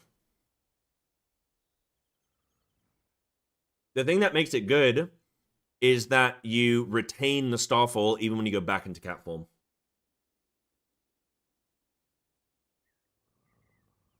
Hell no, why don't you want Sunfire in cat form? Okay, Wildstalker, but you get Sunfire in cat form. You have things that amplify Sunfire damage baked into Wildstalker. Oh, hell no, to hit expertise. Ah, okay, got you. Yeah, I don't know.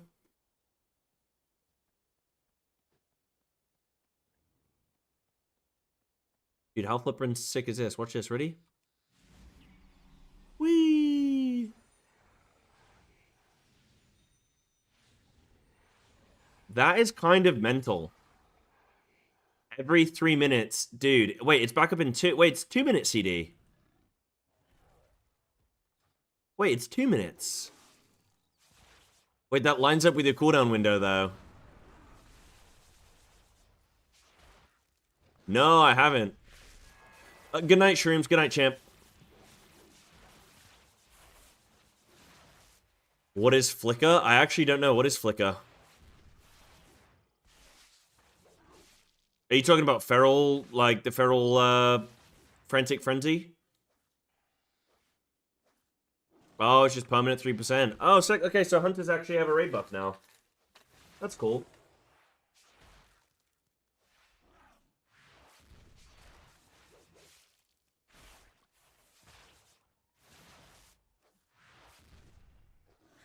Mmm.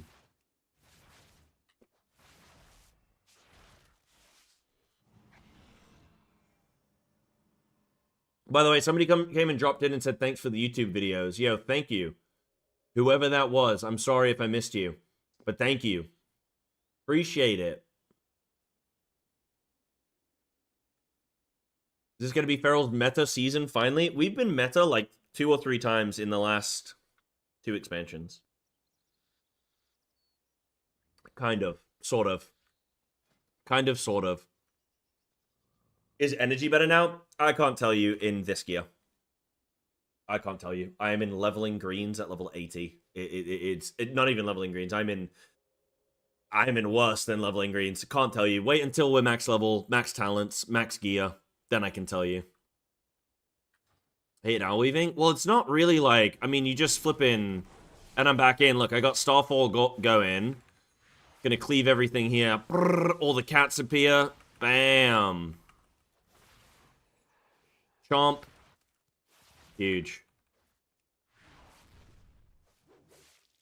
So it's not so much like owl weaving. Like, it kind of is, but it's once every 2 minutes, and you just flip and get a star. Like, I don't mind owl weaving for something cool. Casting Starfall is pretty cool.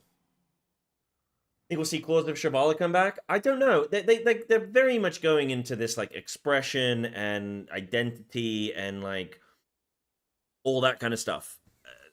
That definitely seems like the move they're trying to make. So more customizations would sound correct, but I just don't know. What proxy extra cats? So, my Feral Frenzy is now AoE. I'm going to press it now. Ready? And cats are going to appear. And then our Apex talent means that when we Ferocious Bite, we have a 75% chance to summon a cat. I just summoned one over there. Look, watch this. Ready? Hold on. You gotta look for them because they're sneaky. Hold on.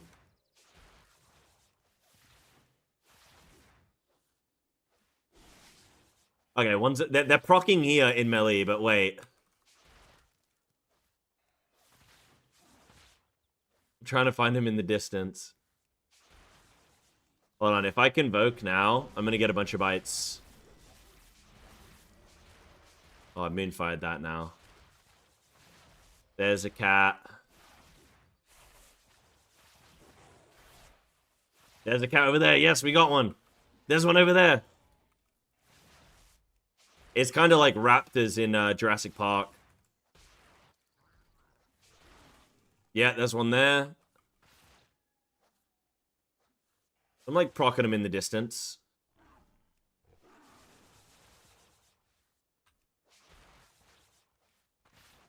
So it's intelligent as well. So when I'm proccing the cat, if I am in AoE, then it is using Swipe.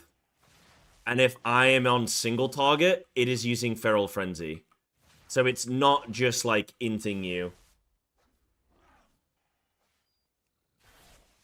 Yeah, so this is the flicker thing. Yeah, so that's what it looks like. You can see them spawning. It's not actually me moving. Like, my character stays where it is, which is good. I would not want it to be the other way. Yeah, look, cat just got him over there. Kind of cool. But yeah, when it's in AoE here, it's doing Swipe. And when it's on single target, it's doing Feral Frenzy. I want to test more specs and see, like, who's the winner, who's the loser. What are some other specs I want to see? I mean, I can check some other stuff, maybe. I need to, like, plan out how we're gonna do alpha. Like, if anyone has any suggestions on how I can test as many things as possible, please let me know. Survival? I can show you a bit of survival. I'll show you really quick, because I've already done it today, so I'll just show you very, very briefly. And then I can check Frost Mage, yeah, I can check Frost Mage. I'll check some Enhance.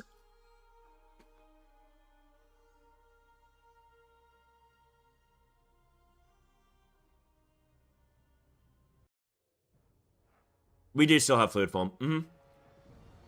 Right, so survival is 2 buttons. I have this boomstick ability, which is like single target. Right, so I can like bomb. Then I can bomb. Then you can use coordinated assault. Then I can do like boomstick. Bah! Bah! Bah! And then I am raptor striking and kill commanding. Raptor striking, kill commanding. We got a bomb. Oh, we got a hatchet because we got a boar. Boom. I cleave some things with my hatchet. That is Survival Hunter. It is so simplistic, a dog could do it. There is obviously, like, I'm in this, like, weird pseudo-build thing. I can show you some of the Apex talents, maybe. I'm not playing with this. You get, like, this other ability, which is basically like a bomb, but it's like a 30-second CD. It gives you bomb charges as well. I think when you play at high level, like, if you play Sentinel and everything as well, you're actually going to have a lot more bombs. Especially with high haste. Right now, I have 0 haste, literally. My bomb recharge is 15 seconds. Well, actually, I think default it's 18, isn't it? But like normally that gets down to like 8 or 9 seconds, and then I can get way better bomb procs. I just haven't talented like correctly for it. Sentinel's kind of cool with this thing now. I mean, let me just talent into the flipping ability. Let me talent into some of this. I've used on my Apex. I don't have flipping. What's really cool is you can make your bombs go bleed. And then you can get a shit ton of, like, bleeds do this. Bleed increases your damage done. Bleeds do more damage. Bleeds give you attack speed, right? So you can bomb things, get 10% attack speed per thing, and then there's, like, a talent over here that increases your attack speed. Increases your auto or whatever. There's some shit here which, like, makes it so that your autos are going to be better. So, yeah, kind of cool. Your bleeds deal more damage. So there's going to be like this single target bleed bomb build, which will be pretty neat. Right, so let me show you this. So if I bomb, then I'm going to do my coordinated. I get a little glaive chakram thing, which is kind of cool. I drop that bomb. Boom. Try to make it big proportions physical. I don't know. I can't say on a wider scale. So they reworked Sentinel now, so you're just like calling things in, like shit's just happening as you're playing through, but that's kind of Sentinel. It's very simple. It's survival's very simple now. You know. Right, I'll check out Frost Mage for the old lemon.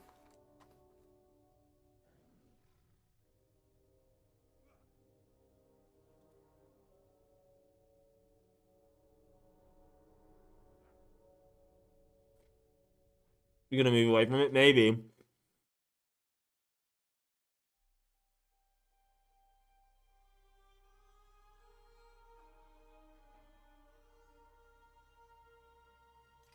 Better than them moving away from your Sentinel.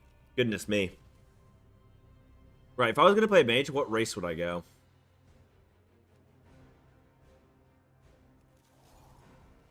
Nah, human. Human Mage, big. Can you go Drone Mage? Yeah, Drone Mage. Yeah. Big.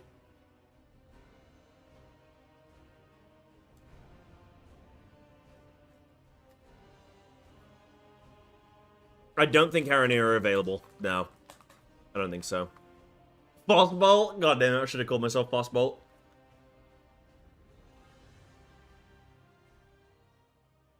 You know what, I'm doing it.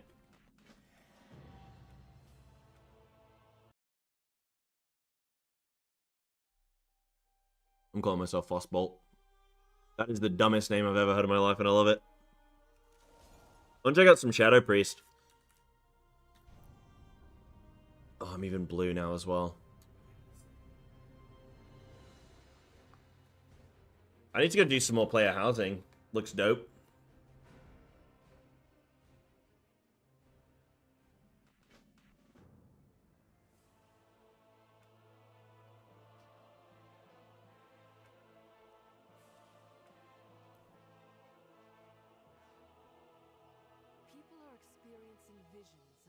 Crimson Debits is a build-out? Wasn't that like your AoE? That was your Primal Wrath, wasn't it? That was your AoE rip. Oh, I heard for Assass they've combined... I might like new Assass, actually. It might be right up my alley. I want to try that. Doesn't it? Yeah, doesn't it, like... Does it spread your Garrote and your... Rupture on everything? So you don't have to do that thing where you like tab target garrote spamming. It just hits everything. Kind of cool.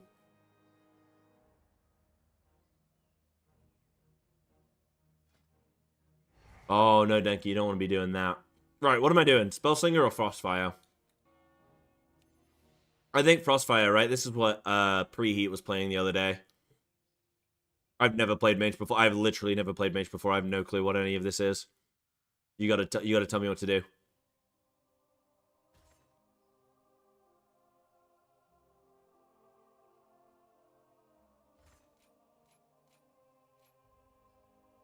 Frost. Launch a bolt of Frostfire at the enemy, causing damage. Okay. Comet Storm now also calls down a meteor. What is Comet Storm? Okay. What's this? Get bleeds up on one target. Generate combo points. Use CT to spread if needed. Use fuck for damage if no spread is needed. Spend combo points. All AoE damage is from Caustic. Refresh bleeds on main target if needed. Generate more combo points if your main target bleeds don't need refreshing. Does not do anything for damage anymore. Only for improved Garrote. Cooldowns on cooldown. Bro, they just made They just made World of Warcraft Fellowship. Golly, that's crazy. Huh.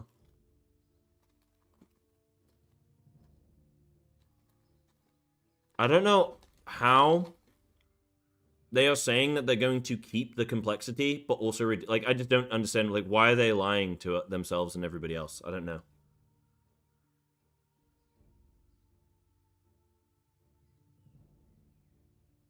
They say they want to achieve this without losing depth. I mean, it's impossible. It's impossible. Crazy. But hey, I might play some Assassin now. Right, Lemon, what am I looking at here, dude? What do you want me to look at? I've never played Mage before. Like, this is Blizzard's whole point, right? Like, I'm looking at all this shit right now, and I'm actually just scared. Like, not scared, I'm just like... I feel lethargy. I am like... I can't be bothered. I'm just like, I don't know. Ray of Frost. Deals 30% more damage to 5 nearby enemies. Is Water Ellie Perma? Looks like it. Let me see.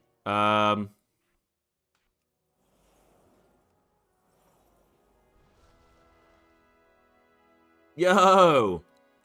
Your boy's back. Nice. I like Frost having Water Ellie. He's just back, man. He's just chilling with me. That's my boy. Alright, I think I can figure this out, actually. That's Blink. That's Nova. Don't probably really need that. I know Frozen Orb's important.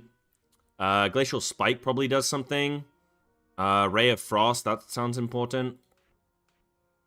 Alter Time, that sounds important.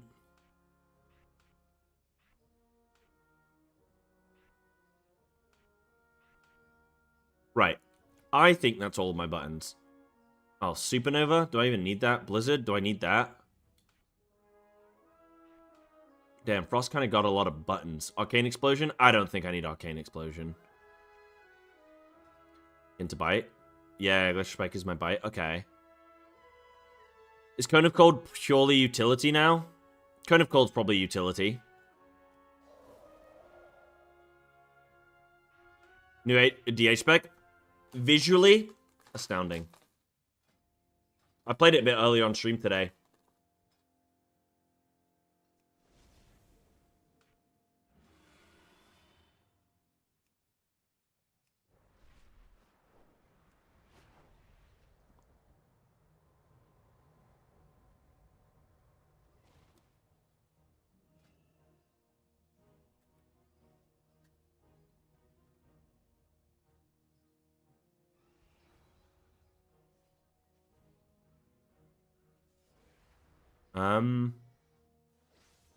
No.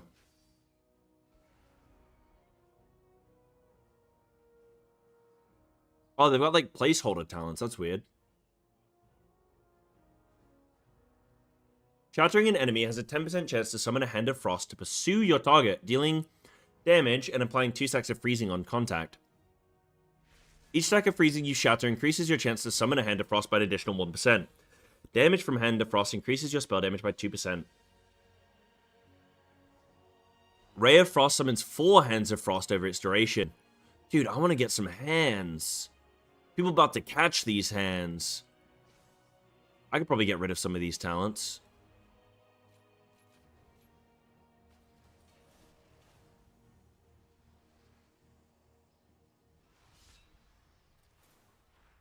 Okay, let's see what Hand of Frost does.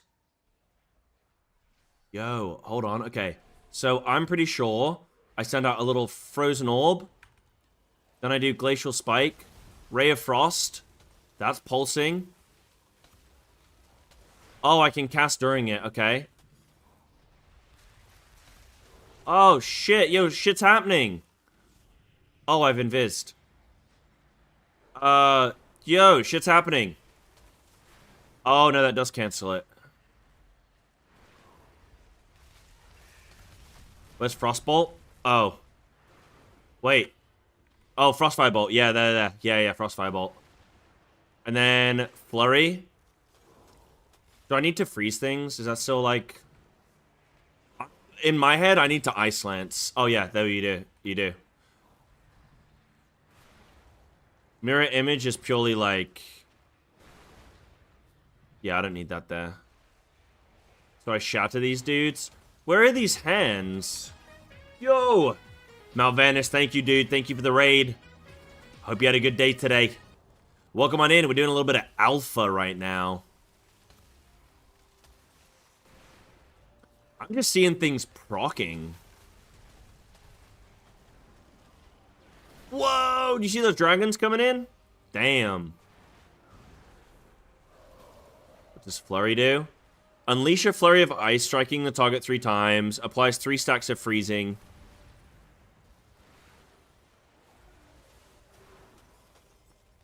Paid 200k for Herhurg Araz and got given Soul Hunter boots. Kind of good. Did you get the trinket? 3 stacks of freezing. Let me see.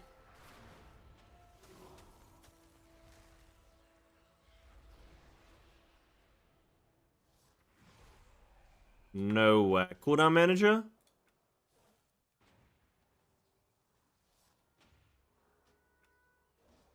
Let me see.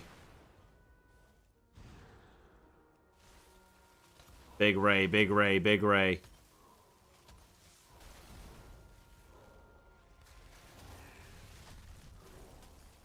It's not tracked anywhere. Oh, it's on the nameplate?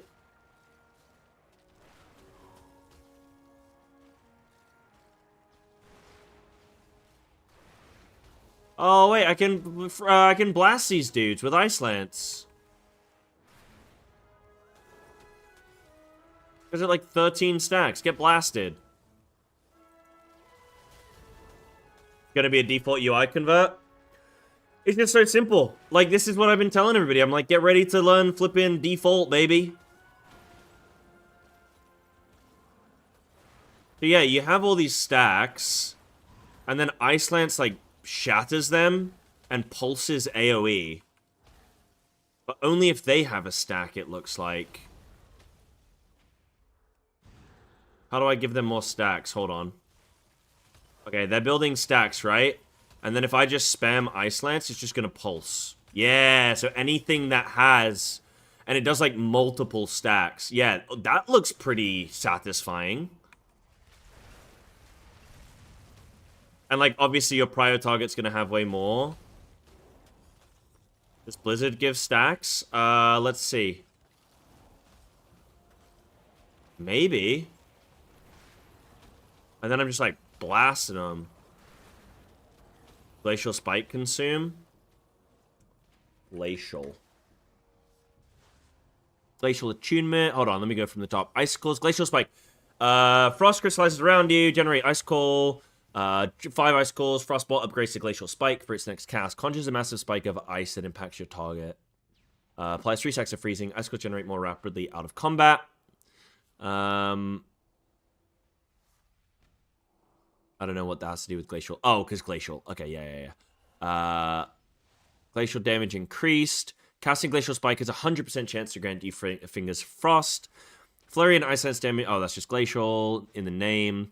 Flurry has a 25% chance to each hit to call down an icy comet crashing into your target. Okay. Swarm is gone. Blood Talons is gone. Brutal Slash is gone. Some big old changes, baby. Everything's changing. Yep, blood's gone. Dude, I'm going to start smashing. Look at this Ice Lance. I'm just going to be... Dude, Frost is pretty sick, actually. I've been playing it for like 2 minutes. I'm not even in like proper talents. This shit feels pretty good, man. Like, look at this. I'm just like, okay, I'm smashing up flipping stacks. Send that Frostbolt. Send this shit. Send anything glowing. And then I'm just like, pumping. Okay, Flurry smashes your stacks as well. You need to place Blizzard.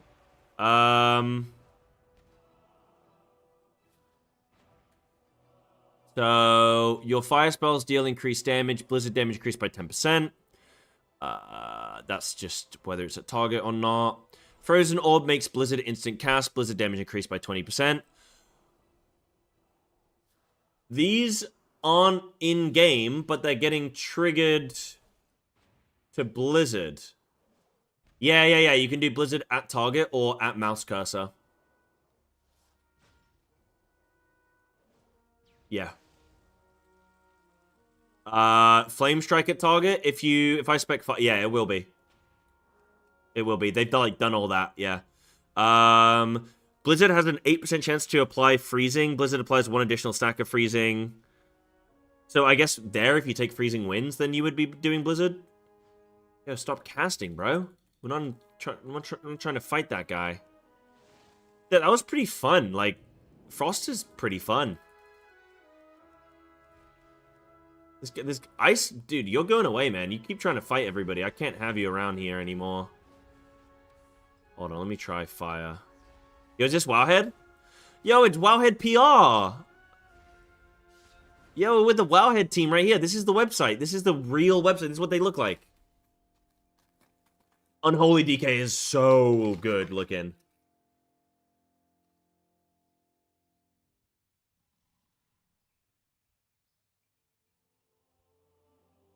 Hi, Wowhead. I read you before bed every night.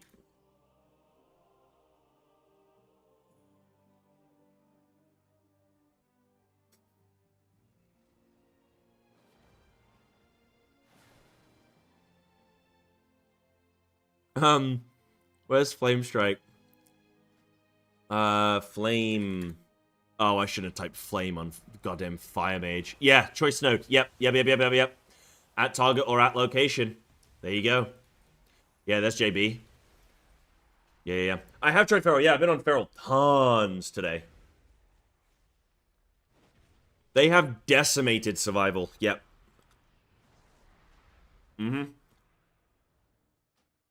That's going to need some alpha feedback, I think.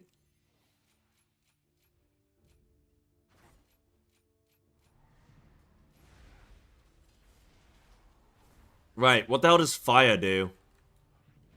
Meteor, Flame Strike. I want Flame Strike at target. Yeah. How's Feral? Good, bad. There's some really cool stuff. There's some stuff that, like, you know. Wait, what are they getting excited about? I want to see it. Yeah, there's some good, bad, and ugly. Like, I made a video on it. There's a YouTube video. Because I got alpha, like, a couple days ago. Well, yesterday.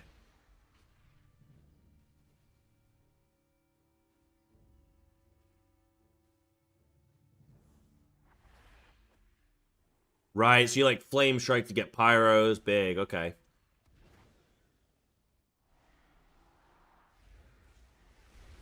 Oh, damn. Yo, look at this shit. What the hell is this? Yo, what are these beams, man? Why does Warlock always get the coolest shit? What the hell is going on? Oh my god. That is cool. Yeah, you'd have to constantly aim it. No longer, my friend. Do we know if Arcane is still mildly complex? I would imagine probably not. It seems like everything is just sort of... kind of reduced down a bit. Can he be the new race? No, not yet. Right, so what would I do, like, entering combat? So I would, like... I mean, do I have all my abilities on my bar? Let me see. Jesus. Combust. Comboost!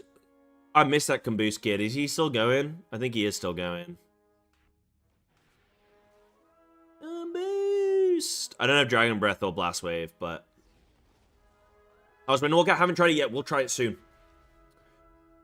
Every class easier? That's kind of what they're going for. If you guys are interested, like, Blizzard has done a write-up. So they've put out a post. I mean, it's on, like, Icy Veins. It's on the official WoW. Like, if you just go on Warcraft website, there's like a flippin'... They've made a post. Somewhere. Denvar linked it. Dude, I don't know. They made a post or whatever, but yeah, it's here on Icy Veins as well. They've basically said they're trying to reduce the complexity across the whole game.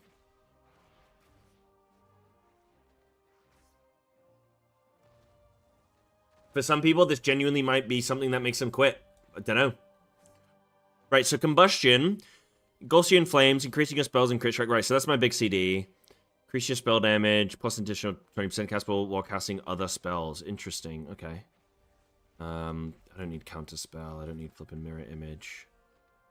So if I just flip in, I'm going to do Blazing Barrier. I'm going to put that up. I'm going to buff myself. So I've got like Meteor. That's a 45-second CD. So I guess like going into combat, I guess I can just precast a Flame Strike, right?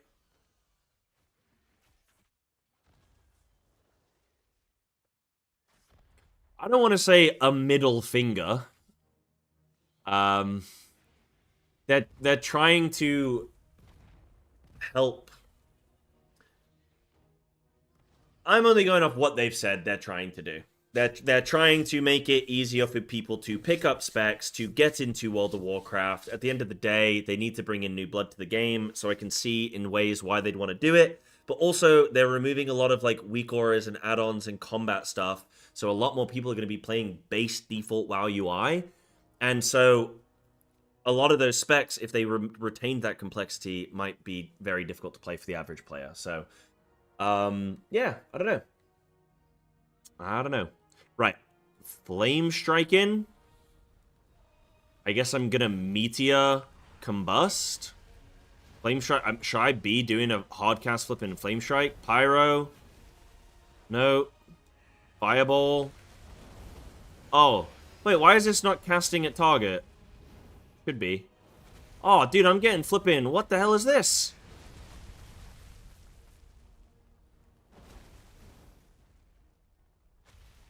It should be at target. I don't know why it wasn't doing it. At selected location. At your target. Oh, I think I need... No, hold on. Why isn't that working? Oh, is it... Yeah, I think you're right. Hold on.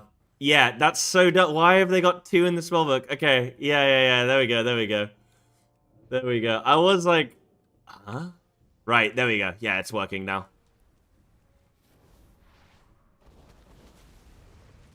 So I just cast until I get free flip in.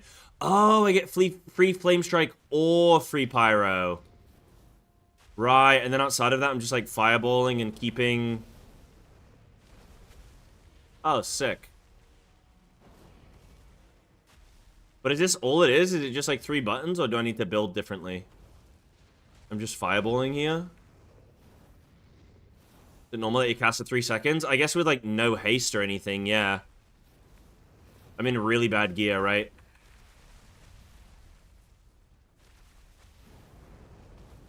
You're playing it wrong? Yeah, I mean, that makes sense. I think, yeah. Dude, look at all these flame strikes, though. Holy shit. Yo, during combust, I'm just getting, like, infinite. Yo. It's infinite! It just keeps going!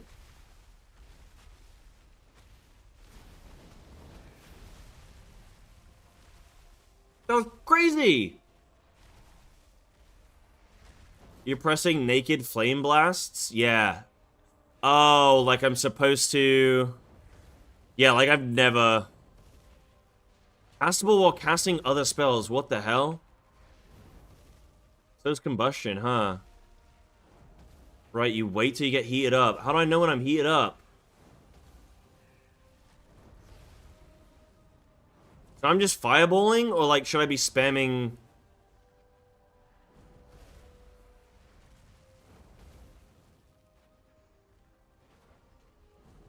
On screen? Oh, I got hot. Oh, I got heating up. Oh, I got heating up. Do I only press it when it glows? Oh. Oh, yeah, on screen. I see. Right in the middle of my screen? Yeah, dude, I'm not looking at that. So wait, when I'm heated up, I press... Oh, I see. Wait, I see. I'm heated up, so I press that, and then I press that, and then I press that, and then, like... Am I heated up now? Oh, shit, I'm mega heated up. Oh my god, I'm so heated up. Oh my god, I got a mini flippin' ulta time. Let's go. Wait, what the hell is this? Can I just, like, pyro? That's crazy.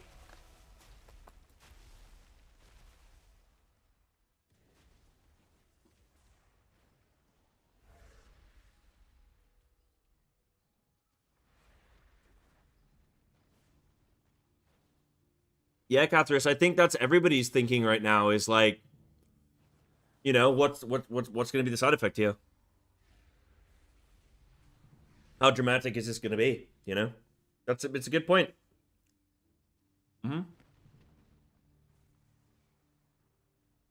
I literally just was on Survival Hunter like 10 minutes ago. It's super basic, super simple. They got rid of Mongoose Bite. You can use 2 one-handed weapons though on survival now, or you will be able to. They haven't technically implemented it yet, but they will. So 2 one-hands, it's kind of cool. But yeah, they got rid of Mongoose Bite. Yeah. Right, what is this? While combustion is active, consuming hot streak has a 15% chance to grant you a stack of fired up, increasing your fire damage by 5% until combustion ends. Gaining fired up reduces the cooldown of fire blast by 2.5 seconds. Consuming hot streaks has a substantially increased chance of granting you fired up. Additionally, fired up now extends combustion duration by 1 second. Okay, I don't feel like I need some time on this, dude. Huge portion of play bait. Oh, yeah. So, I don't know. I need more time on that. But that's okay. That's cool. That's interesting. There's some in there. Cool. I wanted to check out... What did I want to check out next? I wanted to check out... Like, so far, Unholy DK is, like, top tier. Feral is actually really good. The new Devourer spec's really cool. What do I want to check out? Shadow? Do I want to check out Enhance? I kind of want to check out Windwalker, because that's, like, also one of my, like, things that I play. Like, I play Feral... Well, I play all Druid specs, and then I play Windwalker and Survival as, like, my main big dudes. What changed on Rogue? Quite a bit. Rogue? I did need to test Rogue. I want to test everything. Like, I want to... Right now, I'm just, like, logging on, checking it out for 5 minutes. But I am gonna, like, set days where I properly go through things. I need help figuring out what I'm sort of doing with some of, like, alpha testing. Like, I want to come up with a strategy and really dive into a bunch of stuff. You know?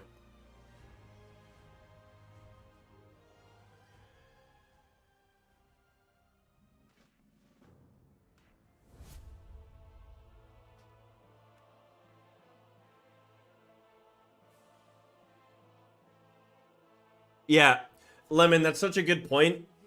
The #1 spec in the game right now is Frost DK, which is literally 4 buttons. And if we go back to Shadowlands Season 3, when everyone was playing Survival Hunter, saying how amazing it was, and it was literally 2 buttons. It was bomb, kill command, bomb, kill command. People won't give a shit if their spec... Like, people won't give a shit about their, like, the rotation of their spec if it deals damage. If that damage number go up, people will go, dude, this is like the best. I remember people saying Survival Hunter was like the best state it's ever been in. And it wasn't even the best state that expansion, dude. It wasn't it wasn't even the best state that expansion, but people were just like, yeah, this is amazing. Ain't, dude.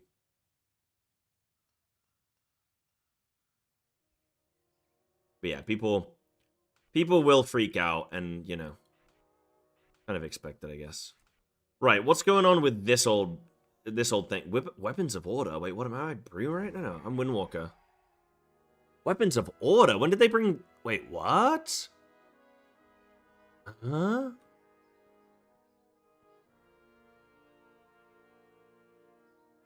Yeah, Sergeant. It is a bit funky. Then a Frosty Case season is insane. Yet it's 4 buttons. It's fine. Yeah, because when you play Frosty K, it actually feels pretty good because, like, you're smashing damage, so it feels responsive, you know?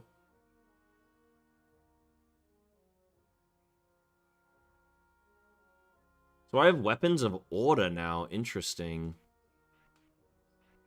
What else have I got? Alright, let me go Shadowpan for now. They don't have any of the new things. Okay.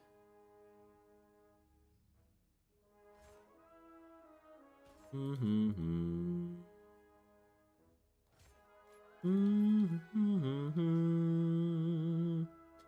don't really know. You know what's so funny is I play Windwalker, but I actually don't really know tons of its talents, actually. I am kind of just copying people's build this season. I mean, like, Blizzard is so right, man. My Windwalker this season is 3,300. I can't actually tell you, like, I don't even know the flipping class tree, dude. They're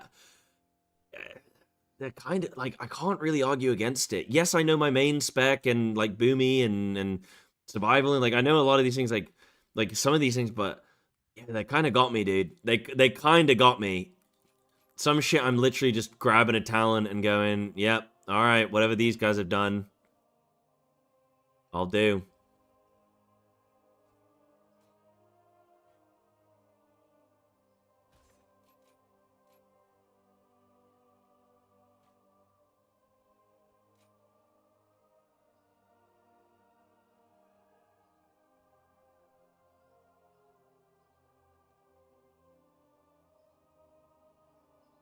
Right, what do we got?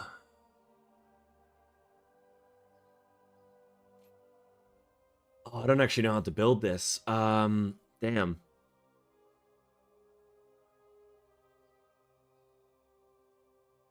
they moved Blackout Kick stuff over here. That's cool. They kind of grouped it over a bit more. Crit strike chance increased by 2. I need to, like... Hold on. Give me my stuff back. Give me my stuff back. Let's go through the tree. I don't have an Apex talent yet. That's really important as well to note. So, auto attacks have a chance to increase your kick, your target. That's good for, like... I think that's good for single target, huh? What have I got? Max Chi. Survival Shadowlands was so fun. In Season 3, it was literally 2 buttons. But that's, like, the point that CC Lemon's making, right? Like, people will complain about them simplifying specs, but then people will go and go, wow, Survival is so good in, like, Shadowlands. And it's like, is it? I can, like, pick to go down one side here. This is really weird. Like, I need to grab the... Do I need to grab these 4? Yeah, because I need to grab this to go down here. And then I need to grab this to go down here. And I need to grab this to go down here. But then I need to spend... Am I stupid? Am I blind? Ashton, gotta wait and see, dude. But maybe some good. For me, Blood Talons is one of those things that, like, I wanted it to stay. Like, I liked having it, but I'm not necessarily mad that it's gone. Like, whilst it was there, I was like, whilst it was available, I was like, yeah, I want this. But now that it's gone, it's like, maybe that's not the end of the world.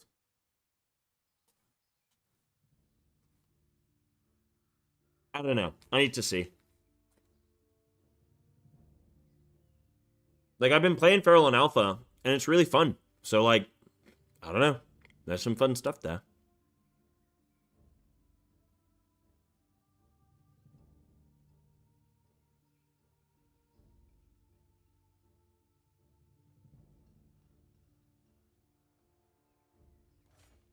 Yeah, I guess I'll take Weapons of Order.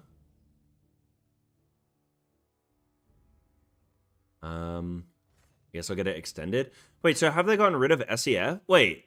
Have they gotten rid of SEF?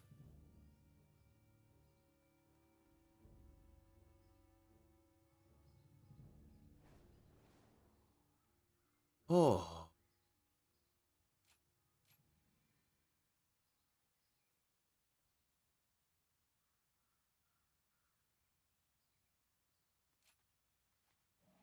What the hell? Whirling Dragon Punch or Strike of the Windlord. They got rid of Weapons of Order.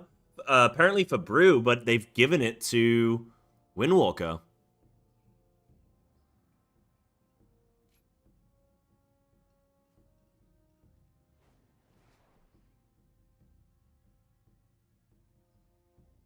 So all the blackout kick stuff is on the right-hand side of the tree. Okay, so left side is AoE, right side is single target.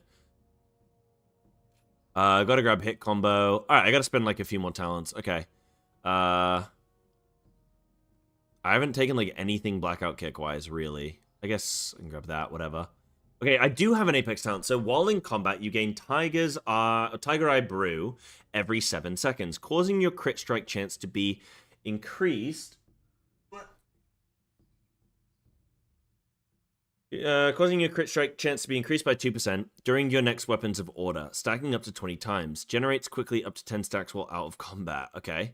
Your crit strike damage is increased by 10%. You have a chance equal to your crit strike to increase the damage of your Fist of Fury by 15% each time it deals damage. So do I want that 1 second longer Fist of Fury, maybe?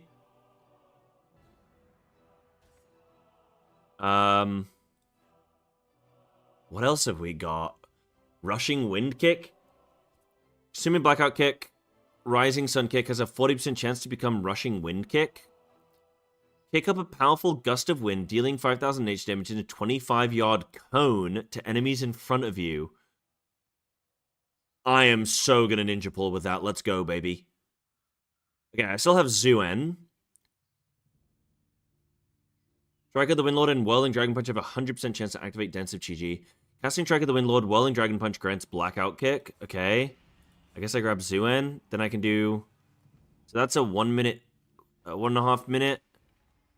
I guess I take 1.5 minute Zuen. How long until release? Well, Housing's coming December, like, first week of December, I think. And then... I think it'll be February. Maybe March.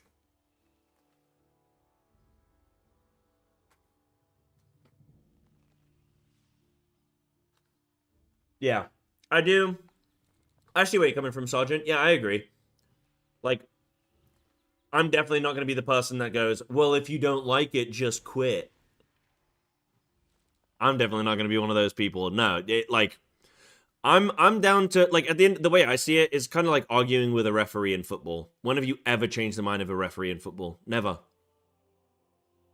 I am down to give feedback if things don't feel good, but I'm not going to try and fight against, like, the new Blizzard vision, because I think that's just the way that they want to go now. You know?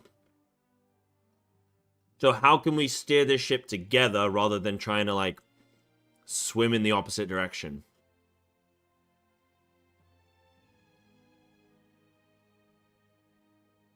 Need that VAR? Mm-hmm. I have one more talent available.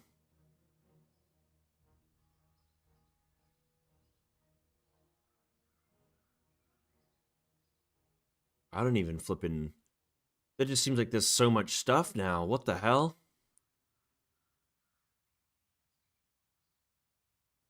Path of Jade. Wait, what's this? At the end of your Fist of Fury, you release a Jadefire Stomp. Ooh. Increase the damage of Jadefire Stomp. Per target hit by that damage up to max. Am I on Windwalker right now? Zero Tanks playing Mythic Plus? You mean Mythic Plus or do you mean Alpha? Oh, you do mean Mythic Plus, yeah? People are probably watching flipping Alpha, you know? Oh, that's pretty sick. I want to go down on the right-hand side of the tree. Oh, wait, no, I want that cone attack, though. Alright, forget Zuen. Zuen can suck it. Suck it! I want to see that 500% increased damage. That'll be pretty cool.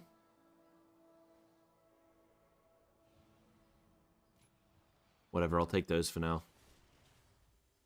Everyone's waiting for Turbo Boost? Yeah. A lot of people probably are, because why wouldn't you?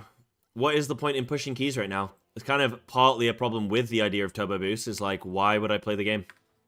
That's why I'm doing, like, fun challenges, you know? Because I'm just like, let me find a way to play the game that's not just me pushing on Feral, because in 2 days, it's going to be irrelevant. To make tanks do way more damage in AoE?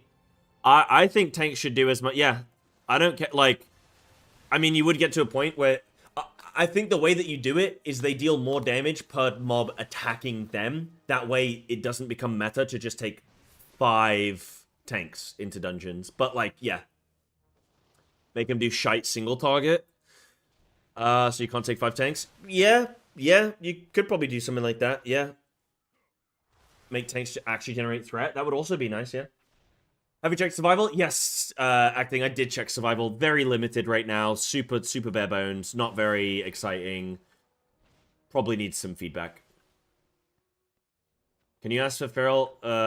Ask for a Feral buff so I can play with Feral on 19 and 20 keys. What keys are you currently doing?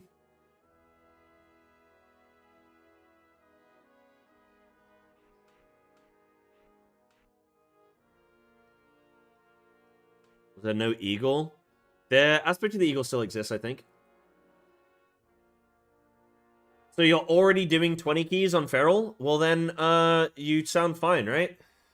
Sounds like you don't need a buff.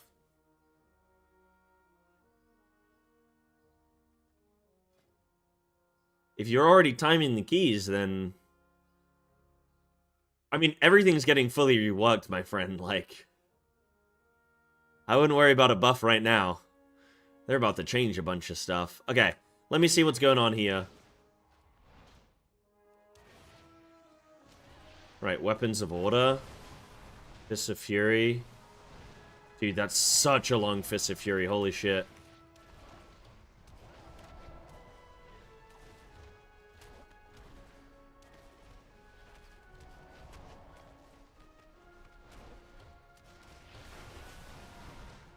Oh, look at those fists go, though.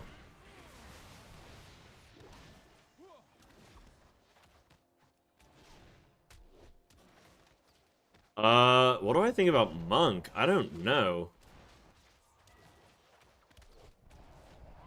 Hit combo? Yeah, hit combo's still a thing. Yeah. There is a damage... Well, it's in, but it's not working.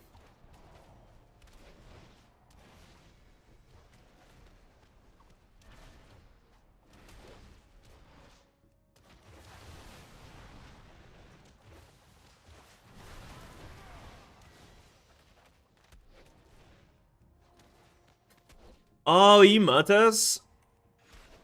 Oh, dude, wait, you got replaced from your flipping pre-made?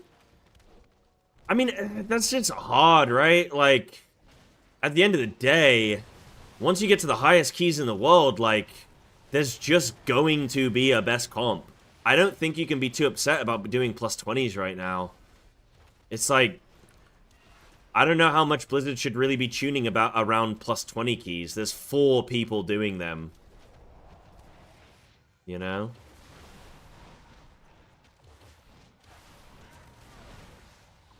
Okay, Monk feels pretty... I mean, it felt pretty powerful there. Oh, you're a healer anyway. Okay. So, yeah, not Murtas. Yeah, okay. Interesting there.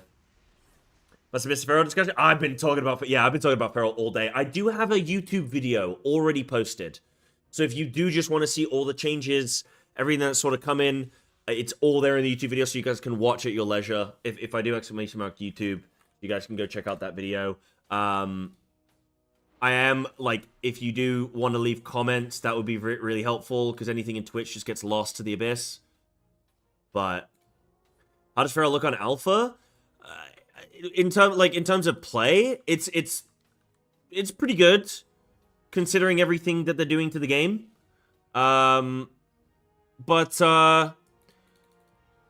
Damage, who knows? Who knows about damage? They're adding a really cool ability, actually. That's going to help us with, like, burst AoE, actually, which should be pretty good.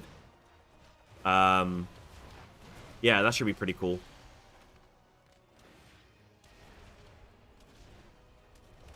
Yeah, tuning doesn't matter. Yeah, gameplay.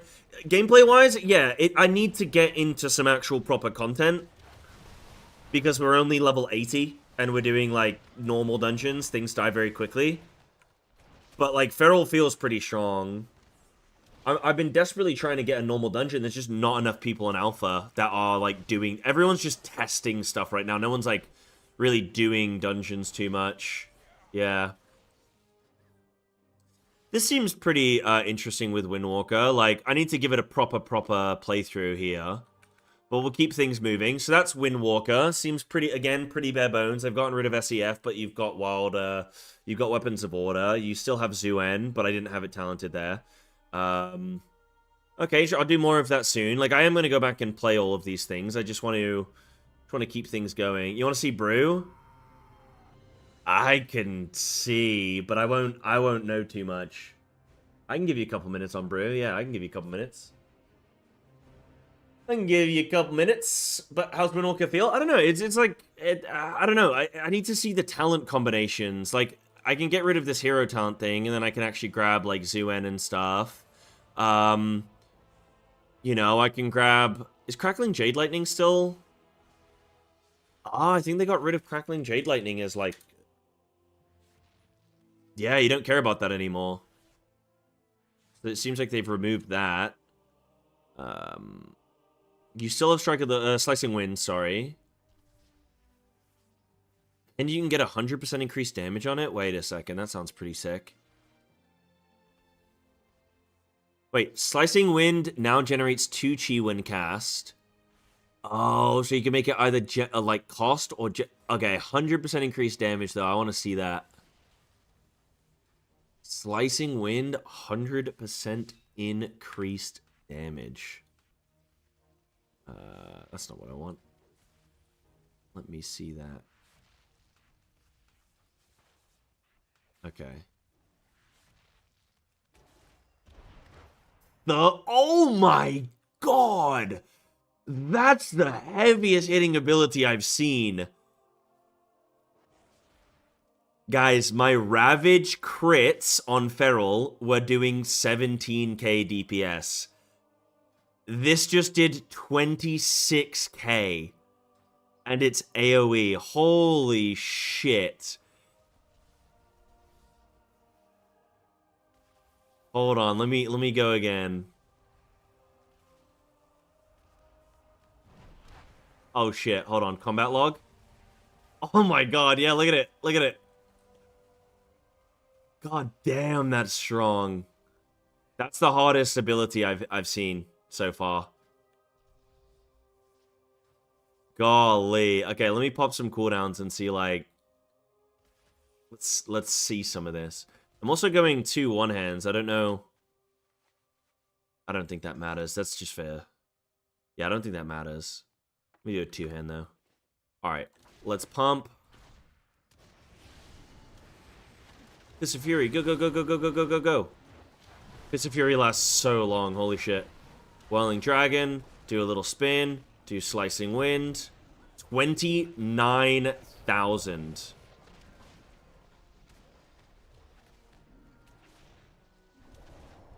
Oh my god. Yeah, Slicing Wind. 29k. Holy shit. That is gonna one-tap people in PvP. Golly. Obviously, it's a 30-second CD, but... Right, I want to see if I, like, full charge this up and try and hit as many things as possible. 174k? Oh, to a critter. Okay. Okay. Okay. Yeah. Okay, that's fine. Why did it only hit 3 targets, though? That's weird. Because it should have hit these as well. That's really weird. Dude, that was mega. Alright, let me try and do it from here. It's gonna rip aggro? Yeah. Damn, that's a pretty fun button to press, though. Let me hit shit I'm in combat with. Alright, let me see. Let me get everything going. Alright, let's see this. Ready? Oh.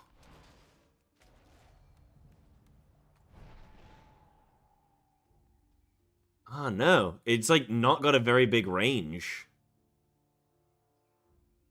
Okay, that's pretty cool, though. That's pretty cool. Alright, let me check out Brew for you, then. I saw Megaset is kind of worried about Mistweaver, apparently.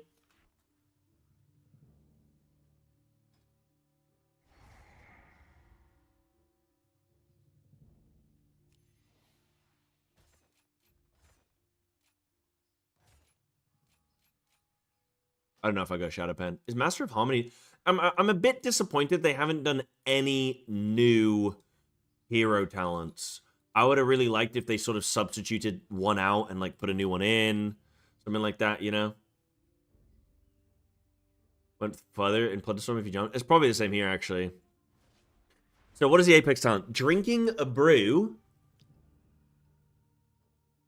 has a 20% chance to leave you with an empty barrel, which is tossed along with your next keg smash to deal 1,000 physical damage to your target. Physical damage dealt is increased by 5%. Empty barrels now ricochet. You take your aim to strike 2 total targets, dealing 20% reduced damage on each bounce. When you cast Fortifying Brew or Celestial Infusion, you tap a fresh keg, granting yourself and 2 nearby allies a refreshing drink, and leaving you with an empty barrel. Upon taking damage, automatically consume a refreshing drink to heal you for 15k over 8 seconds. Interesting. Okay. Can you guys see anything stand out here that you're like, ooh, Sai, you need to take this thing or do this thing? I still have my little statue. Got my Stagger Brew. I don't think Crackling Jade is going to be a thing now. Celestial Infusion. Yeah, that's fine. Rushing Jade? Is that a choice node?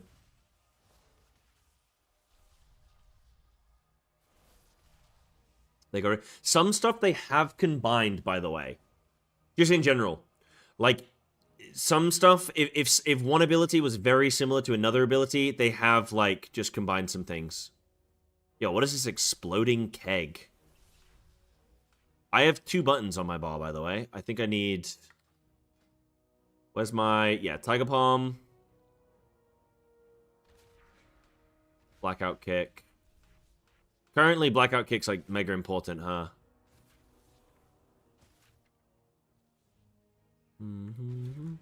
Is RSK gone?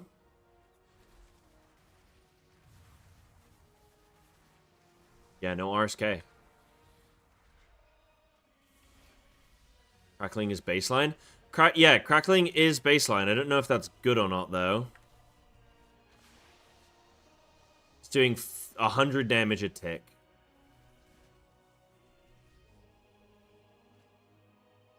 It doesn't, like... Oh, Crackling Jade Lightning deals its damage in 75% less time, costs 75%. Yeah, strikes forward. Oh, okay. Yeah, I don't know. You have Jade Flash. Okay. So you got Jade Flash there. Oh, whoa. Right, so what does Keg Smash do? Hurls a flaming keg at the target. Location, dealing damage. Causing your attacks against them to deal damage. And cause their melee attacks to deal 100% reduced damage for the next 3 seconds. Wow.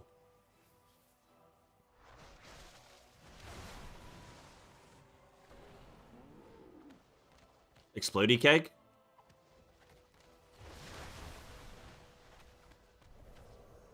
Oh, Blackout Kick. Big, damn. But it's got a CD now? 4-second CD? Wait, maybe that was always the case, actually.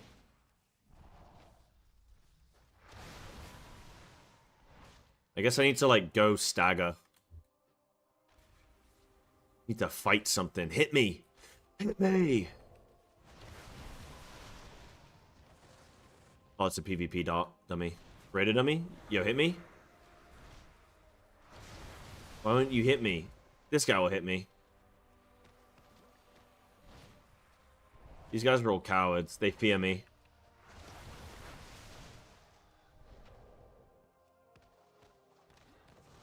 Yeah, where is the tank training one? This one? Raider training dummy? No. There is no tank one. There's not one in Stormwind, okay.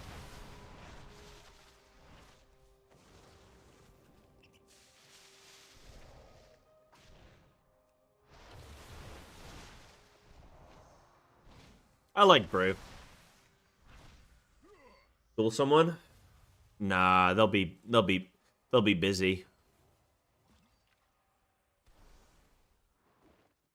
Oh, I need to go unlock Silvermoon. Yeah, that's a pain in the ass. Okay, I won't check that out right now.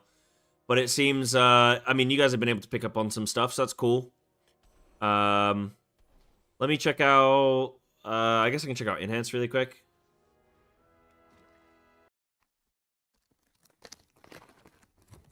Oh. Dude, it's almost midnight. Right, I gotta jump off soon. Save it for tomorrow. The alpha officially releases tomorrow, huh? Oh, shit. Oh, shit. Shit. Guys. Okay, no, I can't try Ellie right now. Guys, I need your help. I have an interview tomorrow, and I need more questions. Okay. Guys, this is really important. This is a really good interview, actually. I have an interview for the developer of the Prey system and Encounter design. So 2 different separate devs. I want to know you guys' questions.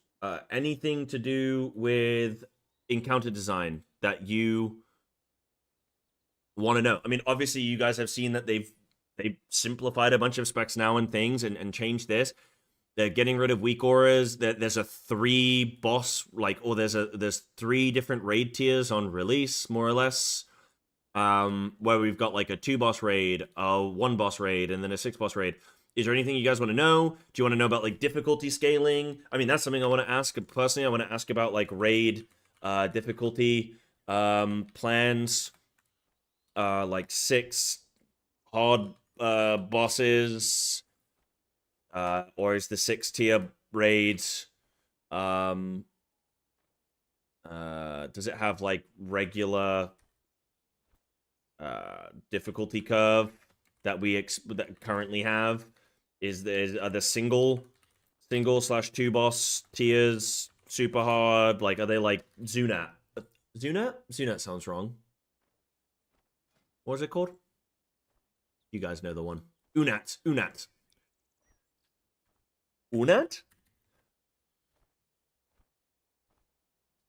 No, that wouldn't really fit into Encounter design or the Prey system, unfortunately. 10-man raid style for Mythic. I asked Ian about that in my last interview, and he said no. I think I care about is game performance, but those are not the people to be asking the question to. Yeah, exactly. Just anything about, like, they can do Zolgura, Zolaman, Kara style raids. What do you mean? Like a 10-man raid? Oh, 10 to 15-man raid? I mean, if they were gonna do it, this would probably be the place, right? Like these single boss raids and stuff like that. They haven't announced anything, and when I asked Ian, he said no.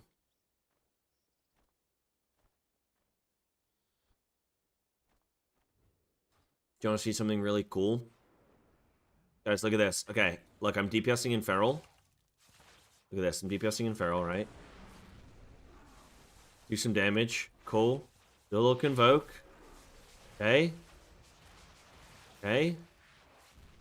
Still DPSing. Having a great time. Big. Jump into Boomy. Starfall. Back into Cat. Holy. It does a lot of damage as well. It's doing like 2k crits on everything. Big. That's a myth. The Prey difficulty is going to be accessible to casual players, because I'm sure for Hall of Fame raiders, it's going to be Pierce. Yeah, so they've got, so Prey is normal, hard, nightmare. And apparently it affects the whole zone. Nightmare is solo player only. Normal people in the zone can help you. I think the prey system, something that I'm curious about is like, yeah, like roughly what challenge will Nightmare be? Or well, I don't want to just pose it as like just for the hardcore, but like roughly break down the different levels. Because it's like a 30-minute interview, right? So like I want to make sure I got a bit of juice for prey. I know that they're like affecting the whole zone, so I'm curious on sort of how that's gonna work with like increased rewards from quests. Oftentimes in WoW, you can play a fight and not have a mechanic for like 5 pulls. With the move to a different style, can we expect raid-wide dance style mechanics where people are moving in unison? Yeah, I like that Final Fantasy question. You know, I'll just copy it verbatim. Yeah, that kind of thing I think is good. Like, I don't like that about Notepad. That kind of thing is good, right? Like, how are they looking to redesign just like mechanics in general? Are they looking? Yeah, that kind of thing. Yeah.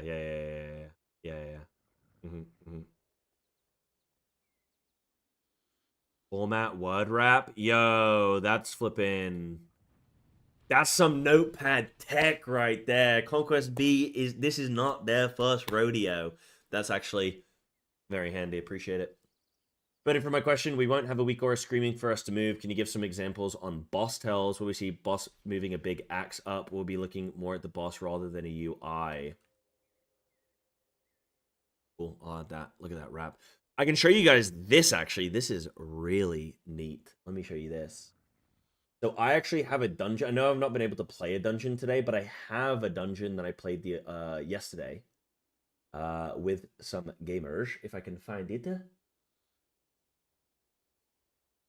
Yes. Yeah. So we go into a dungeon. Oh, we're at a boss. Perfect. Okay. Look at this. This is something they're adding. Default UI. You know what? I'm going to mute this because this is a... Classic. So this is something they're adding. Default UI. Look at this. This is a combat boss timer. Now, it's a little bit primitive, but it's interesting. So it gives you a 5-second prompt. It can be vertical. Yep, you can adjust it. It can be vertical if you want it. I think you can. I'll show you in game in a second after this. I'll show you after this. But they are doing some work on sort of some of the display of boss mechanics and stuff. Dimensity's platforms would be that kind of style. Like, what side of that? Yeah, like I'm like the boss is raising its hand up that way, so it's going to cleave that side. I mean, I don't want to ask the encounter designer guy, like, hey, are you going to copy designs from Final Fantasy in terms of bosses? But legitimately, like, are they? Because that's what they should be doing with this new style of combat. Add-ons to be able to change how any UI element is shown, just not pull. Yeah, that was answered. I don't know if you guys watched the Q&A, but yes, Ian said that. Like, you, with nameplates and stuff, you're still going to be able to, like increase the size and move things and all that kind of stuff with add-ons, but you just won't be able to like pull information that's gonna tell you like the add-on can like ping for data, you know? I don't know how add-ons work, but like, yeah. So yeah, you'll still be able to like use add-ons for good display and whatnot, but they just won't be able to take information. Yeah. Need to ask about visual clarity of fights. For example, giant hands not covering the entire screen.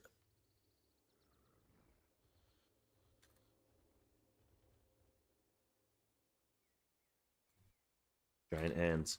I wanted to ask about RNG damage in Mythic Plus. Like, infinite scaling. I don't care about spelling. Infinite scaling system. Oh my god, I gotta show you guys this in a sec. Hold on, I gotta show you guys this. This is part of the new dungeon. This is funny. Infinite scale where you can get cast on twice with pot shot or dynamite or any number of these mechanics, as well as repeat targeting. For example, Impale from the Knights in Priory, right? Where you get targeted 3 times in a row, you run out of defensive, or Purification. Purification in Priory, you run out of defensives. Is there anything like I can ask about sort of encounter design in general that's more of like also just for the general player base? Because I also don't want to just like do super high-end player stuff. Like stuff with delves, maybe? Like anything with delve design? I did ask them about like, I did ask Ian in my last interview, delve mob design, where their auto attacks eventually start trucking for 80, 70% HP, etc. Improved clarity when being targeted. So they kind of are. Okay, so hold on. They kind of are. So if you go into options, gameplay enhancements, advanced cooldowns set. Oh, wait, this is cool. Yeah, it's not that. Is it edit mode? Critical warnings. There's a thing. No, it's options. Interface. Not controls. Is it nameplate? It might be nameplate. Yeah, it's nameplates. Yes.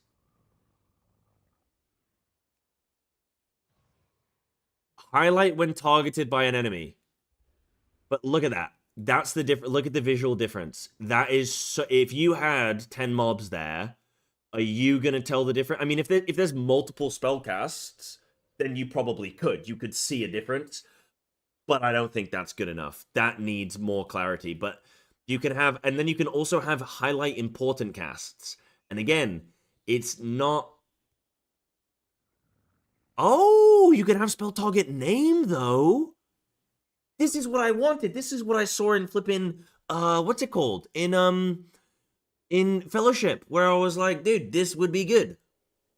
Let me know when I'm being targeted without needing to tab target to different mobs and stuff or use a weak aura. So they are going to have a spell target. Like, if I try this real quick, I'll do that in a sec, Kieran, as well. Give me one moment. Yeah, like, if this is just the alpha, we can definitely give them feedback on this. That encounter timeline, holy, is aesthetically so much worse than any add-ons. Yeah, it, again, probably needs some improving. I think these mobs cast, right? Yes, nice. Oh, dude, that's sick. Okay, that's really good. I can now read when I'm going to get casted on.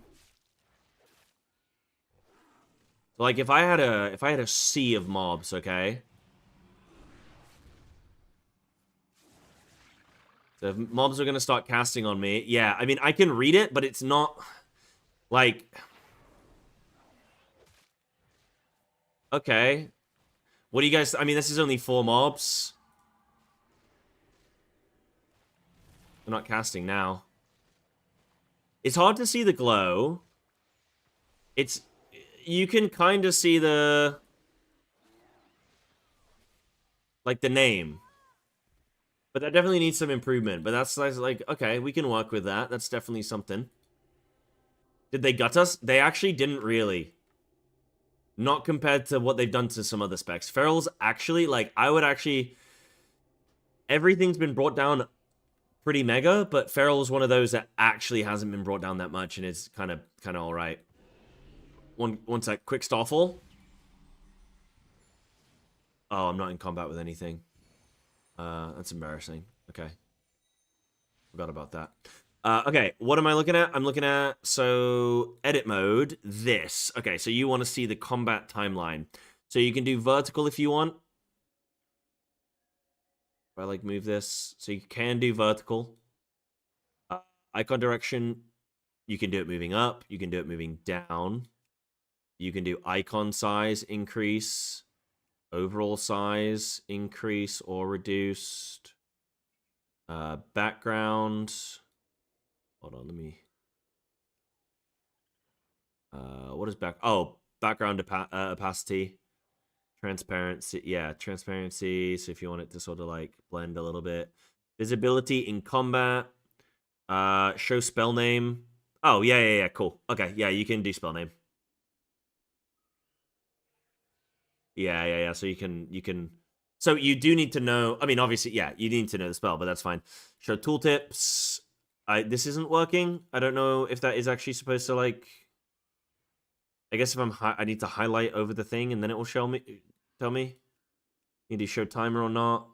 So it is quite limited, but it's not like terrible. Yeah, you can still add-ons will still be able to do stuff with like if you use I don't know whatever nameplate add-on, all that'll be fine. It's just not gonna it's not gonna give you information that isn't like.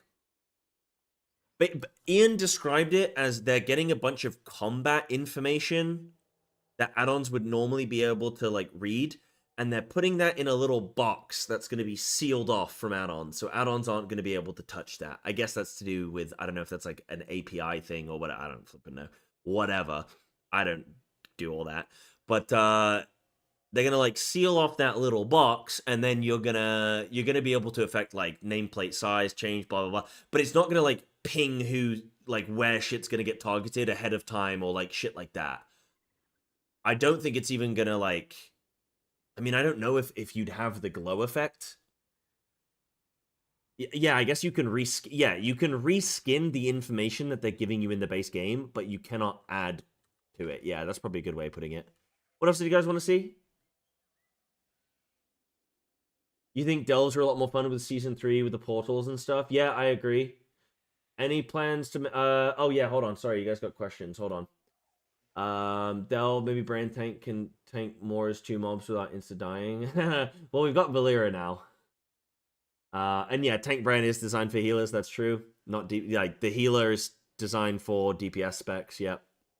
And DPS is designed for tanks.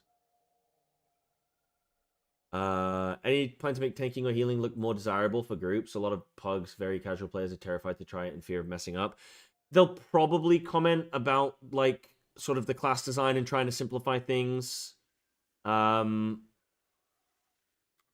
probably the angle they'd go down, I guess. I mean, is there anything like encounter design is like deceptively tricky in terms of coming up with like some good questions and stuff, you know?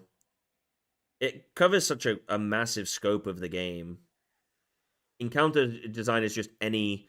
I mean, they've said about Brawlers Guild. Maybe I can ask.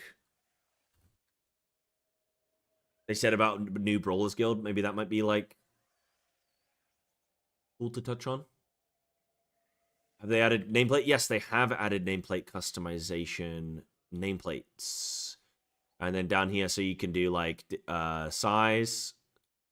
So I guess you can see the mobs around me. So you can do size, you can do buff and debuff scale. Obviously, if I like bleed this mob. So I can do scale of the bleeds, which you can make them pretty massive.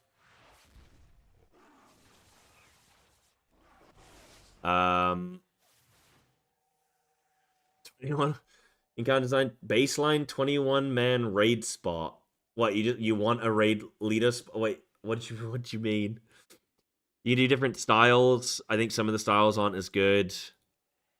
Do thin, blocky, cast focus. Cast focus sounds interesting. How does this work? Ah, the cast bar is actually bigger than the health bar. Yeah, that's pretty... Oh, that's way... Dude, that's so much better to see. Holy shit. Wait, that's like mega good.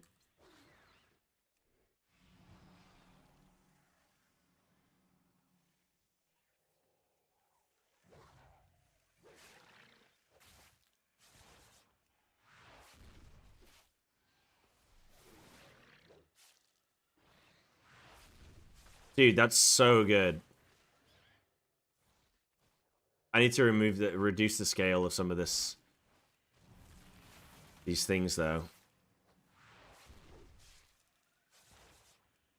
Let me go on to nameplates. Dude, that's so good. All right, let me drop the scale a little bit and then drop buffs. So nameplate information, so you can do health percentage, you can do health value, rarity icon, cast bar information. We looked at that where you can do like spell name, spell icon, highlight important cast, highlight when targeted by an enemy. I probably don't need that because I've got my name. Aggro you can do, so it will like show you when you're getting aggro. There's like enemy mobs. You can show mob buffs. So you can see if mobs been buffed, if they got like a enrage or something that you can soothe. Personal debuffs is like what you're dotting them with. Shared CC is I don't know. Is that like if I mean I know kind of in the name, but like is that if you have CC available or if they're double CC? I don't know. I don't know how that works. Like what that means. Friendly nameplate stuff is the same, and then debuff padding. I don't know what this does. Oh, yeah. This, like, moves it either super close or far away from the bar. Goes when they're CC'd. Yeah, let me see. Do I have demo? Yeah. Shows demo. Okay. So, yeah. So, you're going to have the mob's buff on the left-hand side, your buffs above, and then group CC on the right-hand side. I like that. That is actually very good. Now, obviously, we're looking at individual mobs. When you have a bunch of mobs in a pack, then, like, okay. Wait, I need to fight one more. Yeah, no, I want padding at 0. And then you can do simplified nameplates for minions, minor, friendly players, friendly NPCs.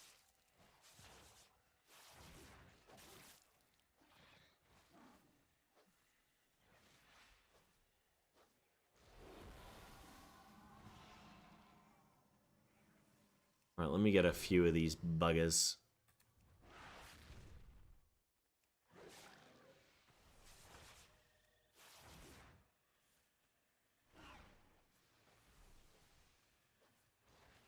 I want to see them all cast.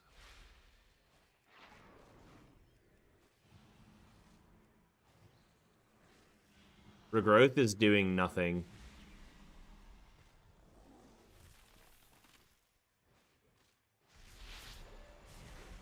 Heal me. Why won't they all cast?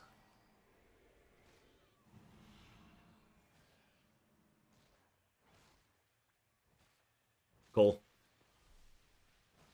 Get away from me. Can you customize width and height? Yeah, I believe so. Nameplates. Oh, you can just do size.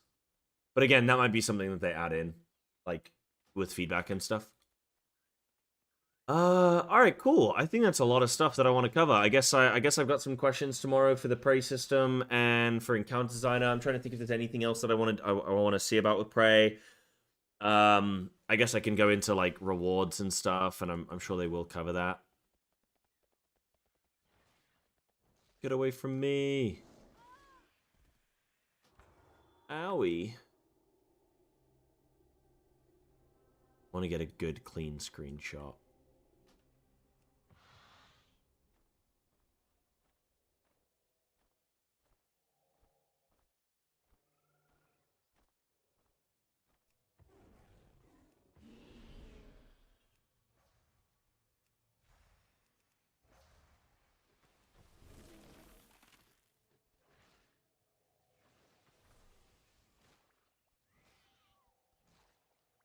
The nameplates do fly around a lot, though. Like, they're really, like, what? Like, look at that nameplate. Look at that, like, as I'm turning my camera, it's like, whoa.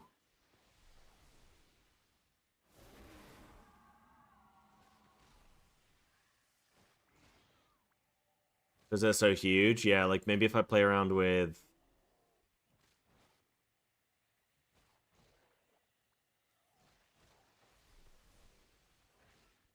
making them a bit smaller.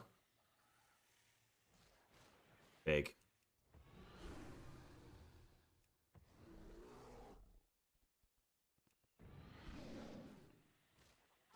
Yeah, they don't move around as much. Have they? Oh, thoughts about Feral Midnight? I mean, it's alpha. It's like day one of alpha. Hard to say. Like, I don't. I want to kind of defer, like giving a proper opinion until we see more. But generally, I guess we have seen some cool additions, but nothing that has fundamentally brought the design of Feral up. I don't think. Apart from maybe this one talent. This is the one talent that I'm like very intrigued by. And AoE Feral Frenzy is kind of cool because it also works with Convoke, which is kind of cool. And also I kind of like Chomp. Chomp kind of does some big damage. Okay, there's been a couple cute little things, but nothing that's like really fundamentally been like, right, Feral's been brought into like 2025 maybe necessarily. Yeah, these nameplates can be a bit.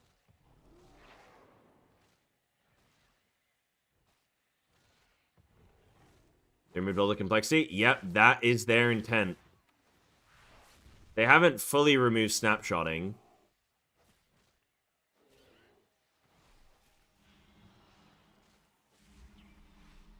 I don't think I'm going to get a better shot. Come on. These mobs don't cast very often.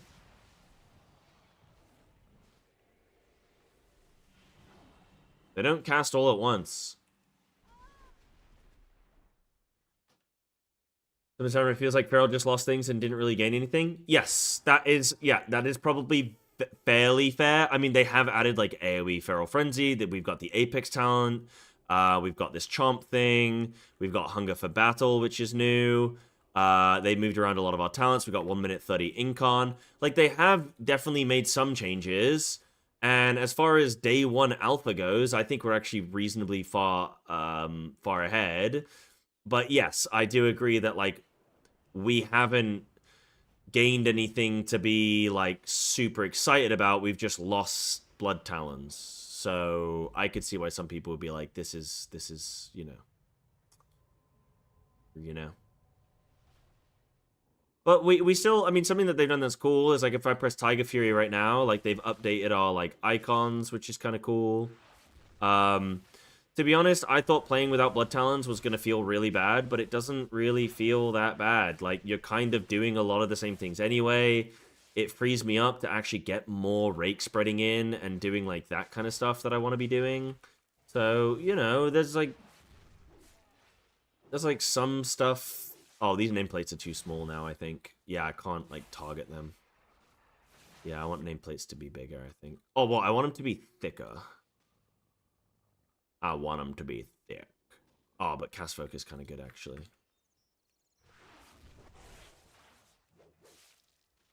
Another question, have they touched on raid frames now the UI is completely overhauled? The texture looks old and out of place. Yeah, I guess raid... Yeah, like, some of the UI improvements with, some of that in mind. Okay, yeah, I'll look into that. And Stoffel.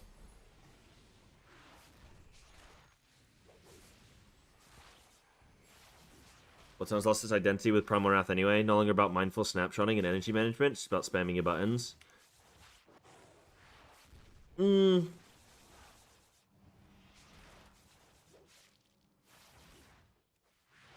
Yeah, I mean, kind of, I guess. But that's, like, kind of the modern game, you know?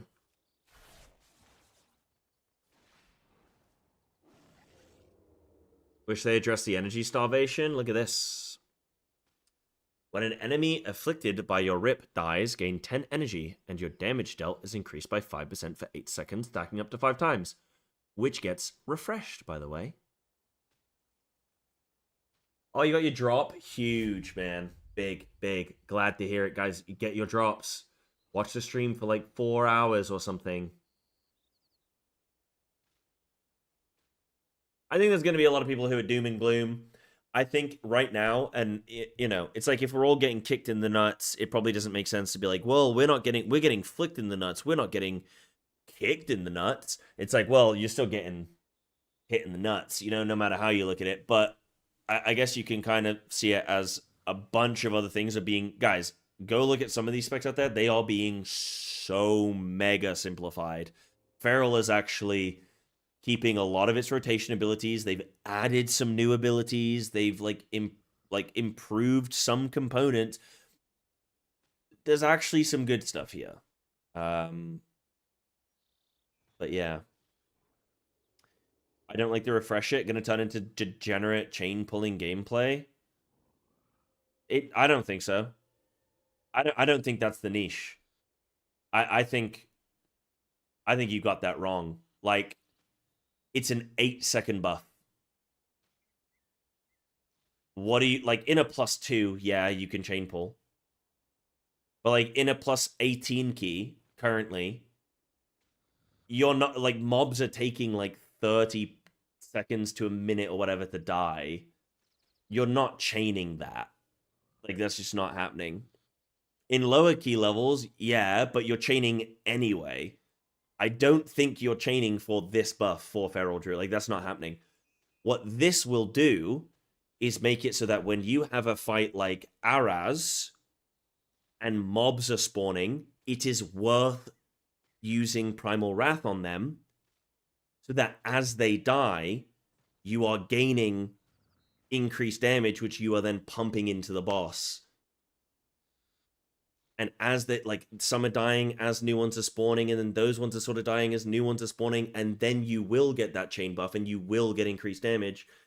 That's what I think this talent will be for, and I think it's going to be sick, because you're also getting the energy bump as well. So it's going to kind of work as the old Predator, but it's not going to be so OP. And then also it's giving you 25% increased damage. Like, it's going to be good for that kind of boss, and it's also going to be good for a boss like Ecodome, first boss. You know, the worm in Ecodome, and it spawns little ads, and they die really quite quickly. Currently, you're like, oh, I don't really want to use Blood Talent on them, because then I'm going to lose my... Sorry, I don't want to use Primal Wrath on them, because I'm going to lose my Blood Talon's Tiger Fury snapped single target rip, which still has 15 seconds left. And then I'm going to have to reapply that rip without Tiger Fury. Like, that's bad. Now you would be like, oh, I absolutely want to I absolutely want to Primal Wrath them, so that I'm going to get some big damage for, like, as they're dying, it's getting refreshed and refreshed and refreshed and building up. You know?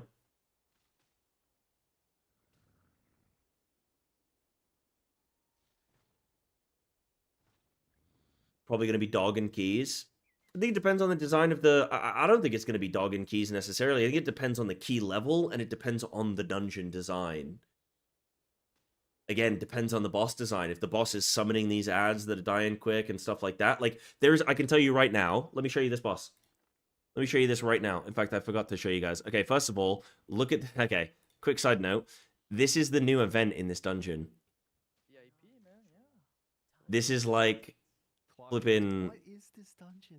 What are we doing? We gotta do a shift, man. It's like McDonald's all over again. We are in costume right now, and we all get a different task.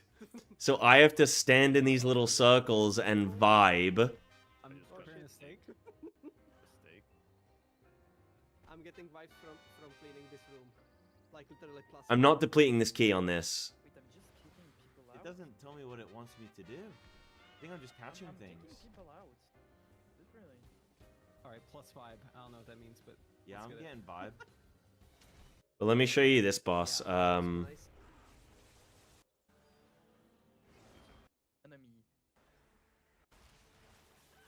Yeah, this lady.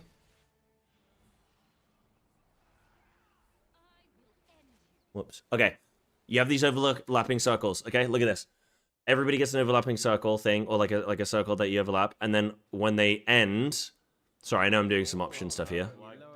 Oh, I lagged out. Okay, but they summon imps with very low HP.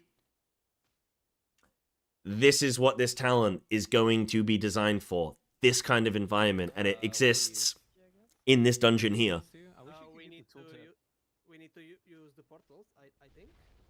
Like the wave goes, same way. New damage meter is not out yet. It's not working, but it is technically in the game, but it's not working. Yeah. It's so slow. I hope it goes like fast. Yeah, definitely, Denki. They're not that bad in WoW. Read through the changes for a long time. I do think they are homogenizing a lot of specs, going very safe, and in a lot of classes gone a bit too far. Bit worried. I see the bit vision, but I hope to see more fleshing out. Yeah, I think, like, okay, I don't want to, I'm just saying, I don't think there's reason to doom, but I definitely think there's reason to, like, yeah, give the feedback and, like, be concerned over some of these design changes and think, right, like, Blizzard, I think you've gone a bit too far. Yeah, well, I've been talking about it quite a bit. It's been very much the conversation topic. Yeah.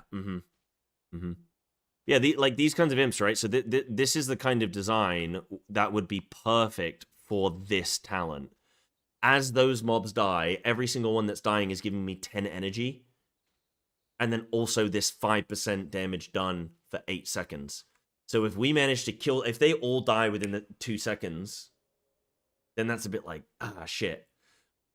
But if they, like, sort of die with a little bit of staggered dying, then that's going to be way better. And as you go up higher key level, that's going to be more so the case, where they will die in a more staggered fashion. Look at Echelon in Halls of Atonement currently right now, right? Those ads live quite a while, and they do die in like a staggered order.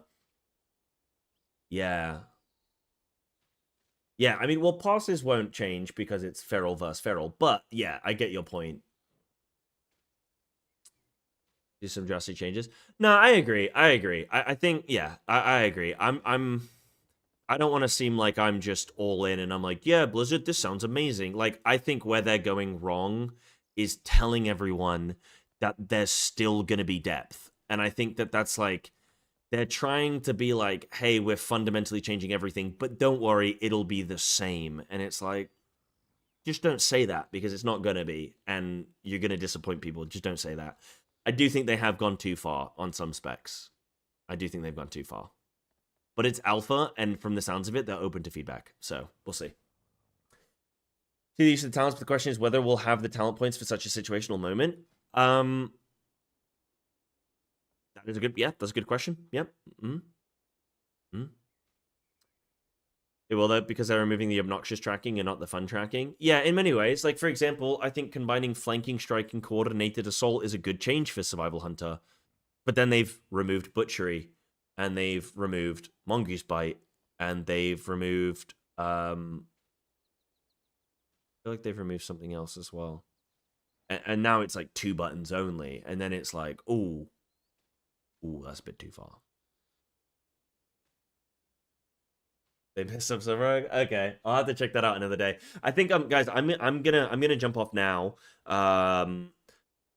because I gotta go. It's like midnight. I gotta go, but I'll be back tomorrow. I think so. I've got my interview tomorrow, so I'm gonna be on early. Then I've got an interview, so I'll have to like end stream. Well, actually, I need to see. I'm gonna try and do more videos and stuff, and then I've got my interview at like in the middle of like early evening, and then I'll see if I can fit in a stream or whatever. Show you one last off. I'll show you one last off before I go, baby. Don't worry, I got you. All right, one last opener, okay? Big. I'm gonna do my little jump around AOE feral frenzy. Let's do a little. Should we do a convoke? Let's send it. Big. No blood talons. Don't care. Let's go. Get a little ravage in there. Big. Jump into Boomy. Convoke. Not Convoke. Flipping Starfall. Huge. Low energy. I can Chomp. Huge. Chomp does so much goddamn damage. Insane. Yes. Fessidax. Yes. If an ability is going to be snapshotted, it has changed the icon. Huge.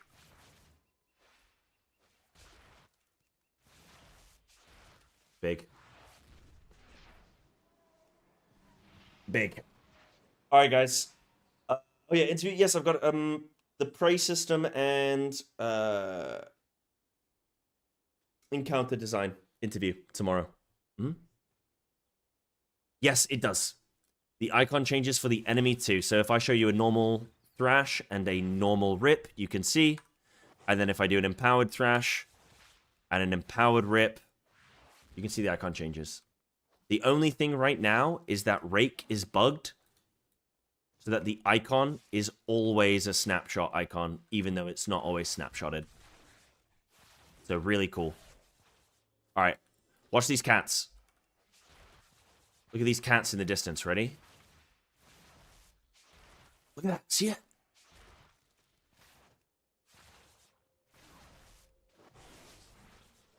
And another cat. When's it gonna come? There's one.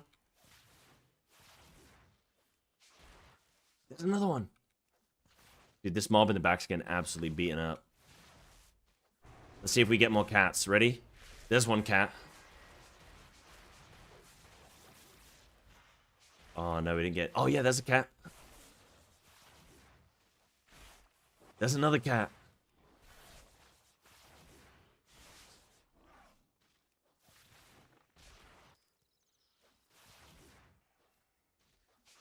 Big. His mission last. Nice, dog. All right, guys. I'm gonna love you and leave you. Thanks for today. Really appreciate it. Don't forget to follow the channel if you want to see more like alpha testing. I'm gonna be going through everything over the like coming weeks. Also, I put out a feral druid video on all the changes. So if you're like, oh, sorry, I want to see more of the stuff, that's right there on my Soul of the Forest. Oh my Jesus Christ! Sorry, that was really loud. We were watching the interview earlier and they messed up the audio. Sorry, that was horrible. There's a video there. I go through everything. I talk about everything. Show off all the talents, so you can see all that there. That's there for you. And then I want to do some alpha feedback and stuff, and like go through all the different things. But yeah, all right, guys. Take care. Thanks for watching. Sweet dreams. Bye bye. Probably gonna be for fun only. There's some rewards. There's some rewards, and there's yeah, probably for fun only.